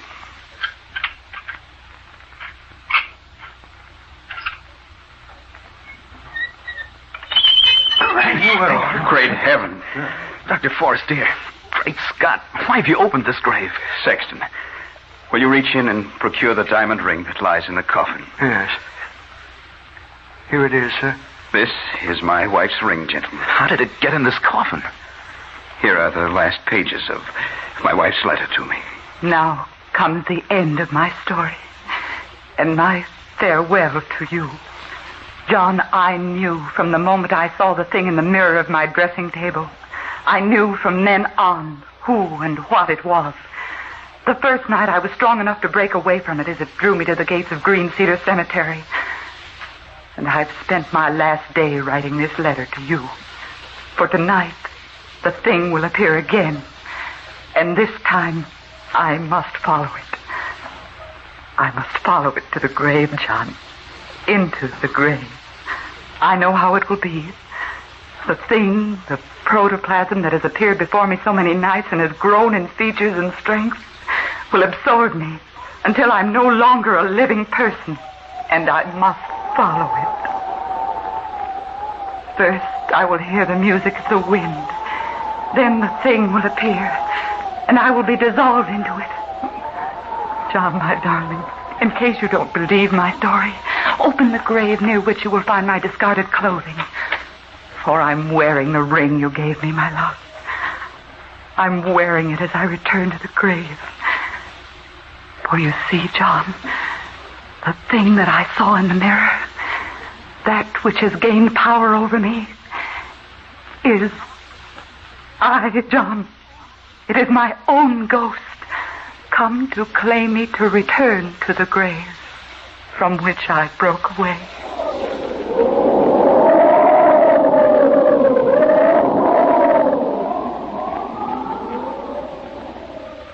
Ain't it awful, Clara? Could anyone believe such a terrible thing could happen on this earth? It's almost too horrible to talk about. Yeah. There, when they opened that grave, lay a decayed skeleton. Wearing the same satin gown that Dawn Forestier was wearing when she was found wandering in the park by Dr. Forestier. And there was Dawn's ring inside the casket. Yeah. It says here in the Gazette that the inscription on the tombstone over that grave read, Lila Manton. And Lila Manton was a famous actress 85 years ago. She died one night very suddenly, just as she was to appear on the stage. Her cue to appear on stage was an organ playing. The music was written by the man Lila Manton was going to marry that night after the theater play was over. And the name of the man was David Forestier. He was a relative of Dr. John Forestier. But she died that night. The marriage never took place. What do you think it means, Clara? Does it mean that Lila Manton returned from the spirit world to live out her life that was ended so suddenly? Sure, I think so. But her ghost body made her come back to the grave. Well, that's how I got it figured out.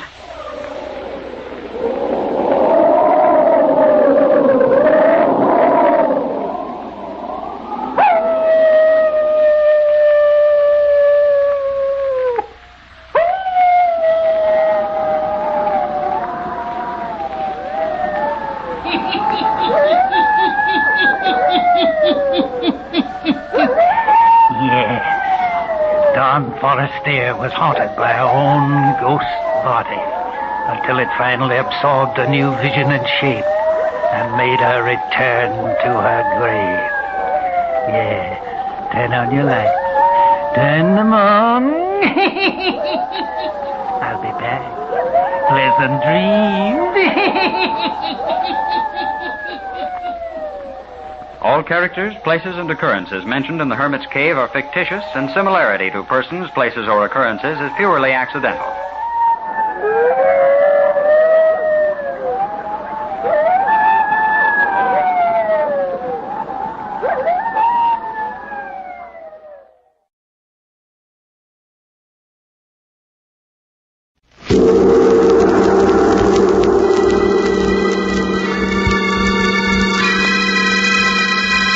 The Seal Book.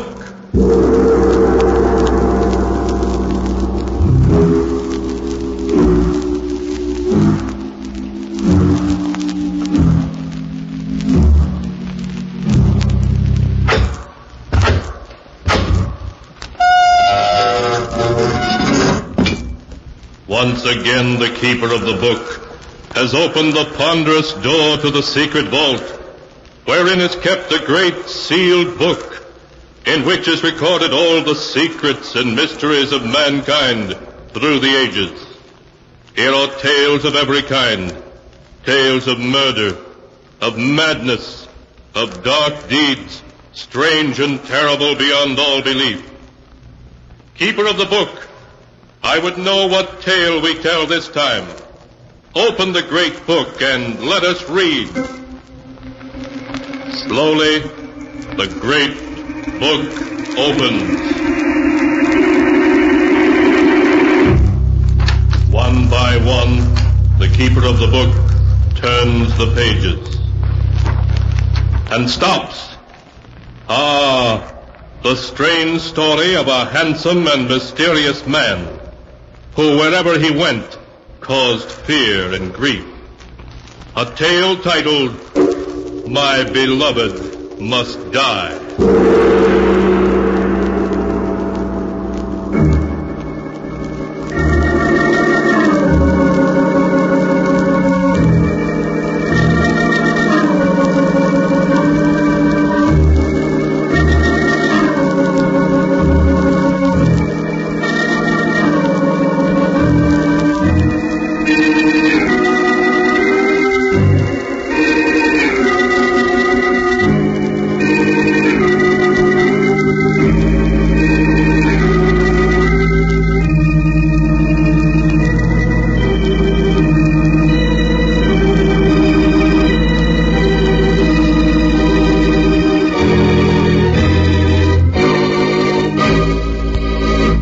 Here is the tale, My Beloved Must Die, as it is written in the pages of the sealed book. Our story begins in a large, smartly furnished apartment. Beautiful Joan Sanders sits at a desk, a pen in her hand. Her face is white and tense as she begins to write. Dear Mr. Rand, as you have long been a friend of the family, I'm writing this letter to you so that you may know why I'm going to do what I must. Believe me, there's no other way out. I know if you were here, you'd say murder's never justified, but I feel positive that in this case it is.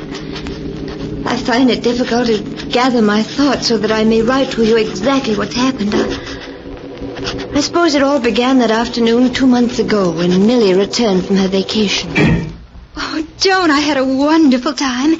Everything was just perfect. And, Joan, I met a man. Oh, no wonder everything was perfect. Oh, Joan, just wait until you meet him. His name is Victor Duval. Oh, tell me about him. Well, to begin with, he's 32 years old, a little over 6 feet tall, very broad-shouldered, dark complected, and has the most beautiful black eyes I've ever seen. Oh, really, Joan, he's handsome enough to be a Hollywood star. But, Millie, what about Frank? Have you forgotten you're engaged to him? No, but, well, perhaps we aren't really suited for each other. Oh, you grew up together. You know how Frank loves you. Yes, I know, but Frank seems so young and immature. Has Victor told you that he loves you? No, but he will in time. I feel certain of it. Well, promise me, Millie, that until that time you won't break off with Frank. All right, Joan. I promise. Oh, my goodness. It's 5 o'clock already. Have you got a date? Yes, Victor's calling for me at 6. We're having dinner together and then going to the theater. Oh, Joan, I was never so happy in all my life.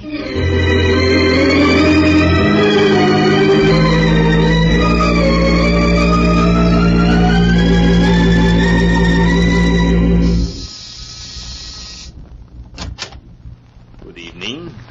You must be Joan, Millie's sister. Yes. And, of course, you're Victor. Come in, won't you? Thank you. Millie isn't quite finished dressing. You'll forgive me for staring, but I didn't believe anyone could be as beautiful as Millie until you opened that door. Well, you're very kind. Oh, here are some flowers I brought for you. For me? Yes. Frankly, I want Millie's sister to like me. Hello, Victor. Oh, Millie. Millie, you're a vision of loveliness in that white gown. Here. This should go well with it. Oh, Victor. What a beautiful blue orchid. Thank you so much. Just matches the shade of your eyes. This is going to be a perfect evening. I just know it is. Isn't it, Victor?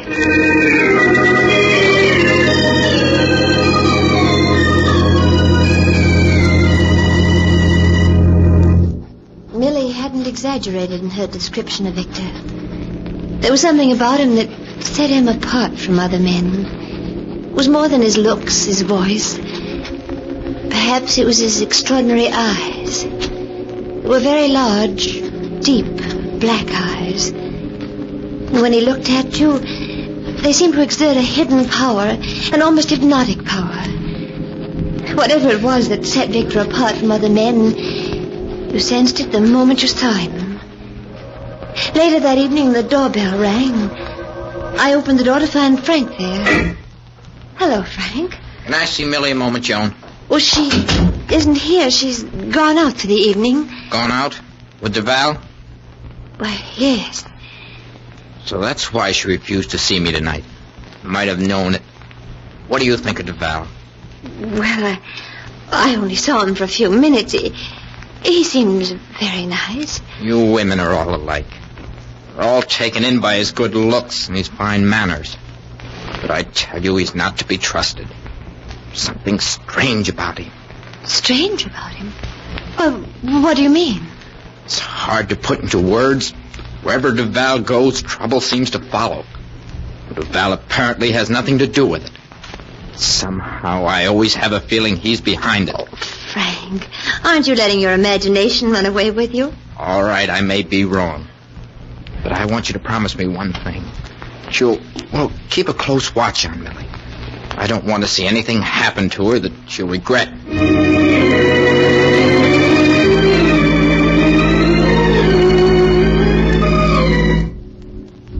In the weeks that followed, Millie saw Victor constantly. Night after night they went to shows, nightclubs, parties. Millie was rarely home before dawn. Almost overnight she had changed from a sweet, unspoiled girl of 21 to a woman I no longer knew. Life to her had become Victor, and the excitement and gaiety he represented. Oh, hello, Frank. Come in, won't you? Thanks, Joan. Suppose Millie's out with Duval as usual? Yes, she is. And Frank, I'm worried. So terribly worried about her. Oh. So at last you're beginning to realize that Duval isn't just another man. There might be something to what I told you. Yes. Well, you have good reason to worry about Duval. What do you mean? I don't know who Duval is or where he came from. But in the short time we've known him, he's ruined several people we know and has broken up more than one home. Frank, what are you saying? You didn't know that our friend Duval is a gambler of the wildest type, did you? No. A few nights ago, he won $40,000 from Dan Richards. That ruined Richards and broke up his home. Oh, poor Dan. And his wife, Helen. Yes, and speaking of wives, did you know that Doris Anderson has filed suit for divorce? Doris Anderson? Yes. It seems that one night Duval was dancing with Doris, and he said to her, "What a pity you're married." Now Doris is in Reno. Oh, Frank, it just doesn't seem possible that anyone could want to do such things. Joan knows there are only a few things that Duval has caused. Everywhere he goes, he seems to create attention, bring about trouble, delights in it. I tell you, there's something unnatural about him. Frank, what can we do? I was hoping that if we just let Millie alone, she'd get over this infatuation for Duval, but she hasn't. I'm going to wait here until she returns. Then we're going to have it out, once and for all.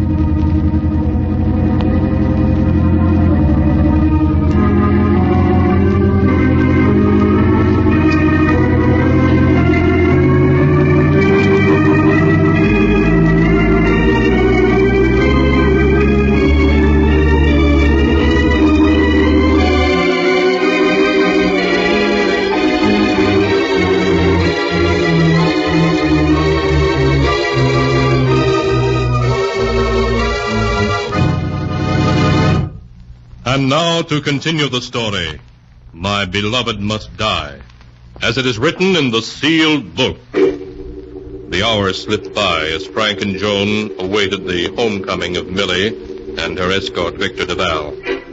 A little after 3 a.m., the door to the apartment was quietly opened, and Millie slipped in, followed by Victor. Good evening, Joan. Joan, I didn't expect to find... Frank, what are you doing here at 3 o'clock in the morning? It's time you and I had a little talk, Millie. Frank, you're not going to lecture me, are you? Millie, you must listen to me. Can't you see what Duval's doing to you? He's making you cold and cynical like himself. There's something evil about him. His eagerness to create trouble, to see people unhappy. One time you would have despised him. Now you've changed. You've become like him. Oh, really, Frank? You're going too far. Millie, you know I love you. I'm only saying this for your own good. I'm tired of your constantly interfering in my life. I think our engagement's a mistake. Millie, what are you saying? Millie, you don't mean that. No, I love you and I can't live without you. I'm afraid you'll have to, Frank. Here's your ring. We're through. All right, Millie. I know when I'm late. But I warn you, Duval will bring you nothing but heartbreak if you don't give him up. Someday he'll stand smiling at you, just the way he's smiling at me now. And then you'll see him for what he really is.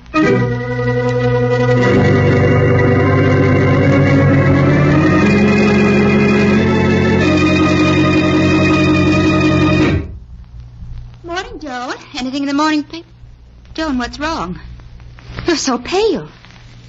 Millie, Frank was killed early this morning while driving home. Killed? Yes.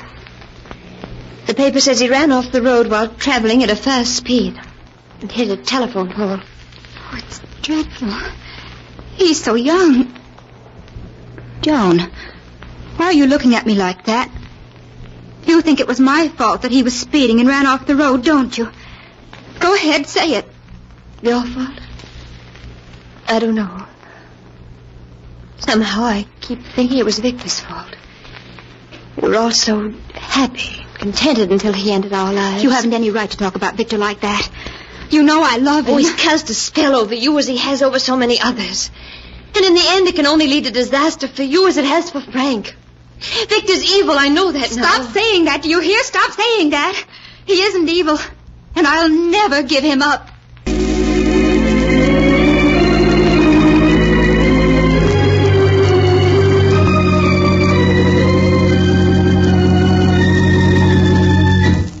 During the weeks that followed Frank's death, I scarcely saw Millie. I sensed that she was avoiding me, afraid of the accusation she imagined she saw in my eyes.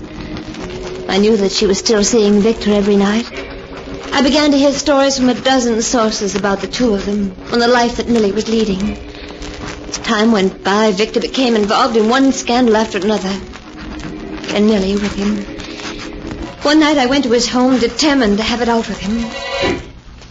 Victor, you and I must have a talk. But of course, Joan.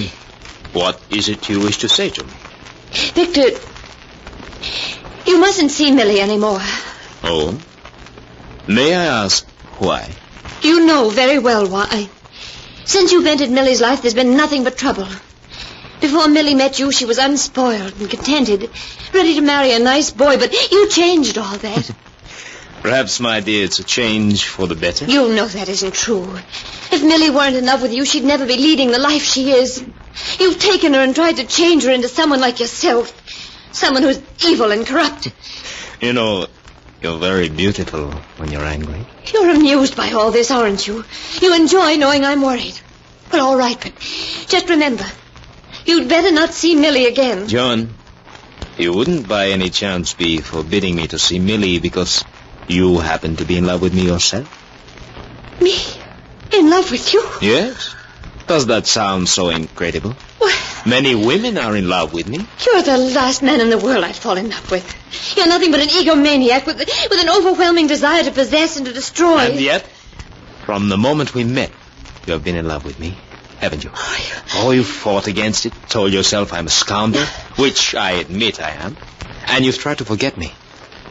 But you can't. That isn't true. I've never loved you, and I never will. You have, and you still do. You dreamed of my taking you in my arms like this. You've hated yourself for it. Victor, let go of me. You do love me, don't you? No, I don't love you to hear. I don't. Oh, Victor. Now tell me you don't love me. Oh, darling.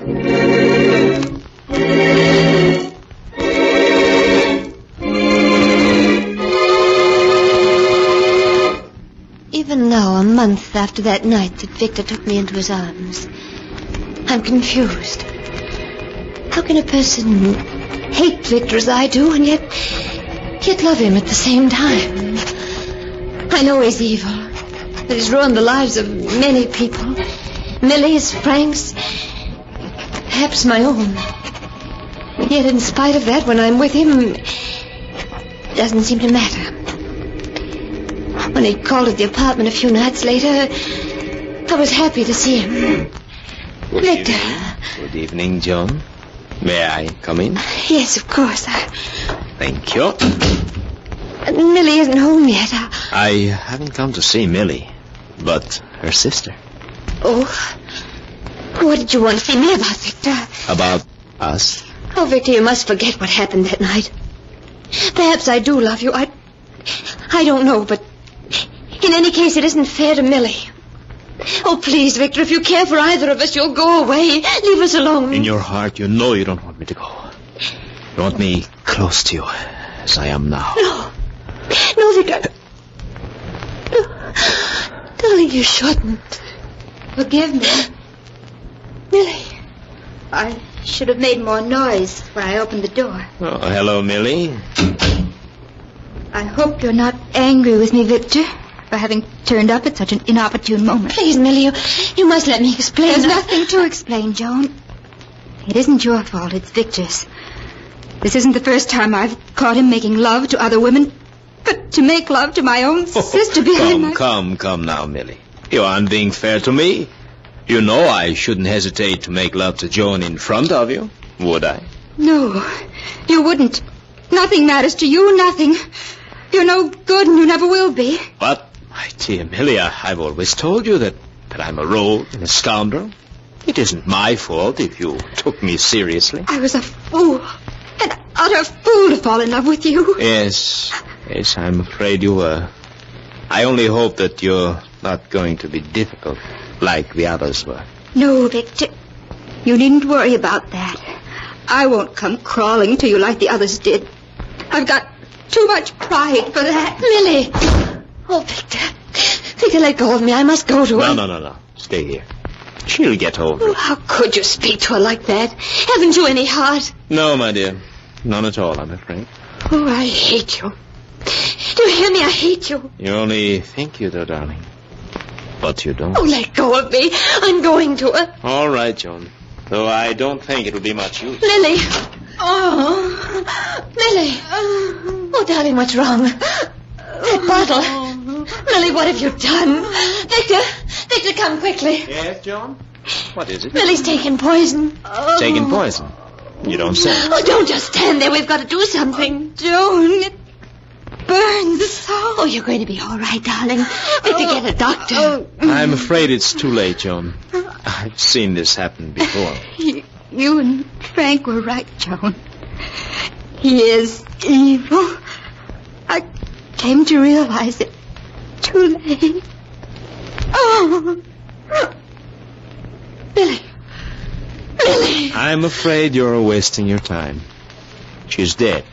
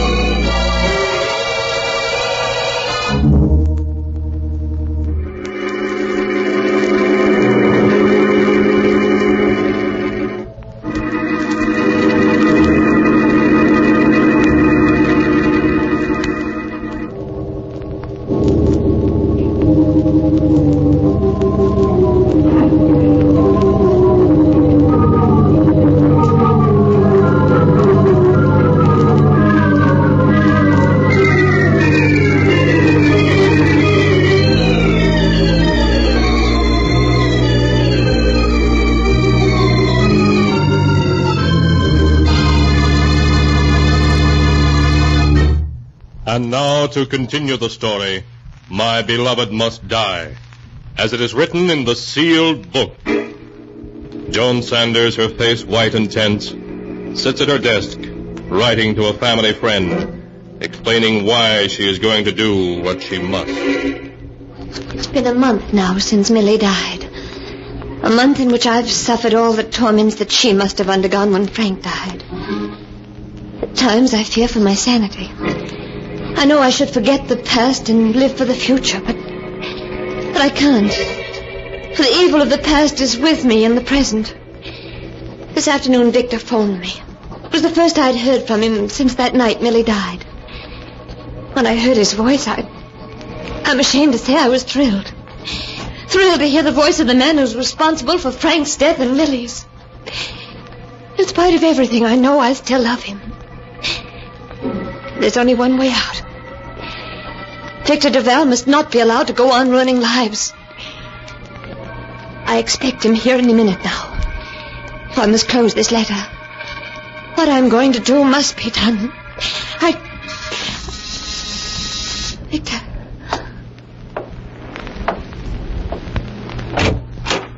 Hello, Joan. Victor. Come in, won't you? Thank you. You're not looking very well, Joan. Have you been ill? Yes. Ever since Millie's death. Oh, you shouldn't think about it, Joan. It's in the past. You don't feel the slightest twinge of remorse, do you? Not the slightest, darling. Now, what about changing into an evening gown so that we can do the town? Oh, you're heartless. Inhuman. There's no other way out. My dear, whatever are you talking about? This, Victor. A gun? Yes, Victor. Don't be foolish, my darling. Put the gun away and get dressed, eh? I could hardly miss you at this distance. Well, what are you waiting for? Why don't you shoot? Even knowing you're going to die doesn't frighten you, does it? No, my darling, no. You see, nothing in this world frightens me. Not even death. Oh, you are inhuman. That horrible smile on your face. Scoffing at me, at everyone. You live only to hurt and to destroy, don't you? Yes, I despise you all. Every human being. Your righteousness, your smugness, your futile attempts to achieve happiness. There's nothing I delight in more than to send you down into defeat. To watch you suffer, kill each other, commit suicide. Oh, you fiend. Yes. Well, you've done your last evil deed. Why did you fall? I've shot you. Evidently, you missed. Well, I won't miss this time.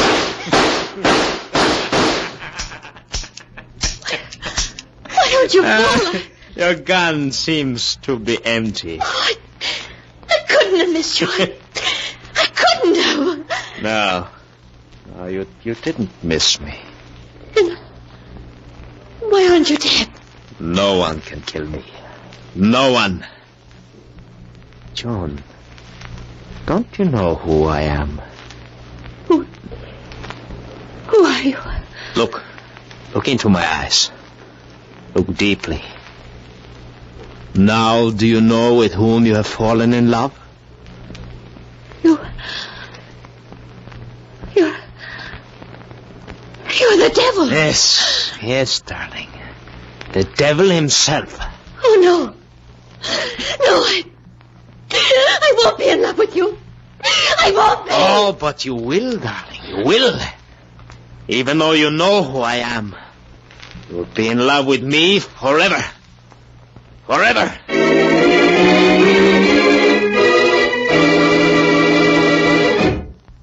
And so ends the tale. my beloved must die, as it is written in the sealed book. A few days after Joan Sanders had unsuccessfully attempted to kill Victor Duval, she suffered a nervous breakdown. When the doctors questioned her, she kept repeating over and over that she'd fallen in love with the devil.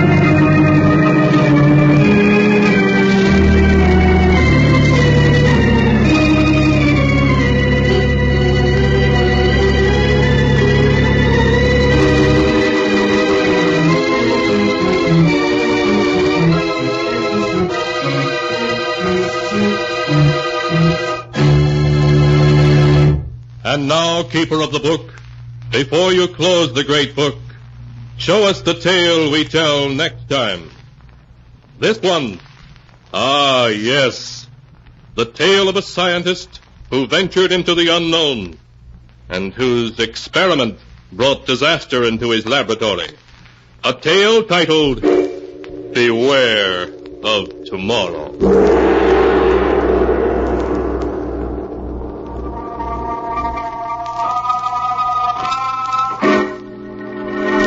Be sure to be with us again next time, when the sound of the great gong heralds another strange and exciting tale from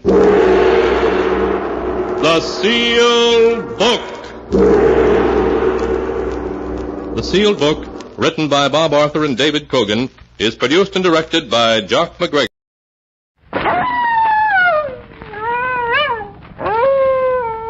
When the spirit dies, but the dead live, the dark god of the night is a beast.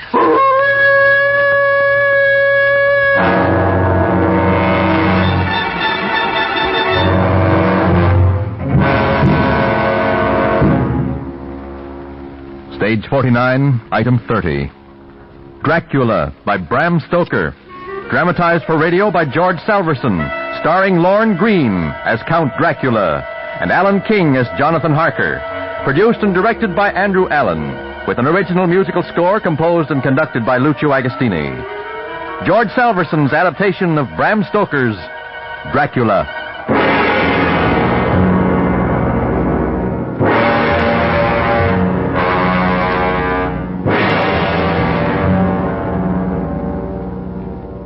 This is the journal of Jonathan Harker. Should any read, convey its warning to those who will believe and act, and convey it to those who mourn me, for I have written my last word.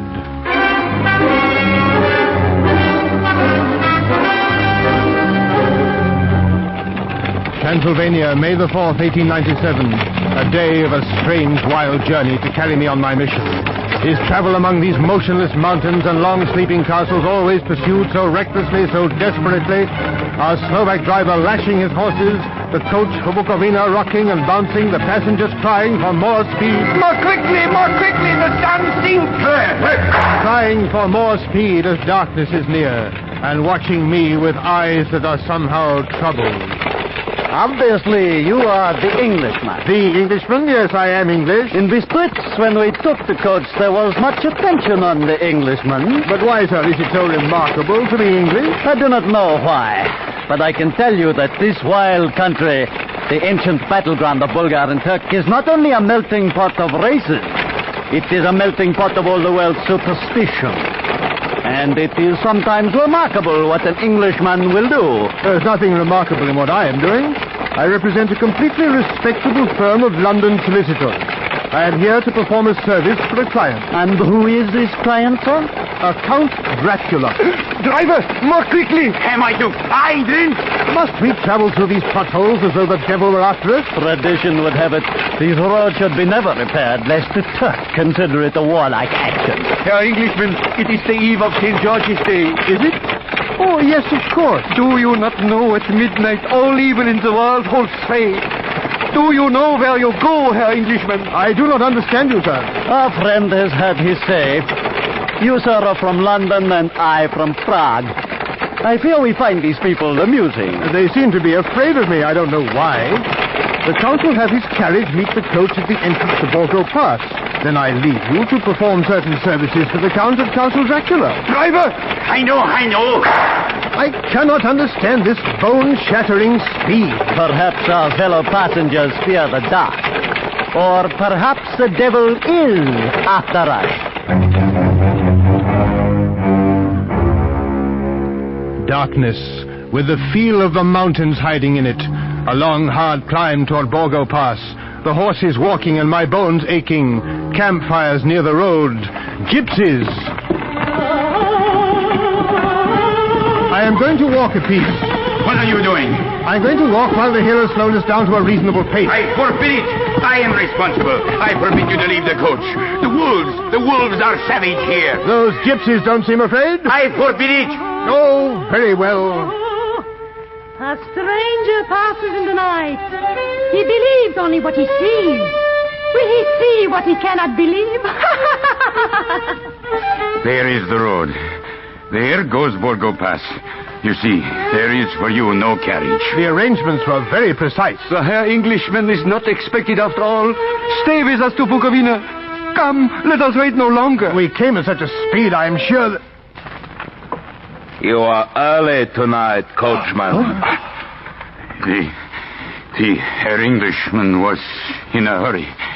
That is why I suppose you wished him to go on to Bukovina. That is a strange-looking fellow. When he smiles, those sharp white teeth. Herr Englishman, if you must do this, take this crucifix for your mother's sake.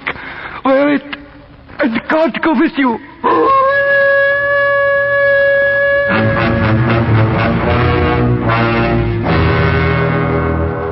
The coach with its frightened passengers swept into the darkness on its way to Bukovina, leaving me with the stranger who had so suddenly materialized.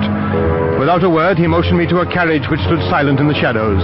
As we drove upward through the pass, the cry of the wolves followed us until midnight found us in the courtyard of a vast, ruined castle, from whose tall black windows came no ray of light.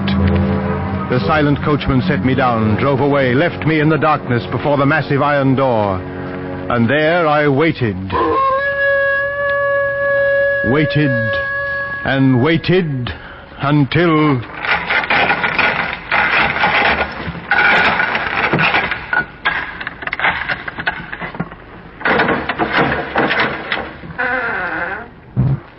Welcome to my house. Enter freely and of your own will. Count Dracula? I am Dracula, and I bid you welcome, Mr. Harker. Yes, thank you. The door is very effective. It once frustrated a Turkish army. It wouldn't do to lose the key, would it? Come, sir. It is late, and my servants are not available. Let me see to your comfort myself. His servants. I wondered if the servants existed as I followed along the passage, up a great winding stair, and down the stone floor of another endless passage. Even Dracula's silent coachman was Dracula.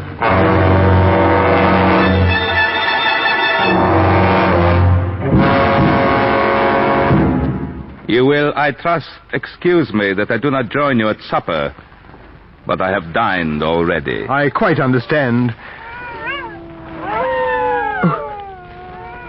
Even in here, the sound of the wolves. Listen to them. The children of the night. What music they make. Music? Ah, sir. You dwellers in the city cannot enter into the feelings of the hunter. Dracula smiled. The firelight leaped and fled about the ancient room from the bright red lips, the sharp, white, pointed teeth. I dropped my eyes to his hands. The nails were long and pointed. I remembered as he greeted me how strong they were and how cold. I became aware of something else. I pushed my food away. My God, his breath!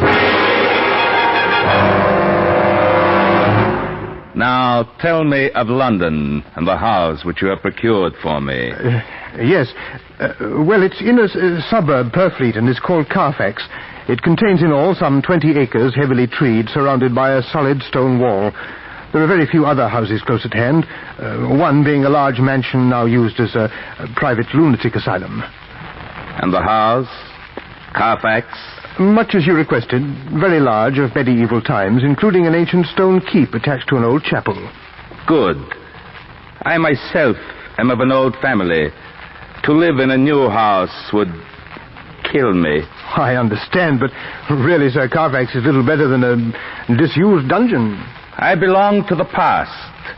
A past of brave races who fought as a lion fights for lordship. The Huns, whose fury swept the earth till the dying peoples thought the werewolves themselves had come, that in their veins ran the blood of those old witches who, expelled from Scythia, mated with the devils in the desert. Fools! What devil or what witch was ever so great as Attila, whose blood is in these veins? But you will forgive me. I have kept you until morning, and you are tired.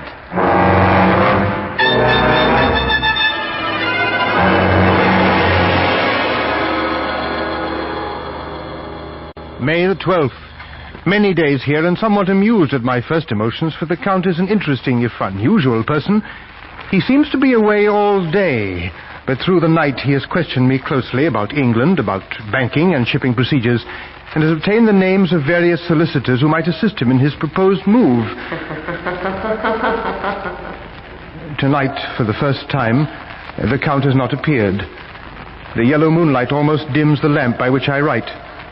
How strange. A London solicitor by this window which overlooks a 1,000-foot cliff, in this room of ancient beauty, alone. Alone? Yes, for there are no servants here. This must once have been the room of a great and beautiful lady. I almost imagine I hear... Darling. Who's there? Our most desirable guest. Where are you? Here. Shall I come more closely? Now, do you see me? Yes. I want you to see me. It is lonely here. I cannot imagine you could be lonely. But I am. You are so young, strong, handsome. Forgive me. I seem unable to get up. Perhaps you are sleeping, dreaming. Yes. Yes, I must be. Yes. Dreaming of love, perhaps? A dream, a vision from some forgotten age. One dreams of love and longs for love. Yes. No, I have a love. And what is she called, your love? She... Mina. Shall I come nearer? Yes. Has she hair like this, your love? Yellow like the moonlight. Would you like to touch? Yes. And I lean over you, so touch it if you like. I can't. Has she eyes like these, your love? So dark, almost rubies. Has she lips like these? Rich, red. And her smile, my love. The whitest teeth, the sharpest. Would you like me to kiss you? Yes. Then I will. Let me show you love you never dreamed. First, my lips to your throat. My sisters. Beautiful. Beautiful. Are my sisters impatient? Go on. Yours is the right to begin. He is young and strong. There are kisses for us all. Yes, kisses for us all. How dare you touch him? How dare you when I had forbidden it? Beware how you meddle. You yourself never loved. You never loved. Yes, I too can love. When I am done with him, you shall kiss him at your will. Now, go. I must awaken him, for there is work to be done. Are we to have nothing for tonight? Yes.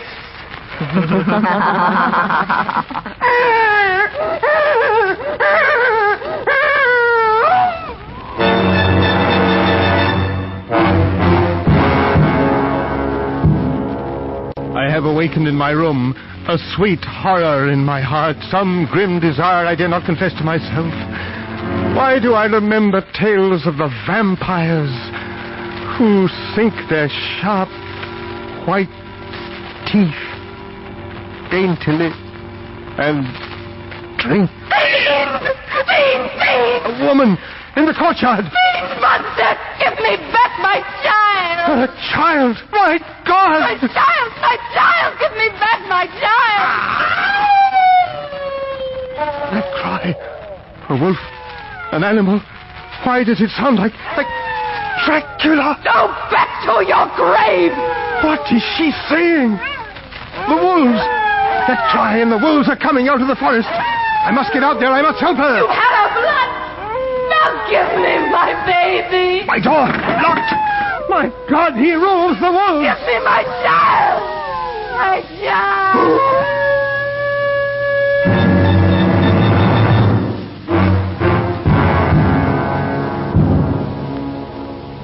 My door is opened again. But though I've tried all the day, there is no escape from this part of the castle. No way but the windows and the cliff. At nightfall, heartsick, I was shaving, using the mirror from my traveling case. Well, my young friend. Mr. Harker. I did not see you behind me. I cut myself. Blood! Look. Blood on your face! What are you doing? Blood on your face! Your hands! Take away your hands! My throat!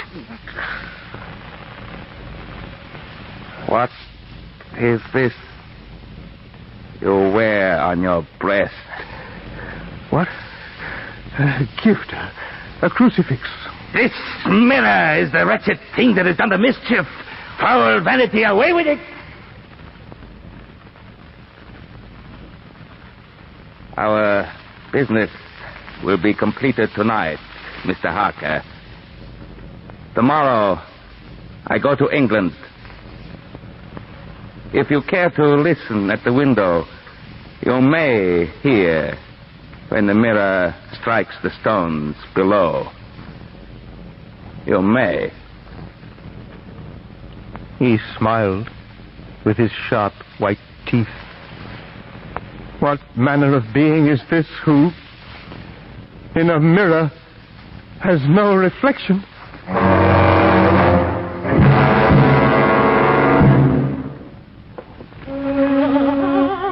The Tiganya in the courtyard, the gypsies. If I could reach them, I might be saved. There is one door I haven't tried, the door to his quarters, Dracula's.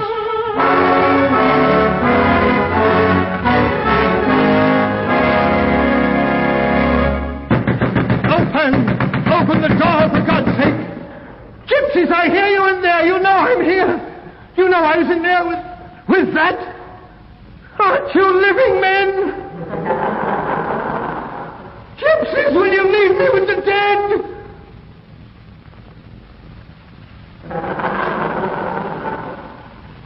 Where are you?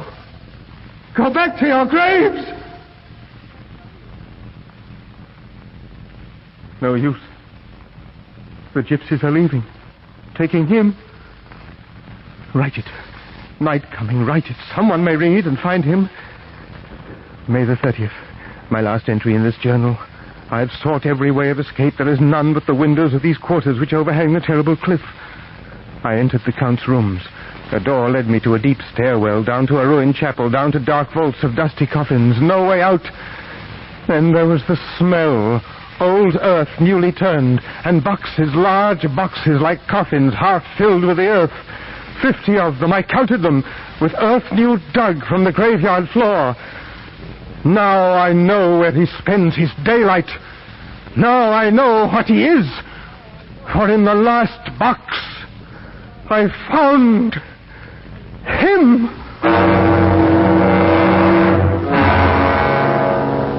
Dracula, in the coffin, alive or dead I could not tell, but red burning eyes opened, fastening on me. His youth seemed renewed, the cheeks fuller, the white skin ruby red underneath, the mouth redder than ever, the flesh swollen, and from the corners of the mouth, trickling over the chin and neck, gouts of fresh blood. He lay like a filthy leech, exhausted with his repletion. This was the being I was helping to transfer to London with its teeming millions. I seized a shovel left by the gypsies. I raised it to strike at that hateful face, and it turned as the eyes blazed hatred at me. My limbs weakened. The shovel fell, catching the forehead, and I fled. When I heard the gypsies in the vaults removing the dreadful boxes, I tried to return. They had locked me out, locked me in. I know their work. They're in his pay, filling his coffins, transporting them to the sea, where the work I have done will bring the vampire who breeds vampires to my home. What am I to become with those others waiting? The gypsies are leaving. I am alone with the living dead, who by day return to the earth of their own graves, and night is coming. I will choose the cliff. My beloved Mina, I will never see you again. May the 30th, the last entry, on the last day of Jonathan Harker. The precipice is steep, but God's mercy is better than that of those monsters.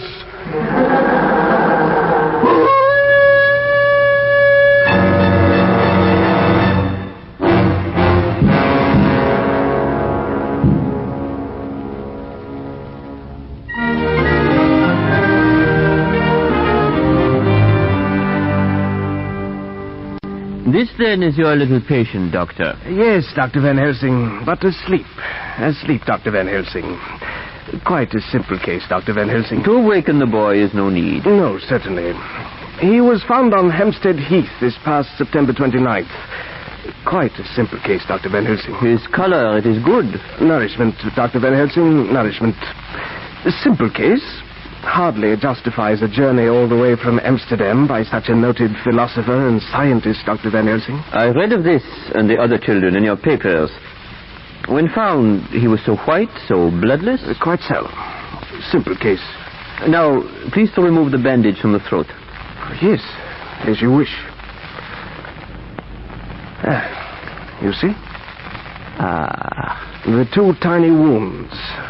Simple case, Dr. Van Helsing. Please, what is it that is so simple? Malnutrition and anemia, sir. The parents deny it. Nonsense, Dr. Van Helsing. And this lady so beautiful of the newspaper stories? Oh, tut, sir. The beautiful lady who lures away the little ones in the night. Journalistic tummy rot, sir. The wounds. For them, how do you account? Scratches, Dr. Van Helsing. Scratches. Your interest flatters me, sir, but I cannot account for the honor. Dr. Vincent, there is so much for which we cannot account. In August, I have come to London to fight such an illness as this. It was of a fine young friend of mine, a dearly beloved fiancée, a most sweet lady. He, my young friend, is a doctor as well. You may know him, Dr. Seward. Dr. John Seward. He is a student of mental disorders. I believe he has a private asylum at Perth. The same. And what was the outcome of the case, sir? With our knowledge, our science, we were babies. She died. A pity. The cause? The cause, that I should wish to know. Anemia, Dr. Van Helsing? Her blood, it was as rich as her youth.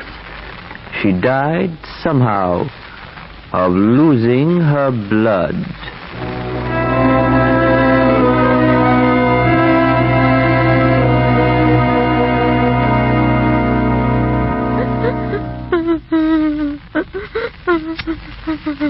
She weeps and weeps without end. Lord love you, Dr. Seward, old Minnie don't feel nothing, I'm thinking. No, Swales, you're wrong. She feels nothing but all the world's helpless, horrible sorrow. So many years had held her silent. When she began to weep, I had hope for her. Yes, years of staring, now another 10 of sobbing. When did she start? August 13th it was, Dr. Seward.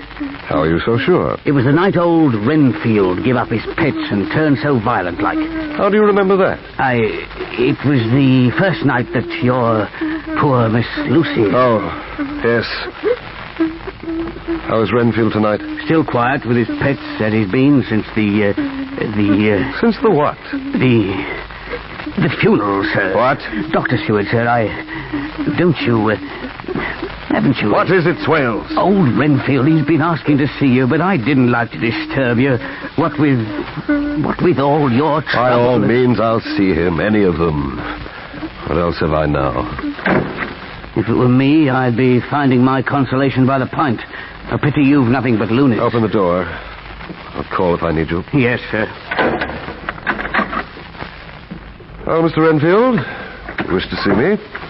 Yes. Yes, indeed, Doctor. I have the temerity to beg your indulgence. A very great favor, Doctor. Should I be permitted to guess? Your little colony of sparrows has exhausted your supply of string to maintain their faithfulness to their master? No, sir, no. You misapprehend the significance of my future project. Then how may I help you, Mr. Renfield? A kitten, sir. A kitten? Well, that would be rather irregular, Mr. Renfield. I gave you sugar to catch your flies. What became of your friendly little flies? Oh, they all flew away. Then somehow you collected a handsome family of spiders. Did they fly away? Possibly. Now, by some skill of your own, you've enticed this goodly collection of sparrows. Have you tired of them, by chance? A harsh accusation, Doctor. A harsh accusation. Now you ask for a kitten. Mr. Renfield, where is all this going to end? A kitten. A nice little, sleek, playful kitten that I can play with and teach and feed and feed and feed. I'm afraid I'll have to think it over. Begging your pardon, Dr. Seward, but the old gentleman from Amsterdam is asking for you. Dr. Van Helsing? That's him, sir. Van Helsing in England? Why? A kitten, sir. A kitten to play with and feed.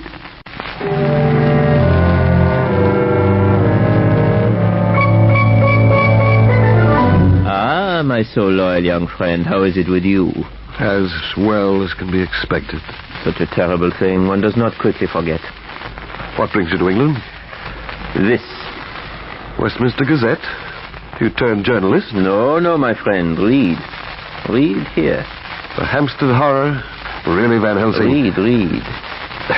We have just received intelligence that another child was missed last night. It was only discovered late in the morning under a furze bush at the Shooter's Hill side of Hampstead Heath. The child was terribly weak and quite emaciated. When partially restored, it told the now familiar story of being lured away by the beautiful lady. Doctors noted the same tiny wounds in the throat. Well, what do you think of that? It's like Lucy's. And what do you make of it? Make of it? How should I make anything of it? If I could make anything of it, Lucy would You mean to tell me, friend John, that you have no suspicion as to what poor Lucy died of? Must we go on discussing what she died of? She died. Ah, my poor friend. I beg your pardon. She died of nervous prostration following on great loss or waste of blood. And the blood, how lost or waste? Haven't we maddened ourselves enough trying to solve that fantastic riddle? You are right. Night after night, the loss of blood. And the throat wounds, it could not have been lost thus, for where then was the blood? Nowhere. No, nowhere. Can't we forget it? You're clever, friend John. But you do not let your eyes see that which is outside your daily life. Can you tell me, for example, why in the Pampas there are bats which come at night and open the veins of cattle and suck them dry? Good God. Do you mean to tell me that Lucy was bitten by such a bat? No, friend John. What I know is this. Our knowledge, our science, left us like the babies before this terrible thing.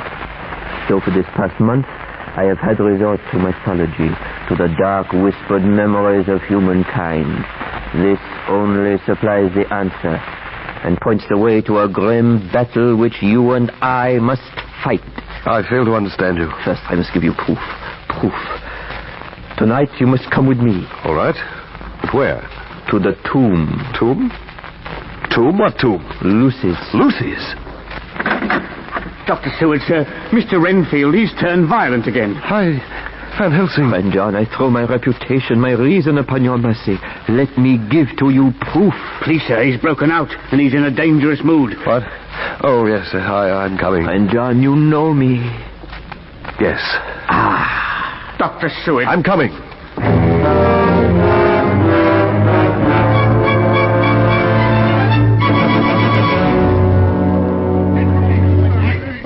This way, Dr. Seward, by the gate to Old Carfax. I hear that.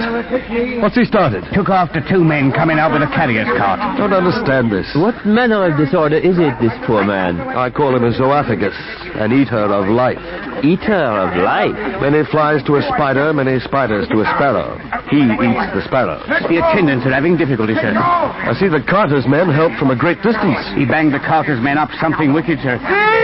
Hold his legs, sir. You think I'm practicing a minuet? Murderer! I said hold him! Robbers! Mr. Renfield!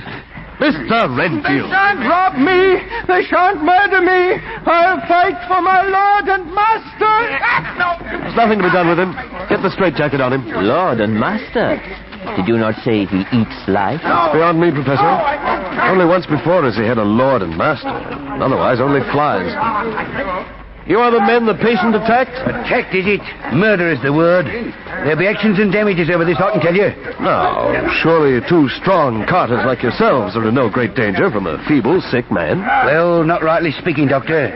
But then them boxes, as we was removing from Carfax, full of earth, is no lightweight. And if it wasn't for our strength being spent on them, we'd have made short work of him. Well, I'm sure it's thirsty work, and perhaps... Well, I thank you kindly, sir. And we do sympathise with you and the poor gentleman, sir. They've got him, Doctor. My lord! My master, will you desert me? All over. No hope. No hope unless I do it myself. Get him into his cell. And now the sun sets. You will come with me as you promise. Yes, yes. Why is Renfield suddenly so quiet?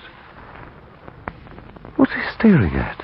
Nothing that I can see, sir, but that there bat flying away into the sun.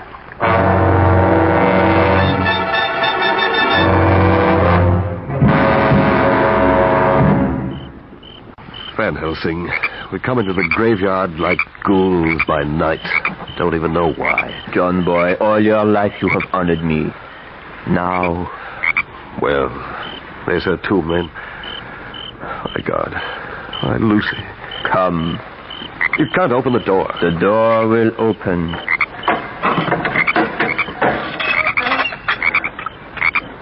You see? Come. Oh, no. No, I can't. I want to remember her as she was. No. You are a doctor. You must know why she died. Even more so you may be revenged. Revenged? Come.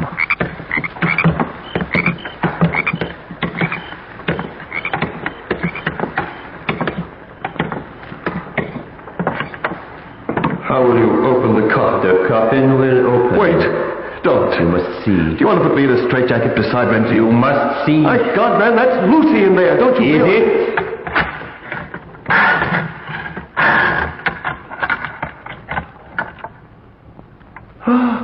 Is it? She's gone. She's gone.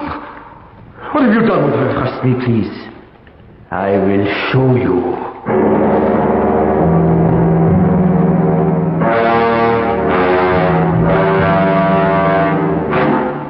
It is near dawn. We cannot have much longer now to wait.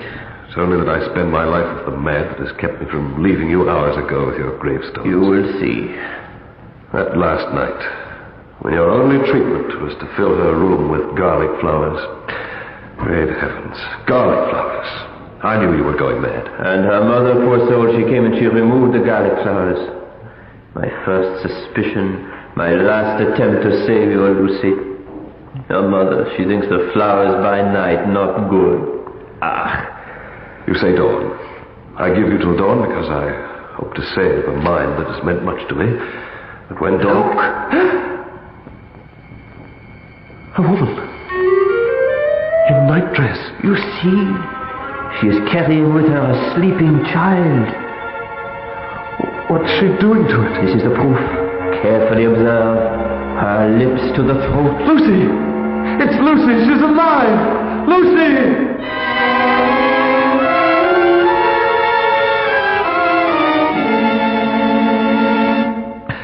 No, I couldn't find her anywhere. She vanished. You wait by the door. She must come. The child is all right. You saw... Yes, but Lucy's alive.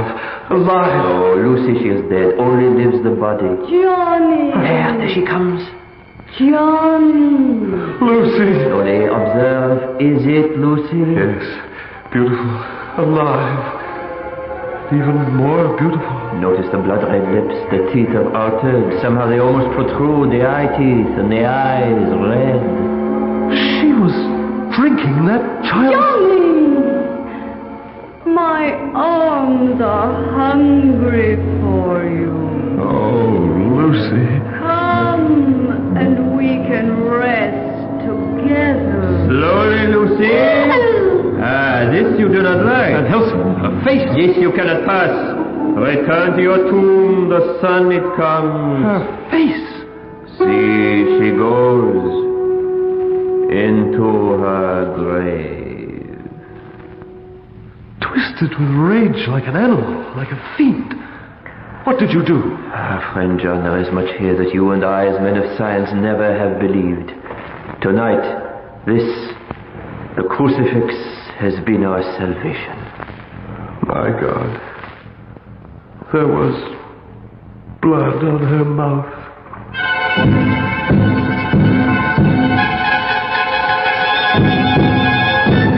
Begging your pardon, Dr. Seward. What is it, Swales? There's a lady to see you, sir. She says her name Don't know. I never heard of her. I'm busy. I'm sorry, sir, but the lady was most insistent. Tell you I can't see her. Tell her to go away. Get out of here. Yes, sir. All right, Van Helsing. You've proved everything. Now what? To me, too, it is so difficult to believe. But we have seen. There are the living dead. Vampires. So fails us our science. To go upon, we have only tradition. Superstition.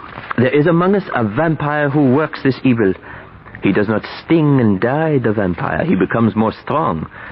He is of cunning more than mortal.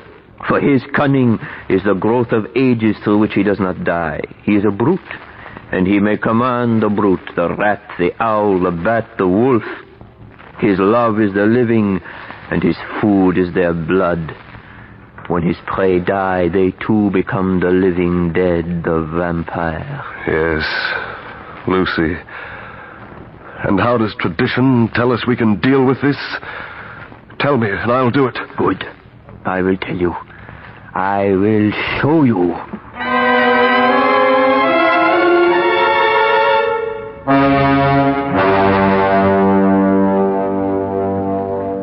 The grave diggers have gone. We are unobserved. Close the door. The tomb of the Westenra family. If they knew... What is that? Give me the bag. These others who sleep here knew the purpose to which their tomb is to be put. If they knew that one of their loved... We have that to do which it must be done. Set up the lantern there and enter the coffin so we may see to work. To work? Yes. And here, ready, the garlic flowers. What was that? A dog. What are you laughing at, Van Helsing? I was thinking of my friend in his Holland greenhouse who sent me these flowers. Strange medicine. What for? When we are done, we lay them in the grave to make intolerable the grave to the vampire who must ever by day return to it. So Lucy may never be at rest. You forget then she will not be vampire. Open the coffin. Open the coffin. We must bring to her peace. Yes.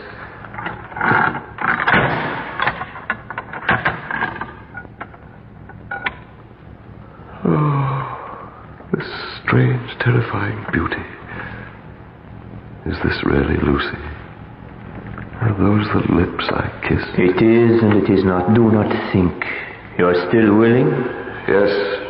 No one else has the right or the duty. I'm ready. Then in the bag you will find what you need. Yes. The mallet, the pointed wooden stake. You are very methodical. Do not think, just do. Take them. Yes. The stake. Where? The heart. The heart. The heart. Through the heart, right through, and she will have peace. Now take up the mallet. The mallet. Yes. No, this is wrong. I should be the one. No, she is mine. No one will do this to her but me.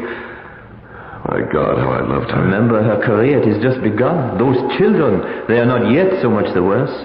If she live on, undead, by her power over them, they come to her. They become as her.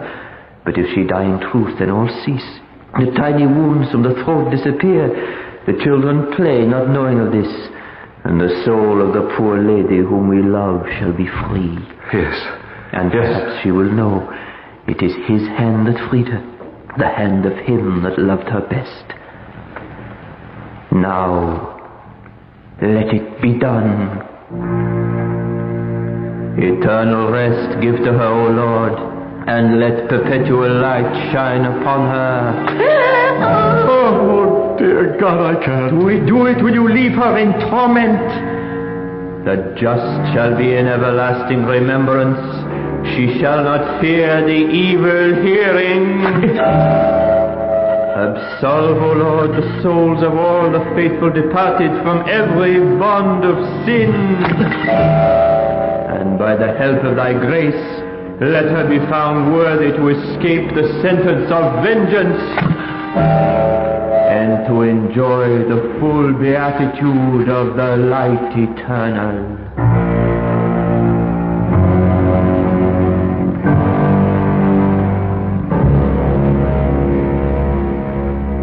Master, Master, I await you, Lord and Master. I am here to serve you, Lord. Master, remember me. Now then, what's all this, Mr. Renfield? Why not play with your little sparrows and give us a rest? I've eaten them. They're nothing to me. Let me, if you will, sir, enjoy a moment of Dr. Seward's inestimable company. The doctor's sick today, and if you ask me, I don't blame him. Shame on you, Mr. Renfield. All those nice, pleasant little sparrows, so chipper and friendly. Ah, madam, I am honored indeed. Now what? What incomparable elegance, what gentle, dainty charm. Why, thank you, Mr. Renfield. I do my best to keep up appearances. I refer, insolent rogues, to the lady behind you. Oh, her. Ladies are always following me about. Are you Dr. Seward? Oh, bless me. It's you again. Yes, it's me again, and the doctor can't see you. And how did you get in? I walked in, and I must see Dr. Seward. It's about my husband. His mind.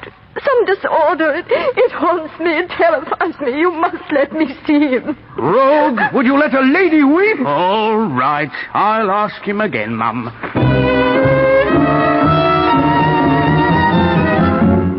John, friend John. You're feeling better, perhaps? Possibly you should to your bed return another sedative. No.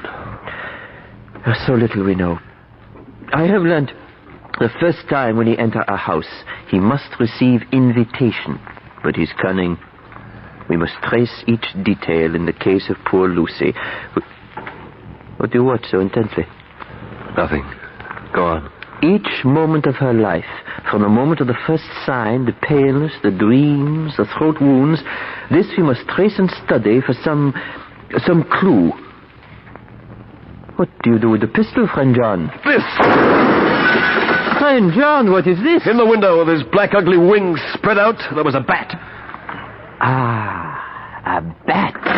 Dr. Seward, are you all right, sir? Quite all right, thank you, Swales. I just shot a bat. Dr. Seward.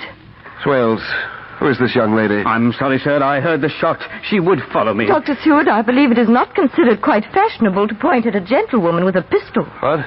Oh, your pardon.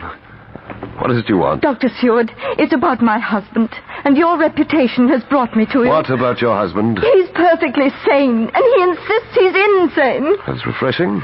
World is full of people perfectly insane, insisting they're sane. Please, Dr. Seward, it really is driving both of us out of our minds.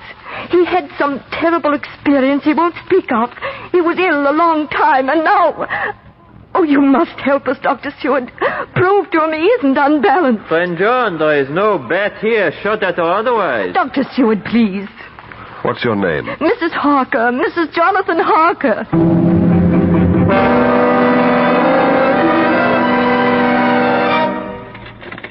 I didn't mind the train down to Purfleet, but the carriage, the sound of those wheels, the horses' hoofs. Oh, Jonathan, darling, we'll be there in a minute. Unbearable, unbearable. Oh, darling, please. Dr. Seward will help you, you'll see. But you'll have to let him have that sealed journal. Oh, yes, I know you're right, Mina.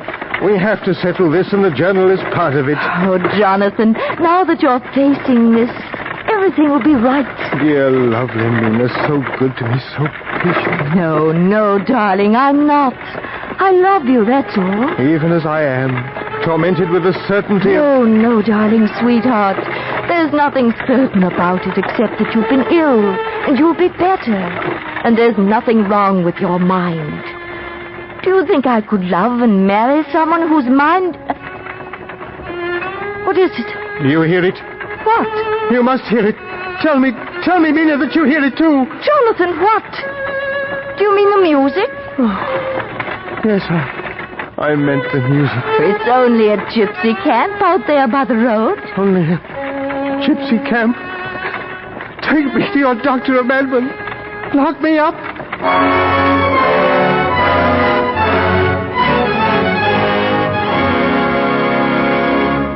Well, Dr. Seward, you read it. I haven't even allowed Mina here to see it. All those experiences, they're real to me. Everything's so real. Well? Well, Doctor? Oh, Lord, I see myself hanging above the ghastly abyss, climbing. None of it possible but the brain fever in the Budapest hospital. I know it happened, therefore I must have a madness in me. Doctor, please, say something. Van Helsing! Doctor! Van Helsing! Swale, you rascal! Yes, Doctor. What is it, Van Doctor? Helsing, get him in here, now, this instant. Hurry! What are you standing there for? Love me, yes, indeed, at once. For the love of heaven, Doctor! No use, Mina. Now, listen, you two are moving into my quarters here. You, Mr. Harker, are going to tell me everything you know about this Count Dracula. Every contact you gave him, every solicitor's name, every small detail you can rip up from your memory. Is that to be part of the treatment? Treatment? Jonathan Harker, you're as sane as I or the great Van Helsing himself. We need you, Jonathan Harker. And we're going to war. War? Yes, war on Dracula.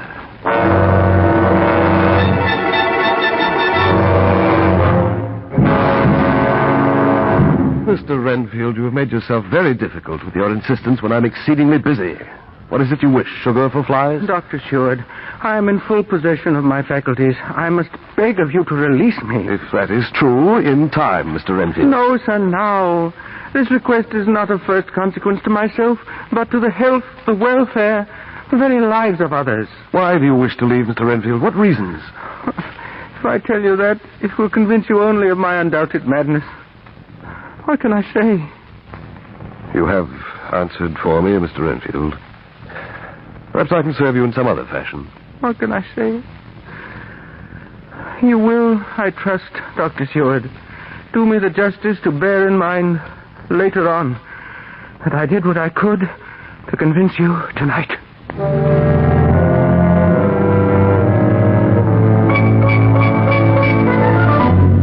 And now, gentlemen, and dear lady of whom we have become so fond. Thank you, Dr. Van Helsing. Now we are ready to begin to act. But we deal with one which has survived many centuries, and we must assume many attacks. We must not fail. We won't. He drove me to madness.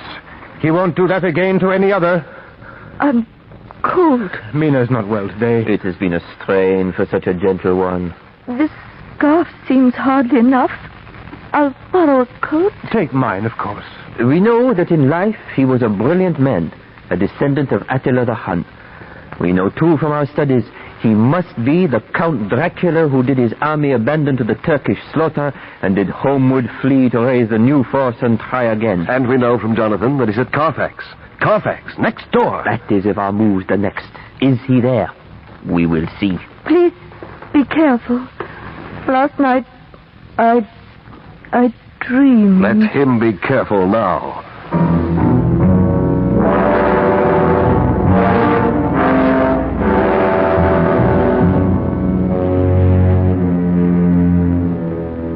"27, 28, 29, 30.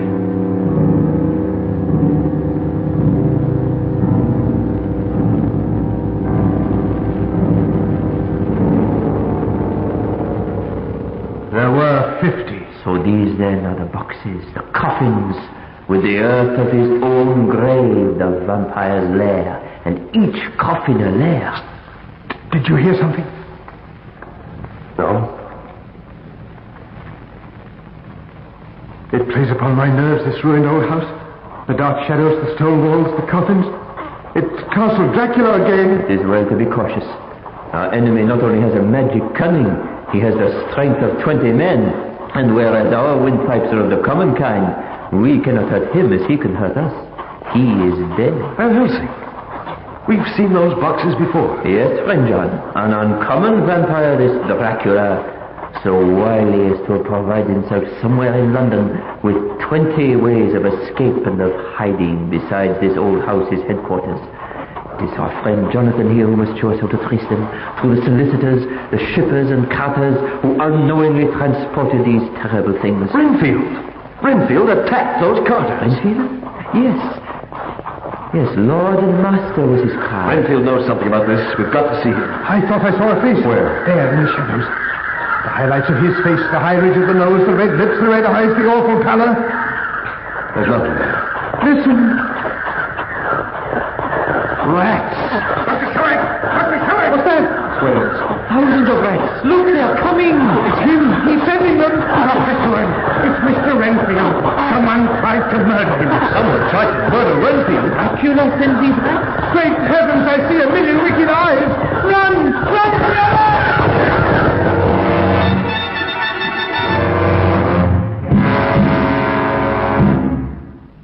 This is how I found him, Doctor. Just a few minutes back, as I was coming round to light the lamps. The window bars torn open, the door flung into the corridor, and the poor old loony... The jacket.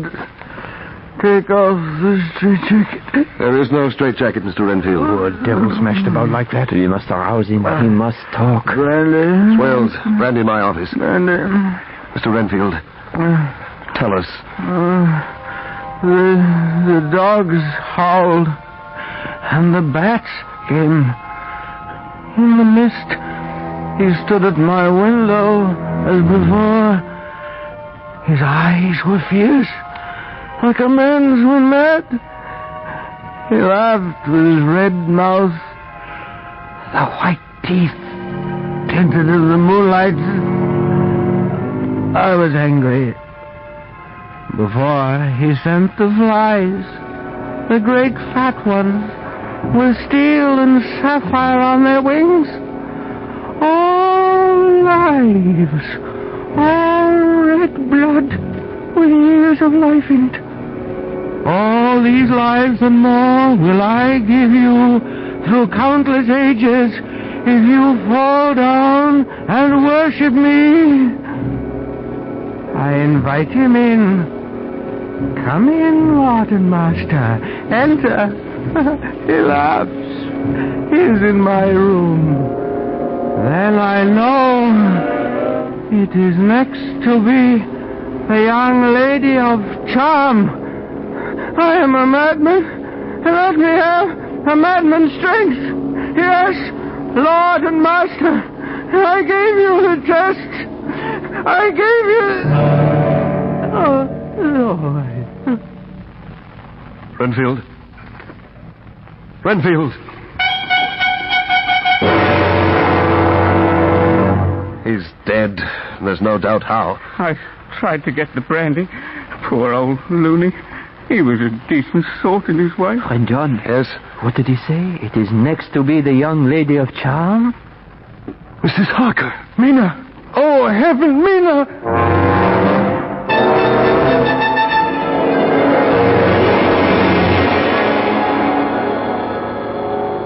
Your skin is the snow. Your throat as soft as the quivering rabbit. Cold. I'm enfolded with ice. I have kissed you, and I will kiss you again. I will come again and kiss again. Cold. Cold. Shall we warm your dream, beautiful one? You too will kiss.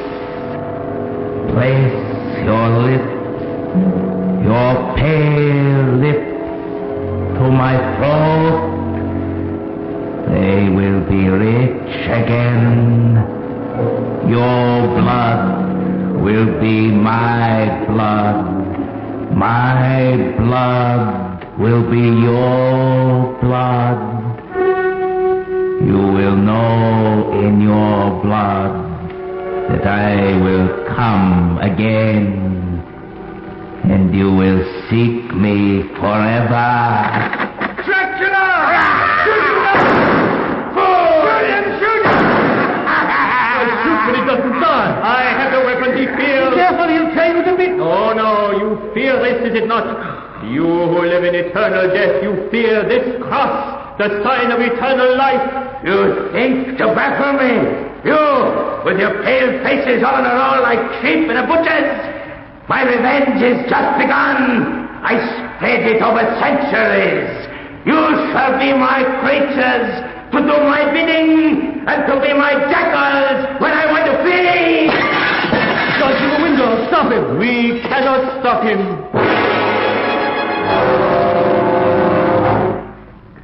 Only friend John to return. Through the shippers, the cottage men, we have traced each coffin to its hiding place. We have polluted each with the garlic flower and sanctified each with the holy crucifix. Now he has only Carfax. We will there catch him by daylight, helpless. Unless Dr. Seward found him in his coffin in the Piccadilly house. Unless.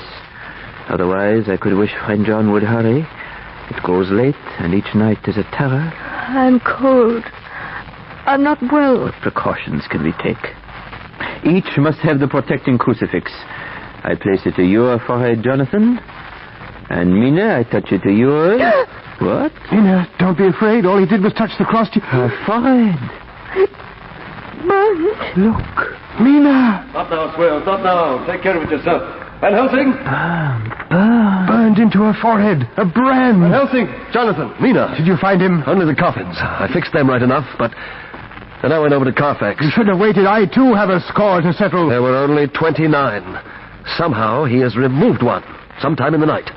Now we have no way to trace him. Escaping. He is escaping.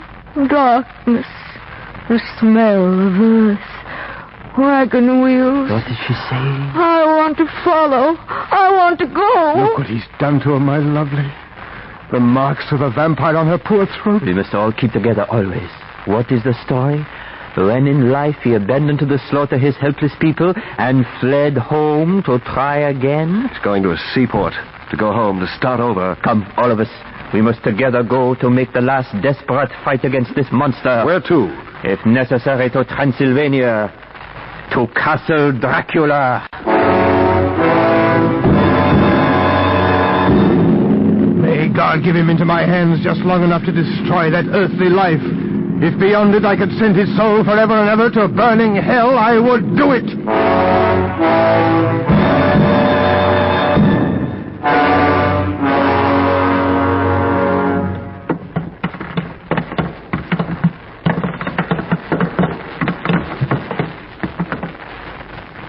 Dracula in his coffin. We've got him. We must do this quickly. The sun is low. What are you going to do? Ashmina, darling, we've got him now. I'm frightened. Friend John, I think you especially have the right. I know just what to do. Thus, let me remind you all that this is not vengeance. We set to rest the human soul. Whatever it is, I'm ready. If you want to pray for him, start praying. For me, every blow will be for Lucy. What he made me do at her tomb. How his eyes burn, with what ferocious rage out of the coffin. Don't look at him. That was my mistake. Just do it. Ah, yes, yes. Now the sun is low, and soon it will be too late. Now, eternal rest give to him, O Lord,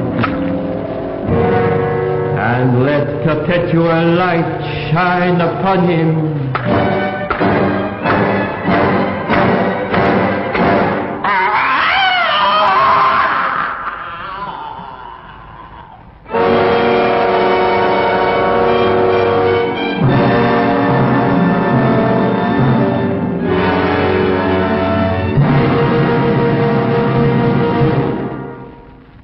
Jonathan.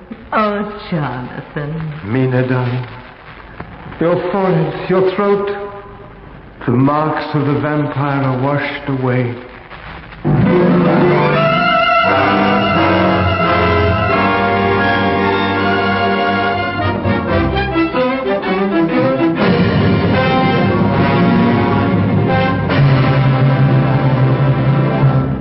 Stage 49, item 30. Dracula by Bram Stoker. Dramatized for radio by George Salverson. Was produced and directed by Andrew Allen with an original musical score composed and conducted by Lucio Agostini. Starred as Count Dracula, Lorne Greene. As Jonathan Harker, Alan King. With Lister Sinclair as Van Helsing. Bud Knapp as Dr. Seward. Mavor Moore as Renfield. Alice Hill as Mina. Aileen Seaton as Lucy. Diane Foster as the vampire, and Eric Christmas as Swales. The others, Tommy Tweed, Doug Haskins, Murray Westgate, Frocia Gregory, Marcia Diamond, and Lloyd Bachner. Sound by Fred Tudor and Alan Gilroy. Technical operation by Bruce Armstrong.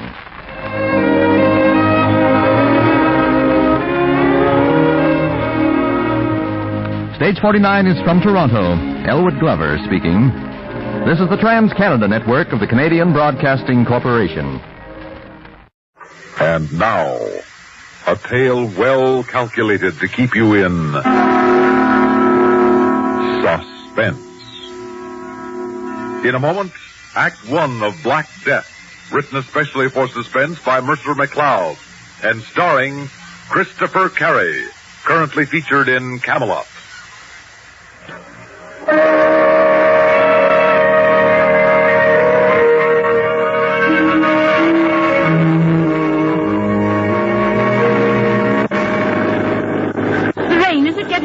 Well, it's not getting any. I can't understand why the lights should be so dim. Dear. What?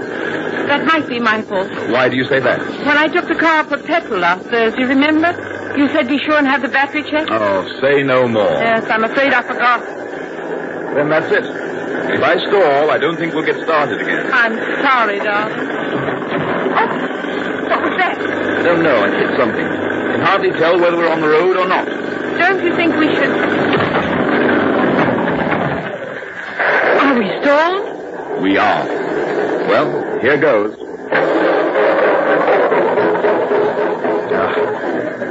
Well, that's it. Oh, Charles. And it's all my fault. Now, don't feel bad about it. I don't think we should have made it anyhow. If we were on a main highway, we might be all right.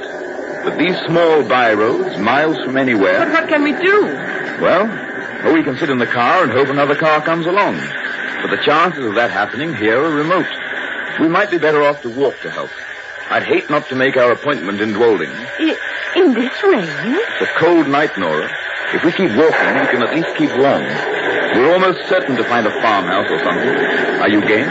Well, I think I am. Then bundle up and let's get on with it, old girl. Right.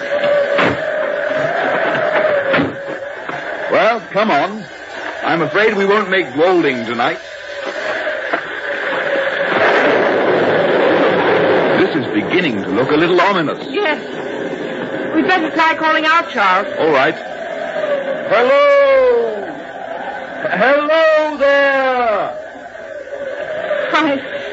I think I'm a little frightened, Charles. Well, come on, let's both call out. Hello! Hello! Charles, it looks as if we... Quiet, Nora. Now, where that dog is, there must be shelter. Yes, there's a light blinking over there. That's for us. Come on. Oh, thank goodness. Are we glad to see you? Why? Why? Because we're lost, that's why. How far are we from Dolding? No, about 20 miles. Where do you live? Just over the hill there. But it's no use. He won't let you in, not him. Who are you talking about? The master. And who is the master? Now, wait a minute. You can't leave us. Here, wait. Yes. Now, listen, you. Whether you like it or not, we're coming with you. And whether the master likes it or not, he's going to give us shelter. You go on ahead. We're following you. Come along, then.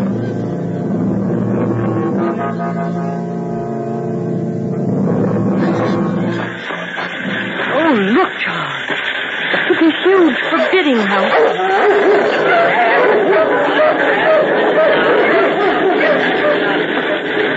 Here we are. What little good it'll do you. Here, take this for your trouble. Yes. Hold this light when I find the key. All right. We'll be inside soon, Nora. And don't say that I let you in.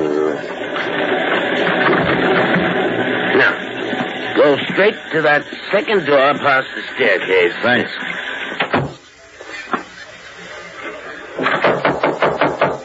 Yes? Well, here goes. What is the meaning of this? Who let you in? We lost our way on the moors. My home is not an inn. Yes, but surely Just a minute, Charles. If we were drowning and your boat happened by, we'd try to save ourselves by clinging to it. And look at us. We're practically drowned. That's scarcely my concern. And furthermore, my husband is a doctor. And he was scheduled to lecture in... Oh, a doctor, eh? Well, a scientific man, huh? Well, yes. You need dry things. There's food on the buffet here, and I'll get hot coffee. Do sit down. Make yourselves comfortable. Do you mind if we hang our coats in front of the fire? A capital idea. Give me your coat, Charles. I'll spread it out. Thanks, Nora. I'm going to take my shoes off, too. Yes, sir. Oh, more coffee, Jacob. Very good, sir. What are you finding so interesting, Doctor? These strange diagrams drawn on the walls and floor. Oh, yes. Those are the nuclei of my science. White mice in the cage. And what's this contraption? What does it look like to you? It bears a rough resemblance to a huge camera. But the sides, all this multicolored glass. I don't know. I'm quite baffled. In there, my friend, is the element black. Black? Black. One of the greatest destructive forces in the universe. But how about you two eating something, eh? Just help yourselves. Coffee. It won't be long. Oh, thank you very much. Nice. Right, thank you. It may interest you to know that yours are the first strange faces I've seen here in 4 years. Really? I spend most of my time hard at work. Very, very hard at work. The results of this work may well benefit humanity. Oh, I'm glad to hear. Don't misunderstand me. I don't give a rap about humanity. However, I'm more productive to your humanity than I should be if I were full of gush as the sentimentalist, speechifying to get murderers out of prison. Do you follow me? Well, yes. You noticed my man, Jacob? Of course. He's a perfect servant. Makes me comfortable. I have no feeling for him. I treat him civilly, pay him, but I never concern myself with him as a human being. I know nothing of his character except what I read of it in his last employer's letter. There are, you see, no truly human relations between us. Would you imagine his work would be better done if I'd made him like me, personally? Oh, I would, decidedly. I'm certain it would not be so. He'd trade on any relationship to my disadvantage. But if a crisis occurred... Crisis? Yes, if you needed his help. Not only as a servant, but... Well, supposing you were sick, in need. You'd never get from your relationship what can be prompted only by affection. Affection? Affection? How disgusting that sounds. Disgusting. The coffee. Just put it down. Yes, sir.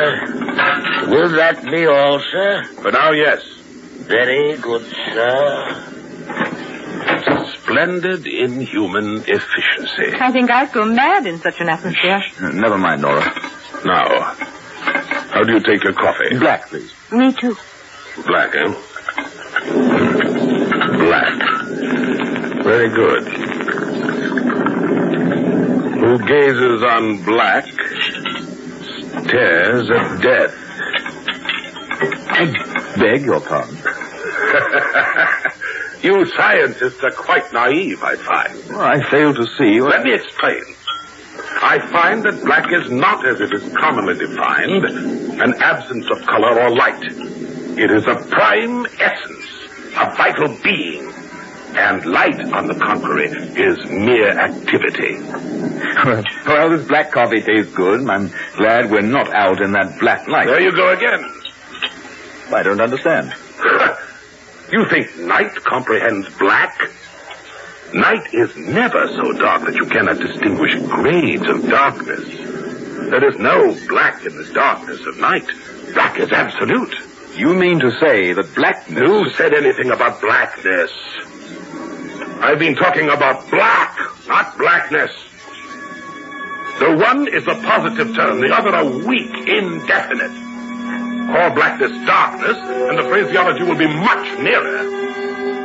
But when you come to black, I say, you're at grips with the positive element of the universe, a force apparent whose work is death. Then one ought to be afraid to go home after dark. If you had the faintest realization of the infinite significance of the words you use, you'd turn as pale as this damask cloth. Here. You see this white mouse? I take it out of its cage, hold it by its tail, and set the black to work. I place it in front of the fatal black ray and...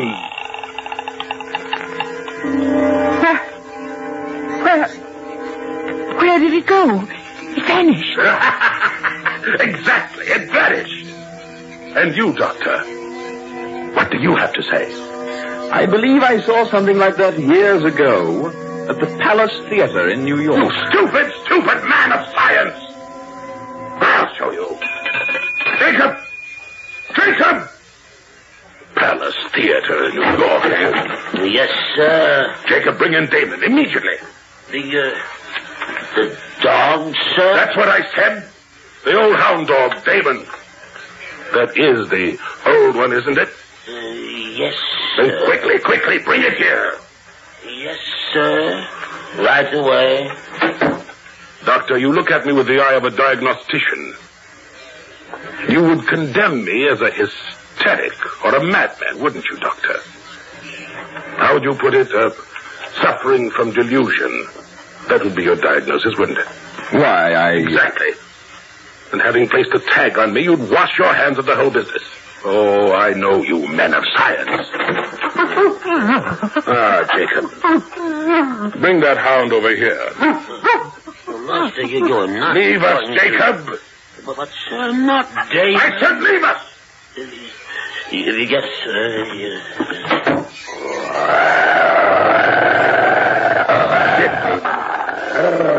Yes, I know, Damon. You dislike me, don't you? You all do. Sixth sense of the animal. Now, as before, Doctor, we set the black to work. See? The sixth sense of the animal. Jacob, keep those hounds quiet! Got to get out of here, Charles. No, as soon as we can. That's better. Now we can proceed. You see? The larger the subject, the more power we need. Subject? Yes.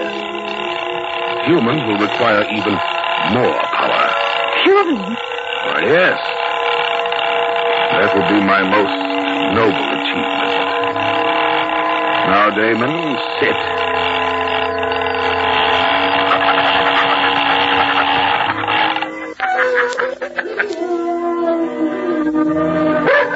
The sixth sense of the animal. Now I'm a little tired. I think I could use a drink. Yes, I'm really quite tired. Yes, sir. Bring me a brandy, will you? Yes. For our guests, too. Oh, very good, sir. You don't understand, do you, Doctor? No, you don't understand at all. That's why I became disgusted with you men who call yourselves scientists. Yes, you condemn everything that resists experiments. You reject as false any theory which cannot be proved in the laboratory or the dissecting room. You refuse even to consider my findings in regard to apparitions. Apparitions? Ghosts, if you like. For thousands of years, mankind has persisted in believing that apparitions are fact. But mention them to you, scientists. But there's never been conclusive proof. If I were to tell you that for 23 years I have been investigating the supernatural, and that I know, past all doubt, that ghosts, apparitions, and supernatural beings exist, what would you think? Huh? That I have lost my mind? Well, unless, of course, you could show me an apparition or some supernatural event. Show me. Proof. The brandy, sir. All right, put it down. The storm is over, sir. Has it now? Has it? Yes, sir. Nora, did you hear that? The storm. It's over. Yes, I heard. I think we should get out of here as quickly as we can. Oh, so do I. Take a good swig of brandy. It'll help. I did. I don't know how you feel, but I'm ready for that 20-mile walk to Dwolding. Those 2 demonstrations have convinced me. Darling, I'm ready. Dwolding, did you say? Yes. Why walk? I don't follow you. Why not take the local? The local? Yes. Do you mean local train? Of course. I didn't know there was one. Just one a day. It carries mostly freight. Just one passenger coach. About a mile from here. 11:10. I'll show you the way. Oh, this is splendid, Charles. You'll be able to give your lecture after all. Scientific lecture? Well, sort of, yes. With proof, Doctor? Of course. You know, 17 years ago I ran away from you scientific fellows and your proof. It seems funny that one should walk in on me tonight. Oh, you and your proof. You think I'm a little mad, don't you, Doctor? Well, I shouldn't say that, sir. I'll get our coat.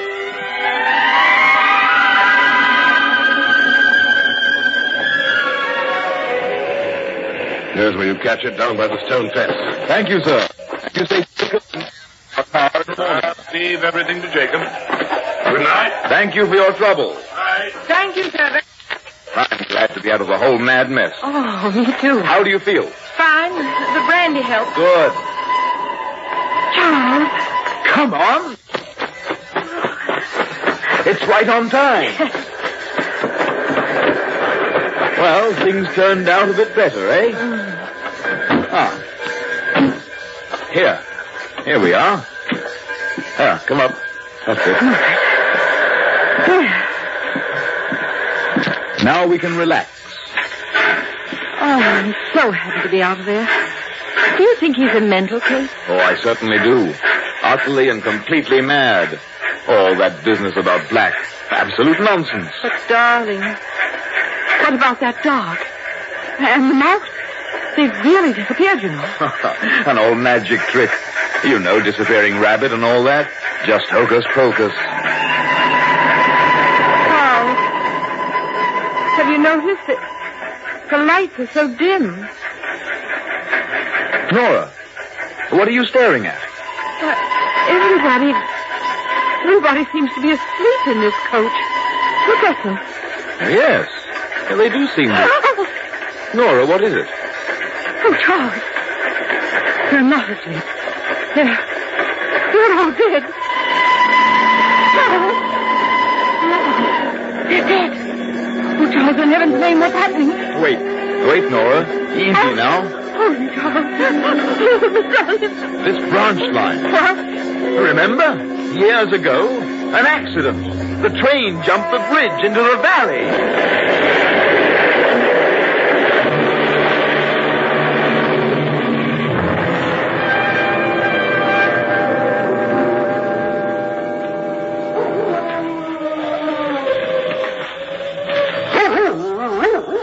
Over here, sir. Yes, Jacob? Over here.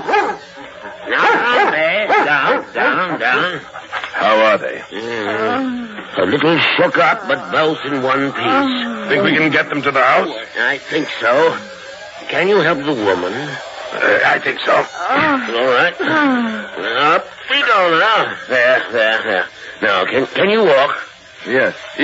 That's the way. Now, off we go. There. It feels better, doesn't it? Here, have another sip. You too, sir. You all right, Nora? Yes. Where are we? We are in the sunroom of the master's house. Back here again? Yes, you're both very lucky. Bruised and shook up a bit. Could have been lots worse. Am I dreaming all this? And what about that train?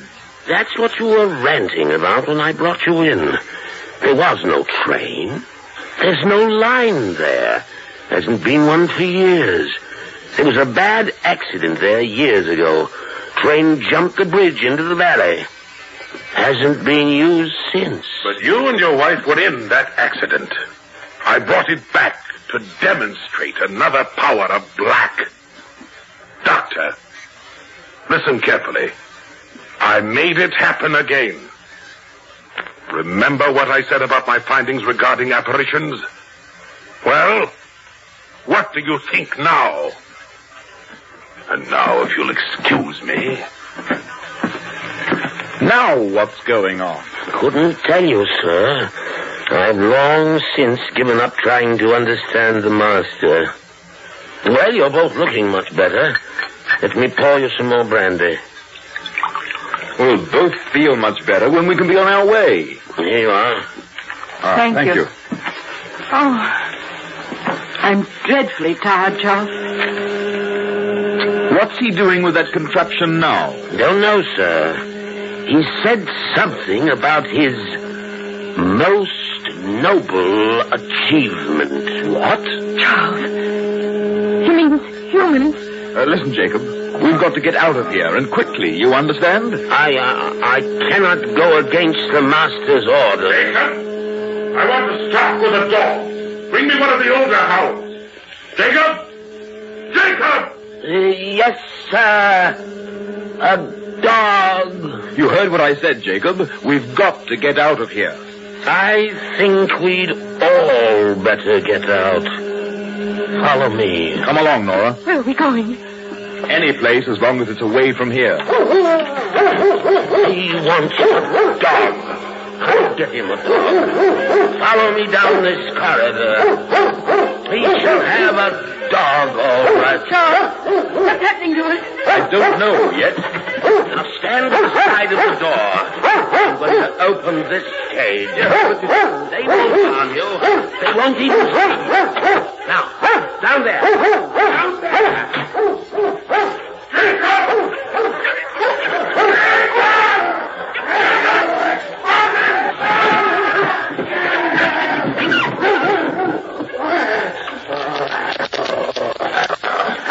His most noble achievement.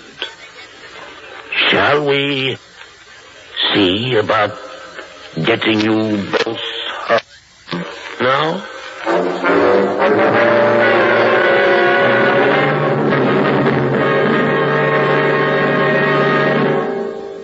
Suspense.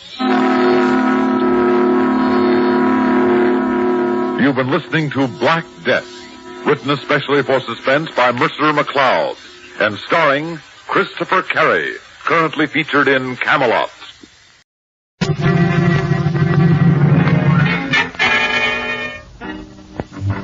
What made me first suspect Joe was that he knew more than an innocent person should have known. I suspected Irene the moment I heard the fireman's whistle. The account of the unimportant fact that I suspected the postman after...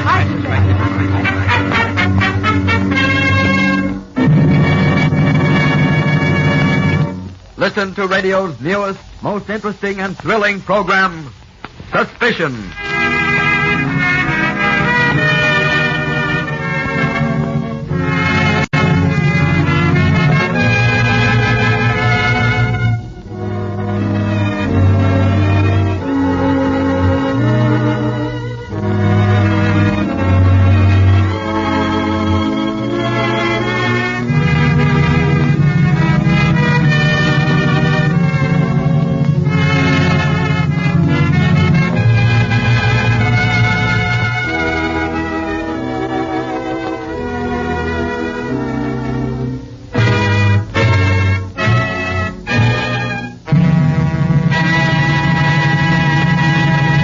And now, Suspicion.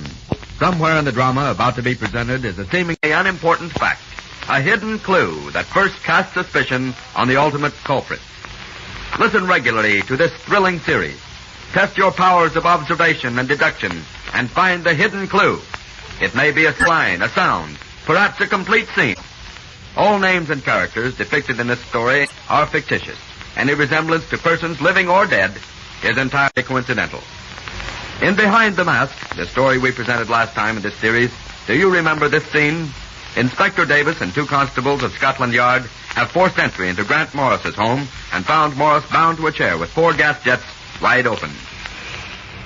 Thank heavens we're not too late. Peter, shut off the gas. Right. Now give me your knife and I'll cut him loose. Right, here's me knife, Hobson. Open the window wider. Open the window wider, ladies and gentlemen, was the hidden clue. Grant Morris had tried to fake a robbery in an attempt on his own life. But he knew that unless the window was partially open, he was in danger of being asphyxiated. And now, an actress meets death.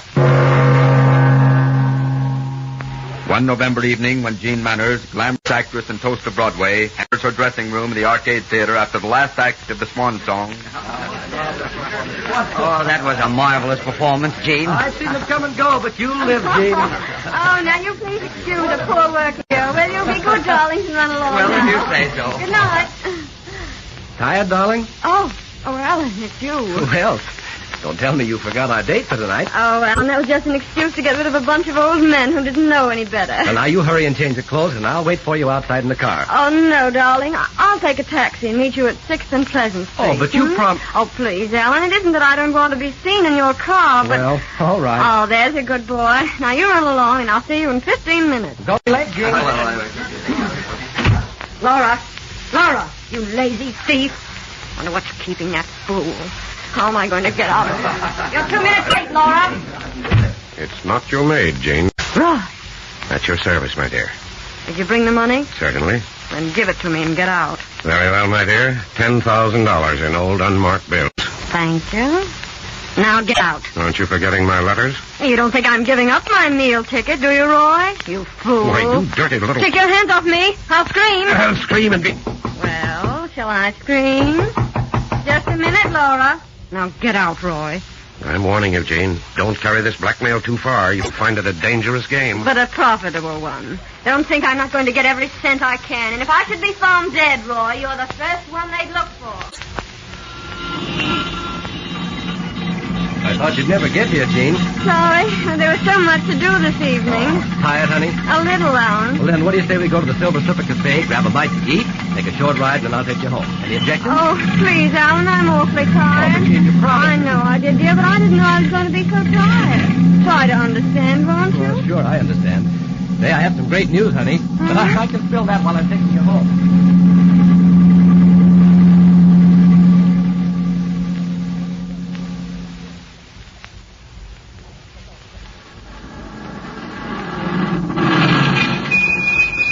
That's the work, Gene.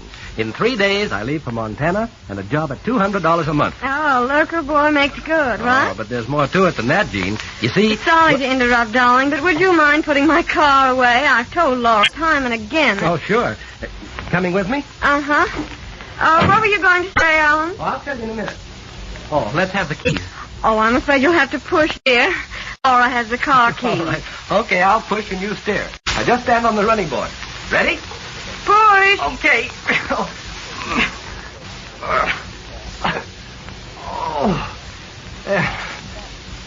That's more like it. Set the brake, huh? Right. Phew. I'd hate to do this for a living. Oh, well done, strong man. Jean, Hmm? will you marry me? What? Marry you? Well, what's so funny about it? Oh, it's a joke, huh? Oh, my dear boy, it's surprise joke of the season. Wait, just wait like... What? You little tramp. You dare slap me. You fool.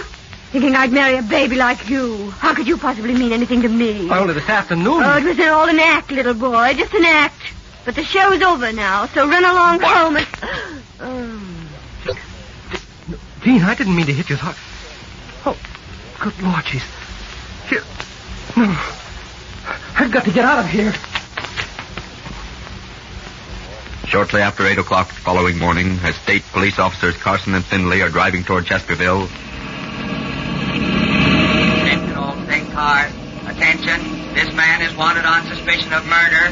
Alan Peterson, age 23, medium build, dark complexion, dark hair, driving a tan sports roadster, license 5R8686. Hey, that car passed us not more than 2 minutes ago. Repeating. Step on it, Finley. This man is wanted on suspicion of murder. Alan Peterson, age 23, medium build, dark complexion, dark hair.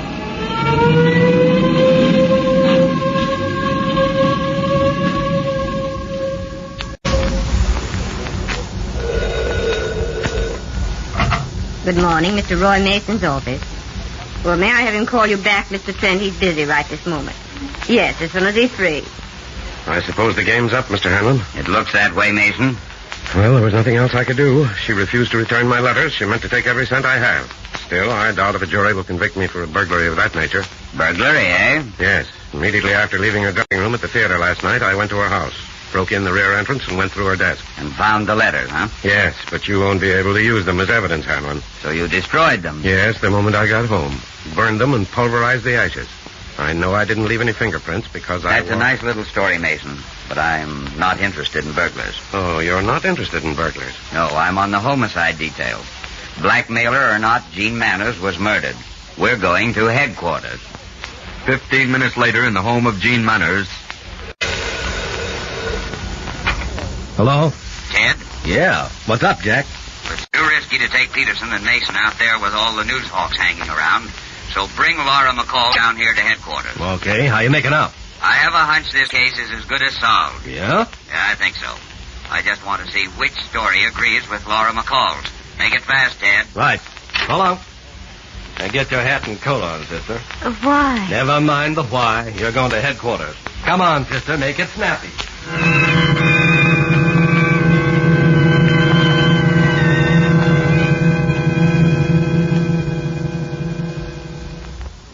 Hello, Jack.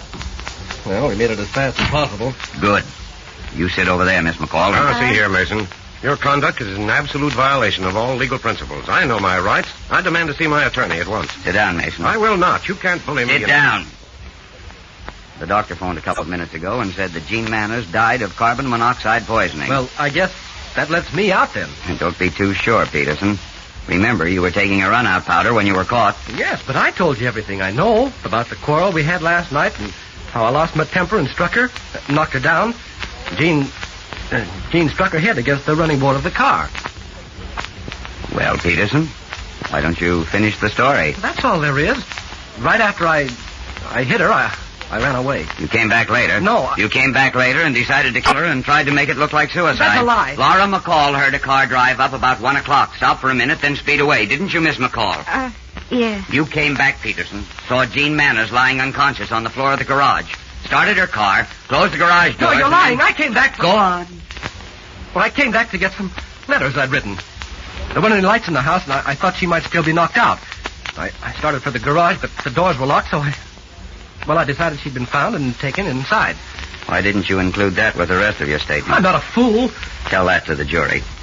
Take him out and book him, Ted, for the murder of... No. Huh? I killed Gene Manners. Oh, now, don't tell me you've fallen for this kid, too, Miss McCall. I killed Gene Manners, Mr. Hanlon. Why? Jealousy. Oh, I hated that woman. Jean was 31, although she looked only 24. Several years ago, she tried out for the lead in a show. It had been promised to me, but she flirted with a producer and got the part. Then my luck went against me.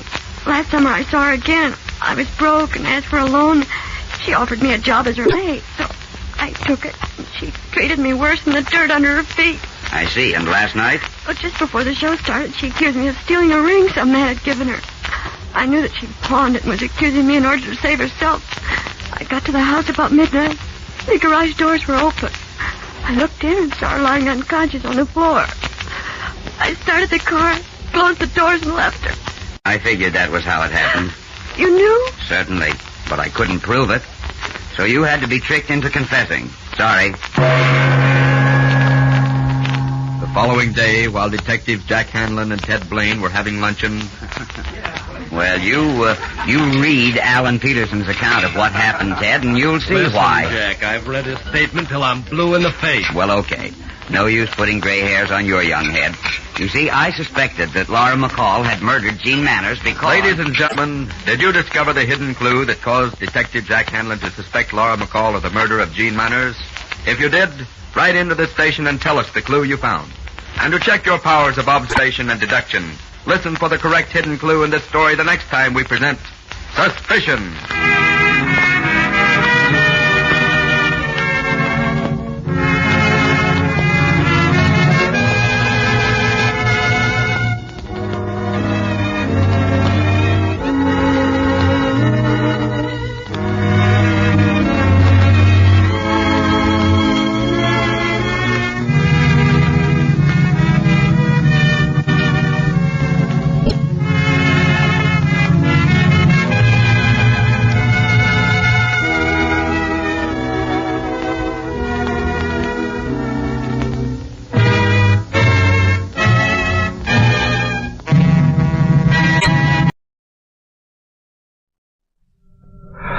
On top of old Smoky,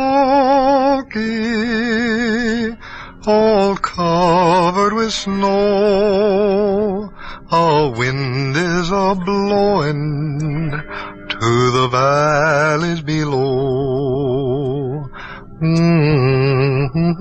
Legends are history with its shoes off. They're the stories that travel and stick in the mind. So settle back and listen. I'll spin your yarn, one of Tennessee's tall tales.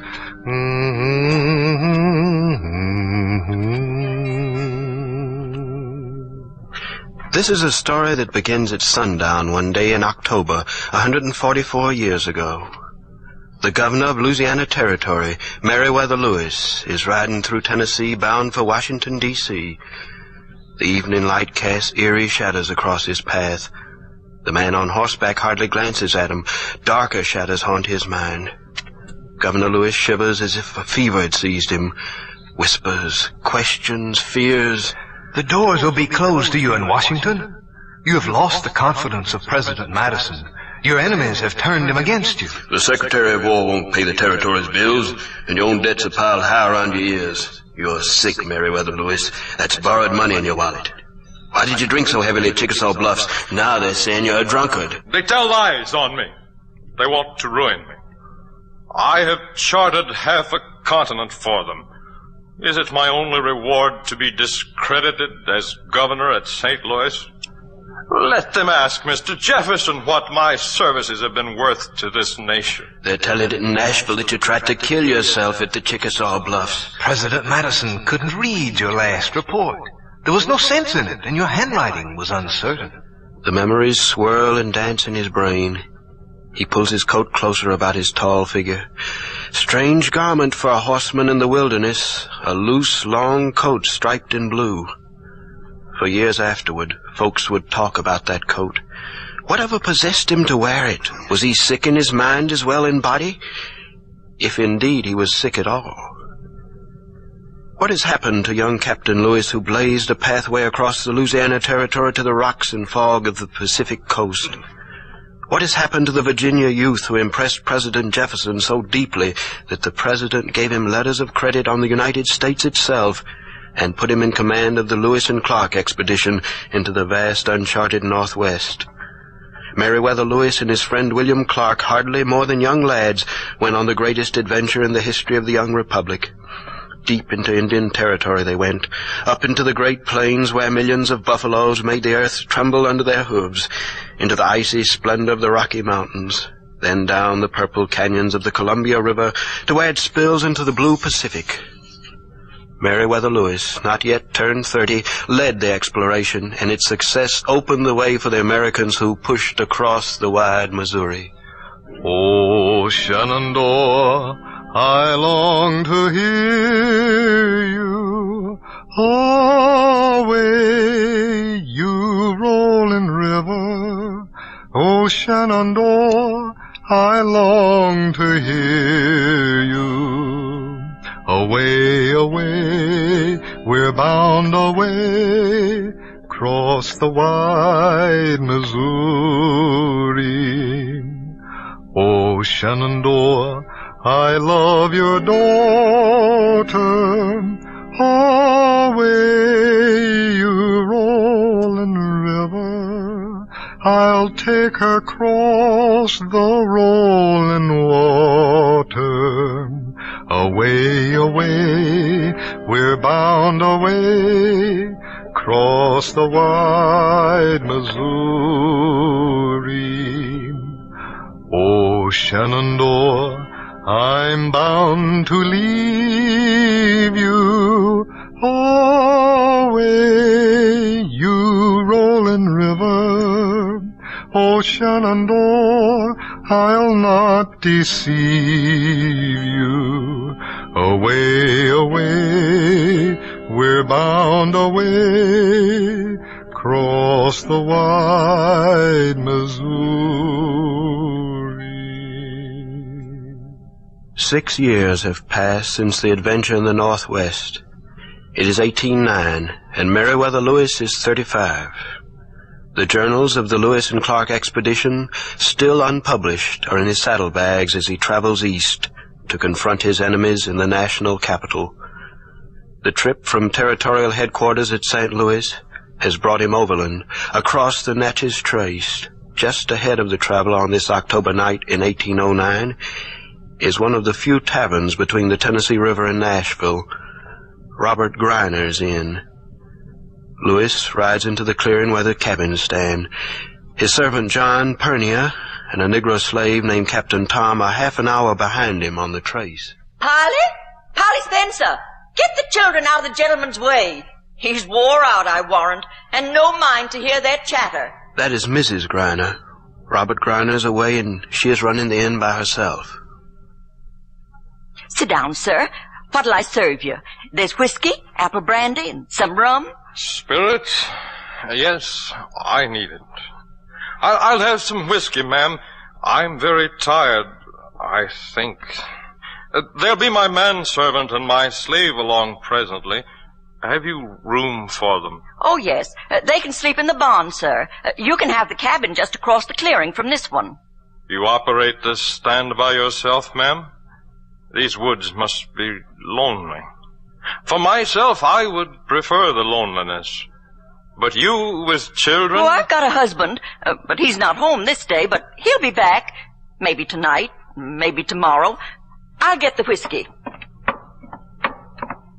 Who is he, Miss Griner? He acts so strange, muttering to himself and pacing like a wild animal in a cage. Look at him yonder, walking up and down in the clearing. Lewis is his name. He's come from Louisiana Territory.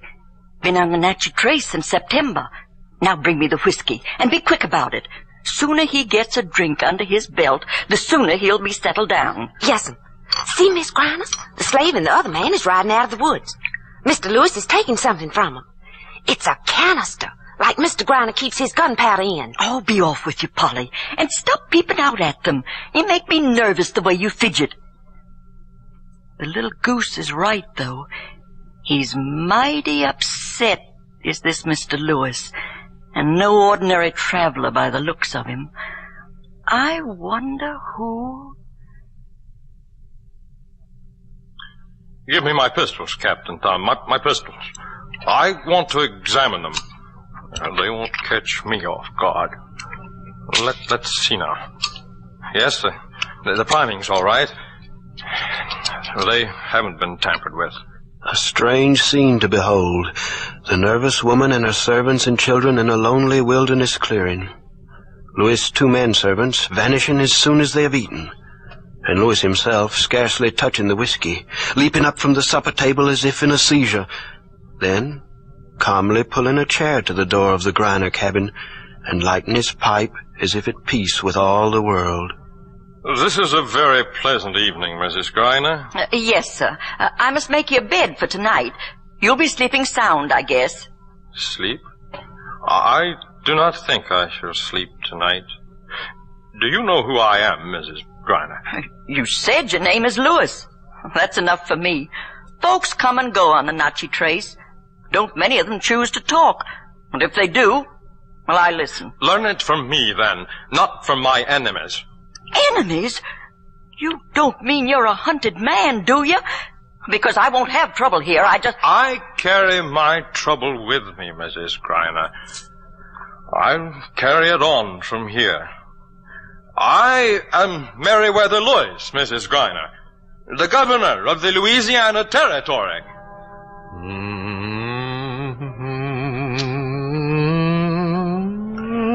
Night fell on the clearing. Louis went to his cabin. One of his servants, reappearing out of the mysterious darkness, brought bear skins and a buffalo robe for the governor's bed. The women and children in the other cabin shut the bolt on the door. The firelight flickered, then died down into a rosy glow under the ashes banked against it. There was silence. Miss Griner, something's going to happen. Something terrible. An owl is a-hooting. Go to sleep, Polly. Stop this silly talk or you'll wake the children. Oh, what was that? 'Twas a pistol a-firing. Oh, Miss Griner, I'm scared. Oh, that isn't somebody out in the woods. That shot came from right here in this clearing. They'll kill us. We'll be dead as muttons in a minute. Don't let it happen, Miss Griner. I'll go to the kitchen door. There's a crack where I can see out. And if we're in danger, there's Mr. Grinder's rifle in the corner. And I can use it if I have to. Oh, God. It's him. It's Governor Lewis. Water. Give me water. Don't open the door, Miss Griner. They'll kill us, too. Oh, his servants. Where are his servants? Why don't they come to help? His head's been near blown off. I am no coward, but I am so strong, so hard to die. Oh, ma'am, what's happened? Somebody tell me what's happened! Polly Spencer's terrified screams echoes across 144 years of Tennessee history. What had happened? The post rider who found Governor Lewis's body left no written report. Legend has it that he found the dead man lying on the trace itself, 100 yards from Griner's Inn. The post rider was Robert Smith. He thought he saw a bullet wound in the governor's back. And was that a bit of wadding from a musket lying between the governor's body and the stable? An assassin could have fired from the shadows of the barn, killing an already wounded man staggering in the moonlight that flooded that clearing. The governor's friend, Major Alexander Neely, who had stayed behind on the trace to round up lost pack horses, came to Griner's Inn on the day of Lewis's strange death. Governor Lewis took his own life, Neely decided. And that is the way Thomas Jefferson, who heard the account at third hand, accepted the tragedy. Neely told the story to a captain of infantry, John Brahan. Captain Brahan hurried to Nashville from the lonely clearing on the Natchez Trace and dispatched letters to Mr. Jefferson and to the Secretary of War. Neely buried his friend where he fell, the legends say. The column that stands on the grave is broken, a symbol of the way he died. I am no coward, but I am so strong, so hard to die. Well, that ends my story. What do you think happened? On top of old Smoky, all covered with snow, the wind is a-blowing to the valleys below. It sighs at the chimney, it cries at the door, telling me stories I heard long ago. You've been listening to another of Tennessee's Tall Tales. Tonight you heard the strange death of Meriwether Lewis. Tall Tales is heard every Tuesday evening at this same time. Next week, the day the earth trembled, the legend of Reelfoot Lake. Tall Tales is written by Bill Woolsey. The storyteller is Bobby Weiner. The ballad singer is George Grice. Tall Tales is produced by Marjorie Cooney and comes to you from the Air Castle of the South.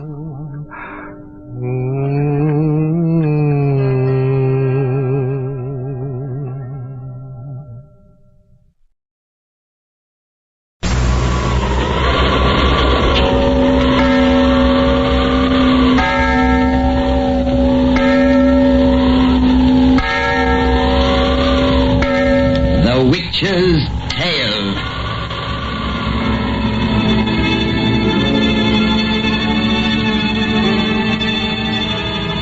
The fascinations of the eerie, weird, blood-chilling tales told by old Nancy, the witch of Salem, and Satan, her wise black cat. They're waiting for you, now.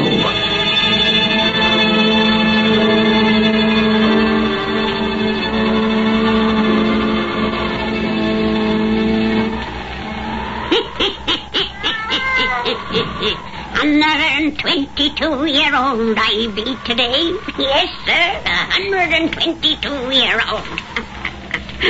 Well, Satan, tell everyone to douse their lights. That's it. We want lots of darkness when we tell our bedtime stories.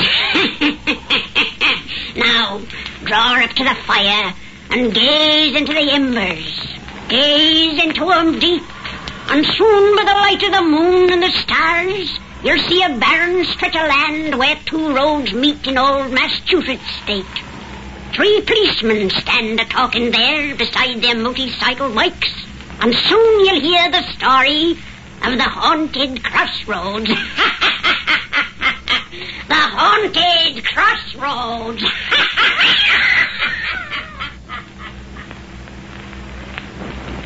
Sure you're not scared to have us lady here alone, Tom? Of course he's scared, Sergeant. Look at his knees shaking. I'll probably yell for help the minute you guys get out of my sight. Sure, Gene. I don't think he is properly frightened. I guess not. Well, if he sees any spooks, he can't say we haven't warned him. Seriously, boy, you'll keep your eyes peeled for other things than ghosts on this patrol. You bet I will, Uncle Pat. And I hope it's my luck to have the skunk who knocked up Smith and Barclay here start something with me. Well, I hardly think that'll happen. Those killings weren't done by the same man. They were both stabbed in the back the same way. Oh, well, that doesn't prove anything. Several fellows were stabbed to death here right after the Civil War. And another about 20 years ago, according to all records. It wasn't the same murderer who got them, and 2 cops of our troop. Well, unless you believe the crazy stories about this place being haunted. Well, I must be riding back to troop headquarters where Captain Elton will be skinning the hide of it. And you, Gina Hardy, you better be after getting on your patrol. Well, I'll get the old bike moving. Oh, when you get home in the morning, Tom, remind your sister she's got a movie date with me tomorrow night. Kathleen's not apt to forget any date she has with you. Trooper Hardy, your job at the moment is to keep your eye peeled for speeders and reckless drivers. Well, I'll try to remember that, Sarge. Well, good night. Good night, Gene. Night, boy.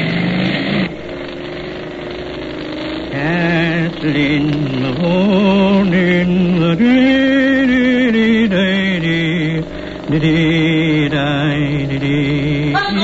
What the? Tom! I'm coming back, kid. Coming back. Gene! I'm coming, Sarge. It's Tom, oh, merciful God! Sarge, what is it? What has happened? Come, quick! I'm here. What's happened? Tom! Yes, he's dead. Killed. He can't be dead. We just left him. I started right after you rode away. Then I heard him yelling, oh, merciful God, I raised that boy. He was like my own son. He's been stabbed in the back. Just as Smith was stabbed a week ago, and Barclay. Here at these same rotten crossroads. Now pull yourself together, Sarge. You know what I thought of Tom. But we're cops. Listen, you were back here before I did. You must have seen I saw no more than you see now. Whoever did it got away. Take it easy. Take it easy. Tom wasn't alone here more than a minute. No one could have gotten to him across these open fields and then away again between the time I left and come back. Yet I saw no one but him and you. What was that? A woman's laugh. You hear it too? It sounded here, beside me. Right here beside us, at me very elbow. Yet no one's here that we can see.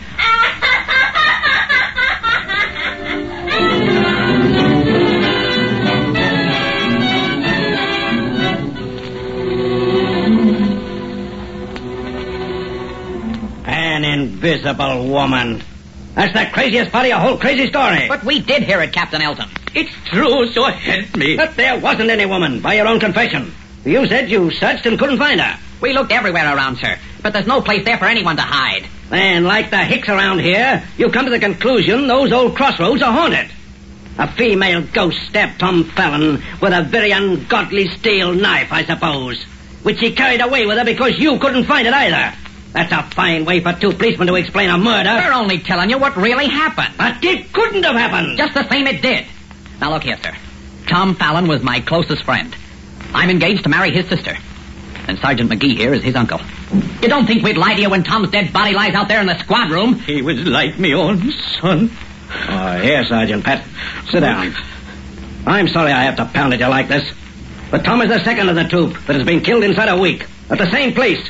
In the same way. And last year, we found Barclay dead there. 3 policemen stabbed to death, and we haven't a single lead to the rat who did it. You think the same person killed them all, sir? Yes, and that person's a man, not a laughing, invisible woman. A man with strength enough to kill with a single blow. Hardy, you say Fallon wasn't out of your sight for more than a few minutes before you heard him scream. Well, I'd only passed the first turn south of the crossroads, sir. A minute and a half at most. And you got back to him in about half that time. How about you, Sergeant McGee? I left Tom right after Trooper Halley rode away, sir, and headed north. And neither of you saw any vehicles approaching from the east or west, nor past any? No, sir. There was no traffic at all. Then, in the 70 or 80 seconds that Fallon was alone, someone ran across that completely open space, drove a knife into Tom Fallon's back, and then ran away again. It's crazy, but that's the way it must have happened. It's the only way it could have happened. It didn't happen! It's impossible! The world's greatest sprinter couldn't have covered the necessary distance in that short time, and a running man must make a little noise. Yet Fallon saw and heard nothing until a knife was in his back. You're lying to me, both of you. By the Lord, if I didn't know how close you were to the boy, I'd say you bumped him off yourself. Captain Elton! Don't say that, don't. Oh, I'm sorry. I don't mean that, of course. But unless you fellas change your story, the coroner's jury is going to ask some mighty embarrassing questions. You've established yourselves as the only persons in the vicinity who could have come close enough to Fallon. No one's going to think we had anything to do with this when they recollect those other killings at the crossroads, even if they won't believe we heard that woman laugh. You've forgotten, Captain, that Tom is the third to die out there, by the same man's hand, you say. Last week when Smith was killed, Sergeant McGee and I were on duty with you in this station from the time Smith left here until his body was found. And when Barclay got his a year ago... Then, George, you and I were up in Maine doing some fishing. Don't you remember? And Jean here. And I was serving a motorcycle escort for the governor. Now, no one will question that alibi. Yeah, you're right. But if you've told me the truth about tonight, what's the answer?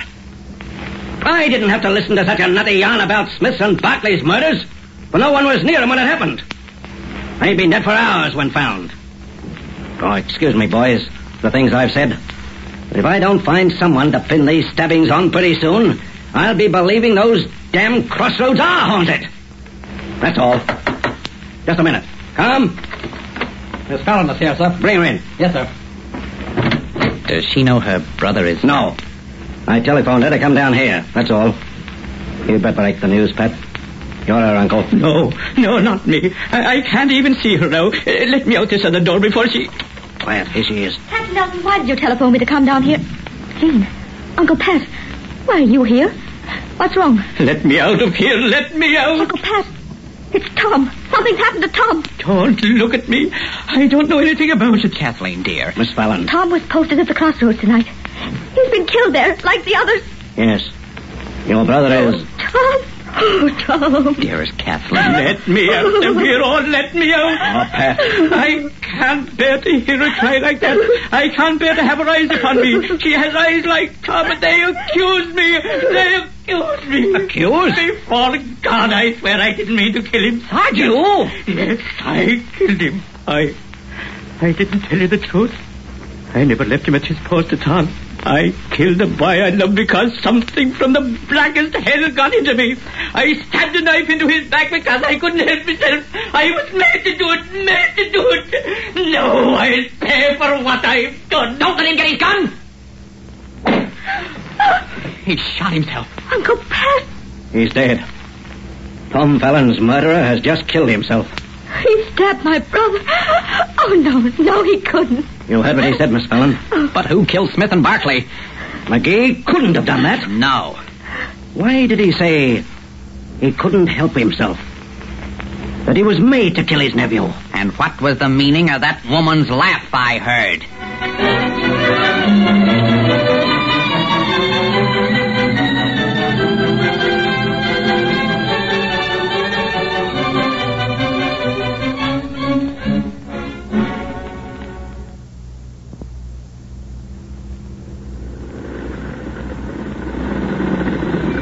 You in that car! Drive on, no stopping here! It's only me, Jean. Kathleen! You can put away your gun. But I'm glad to know you're being so careful here. Why drive away out here at this hour, honey? Oh, I couldn't sleep knowing you were posted alone at these crossroads tonight. Dear, I told you not to worry. A trooper's been posted alone here every night for 3 weeks now. Ever since poor Tom was killed. And nothing's happened. You think there's no danger here anymore, now that Uncle Pat's dead? Now, look, you mustn't stop thinking about him now. Well, it's rather difficult not to think about him. I'll never understand He why... was out of his mind. That's the only explanation. But what drove him out of his mind? What could have made him destroy someone he loved, as we know he loved Tom? And he said he was made to do it. I don't know. Jean, you're all I have left. If anything should happen to you now... No, nothing's going to hurt me, dear. Come on, get a hold of yourself, sweetheart. But Uncle Pat had nothing to do with the other deaths here. He was miles away when Smith and Barclay were stabbed. Jean, maybe this place is haunted. Oh, you don't believe that stuff any more than I do. You're just all upset and... here, I'm going to disobey all standing orders of the state police and join you in this car for a little roadside parking. Oh, no, don't get in. I'd rather get out and walk a bit. Mm-hmm. I've never been out here before, you know. At night, I mean. Yeah, and you shouldn't be here now. Fine thing, driving this deserted old road at midnight. Have you got that little gun I gave you? Oh, yes, I always carry it when I drive alone. Ah, that's good. Well, come on then if you want to walk. Jean, exactly where did you find Tom's body and Uncle Pat kneeling beside us? We're not going to talk any more about that. Oh, all right. Really wouldn't do me any good to know. It's such a gloomy spot here. No cars passing, no road lamps. These are just old county roads. No state trooper had to patrol here regularly until after Frank Barclay was found stabbed here. Oh, Kathleen. I want to talk about it, Jean. I loved Uncle Pat. He was a good man, not a killer or a maniac. And I've got to find out what made him do the thing he did. Find out what made him say he couldn't help himself. Uncle Pat was in Maine when Frank Barclay was killed. Tell me about that. Well, all I know is that Barclay didn't report on schedule. When they found him, he'd been dead for several hours. And then Smith, just a week before Tom. Like Barclay, he'd been dead for a long time when found. But Uncle Pat couldn't have done it. Oh, he wasn't out of my sight, and that of a dozen others at any time that night. Well, after that, Captain Elton made this a fixed post. Oh, I can't understand it. Neither can anyone else. And 70 years ago, the papers say, a town constable was stabbed here, and another constable about the time when we were children. That makes 5. All policemen. It's screwy, all right. But you mustn't think about it anymore, dear. And, look, don't worry about me. Look around here. There's nothing but open spaces, sand and grass, and 2 level hard dirt roads. Why, there isn't a bush or stone big enough for a cat to hide behind, let alone a man with a knife. No one could come close to you here, except someone you knew and trusted. As Uncle Pat was trusted by Tom. As you trust me. That's enough nonsense now. Go home, go to bed, and sleep. Yes, and keep that little automatic of yours handy on the way. Night driving's no business for a woman. I wish you'd let me stay. Not a chance. Do you want me to lose my job? That's what happens to cops who entertain ladies during business hours. But it's so gloomy here. So silent and eerie. It looks like a haunted place. Oh, bunk. Here, give me a kiss and say goodnight. Oh, Jean, I can't lose you. You're not going to. I'm safer here than I'd be in a church. What was that? A woman laughing. That's what I heard the other night. Look there. A woman's in the road. She wasn't there a moment ago. I'll soon find out. Jean, come back here. Look, stay in the car, Kathleen. You in the black dress.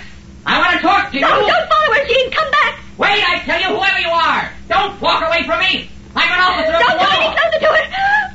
Stop. Don't let her touch you, Jean. Keep away. She disappeared. She vanished as I watched her. Where did she go? She'll come back here, Jean. Come back, come back. I'm coming. What happened to that woman? I'm coming. Jean, what's happened to you? I've got to do it. Why do you stare at me like that? Got to do it. Got to do it. Why are you opening that pocket knife? I can't help myself. Can't help myself. You look as though you didn't know me. As though I'm someone you hate. Jean, I'm Kathleen. You love me. Kathleen. Love. Don't come any closer. Keep away. Kathleen. Love. Your gun, Kathleen. Shoot me before I reach you. Shoot me. It's the only way to stop me, but I can't help myself. No. Yes, shoot me or I'll kill you with this knife. Oh, you're mad. Shoot. Shoot, I say, before I drive this knife into your back. Oh, may God forgive me. It's the only way. I've shot you, Jean. I've shot you. Oh, she's here beside me. The woman in black. Oh, keep away. Keep away. Keep away.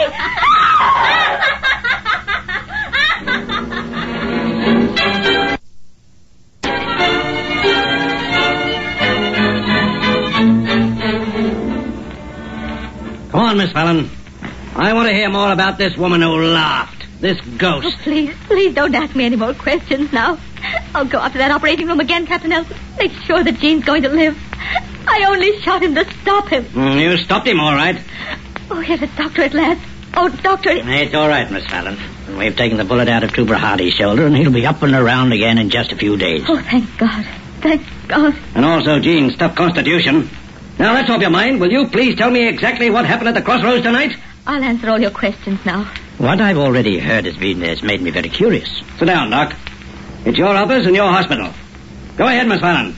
Let's hear all about that laughing, appearing, and disappearing woman. If I were you, Captain, I'd withhold my judgment a while. The Trooper Hardy has been babbling about the phantom woman under the ether. Under ether, people don't lie. He's been repeating over and over that he couldn't help himself. He couldn't. Somehow she made him want to kill me. But he loved me. That love was stronger than her power. He had time to warn me. So you obligingly shot him? Yes. Then the woman reappeared again? Yes, beside me. And she laughed. She laughed horribly. And then, as I looked at her, she just wasn't there. A woman dressed in black, you say? Yes. A dress all folds that might have been a shroud. And her face was like the dead. But with an awful purplish tinge, as if she'd been strangled. And around her throat there was a heavy rope that dangled to the ground. Oh, God, I'll see her till the day I die. I don't believe in ghosts. You just shot one of my troopers. I don't care if you were engaged to marry him. That's enough, Captain. Oh, what? I'm boss inside the walls of this hospital. And this girl is in no physical condition to stand your third degree. Besides, I think she's telling the truth. The truth? Why not? We can't call a thing a lie simply because we don't understand it. And have you any better explanation than we've heard for the tragedy at those old crossroads? You don't think anything supernatural? I think something that has lived beyond the span of ordinary human life is responsible. Remember those almost forgotten cases the newspapers have searched out?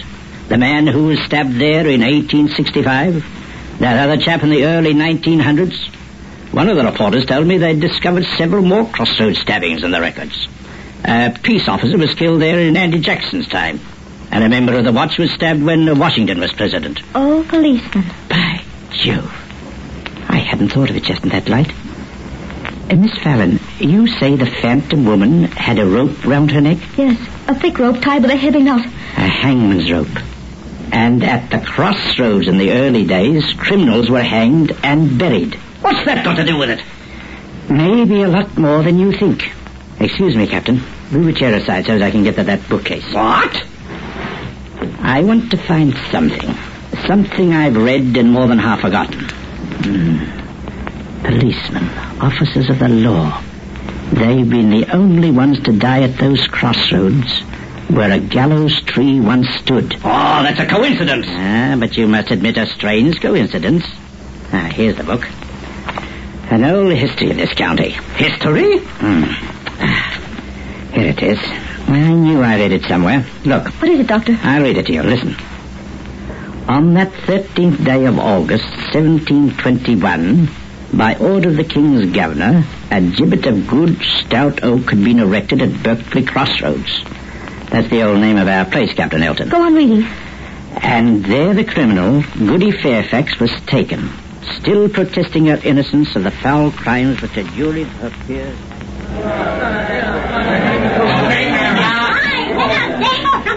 No, I swear that I'm innocent. The officers have lied. Hold more tightly on her, Peter, so I can fix this rope round her scrawny neck. Let me go. You cannot kill me. Ah, she wriggles like an ear. Wait no more time. Hard to the beam. Oh, no, I have done no murder. Have mercy. I am innocent, I swear. Hey, you've had a fair trial, old dame, and been found guilty. And soon for your crime you'll be buried in the soil of infamy, here beneath this gallows tree. Nay, nay. Hey, so all who pass may spit upon your grave. I not suffer that, I won't.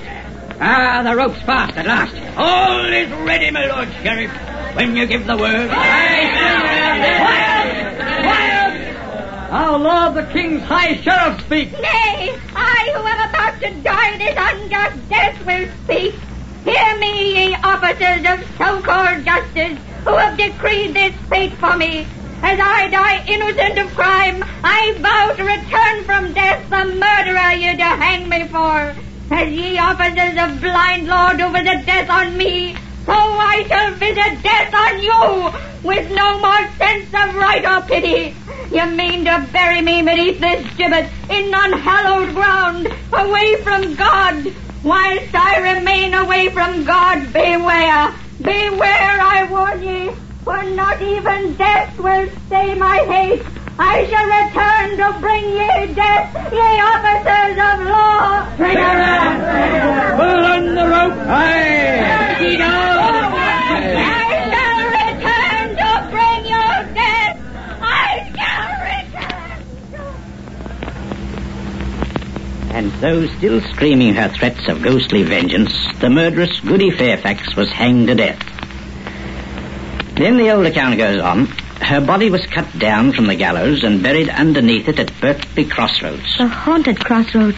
Captain Elton, whether or not you believe in ghosts, it might be a kindly thing if you search for Goody Fairfax's grave, and if you find it, to place her restless bones in hallowed ground. A kindly thing and a wise thing.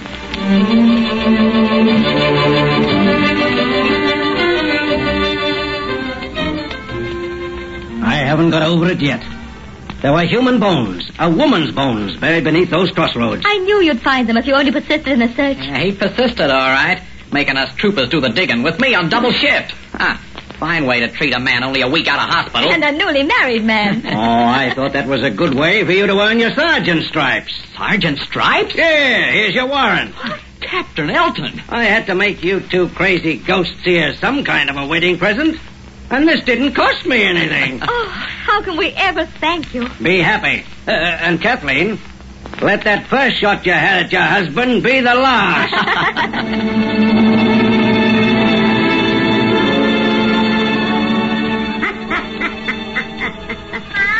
Well, that's the end of that one, Satan. You folks come see us again on me birthday. We'll have another cheerful yarn to spin ye.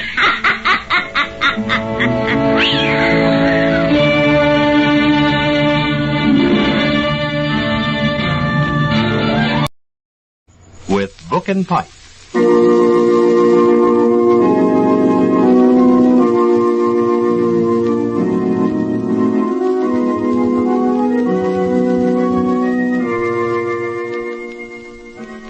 Each Monday, Wednesday, and Friday at this time, WPEN offers you narrative welcome within the documentary study of the man with Book and Pipe.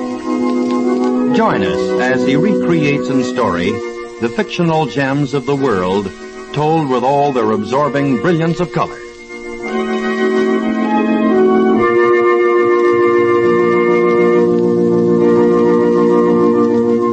And now we're motioned into the paneled study of our host, Francis Valenta.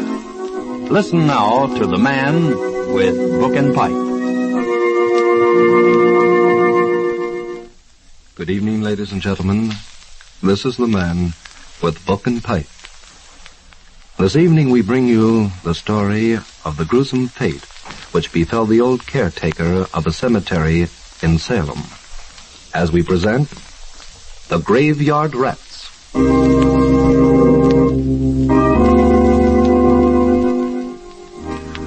Old Mason, the caretaker of one of Salem's oldest and most neglected cemeteries, had a feud with the rats.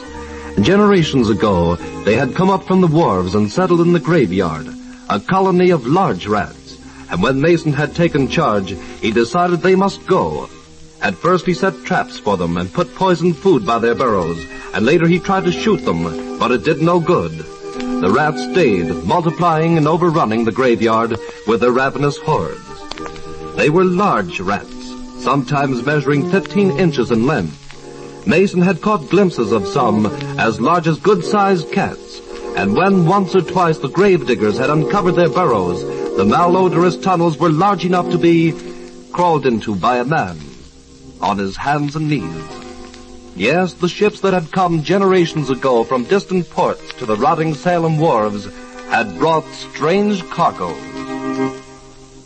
Mason did not fraternize with his neighbors, and in fact did all he could to hide the existence of the rats from intruders. Investigation, he realized, would undoubtedly mean the opening of many graves. And while some of the gnawed, empty coffins could be attributed to the activities of the rats, Mason might find it difficult to explain the mutilated bodies that lay in some of the coffins. The purest gold is used in filling teeth, and this gold is not removed when a man is dead.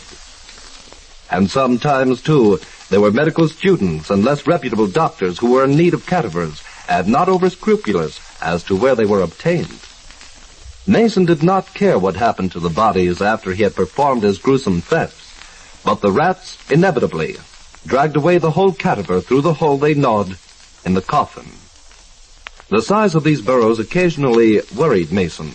Then, too, there was the curious circumstance of the coffins always being gnawed open at the end, never at the side or top. It was almost as though the rats were working for some impossibly intelligent leader. And now he stood in an open grave and threw a last sprinkling of wet earth on the heap beside the pit. The body had been buried several days earlier.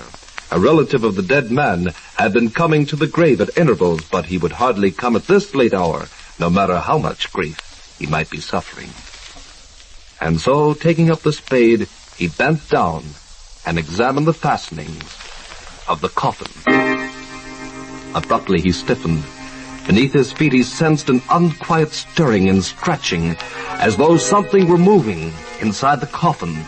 For a moment a pang of superstitious fear shot through Mason, and then rage replaced it as he realized the significance of the sound. The rats had forestalled him again. Angry, Mason wrenched at the fastenings of the coffin. He got the sharp edge of the shovel under the lid and plied it up until he could finish the job with his hands. The coffin was empty. Mason saw a flicker of movement at the head of the case and darted the light in that direction. The end of the coffin had been gnawed through, and a gaping hole led into the darkness. A black shoe, limp and dragging, was disappearing as Mason watched, and abruptly he realized that the rats had forestalled him by only a few minutes. He fell on his hands and knees and made a hasty clutch at the shoe. The shoe was tugged from his grasp. He heard a sharp squealing. It must have been a large one. It had to be, or the corpse could not have been dragged along. Mason wondered at the size of the rats that could carry away a man's body, but the thought of the loaded revolver in his pocket fortified him. Probably, if the corpse had been an ordinary one, Mason would have left the rats with their spoils, then venture into the narrow burrow. But he remembered an especially fine set of cufflinks, as well as a stick pin that was undoubtedly a genuine pearl. With scarcely a pause, he clipped the flashlight to his belt and crept into the burrow. It was a tight fit, but he managed to squeeze himself along. Ahead of him, in the flashlight's glow, he could see the shoes dragging along the wet earth at the bottom of the tunnel. He crept along the burrow as rapidly as he could.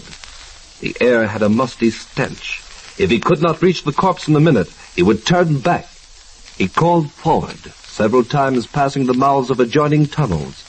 The walls of the burrow were damp and slimy, and twice lumps of dirt dropped behind him.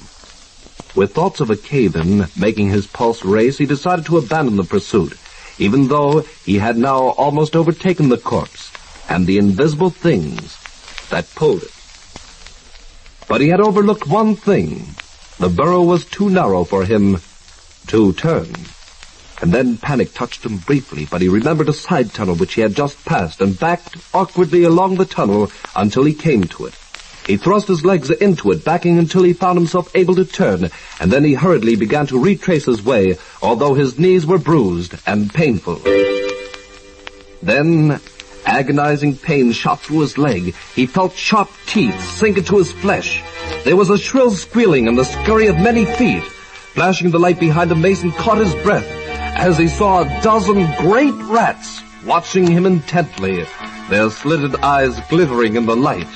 They were great, misshapen things as large as cats, and behind them he caught a glimpse of a dark shape that stirred and moved swiftly aside into the shadow, and he shuddered at the unbelievable size of the thing.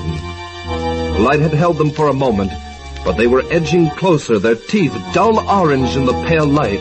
Mason tugged at his pistol, managed to extricate it from his pocket, and aimed carefully, send a bullet into one of them. The rolling thunder of the shot deafened him for a time, and the clouds of smoke set him coughing. And when he could hear again, and the smoke had cleared, he saw that the rats had disappeared. He put the pistol back and began to creep swiftly along the tunnel, and then with a scurry and a rush they were upon him again. They swarmed over his legs, biting and squealing insanely, and Mason shrieked horribly as he snatched for his gun. He fired without aiming, and this time the rats did not retreat so far, but Mason was crawling as swiftly as he could along the burrow, ready to fire again.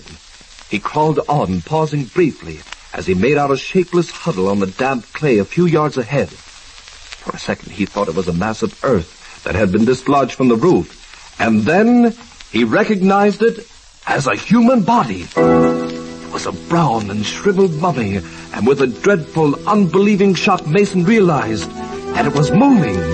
It was crawling toward him, and in the pale glow of the flashlight the man saw a frightful gargoyle face thrust into his own. It was the passionless skull of a long-dead corpse, and the glazed eyes, swollen and bulbous, betrayed the thing's blindness.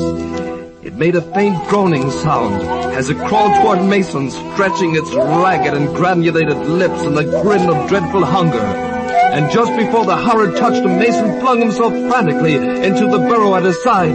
He heard a scrambling noise at his heels, and the thing groaned dully as it came after him. Mason screamed and propelled himself desperately through the narrow burrow. He crawled along awkwardly, sharp stones cutting his hands and knees. Dirt showered into his eyes, but he dared not pause even for a moment. He scrambled on, gasping, cursing, and praying hysterically. Squealing triumphantly, the rats came at him. Mason almost succumbed to their vicious teeth before he succeeded in beating them off. The passage was narrowing, and in a frenzy of terror he kicked and screamed and fired until the hammer clicked on an empty shell, and he had driven them off. He found himself crawling under a great stone embedded in the roof of the tunnel. If he could only bring down the stone so that it blocked the tunnel. The earth was wet and soggy from the rains, and he hunched himself half upright and dug away at the dirt around the stone. But the rats were coming closer. He saw their eyes glowing in the reflection of the flashlight's beam. Still he clawed frantically at the earth. The stone was giving. He tugged at it, and it rocked in its foundation. And behind him, the stone finally crashed down, and he heard a sudden frightful shriek of agony. Clods showered upon his legs. A heavy weight fell on his feet, and he dragged them free and with difficulty, but the entire tunnel was collapsing around him. A rat was approaching, the monster he had already glimpsed. Gray and leprous and hideous, it crept forward with its orange teeth bared, and its weight came the blind dead thing groaning as it crawled. Gasping with fear, Mason threw himself forward at the soggy earth, clasped at his heels. The tunnel narrowed until he could barely use his hands and legs to propel himself. He wriggled forward like an eel and suddenly felt satin tearing beneath his clawing fingers, and then his head crashed against something that barred his path. He moved his legs, discovering that they were not pinned down under the collapsed earth. He was laying flat on his stomach, and when he tried to raise himself, he found that the roof was only a few inches from his back, and panic shot through him. For he had flung himself desperately into a side tunnel, a tunnel that had no outlet. He was in a coffin, an empty coffin into which he had crept through the hole the rats had gnawed in its end. He tried to turn on his back and found that he could not. The lid of the coffin pinned him down, and then he braced himself and strained at the coffin lid. It was immovable, and even if he could escape from the coffin, how could he claw his way up through 5 feet of hard-packed earth? He found himself gasping. It was dreadfully, unbearably hot. He ripped it terribly hot. He ripped and clawed at the satin until it was shredded. He made a futile attempt to dig with his feet at the earth from the collapsed burrow that blocked his retreat.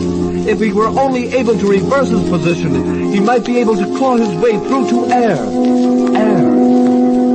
But no, all he could do was get through the satin, through the hard metal of the coffin. His head now seemed to be swelling, growing larger and larger, and suddenly he heard the exultant squealing of the rats behind him, the exultant squealing of rats coming up close behind him. He began to scream insanely, but could not drown them out. For a moment he thrashed about hysterically within his narrow prison, and then he was quiet, gasping for air. His eyelids closed, and then he sank down into the blackness of death, with the mad squealing of the rats dinning in his ears.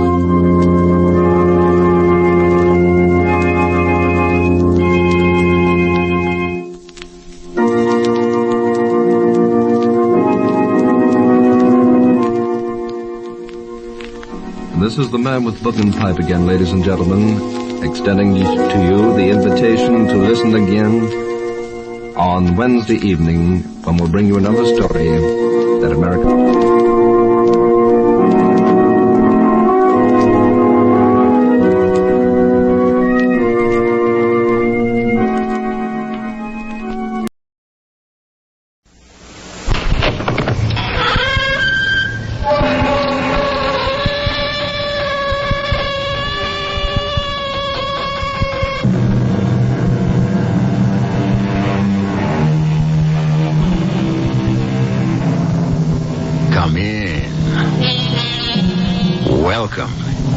I'm E.G. Marshall. In his Psalm of Life, Henry Wadsworth Longfellow says, "Trust no future, howe'er pleasant.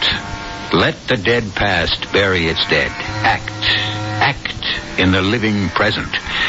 The trouble is that the past so often refuses to stay in its place, and the dead invade the living present, or at least a memory of them does, to shadow both it and the future, as you will find out if you listen to this particular tale. Wait a minute, Buck. Are you suggesting that Joe Coslow had anything to do with Pete Stein's death? That's what I've got to talk to you about. Because Andy Hassler and Tom Pierce also died on that same date. I want to tell you, buddy, I am scared stiff. I figure one of us has got to be next.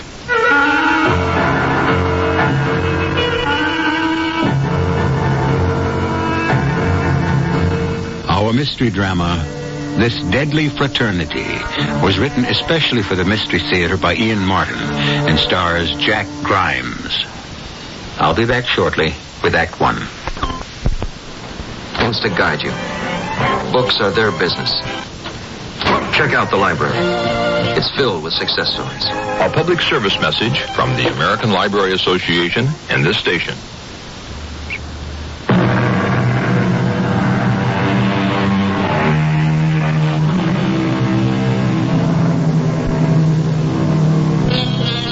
Not so very long ago, a bank was a temple.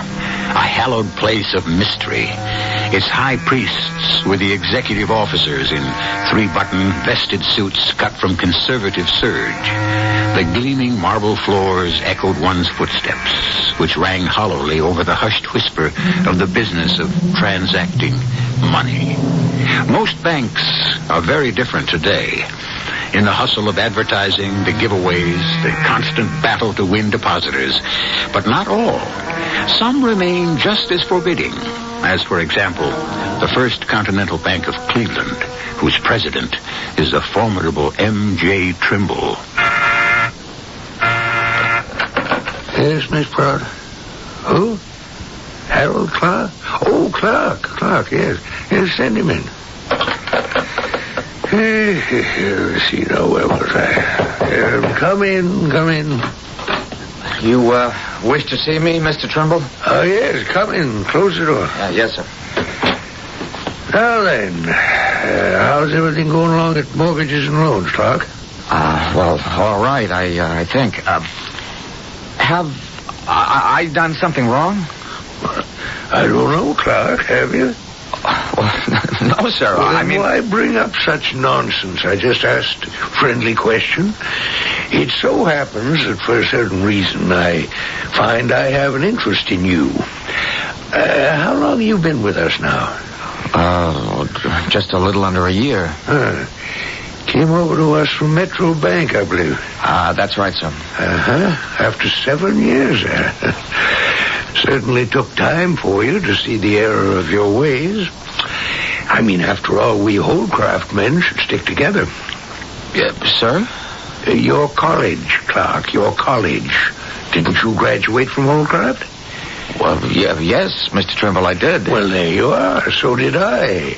I know that, sir. You're one of our most distinguished alumni. Oh, well, you get as old as I am, they have to say something nice about you.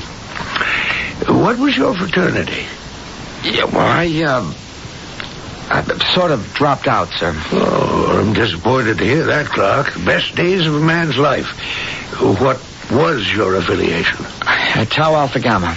Well, then we'll have to see what we can do about reinstating you. You're going up to homecoming, of course. Are you going, Mr. Trimble? Oh, I wouldn't miss it. Haven't missed one in 36 years. Come to think of it, I don't remember ever seeing you at any of them. Well, I'll tell you the truth, sir. I've never been to one. Oh, it's a shame. Now, you come up this year. We'll see what we can do about making you a Tau Alpha Gamma again. Yes, sir. So, nice to have had this talk. That's all, Mr. Trimble? Yes. I just wanted to get acquainted with a fellow collegiate. Sorry it took so long. You get back once a year to see the old alma mater. Keep up the good work here, and we'll be glad to have you aboard.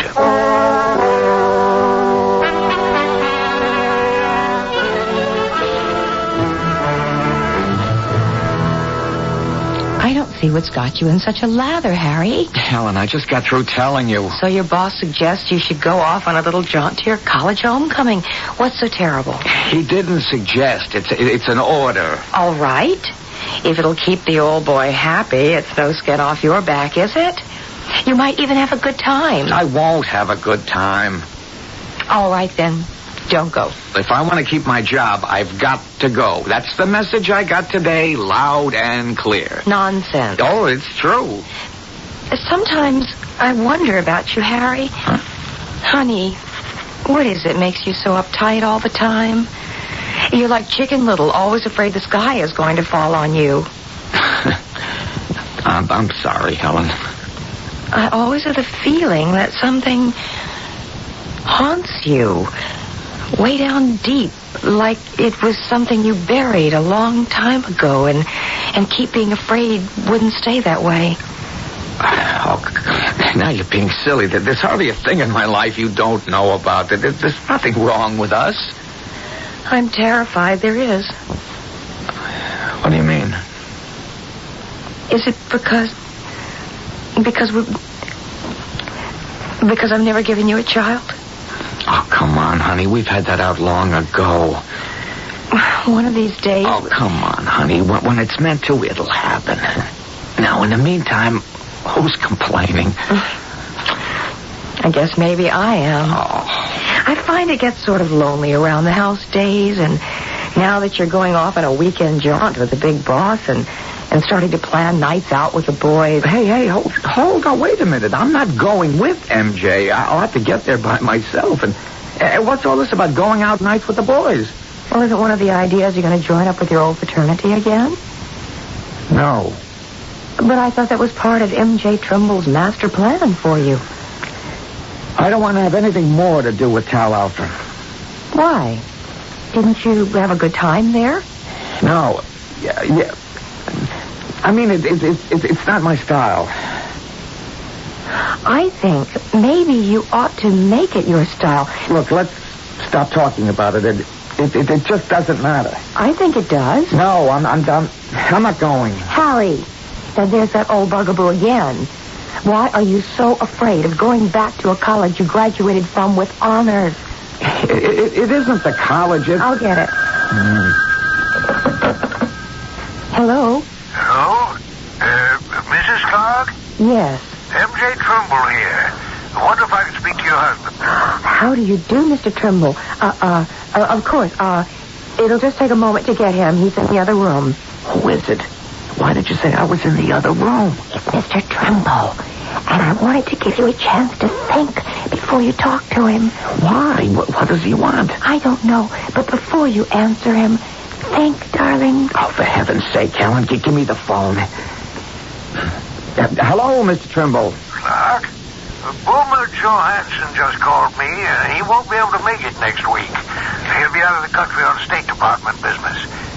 You remember the old Boomer? Yeah, well, I don't believe the class of 38. Old Crab's first All-American. Anyway, since he had to cancel, that means there'll be an empty seat on our bank's jet. So, I'll fly you up and fly you back. Can I count on you? Yes, Mr. Trimble. That's very kind of you, sir. Nothing at all, my boy. Just gives you a notion what a fraternity brother can mean to you. Especially a big one. I'll have my secretary give you the flight time and any other pertinent details. Well, what happened? Well, he hung up. What do you want? He wants to fly me up to the homecoming. And you accepted? I didn't know how not to. Oh, honey, I'm glad you did. I promise you, you'll never regret it. I sure hope so.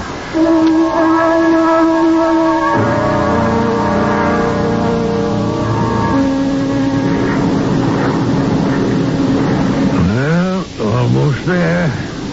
Familiar to you, Clark? Yeah, I thought of, Mr. Trimble. It's a little different from the air. Well, there's the lake off your left. Uh-huh.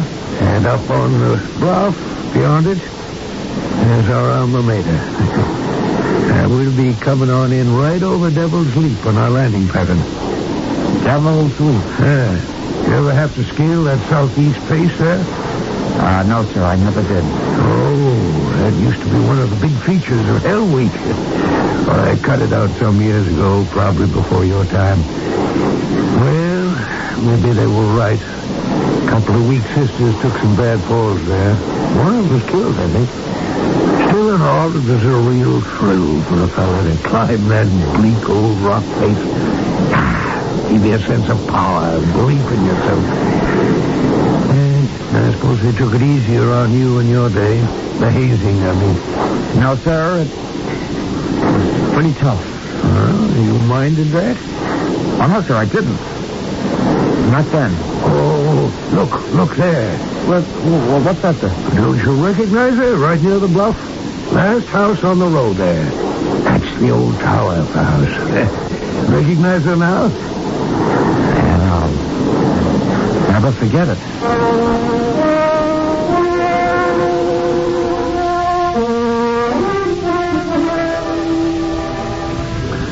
Found anyone you know yet, Clark? No, not yet, Mr. Trimble. Oh, well, you will.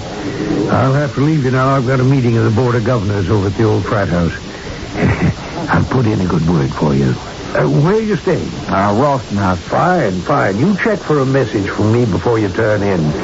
With any luck, it'll be word that you're reinstated without prejudice to membership in Tau Alpha Gamma. Now, you look for that message. Oh, brother. Hey, Harry! Is that you, old Harry the Horse?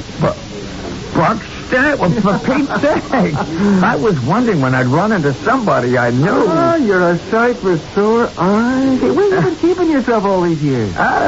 Working, getting married, you know. Yeah, how about you? I was married, but it didn't take. No kids. You? Maybe it's just as well. What does that mean? Forget it. This isn't the place. But later, I gotta talk to you. I'm glad I found you here. I don't know why I came. There's so many memories. Any of the others here? No, we're all that's left, Harry. What? What about Tom Pierce? Oh, he died a couple of years ago. Drowned. Gosh. Andy Haslett? Oh, he's gone. He fell off a building. Jumped, some people say. Wasn't he in real estate? Yeah. He died 3 years ago. And, well, we might as well get it over with as fast as possible. Pete Stein died in the hospital after an appendicitis attack last year. Oh, man. Well, that only leaves Joe Coslow. Any idea what happened to him? I lost track of him after the Army busted him. Busted him? They stuck the killer in the brig. Silly old nicknames. For what? For manslaughter. He half killed a recruit. His nickname wasn't so silly. The leopard never changes his spots, I guess. Is he still in the brig? No. How do you know? Well, after Pete Stein got his, I got an Army buddy to check for me. Coslow's stretch was over September 28th, 1976. 17 days before Pete died. October 15th. October 15th? That's the same day that Phil Fowler... Yeah. Oh, are you suggesting that the killer had anything to do with Pete's death? Well, that's what I got to talk to you about. Because Andy and Tom died on the same day, too. I'm going to tell you, I'm scared stiff, Harry. I figure one of us has got to be next.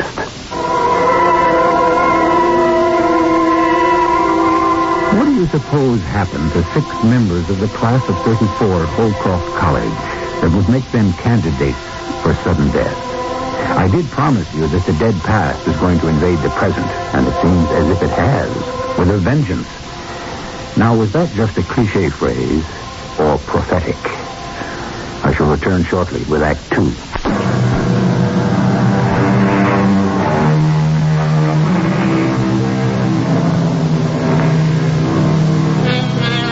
It's a bright fall afternoon in late October, mild and balmy. The last rosy glow of Indian summer. But as Harry Clark strolls under the profusion of red gold leaves along a winding, deserted path on the campus, icy fingers clutch at his insides. His old classmate, Buck Stanley, is reeling out a string of coincidence and conjecture, building to a conclusion that shakes him to the core. For what Buck is saying confirms the premonition that has dogged him all the way up on this trip to the past. Now get off, Buck. What are you trying to give me? A warning, Harry. At the very least. What? That I'm next on the hit list? It has to be you or me. Oh, come on. What kind of rib is this? Look, Harry, there were 6 of us in on it. Only one of us took any kind of real rap for it. The killer. He got bounced from school. It wrecked his life. And you want to tell me that he's coming back for revenge on all of us? It just won't wash, Buck. Why not? First off, because... Well, the way you tell it, there wasn't a shred of evidence that Pete and Andy and Tom's deaths were anything but natural. Except that each one of them died on the 15th of October, each just 1 year apart, and all of them after Joe Coslow was sprung out of the brig. Oh. Plus one other thing. You know what the 15th of October is? Yeah, I'm not likely to forget. So? You, said that Tom Pierce was drowned. How? Well, all I know is what I got from the newspaper story I looked up in the library. He drowned in his pool. What about Andy? I didn't see anything about it. Where did he fall from? Oh, some two-bit hotel. They kind of hushed it up as much as possible. I went to the funeral. You remember he married Sarah Templeton? He did? Yeah. She took it pretty bad. I got the notion he'd been messing around with some other dame. Suicide? I thought so then. Well, now you don't think he jumped. You think he was pushed. Yep. And you don't think Tom just drowned by accident. You think the killer helped him somehow. Yep. Well, if you don't believe it was an accident, it could have been suicide also, couldn't it? It could. And Pete, a ruptured appendix. You can't make murder out of that. They all died on the same date, Harry. How far can you stretch coincidence? It doesn't have to be coincidence. Let's be sensible. Look, after what happened, none of us were ever quite the same. We've all carried our own guilt feelings, I guess. I know I have. About Phil Fowler. Yeah, I'll never get that kid out of my mind. Neither could Andy and Tom, it looks like. You're telling me they took their own lives because they were remorseful or something? All your old Army buddy told you was that the killer was supposed to be released on September 28th, 76. We don't know he was. For all we know, he could have been kept in another year or anything. Do you know where he was in the brig? Oh, in Germany, I guess. That's where he was stationed. You see? Now, isn't it crazy? He could get back to the States within 17 days and somehow manage to knock off Tom in his own pool? And why would he wait a whole year to go after Andy? And another one for Pete, if he'd been nursing a grudge all this time. Like I say, Buck, you're flipping your lid over nothing. It just doesn't hold water. Okay, you win. Harry, I want to believe you. You could be right. You make a lot of sense. Keeping a thing like this bottled up, I suppose a guy does get wacky ideas. And that killer Coslow. Yeah, he made the same impression on me, but we were kids then. He doesn't scare me anymore.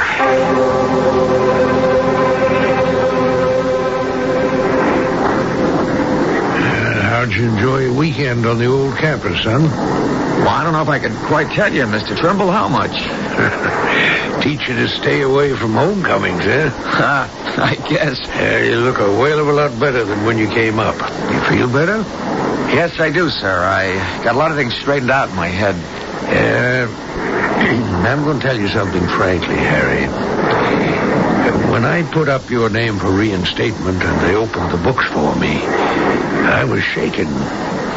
Here I was, sponsoring or trying to sponsor someone who walked out on us in the middle of his sophomore year. Now, don't interrupt me. You know me. I couldn't leave it like that. So I started digging. And the whole story came out. About Phil Fowler? Yes. Unfortunate thing. Terrible thing. Nobody's fault. Or if anyone's the culprit was suitably punished for it, that should be the end of it. It's a matter I hope is closed for the rest of my life.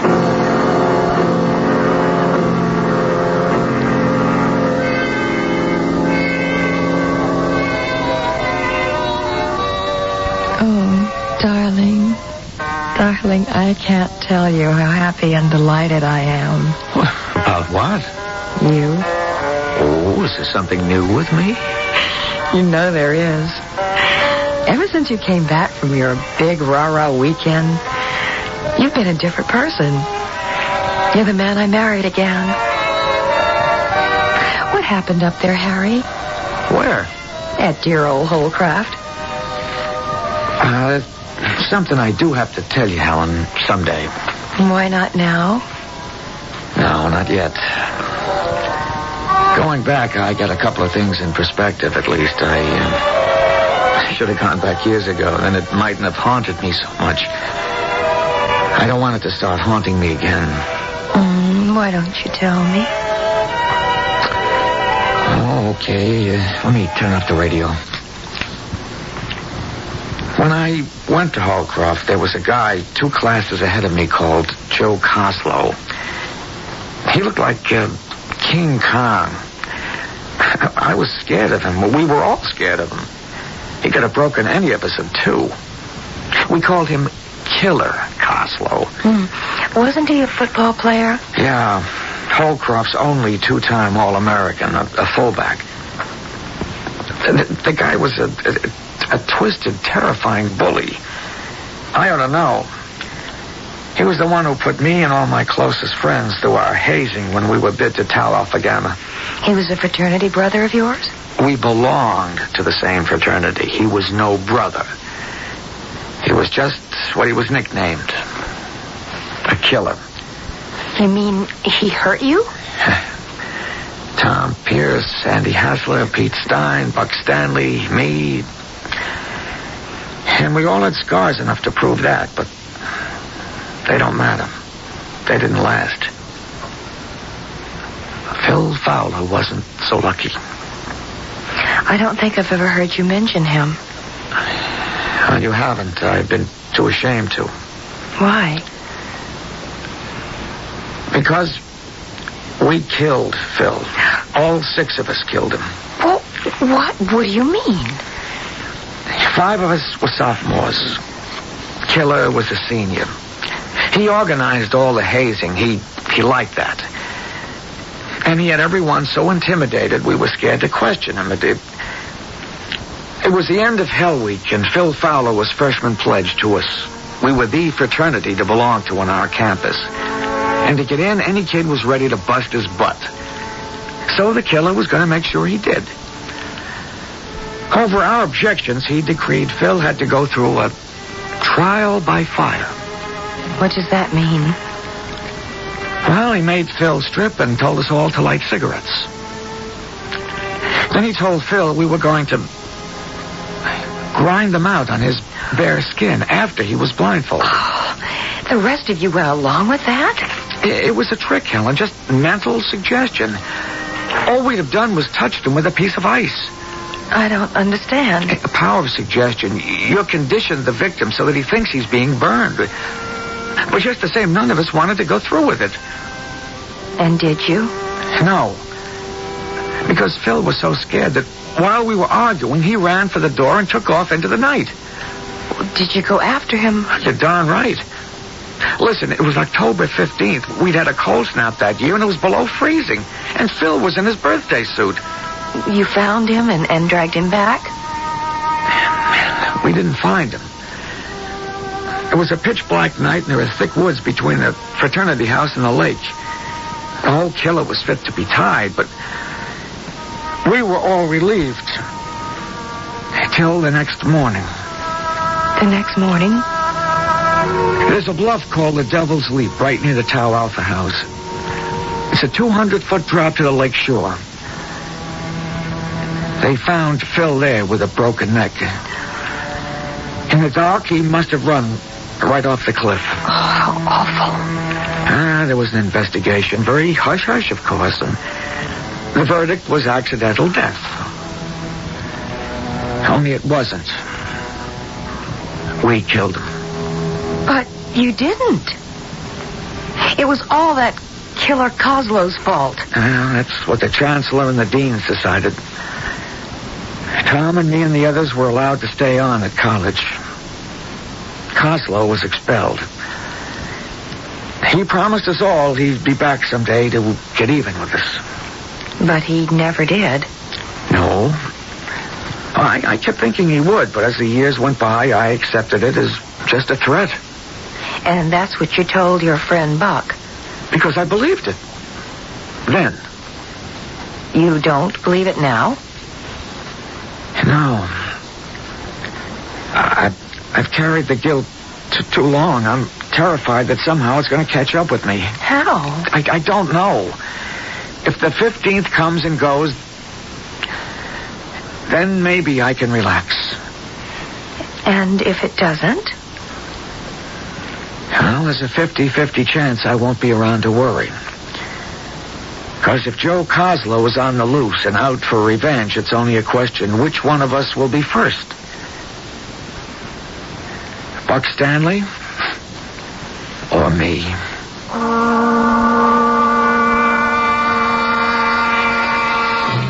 And though circuitous and obscure, the feet of Nemesis, how sure. Those are the lines of the Victorian poet Sir William Watson. And Nemesis is the ancient Greek goddess of retribution who takes many forms. Is the form in this case the hulking figure of the brooding, brutal killer Coslow? I shall return shortly with Act 3.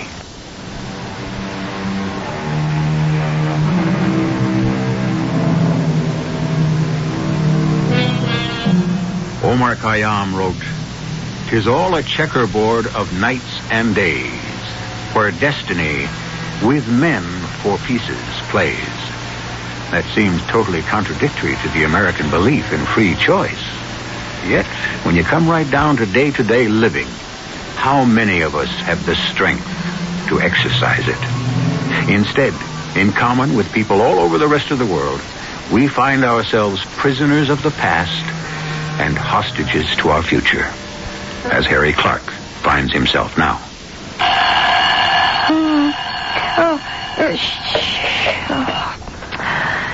Harry. Harry? 7 o'clock. Time to get up.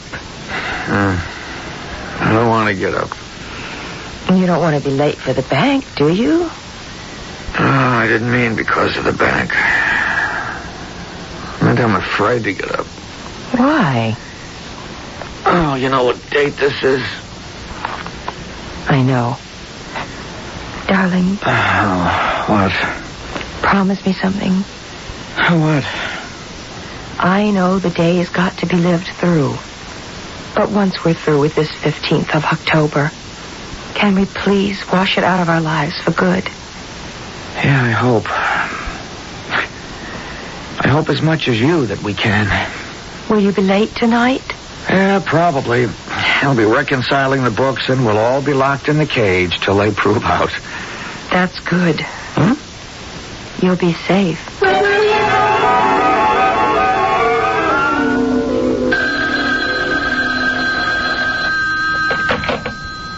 Hello? Oh, hello. Is this Mrs. Clark? That's right. This is Buck Stanley. I'm an old friend of your husband's. Oh, yes, I know. We've been talking a lot about you. I don't mean to be rude, Mrs. Clark, but this isn't a social call. Is Harry there? No, I'm sorry. He's at the bank. Well, look, could you give me the number? It wouldn't do any good. You couldn't reach him. Oh, when can I reach him? Well, I could give him a message as soon as he gets home. All right. Tell him to call immediately. I'll be waiting. My number here is code 901-555-5111. I'm in Toledo. Do you have that? Yes. Any message? Tell him it is literally a matter of life and death. Tell him that he's turned up again. That we were wrong. It isn't over and done with, not by a long shot. What do you mean? Hello? Hello? Mr. Stanley? Mr. Stanley, can you hear me? What's happened?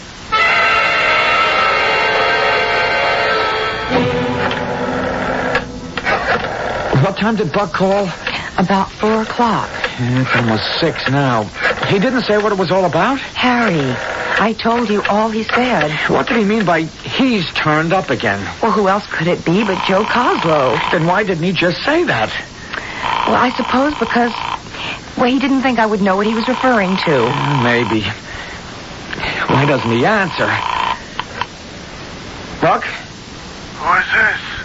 Is this Buck Stanley's wire? Yes? Who wants to talk to him?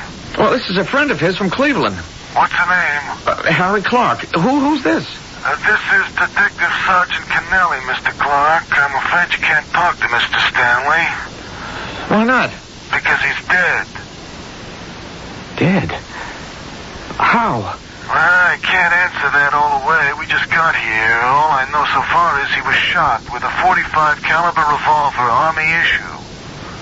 You mean he took his own life? Well, I can't tell you that either. Sir, do you have any reason to suspect he might not have? That someone else was involved?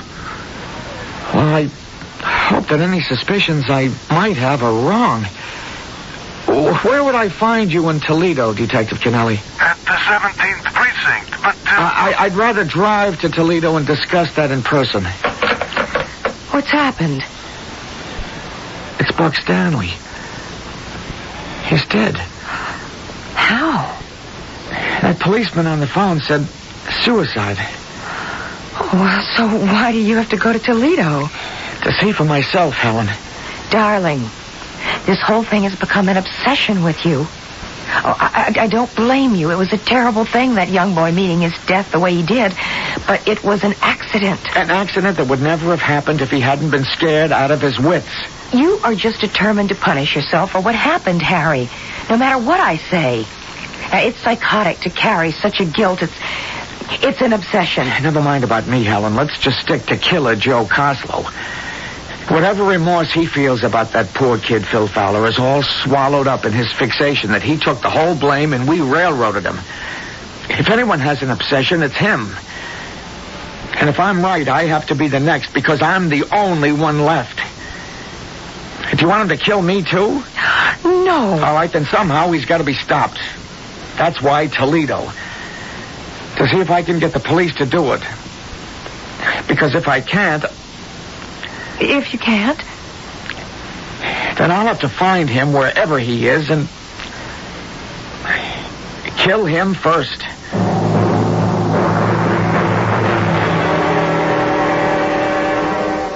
You can see for yourself, Mr. Clark. It's a classical suicide picture. He was seated at the desk. The bullet was directed directly to the brain. Death was instantaneous. The gun dropped from his hand to the floor, and there are no other prints on it than those of the deceased. I'm afraid you've had a long trip for nothing. In spite of what I've told you? Yeah, we're checking all through that now, but to the best of our knowledge, there was no one like the man you described in Mr. Clayton's acquaintance. And we have no reason to suspect anything except death by his own hand. You're absolutely sure of that? Mr. Clark, in my business, you learn to be absolutely sure of nothing. We live by a series of educated guesses. So you're just going to let this go at that? No, sir. I don't close any files till I'm certain. Because of you, this one's going to remain open until... Until what? Well, until we check out this Joseph Coslow of yours. Are you working on that now? Mr. Clark, I'm only one detective sergeant in the Toledo police force. I got all I can handle with my own local problem. But for your information and my own, I am checking. But I can't do what you want me to do, get results yesterday or even today. You're just going to have to wait till tomorrow. And the best I can promise you is I'll stay on it and keep in touch. It's awfully important to me. Yeah. You drew me a picture. I believe my life depends on it. Sir, if I get word, I'll be in touch. And if I don't hear from you? Then we're both out of answers. And that's what we got to live with.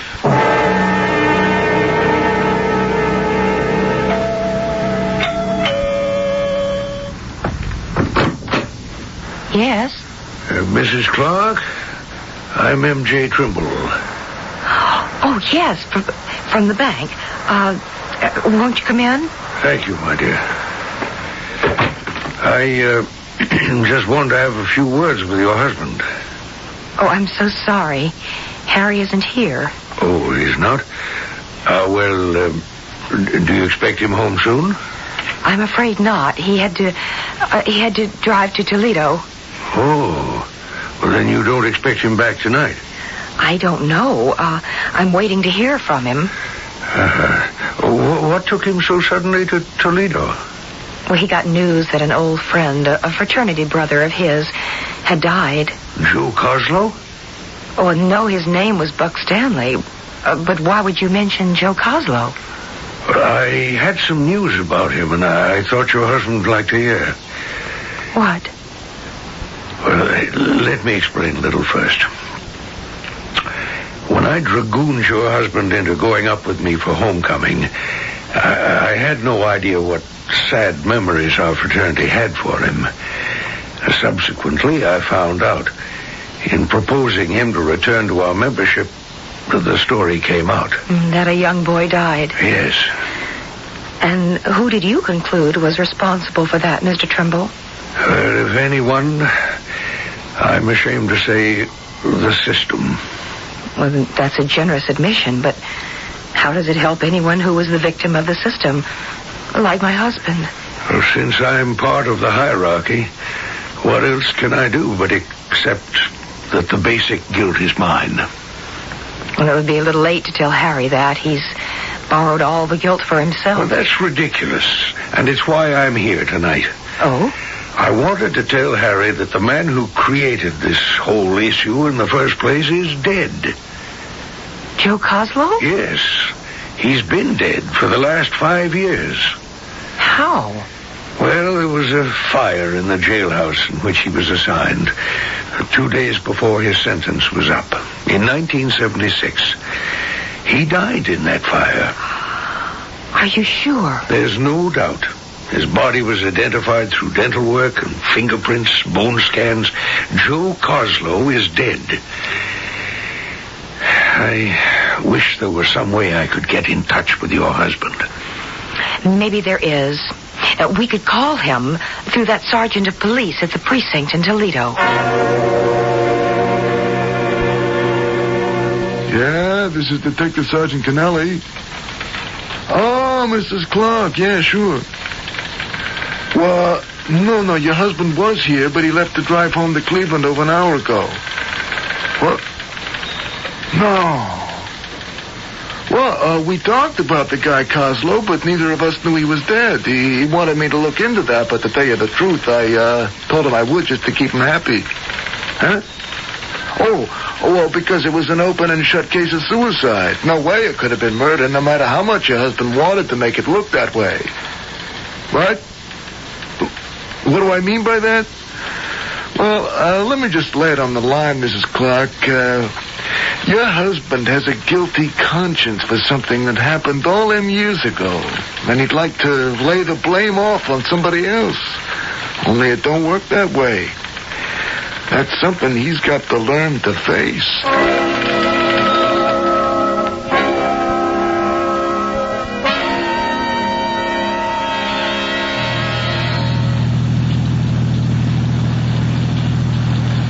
I should have called Helen to let her know I was on my way home. It's too late now. I don't want to stop in this weather. Perhaps it's just as well, Harry. Phil Fowler. What are you doing here in the car? It's still not quite midnight, Harry. This is my one day on Earth each year. So it was you. It never was Joe Coslow who was looking for revenge. It was you all the time. Quite right, Harry. You killed them all. Oh, no. Correction, please. They destroyed themselves, just as all of you destroyed me. What did you mean when you said it was just as well I hadn't stopped to call Helen to tell her I was coming home? Isn't that obvious? You're never going to get home. Let you stop me. Oh, I won't stop you. You'll do that yourself. What do you mean?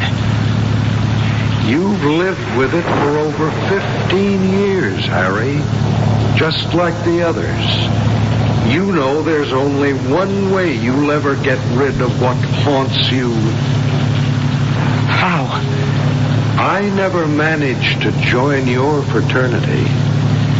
Instead, I ask you to join mine.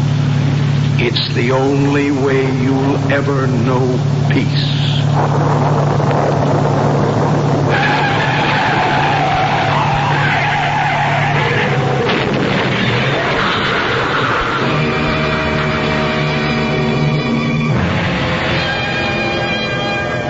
There were many tragic automobile accidents on the night of that October 15th. Highway police had issued a traffic advisory because of weather conditions. Harry Clark's death from the skid that sent him hurtling through the guardrail and into the ravine below was only another statistic. But was it an accident? Or was he called, just as all the others who bore the guilt for a boy's death so many years before? I'll be back shortly. I'm Susan Anton. It's a good feeling to sleep the night away on a perfect sleeper vibe. Pillow Soft is the ultimate in sleep. Unique extra thick cushioning for heavenly comfort on top. Ultra firm support inside. Perfect sleeper Pillow Soft. Firmness that feels good. Be a perfect sleeper.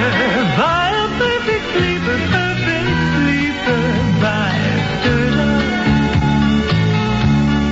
behind that blueberry face, under that chocolate chin, beneath the Gouda mist, the glop, and the watermelon grin, there's a beautiful child. Wetlands Moist Towelettes can help you find your beautiful child at the beach. Little hands and faces can get mighty sticky in the summertime, but Wet Ones go where you go for fast cleanups. Wet Ones clean better than anything dry. Wet Ones, behind every messy face and hands, there's a beautiful child. I can't wait to meet your daughter, sir. Well, I'll call her. Evie! What? Come here, would you? This better be good. She's got a lot of spots. Yes. What is it? Evie, I'd like you to meet a nice young man. Oh, no, my hair looks dirty. Daddy, how could you do this to me? I want to die.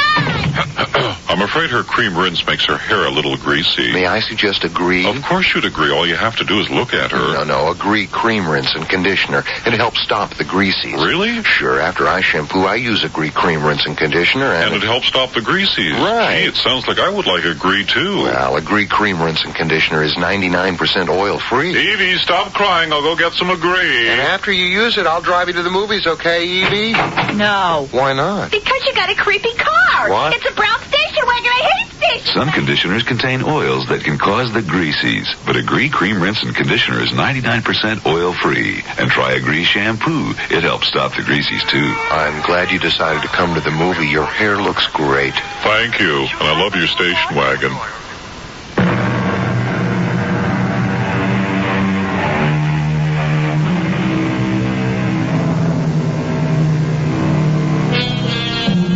Was our story one of deep remorse or inexorable fate? I don't know. I leave you only with another quote from Omar Khayyam. The moving finger writes, and having writ, moves on. Nor all the piety nor wit shall lure it back to cancel half a line, nor all your tears wash out a word of it. Our cast included Jack Grimes, Belika Gray, Court Benson, and Russell Horton. The entire production was under the direction of Hyman Brown. This is E.G. Marshall inviting you to return to our Mystery Theater for another adventure in the macabre. Until next time, pleasant dreams.